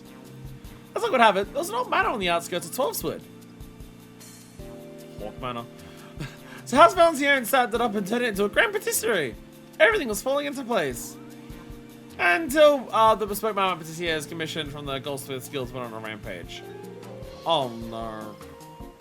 No, not a marmot from the Goldsmiths Guild. No! No, god damn it. I was sure they'd lost their minds to begin with. But the fiends took us for becoming cake thieves, Cooper. They were barred off the kitchen in their ceaseless frenzy. Oh, we have a whistle to stop the marmots in emergencies. They were upon us, but my little lungs could fill up with enough puff. I fear the situation may be beyond my power, Cooper. We let Serendipity's marmot out, and they're causing a marmot uprising. Do not introduce Serendipity's marmot to the fucking Felicitous Furball, for fuck's sake. First, we're building that with all the time, so we decided to bake some cakes. No one ate the cakes with raspberry jam. The marmots are having, so we cannot recklessly destroy such custom clockwork pieces, which means... Please manifest. You're our only hope! Press button. Will you dodge the malfunctioning marmots, decorate the cakes, and save Valentine's Day for the sake of those eagerly awaiting the festival? I beg you! Special mega marmots will surely won't be like the reward for next year's Valentine's. It'll be a piece of cake! You two no doubt have managed to attend to here. So I'm going to accompany our brave adventurer friend and provide what support I can, Kupo. Thank you. I'm sure that together you'll soon have matters in hand.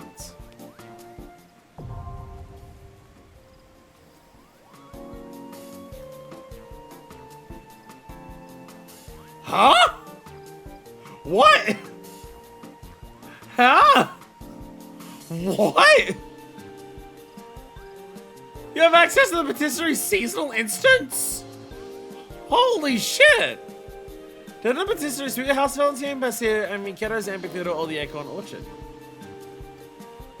Light party require 1 to 4 players? And you actually match with people. I guess last time they had an instance in game, it was also for Valentine's. It was the couple compatibility one where you had like the maze and the what's it called? The card matching game. That was the last time they had one of those, I believe. And then the time before that, I think, was like the first seasonal event I did in the game, which really gave me a skewed perspective of the All Saints Wake, where you went through one of the dungeons. But it was the Clown Man and all of his like things that he had with him. Been playing this sheet for weeks. Serendipity, Purple, and pronouns. The same person name they chose Serendipity. She has to have chosen it herself at 20. Valentine's cakes are a classic way to celebrate, so we thought it'd be fun to have special, enormous cakes all lavishly decorated with love and care. Preparation has been quite a lot of work, truth be told. Still, Ash ran out of reasons for deciding to serve such grand cakes to everyone. Thought I can see her plan succeed. But for now, the success rests on your shoulders, manifest. Party time! Another dungeon for the day? Yo, let's go. Now thanks again for agreeing to see this first batch of cakes completed. Split the Valentine and Patissier. Let's go into the patisserie. Alrighty! Time for another dungeon! Let's go! Time for another dungeon! Yeah! I should probably dap her up. Everyone's up the culinarian now. I was about to say, I should probably dap her up. My culinarian's not very dapper, but I do have a frying pan. But I do have a frying pan. Let's cook up some magic. Thank you for your assistance. I'm just going to the patisserie when you're ready. I should be glad to offer my assistance. A patisserie ahead of your foray. Ask about it. How many people can answer? Moments of patisserie consider all except for within told of intruders. Limit injury no more than 4 people. What should I expect to find? Decorate as many cakes as possible, avoiding interference on the rampaging moments. Cup to cup will take charge of recipe selection. Direct your hand accordingly. It would seem that the mere sight of complicated cake drives the moments into a further frenzy. They appear to return to a more docile state once all intruders will have the patisserie. Probably take care while you're arraigned within. Carry the ingredients across by cup to cup to the cake stands and artfully decorate as many cakes as possible within time limit. Once the cake is complete, you'll be able to start work on the next. More cakes are reached completion, more frenzied the moments will grow, causing them to move faster. What can you do about it? There is a way to temporarily stop them, though maintenance whistle on the goldsmiths cause moments of seasonal activity, baking or otherwise. Setting it greatly requires a moment of intense concentration. I'm sure to use that the optimal moment to secure a route to the cake. The duty action bake off can have used when your hands are free and unencumbered by ingredients. So probably render any marmot within range unable to move. Bake off. Alright, with my current party, thank you. The patisserie! Holy shit. Holy shit, this is awesome. Holy fucking shit. Holy shit. The Black Shroud. The patisserie. Oh my god. There is like a lot actually going on here.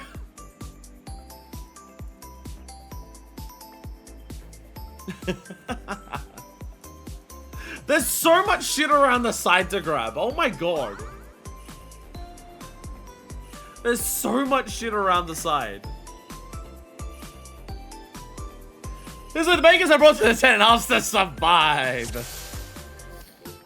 Thank you for agreeing to help decorate the cake, Scooper. Doesn't like the ingredients on the shelves around the room to the central cake stands. Great, you know, no doubt twinkling with anticipation, Cooper. Nothing will be punished. There is, of course, the matter of the Marmotisserie. Should this point use the wheels to temporarily disable them? First one up. 1 heartberry cake, if you please. Ready, steady, decorate! Oh, that is a big time limit. Oh, fucking Christ, that is huge.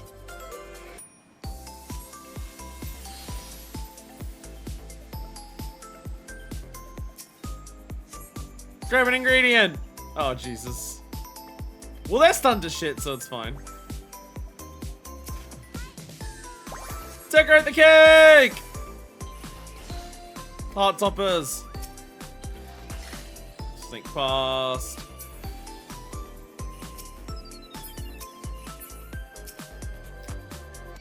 Hearts, no! Oh god. Oh no. Sneak around! Use that Eureka experience! Oh no. Oh no. No! Deep freeze!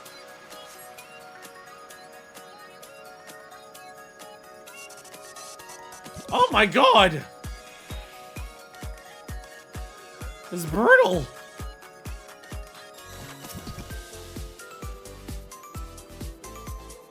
Go, go, go, go, go! Okay, they're serious business. Apparently fucking so. Okay, you are just standing guard. You are not moving at all.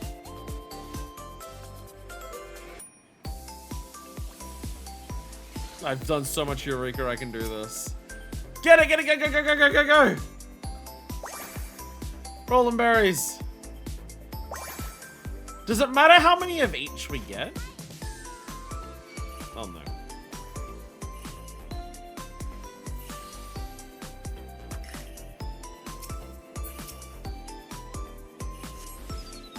Wow, they really do just chase you to the end of the fucking earth, huh?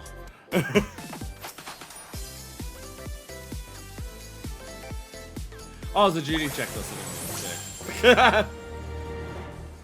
Hubbard cake is complete, and what a fine cake it looks. Let's see, a cactuar berry cake.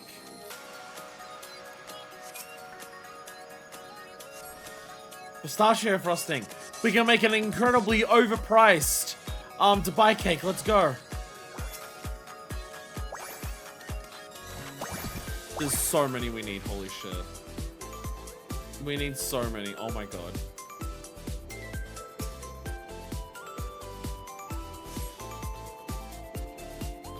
Oh no. But I made it out. We're fine. That's the wrong one! Cactuar cake toppers. Okay, cake toppers are over this side.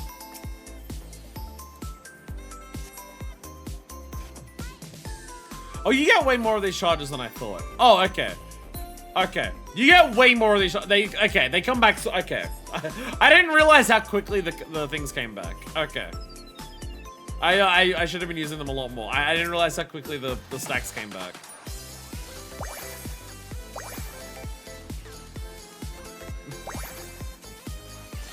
Oh my god.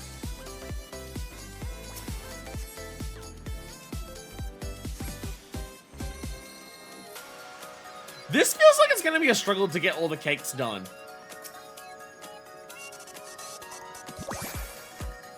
Oh, okay, perfect. Yep, that's the last for that one. Alright. What a fine cake. Alright. Moments moving quicker! Go, go, go, go, go! This feels like actually finishing this mode is going to be like incredibly hard. Like actually getting max. Can we sprint?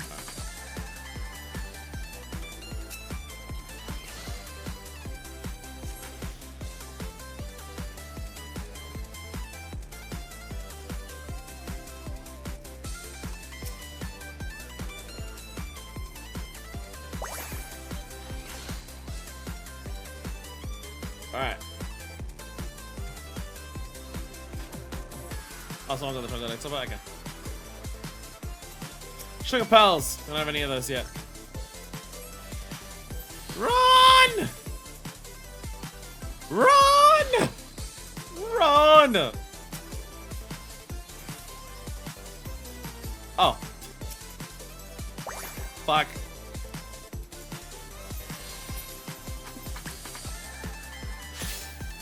I'm not saying like which ones people already have, and I'm just like, I'm grabbing shit that doesn't need to be grabbed again.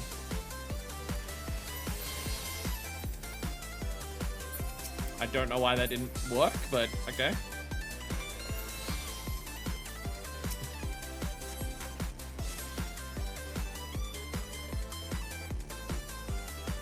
I don't think we're finishing this.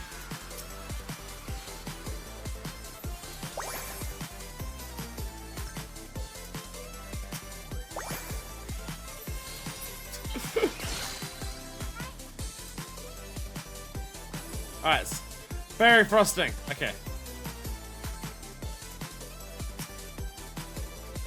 Oh my god.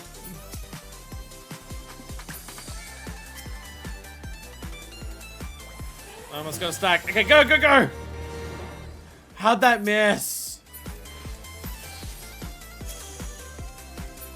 Almonds. Oh my god, run, run, run, run, run! Ignore them, just run away from them. Oh, they're moving really fast.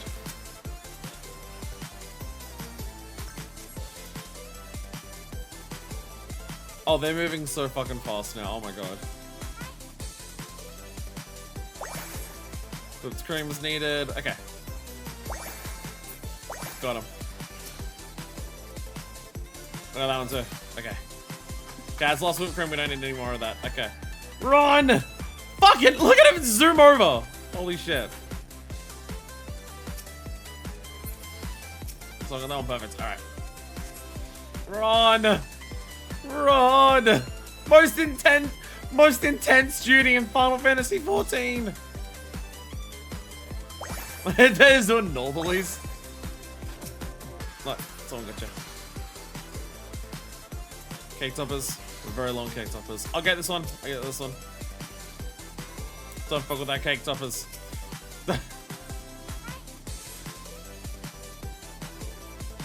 But not like we actually seem like if you want to actually finish this, you need to actually plan it that tight. No, I got the froze.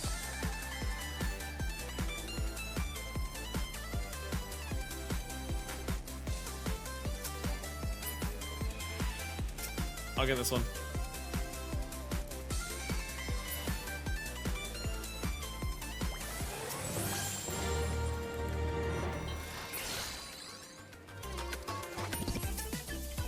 Oh my god. Oh! Okay. Okay. That's why the last one, yeah. Okay. The last one doesn't require anything specific. Okay.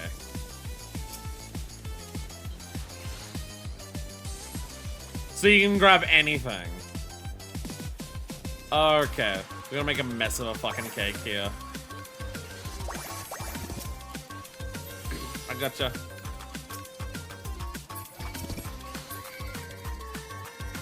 Oh god, oh god. Almost got frozen by you. Okay, we have everything there. Oh, run! Okay, we got all those. Okay.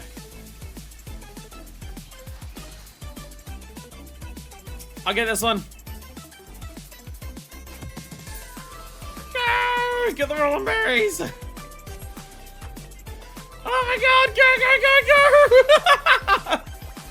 go! This is so good! Oh, no, get out of the way. This is so good, like, it's not just like this is like, this is a really fun event, like, holy shit. Holy shit. Yo, we did it! It's like, 5 whole cakes, increase of the master confection and affection. I like Cooper. We actually did it! Let's go! We finished it! Thank you for wonderful help, Cooper. Can't wait to complete our delivery. Yo, we did it! 5 cakes! This cake looks horrifying. Holy shit, 5 cakes! Holy shit, 5 cakes! And then Lex Luthor takes all of them. Remind me of Sonic Racing. What the fuck did we create here? All of the other ones look like actual things. What the fuck did we do to this one? What the fuck did we do to this? Don't really like that cake that much, but damn, these look nice. Well, 4 of them do. 4 of them do.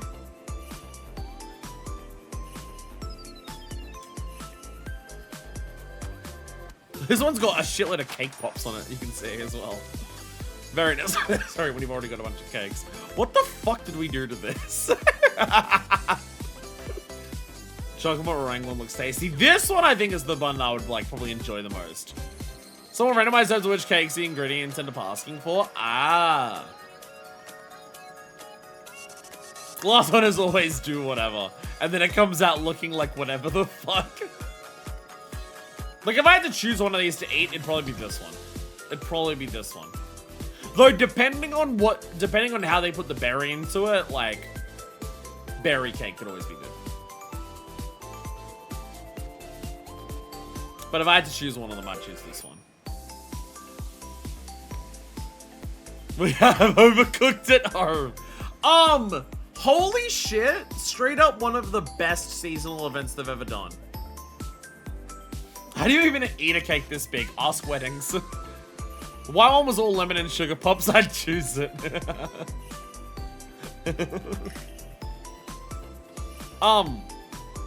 Like, with it, again, there was a All Saints Week event where it was going to a dungeon and, like, fight, like, you had to, like, use, like, an item to, like, destroy ghosts or whatever like that. They've had, like, the Easter Fates, where, like, you gotta grab, like, you go into the world, you wait for the Fate event to happen, you grab all of that. There was, again, the doer instance for the Valentine's event of that. This is just straight up awesome. This is just straight up awesome. Like, this rules. The most fun I've had at seasonal events ever. You know what I could... If they either... Look. One cake has a whole mankle on it. No one eats captured Moogle head decorations. Then I have the horn suit as a consumable. My headphone died. I'm just gonna put it on speakers because we're, like, close to the end of the stream. So here's what I'm going to assume is going to happen. One, like the tower for the for Moonfire Fair, this will come back every year. This is a lot of effort. This is a lot of effort for a duty that's going to be gone in 2 weeks. Either they'll bring this back every year when Valentine's comes around. Like, the tower's not part of the Moonfire Fair event anymore. But it's there every year because they know people like climbing it. And they put a lot of effort into making it, might as well bring it back. I think it's either going to be, they'll do the same thing here, where Valentine's, this will continuously come back. Or, this will get reworked into a Gold Sorcerer event. I think the first one's more likely because all the work's done and you just bring it back once a year, and for those like 2 weeks while it's available, it's a big thing. Might be alternating with other event minigames like the Couple Checker one. Been a while since the Couple Checker one's been around, which I would also like to bring back. But this is awesome. This is just an awesome fucking minigame. This is just an awesome minigame that is frenetic, teamwork based. Like, it is really good. It's really good. I could, like, the mechanics of this, I could see being reworked into a Gold Sorcerer event. That would be fun. But I think because that would require, like, the theming of it to probably change a little bit, I imagine we'll see this in Valentine's in the future. Like, they'll just bring it back to just be like, oh, and also while it's here, you can do this because it's just fun to do. When they said, mention the shrine, I thought it'd be Hawk Manor again. That's what I was thinking. But apparently not. This is just a different thing. Well, they've even, like, done the outside. I get it's for the minigame, but I wish after they took down the barriers and you could go sit down and take pics at the tables. Well, yeah, like they've done up the outside where you can actually like see stuff outside. So I think it being reworked into Gold Source is less likely. Because yeah, the mechanics are there, but like the asset work is here. It's just a random other unused manor in the shroud, and that's this. Yeah, this is what Hawk Manor looks like when it's no longer haunted and they've actually gotten rid of everything. They even have a Lalafell step stool.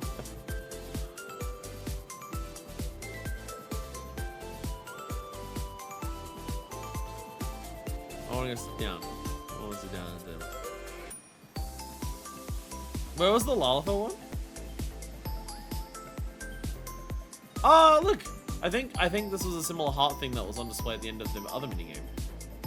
These strawberries are not ripe.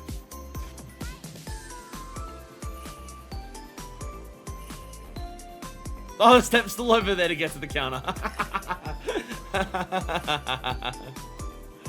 Oh my god. This is awesome. Holy shit.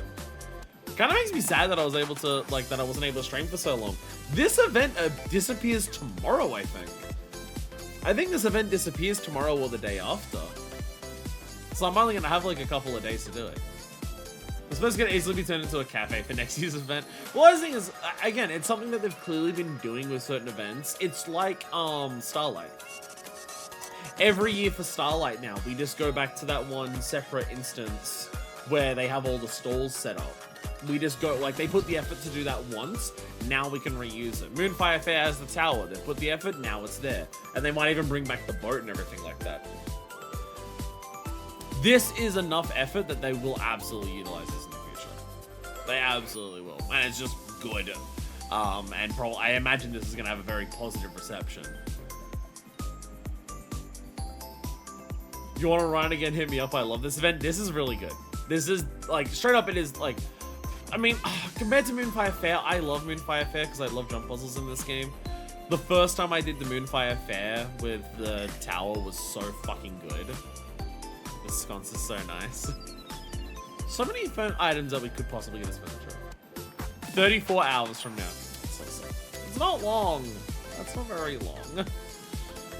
And screw me for not being able to stream for like 2 weeks, so I didn't get to do this like early enough to be able to enjoy it for that. I did see that we got a reward for this. I did see that we got a reward for this of a Valentine's Day chocolate. I assume this is a currency that you use to buy stuff. Wahoo! Wahoo! Alright. Let's exit out. Fucking Christ, it's 8 PM. I didn't realize how late it got. I started late today. Hey, Emily.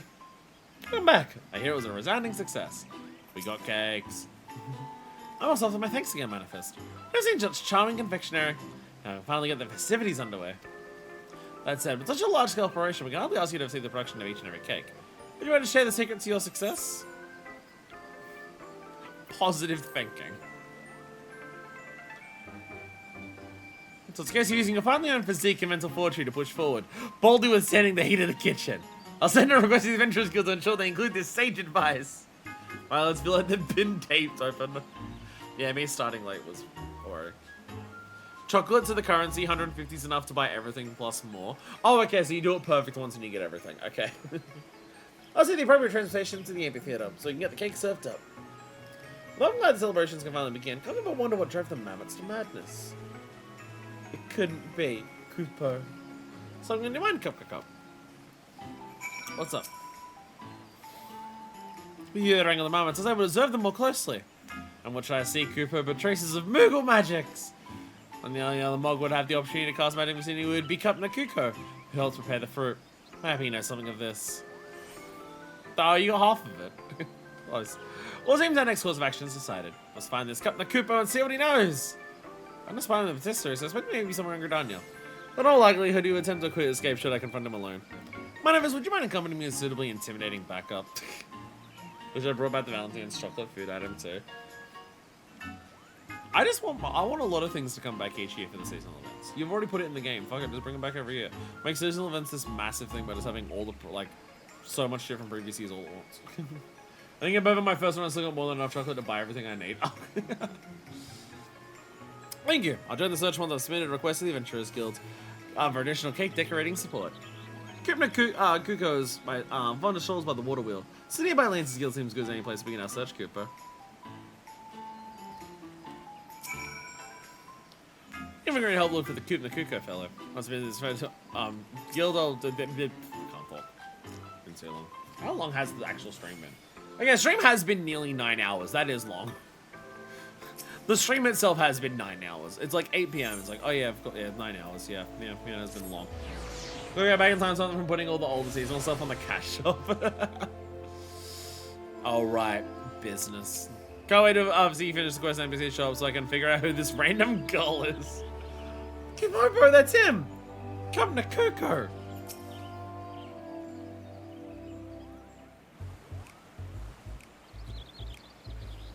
Kapopo, I can picture it now. Dozen cakes being presented to the adoring public. For the moments will be hard at work by now. Yes, everything moves according to my master plan. And these confectionery delights will appear with neither man nor more grazing a paw. Promotion has been rather great and expected, but surely 'tis no but boisterous enthusiasm. Kapopo. Come to Kuko, I believe I found the mug to blame. Come manifest, together we shall deliver justice. Do you know how good I am at slapping Moogles? I have so much experience thanks to the ones in frickin' churning mists. There's a chicken angel running around. You're coming with us.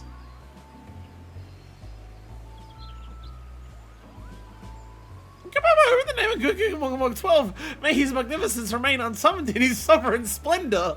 Are you?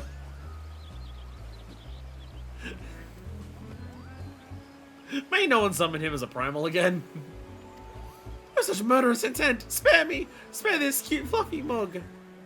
Come on!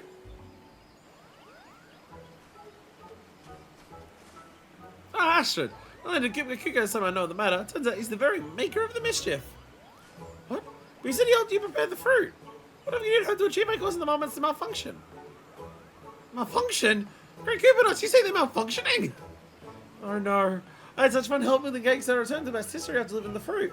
But Captain Cup was nowhere to be found. Turning to one of his many duties, I suspect. Then it struck me, Cooper. Everyone was so busy, wouldn't it be better if the moments could make the cakes all by themselves? So I cast a little Moogle magic. Which then caused the moments to malfunction. Come to Kuko, you must undo whatever spell you've woven, Cooper. Well, it may have been fairly easy to cast, but not so easily undone. Anytime that the spell is liable to end in exploded moments.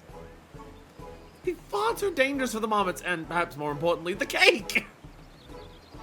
Thank you, Astrid. Knowing the priorities. But now we have a team of eager adventurers helping decorate cakes, and there was no intentional sabotage. Oh, what a fine mess you've made. Why don't you think to ask anyone else before deciding this plan? I'm sorry, I didn't mean to cause problems. I just wanted everyone to have as much cake as their hearts desired, Cooper. Well, as an emissary of love and then want to turn away a helping hand. Any idea you have, you can always bring them to me. Especially if they're about cake. Listen well, Compner. Whether deliveries, missives, or lending aid, you must always see the task through to the intended recipient. With love! With love? Even though I'm not an emissary, and I will never die. Wait, no, I'm not an emissary, so I will ever die. As long as one puts their hearts into it, anyone can spread love and affection. Just look at mine first. Thanks to her, the Valentine's Day festivities can go ahead. I don't think it's past time we went and enjoyed them for ourselves.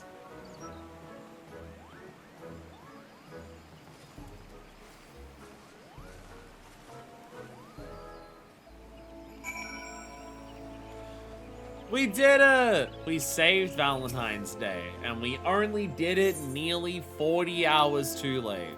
Oh, shit. I'm sure this quest isn't about anything at all. Nothing going on in the world right now that this mirrors. Nuh-uh. You're right, this is clearly a reference to the Epstein files. Oh my god, it's Bert and Roger Girl! These are the guys that lost to the Butch Elf Girl. Oh, Bert and the other guy. Oh my god, giant cakes everywhere. Giant cakes everywhere. Oh my god. Just look how many cakes we managed to prepare. And I see everyone showing a joyous moment of tasty treat. Oh, it's wonderful to see preparations pay off. Stop. The only person that thinks this whole quest is about AI art. I can definitely see that. Absolutely. Yeah, Now that you mention it, the idea of just like, oh, I just wanted the machines to create everything themselves. And then it fucked up and spat out a bunch of junk and didn't work. No, you have to make it with love. I can see that. I can see that. So when they make you leave a place so they change the locations that you're watching. What colossal cakes. So many, Cooper.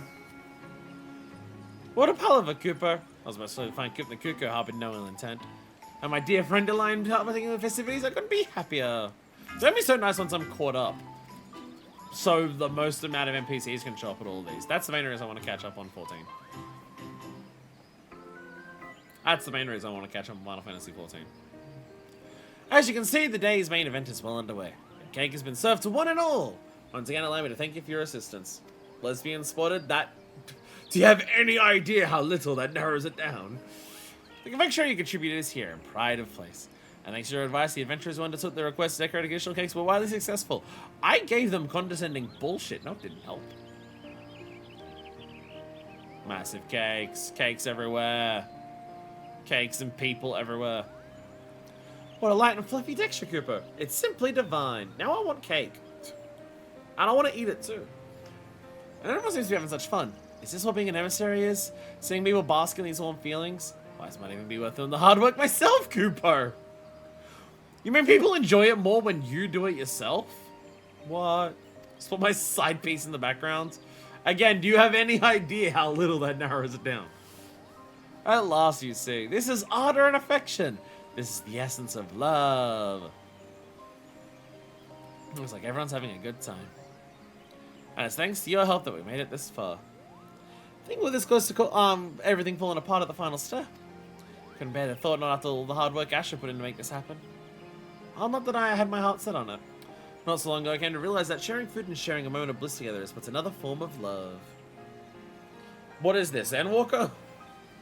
While the gifting of chocolate is a traditional practice, part of me hopes that what we've created here today might become a new tradition. Giant fucking hearts. Wish I had a glowing heart sprouting from my head. Sharing ardor and affection with loved ones and feeling their hearts answer in return. It is my most heartfelt wish that people across the realm are blessed with many such opportunities. And so, my first, if you feel inclined to venture into the kitchen once more, we should gladly welcome additional cakes. Our celebration is just getting started after all. I must just let you partake as well before going rushing back to the patisserie. I'll get you a slice right away. And I'll put the tea on. Why don't you sit with us for a while? I think we've earned this. Yay, we did it! Who's eating all these? People of Gridania are really fucking hungry. Yo, Rolandberry Valentine cake! Eat it 10 times and then you have to buy another one off the mug shop and you get angry at your FC mates for eating the limited time event stuff. Let's go. Let's go. Yeah, we're gonna do it again. And we got chocolates. They've been traded for gear and items. Yay. An extra large serving of love. The inspiration for this case came from me during Lizette's ceremony of eternal bonding. When Lizette and Hortifans shared their first bite of cake. Lots of cameos this year, thankfully. Yay! Some of the previous events we've had, there's been like 2 or 3 people. However, one of them was truly radiant. When that same cake was served to the guests, also that love was shared with us all. I thought it would be wonderful if we could create an opportunity for people likewise. To give their shape and affection. So that'd be the idea of an extra large, extra living cake. Oh, you have a slice? I will be there in a second. It is simply lovely, wouldn't you agree? We're in luck, we're giving it away, they'll bake cakes. The development collaboration with us to bake cakes for the ceremonies of eternal bonding. Probably bring ardor and affection. And we'll make more cakes. Delicious cakes. Gives you a feeling in your palm. Alright, who's over here? Alright, who we got? Who we got? Oh my god, of course. Oh my god, of course. Then I'll wipe your tears. You need and wolf it down. So, oh my god. Sada was literally saying how she's gonna wipe Serena's tears. They are actually just gay. It is also weird to see Sato specifically wearing this. Lesbians. Lesbians. Alright, who else we got? Who else we got? Hortifans and Lizette! There they are. Even though Lizette XK is simply adorable, wouldn't you agree? Oh, I'm the happiest man alive. They're probably in the fan art seeing this event. I'm not surprised. They are lesbians. I think I'm surprised, but Asher was slow to warm to when I first saw Lizette's hand. But now consider me a member of the family, someone with whom she can share such joyous moments is an honor beyond words. Begging for another has always brought me joy, but I must say, I'm nice to be on the receiving end too. And so cake becomes a gift of love, one that bears Ashford's feelings to many, many more. Have us been part of Lady Valentine's legacy. Yo! Curious Gorge and what's her name? I forget her name. I gotta look. Dialogue. Oh. Why did I have cake when I have you, sweet love? I forget her name. But yo! They're together. Oh my god.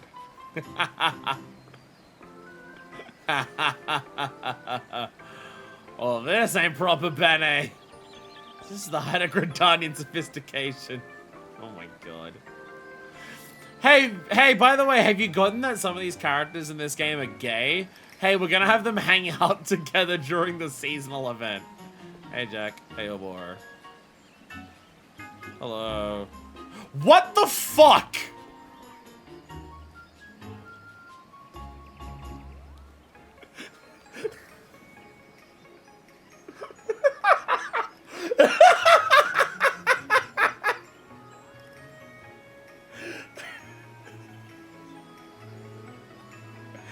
He's just hanging out in Gridania.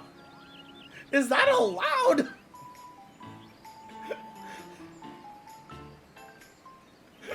Go back in time to a room report and tell them Gaius and his daughter will be hanging out in Gridania making and eating cake. What the fuck? I don't think any of Eurasian Sims know what he looks like. Yeah, that's it. To be fair, they know him as the Black Wolf. He's a little. I mean, a little. Oh my fucking god. Who are you? The Goldilocks. Yeah. Did you have dialogue? I'm going to share this cake with everyone, like this with everyone in World. I was here procuring some baking equipment. The war's over. It's fine, probably. Do you have to do Tataru's quest for this to happen? Pretty sure he's here one Easter event dressed like a rabbit. Do you have to do the Tataru quest in Endwalker for this to appear? Because, like, Ali's talking. Or wait. No, Ali starts talking at the end of the World quest line, right? Does Ali start talking? I forget. Does Ali start talking at the end of the World quest line, or does Ali start talking once you go back there for the Tataru quest? Some characters here you can't see different quests you haven't done yet. There'd still be some. There'd still be some. I can't remember when it is that Ali starts talking again. I can't remember if it's actually at the end of World or when you return to World. In Endwalker for the Tataru stuff. That I can't remember. Can I tempt you with another? If you do spoil me. I believe these are from a previous year's event. I think just at the end of World. Because I remember the end of World when you have all of the, like, you have the projection come out and they see everyone, but I can't remember if that gets it a talk or not. Yeah, we've seen that, yeah. Her hairstyle's this thing I remember where it's like, yeah. They're from a previous year. Hey, Bismarck Chef! Bismarck Chef! Do you have dialogue? Now that's an intriguing recipe. Serendipity is here! Hey, Serendipity. I understand this need for cake on a deep and spiritual level. Okay, standing around eating cake emo. That's another thing we'll get into here or two. Oh yeah, people have just got, yeah, how everyone's got the plate of cakes and they're just sitting around eating it. Who is that child? This one? I should take a slice for Cupca Cup, but which one? This isn't Sylvie. No, they're completely different clothes. I'm thinking of the girl from the Condor quests. No. You're gonna recognize someone, just assume it's a previous event. I was gonna say it's the girl from the early Conjurer quests, but no, that's not her. No, that's not her. I don't think it is.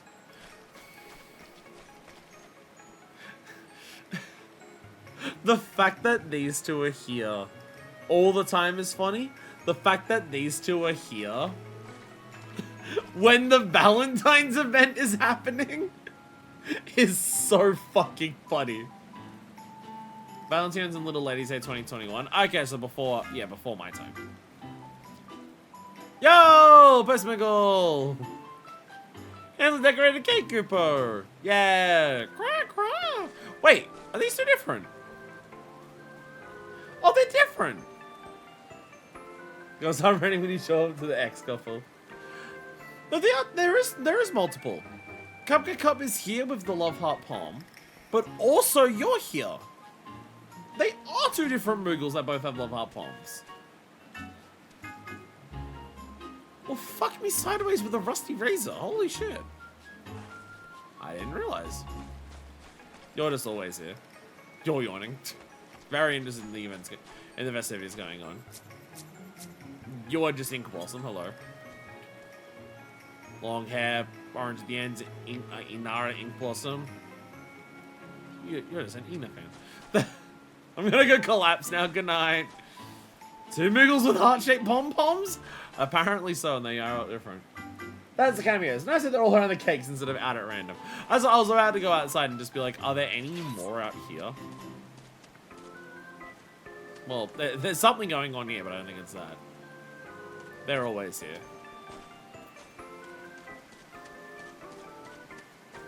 We've got Bird if he counts. Yeah, these are the two that were fucking losers from previous years. Taste sweetest love, baked in fiery ovens of passion. Yeah, again, these are the losers from a previous year.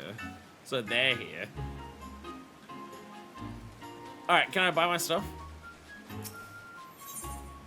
Cozy Valentine's. Oh my god, these things cost so. These things are so fucking cheap. Okay, these things are really cheap. Okay.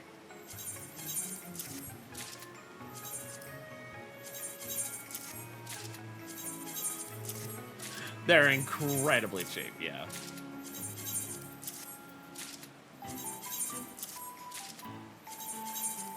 I like the cozy and the comfy as the difference between his mask or femme. Affection confections, flavors of the heart. Put them in your armor and not the dresser. I will try to remember. Unless you want to dye them, then I guess they have to go on the dresser. Valentine chair, I might as well. I might as well get all the furniture that I can. I'll get another cake. Fuck it. I have a spare cake. The advertisement for this year. The rug. I'm gonna start running out of space. I'm gonna start running out of space for all this shit. Okay, so I got 150 and I used like half of them to get one of everything. The difference in comfy and cozy is the coloring of the undyeable part. Oh. Well, there's slacks and skirt. So I guess the cardigan's a different one. You can also outfit glam them if you don't want to dye them and just waste space. If you want to waste space, you can do that. 30 for cakes, 62 cakes, 90 for 30 cakes, 40. Coffee and cozy are pretty different.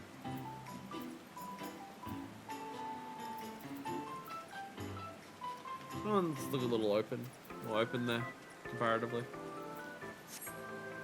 But I got all the unique things. My retainers and my like housing inventory are dying from all the seasonal stuff that I'm holding on to. I don't know what to do with all this at this point. And the hat one has buttons and one has a string. Men like buttons, but women like string or whatever thing we're trying to get across. Is there anything else that anyone else wants to show off for Valentine's? Because I'll be honest, it is 8:20 p.m. I'm getting exhausted and I'm really hungry. And I want to eat food. Are we done? It's been a big day combining the two sections. But if we didn't combine the two sections, it would be two very short streams. So, you know. I mean, the last hour's been the event. So. Oh, it's good to be back in 14.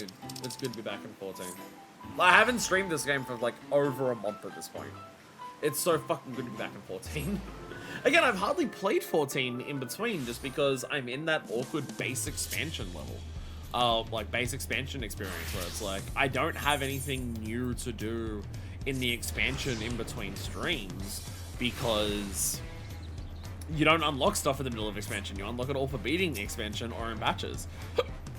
So I'm in that awkward moment where I don't have a bunch of new things to do in Dawntrail other than Shared Fates, and I don't have Flight unlocked because I unlocked that on stream, so I've not been as motivated to like boot it up outside of streaming. And also just, you know, between being sick and not having internet, there's also just been a lot of days where I haven't been able to play it even if I wanted to. But it's good to be back. It's good to be back. Very good day of MSQ. That was what, a solo instance, a dungeon, and a trial for MSQ with a lot happening. With a lot happening in that MSQ as well. It's so bizarre that we've done the second half of the first two zones. This is so fucking weird. They've never done this to us before.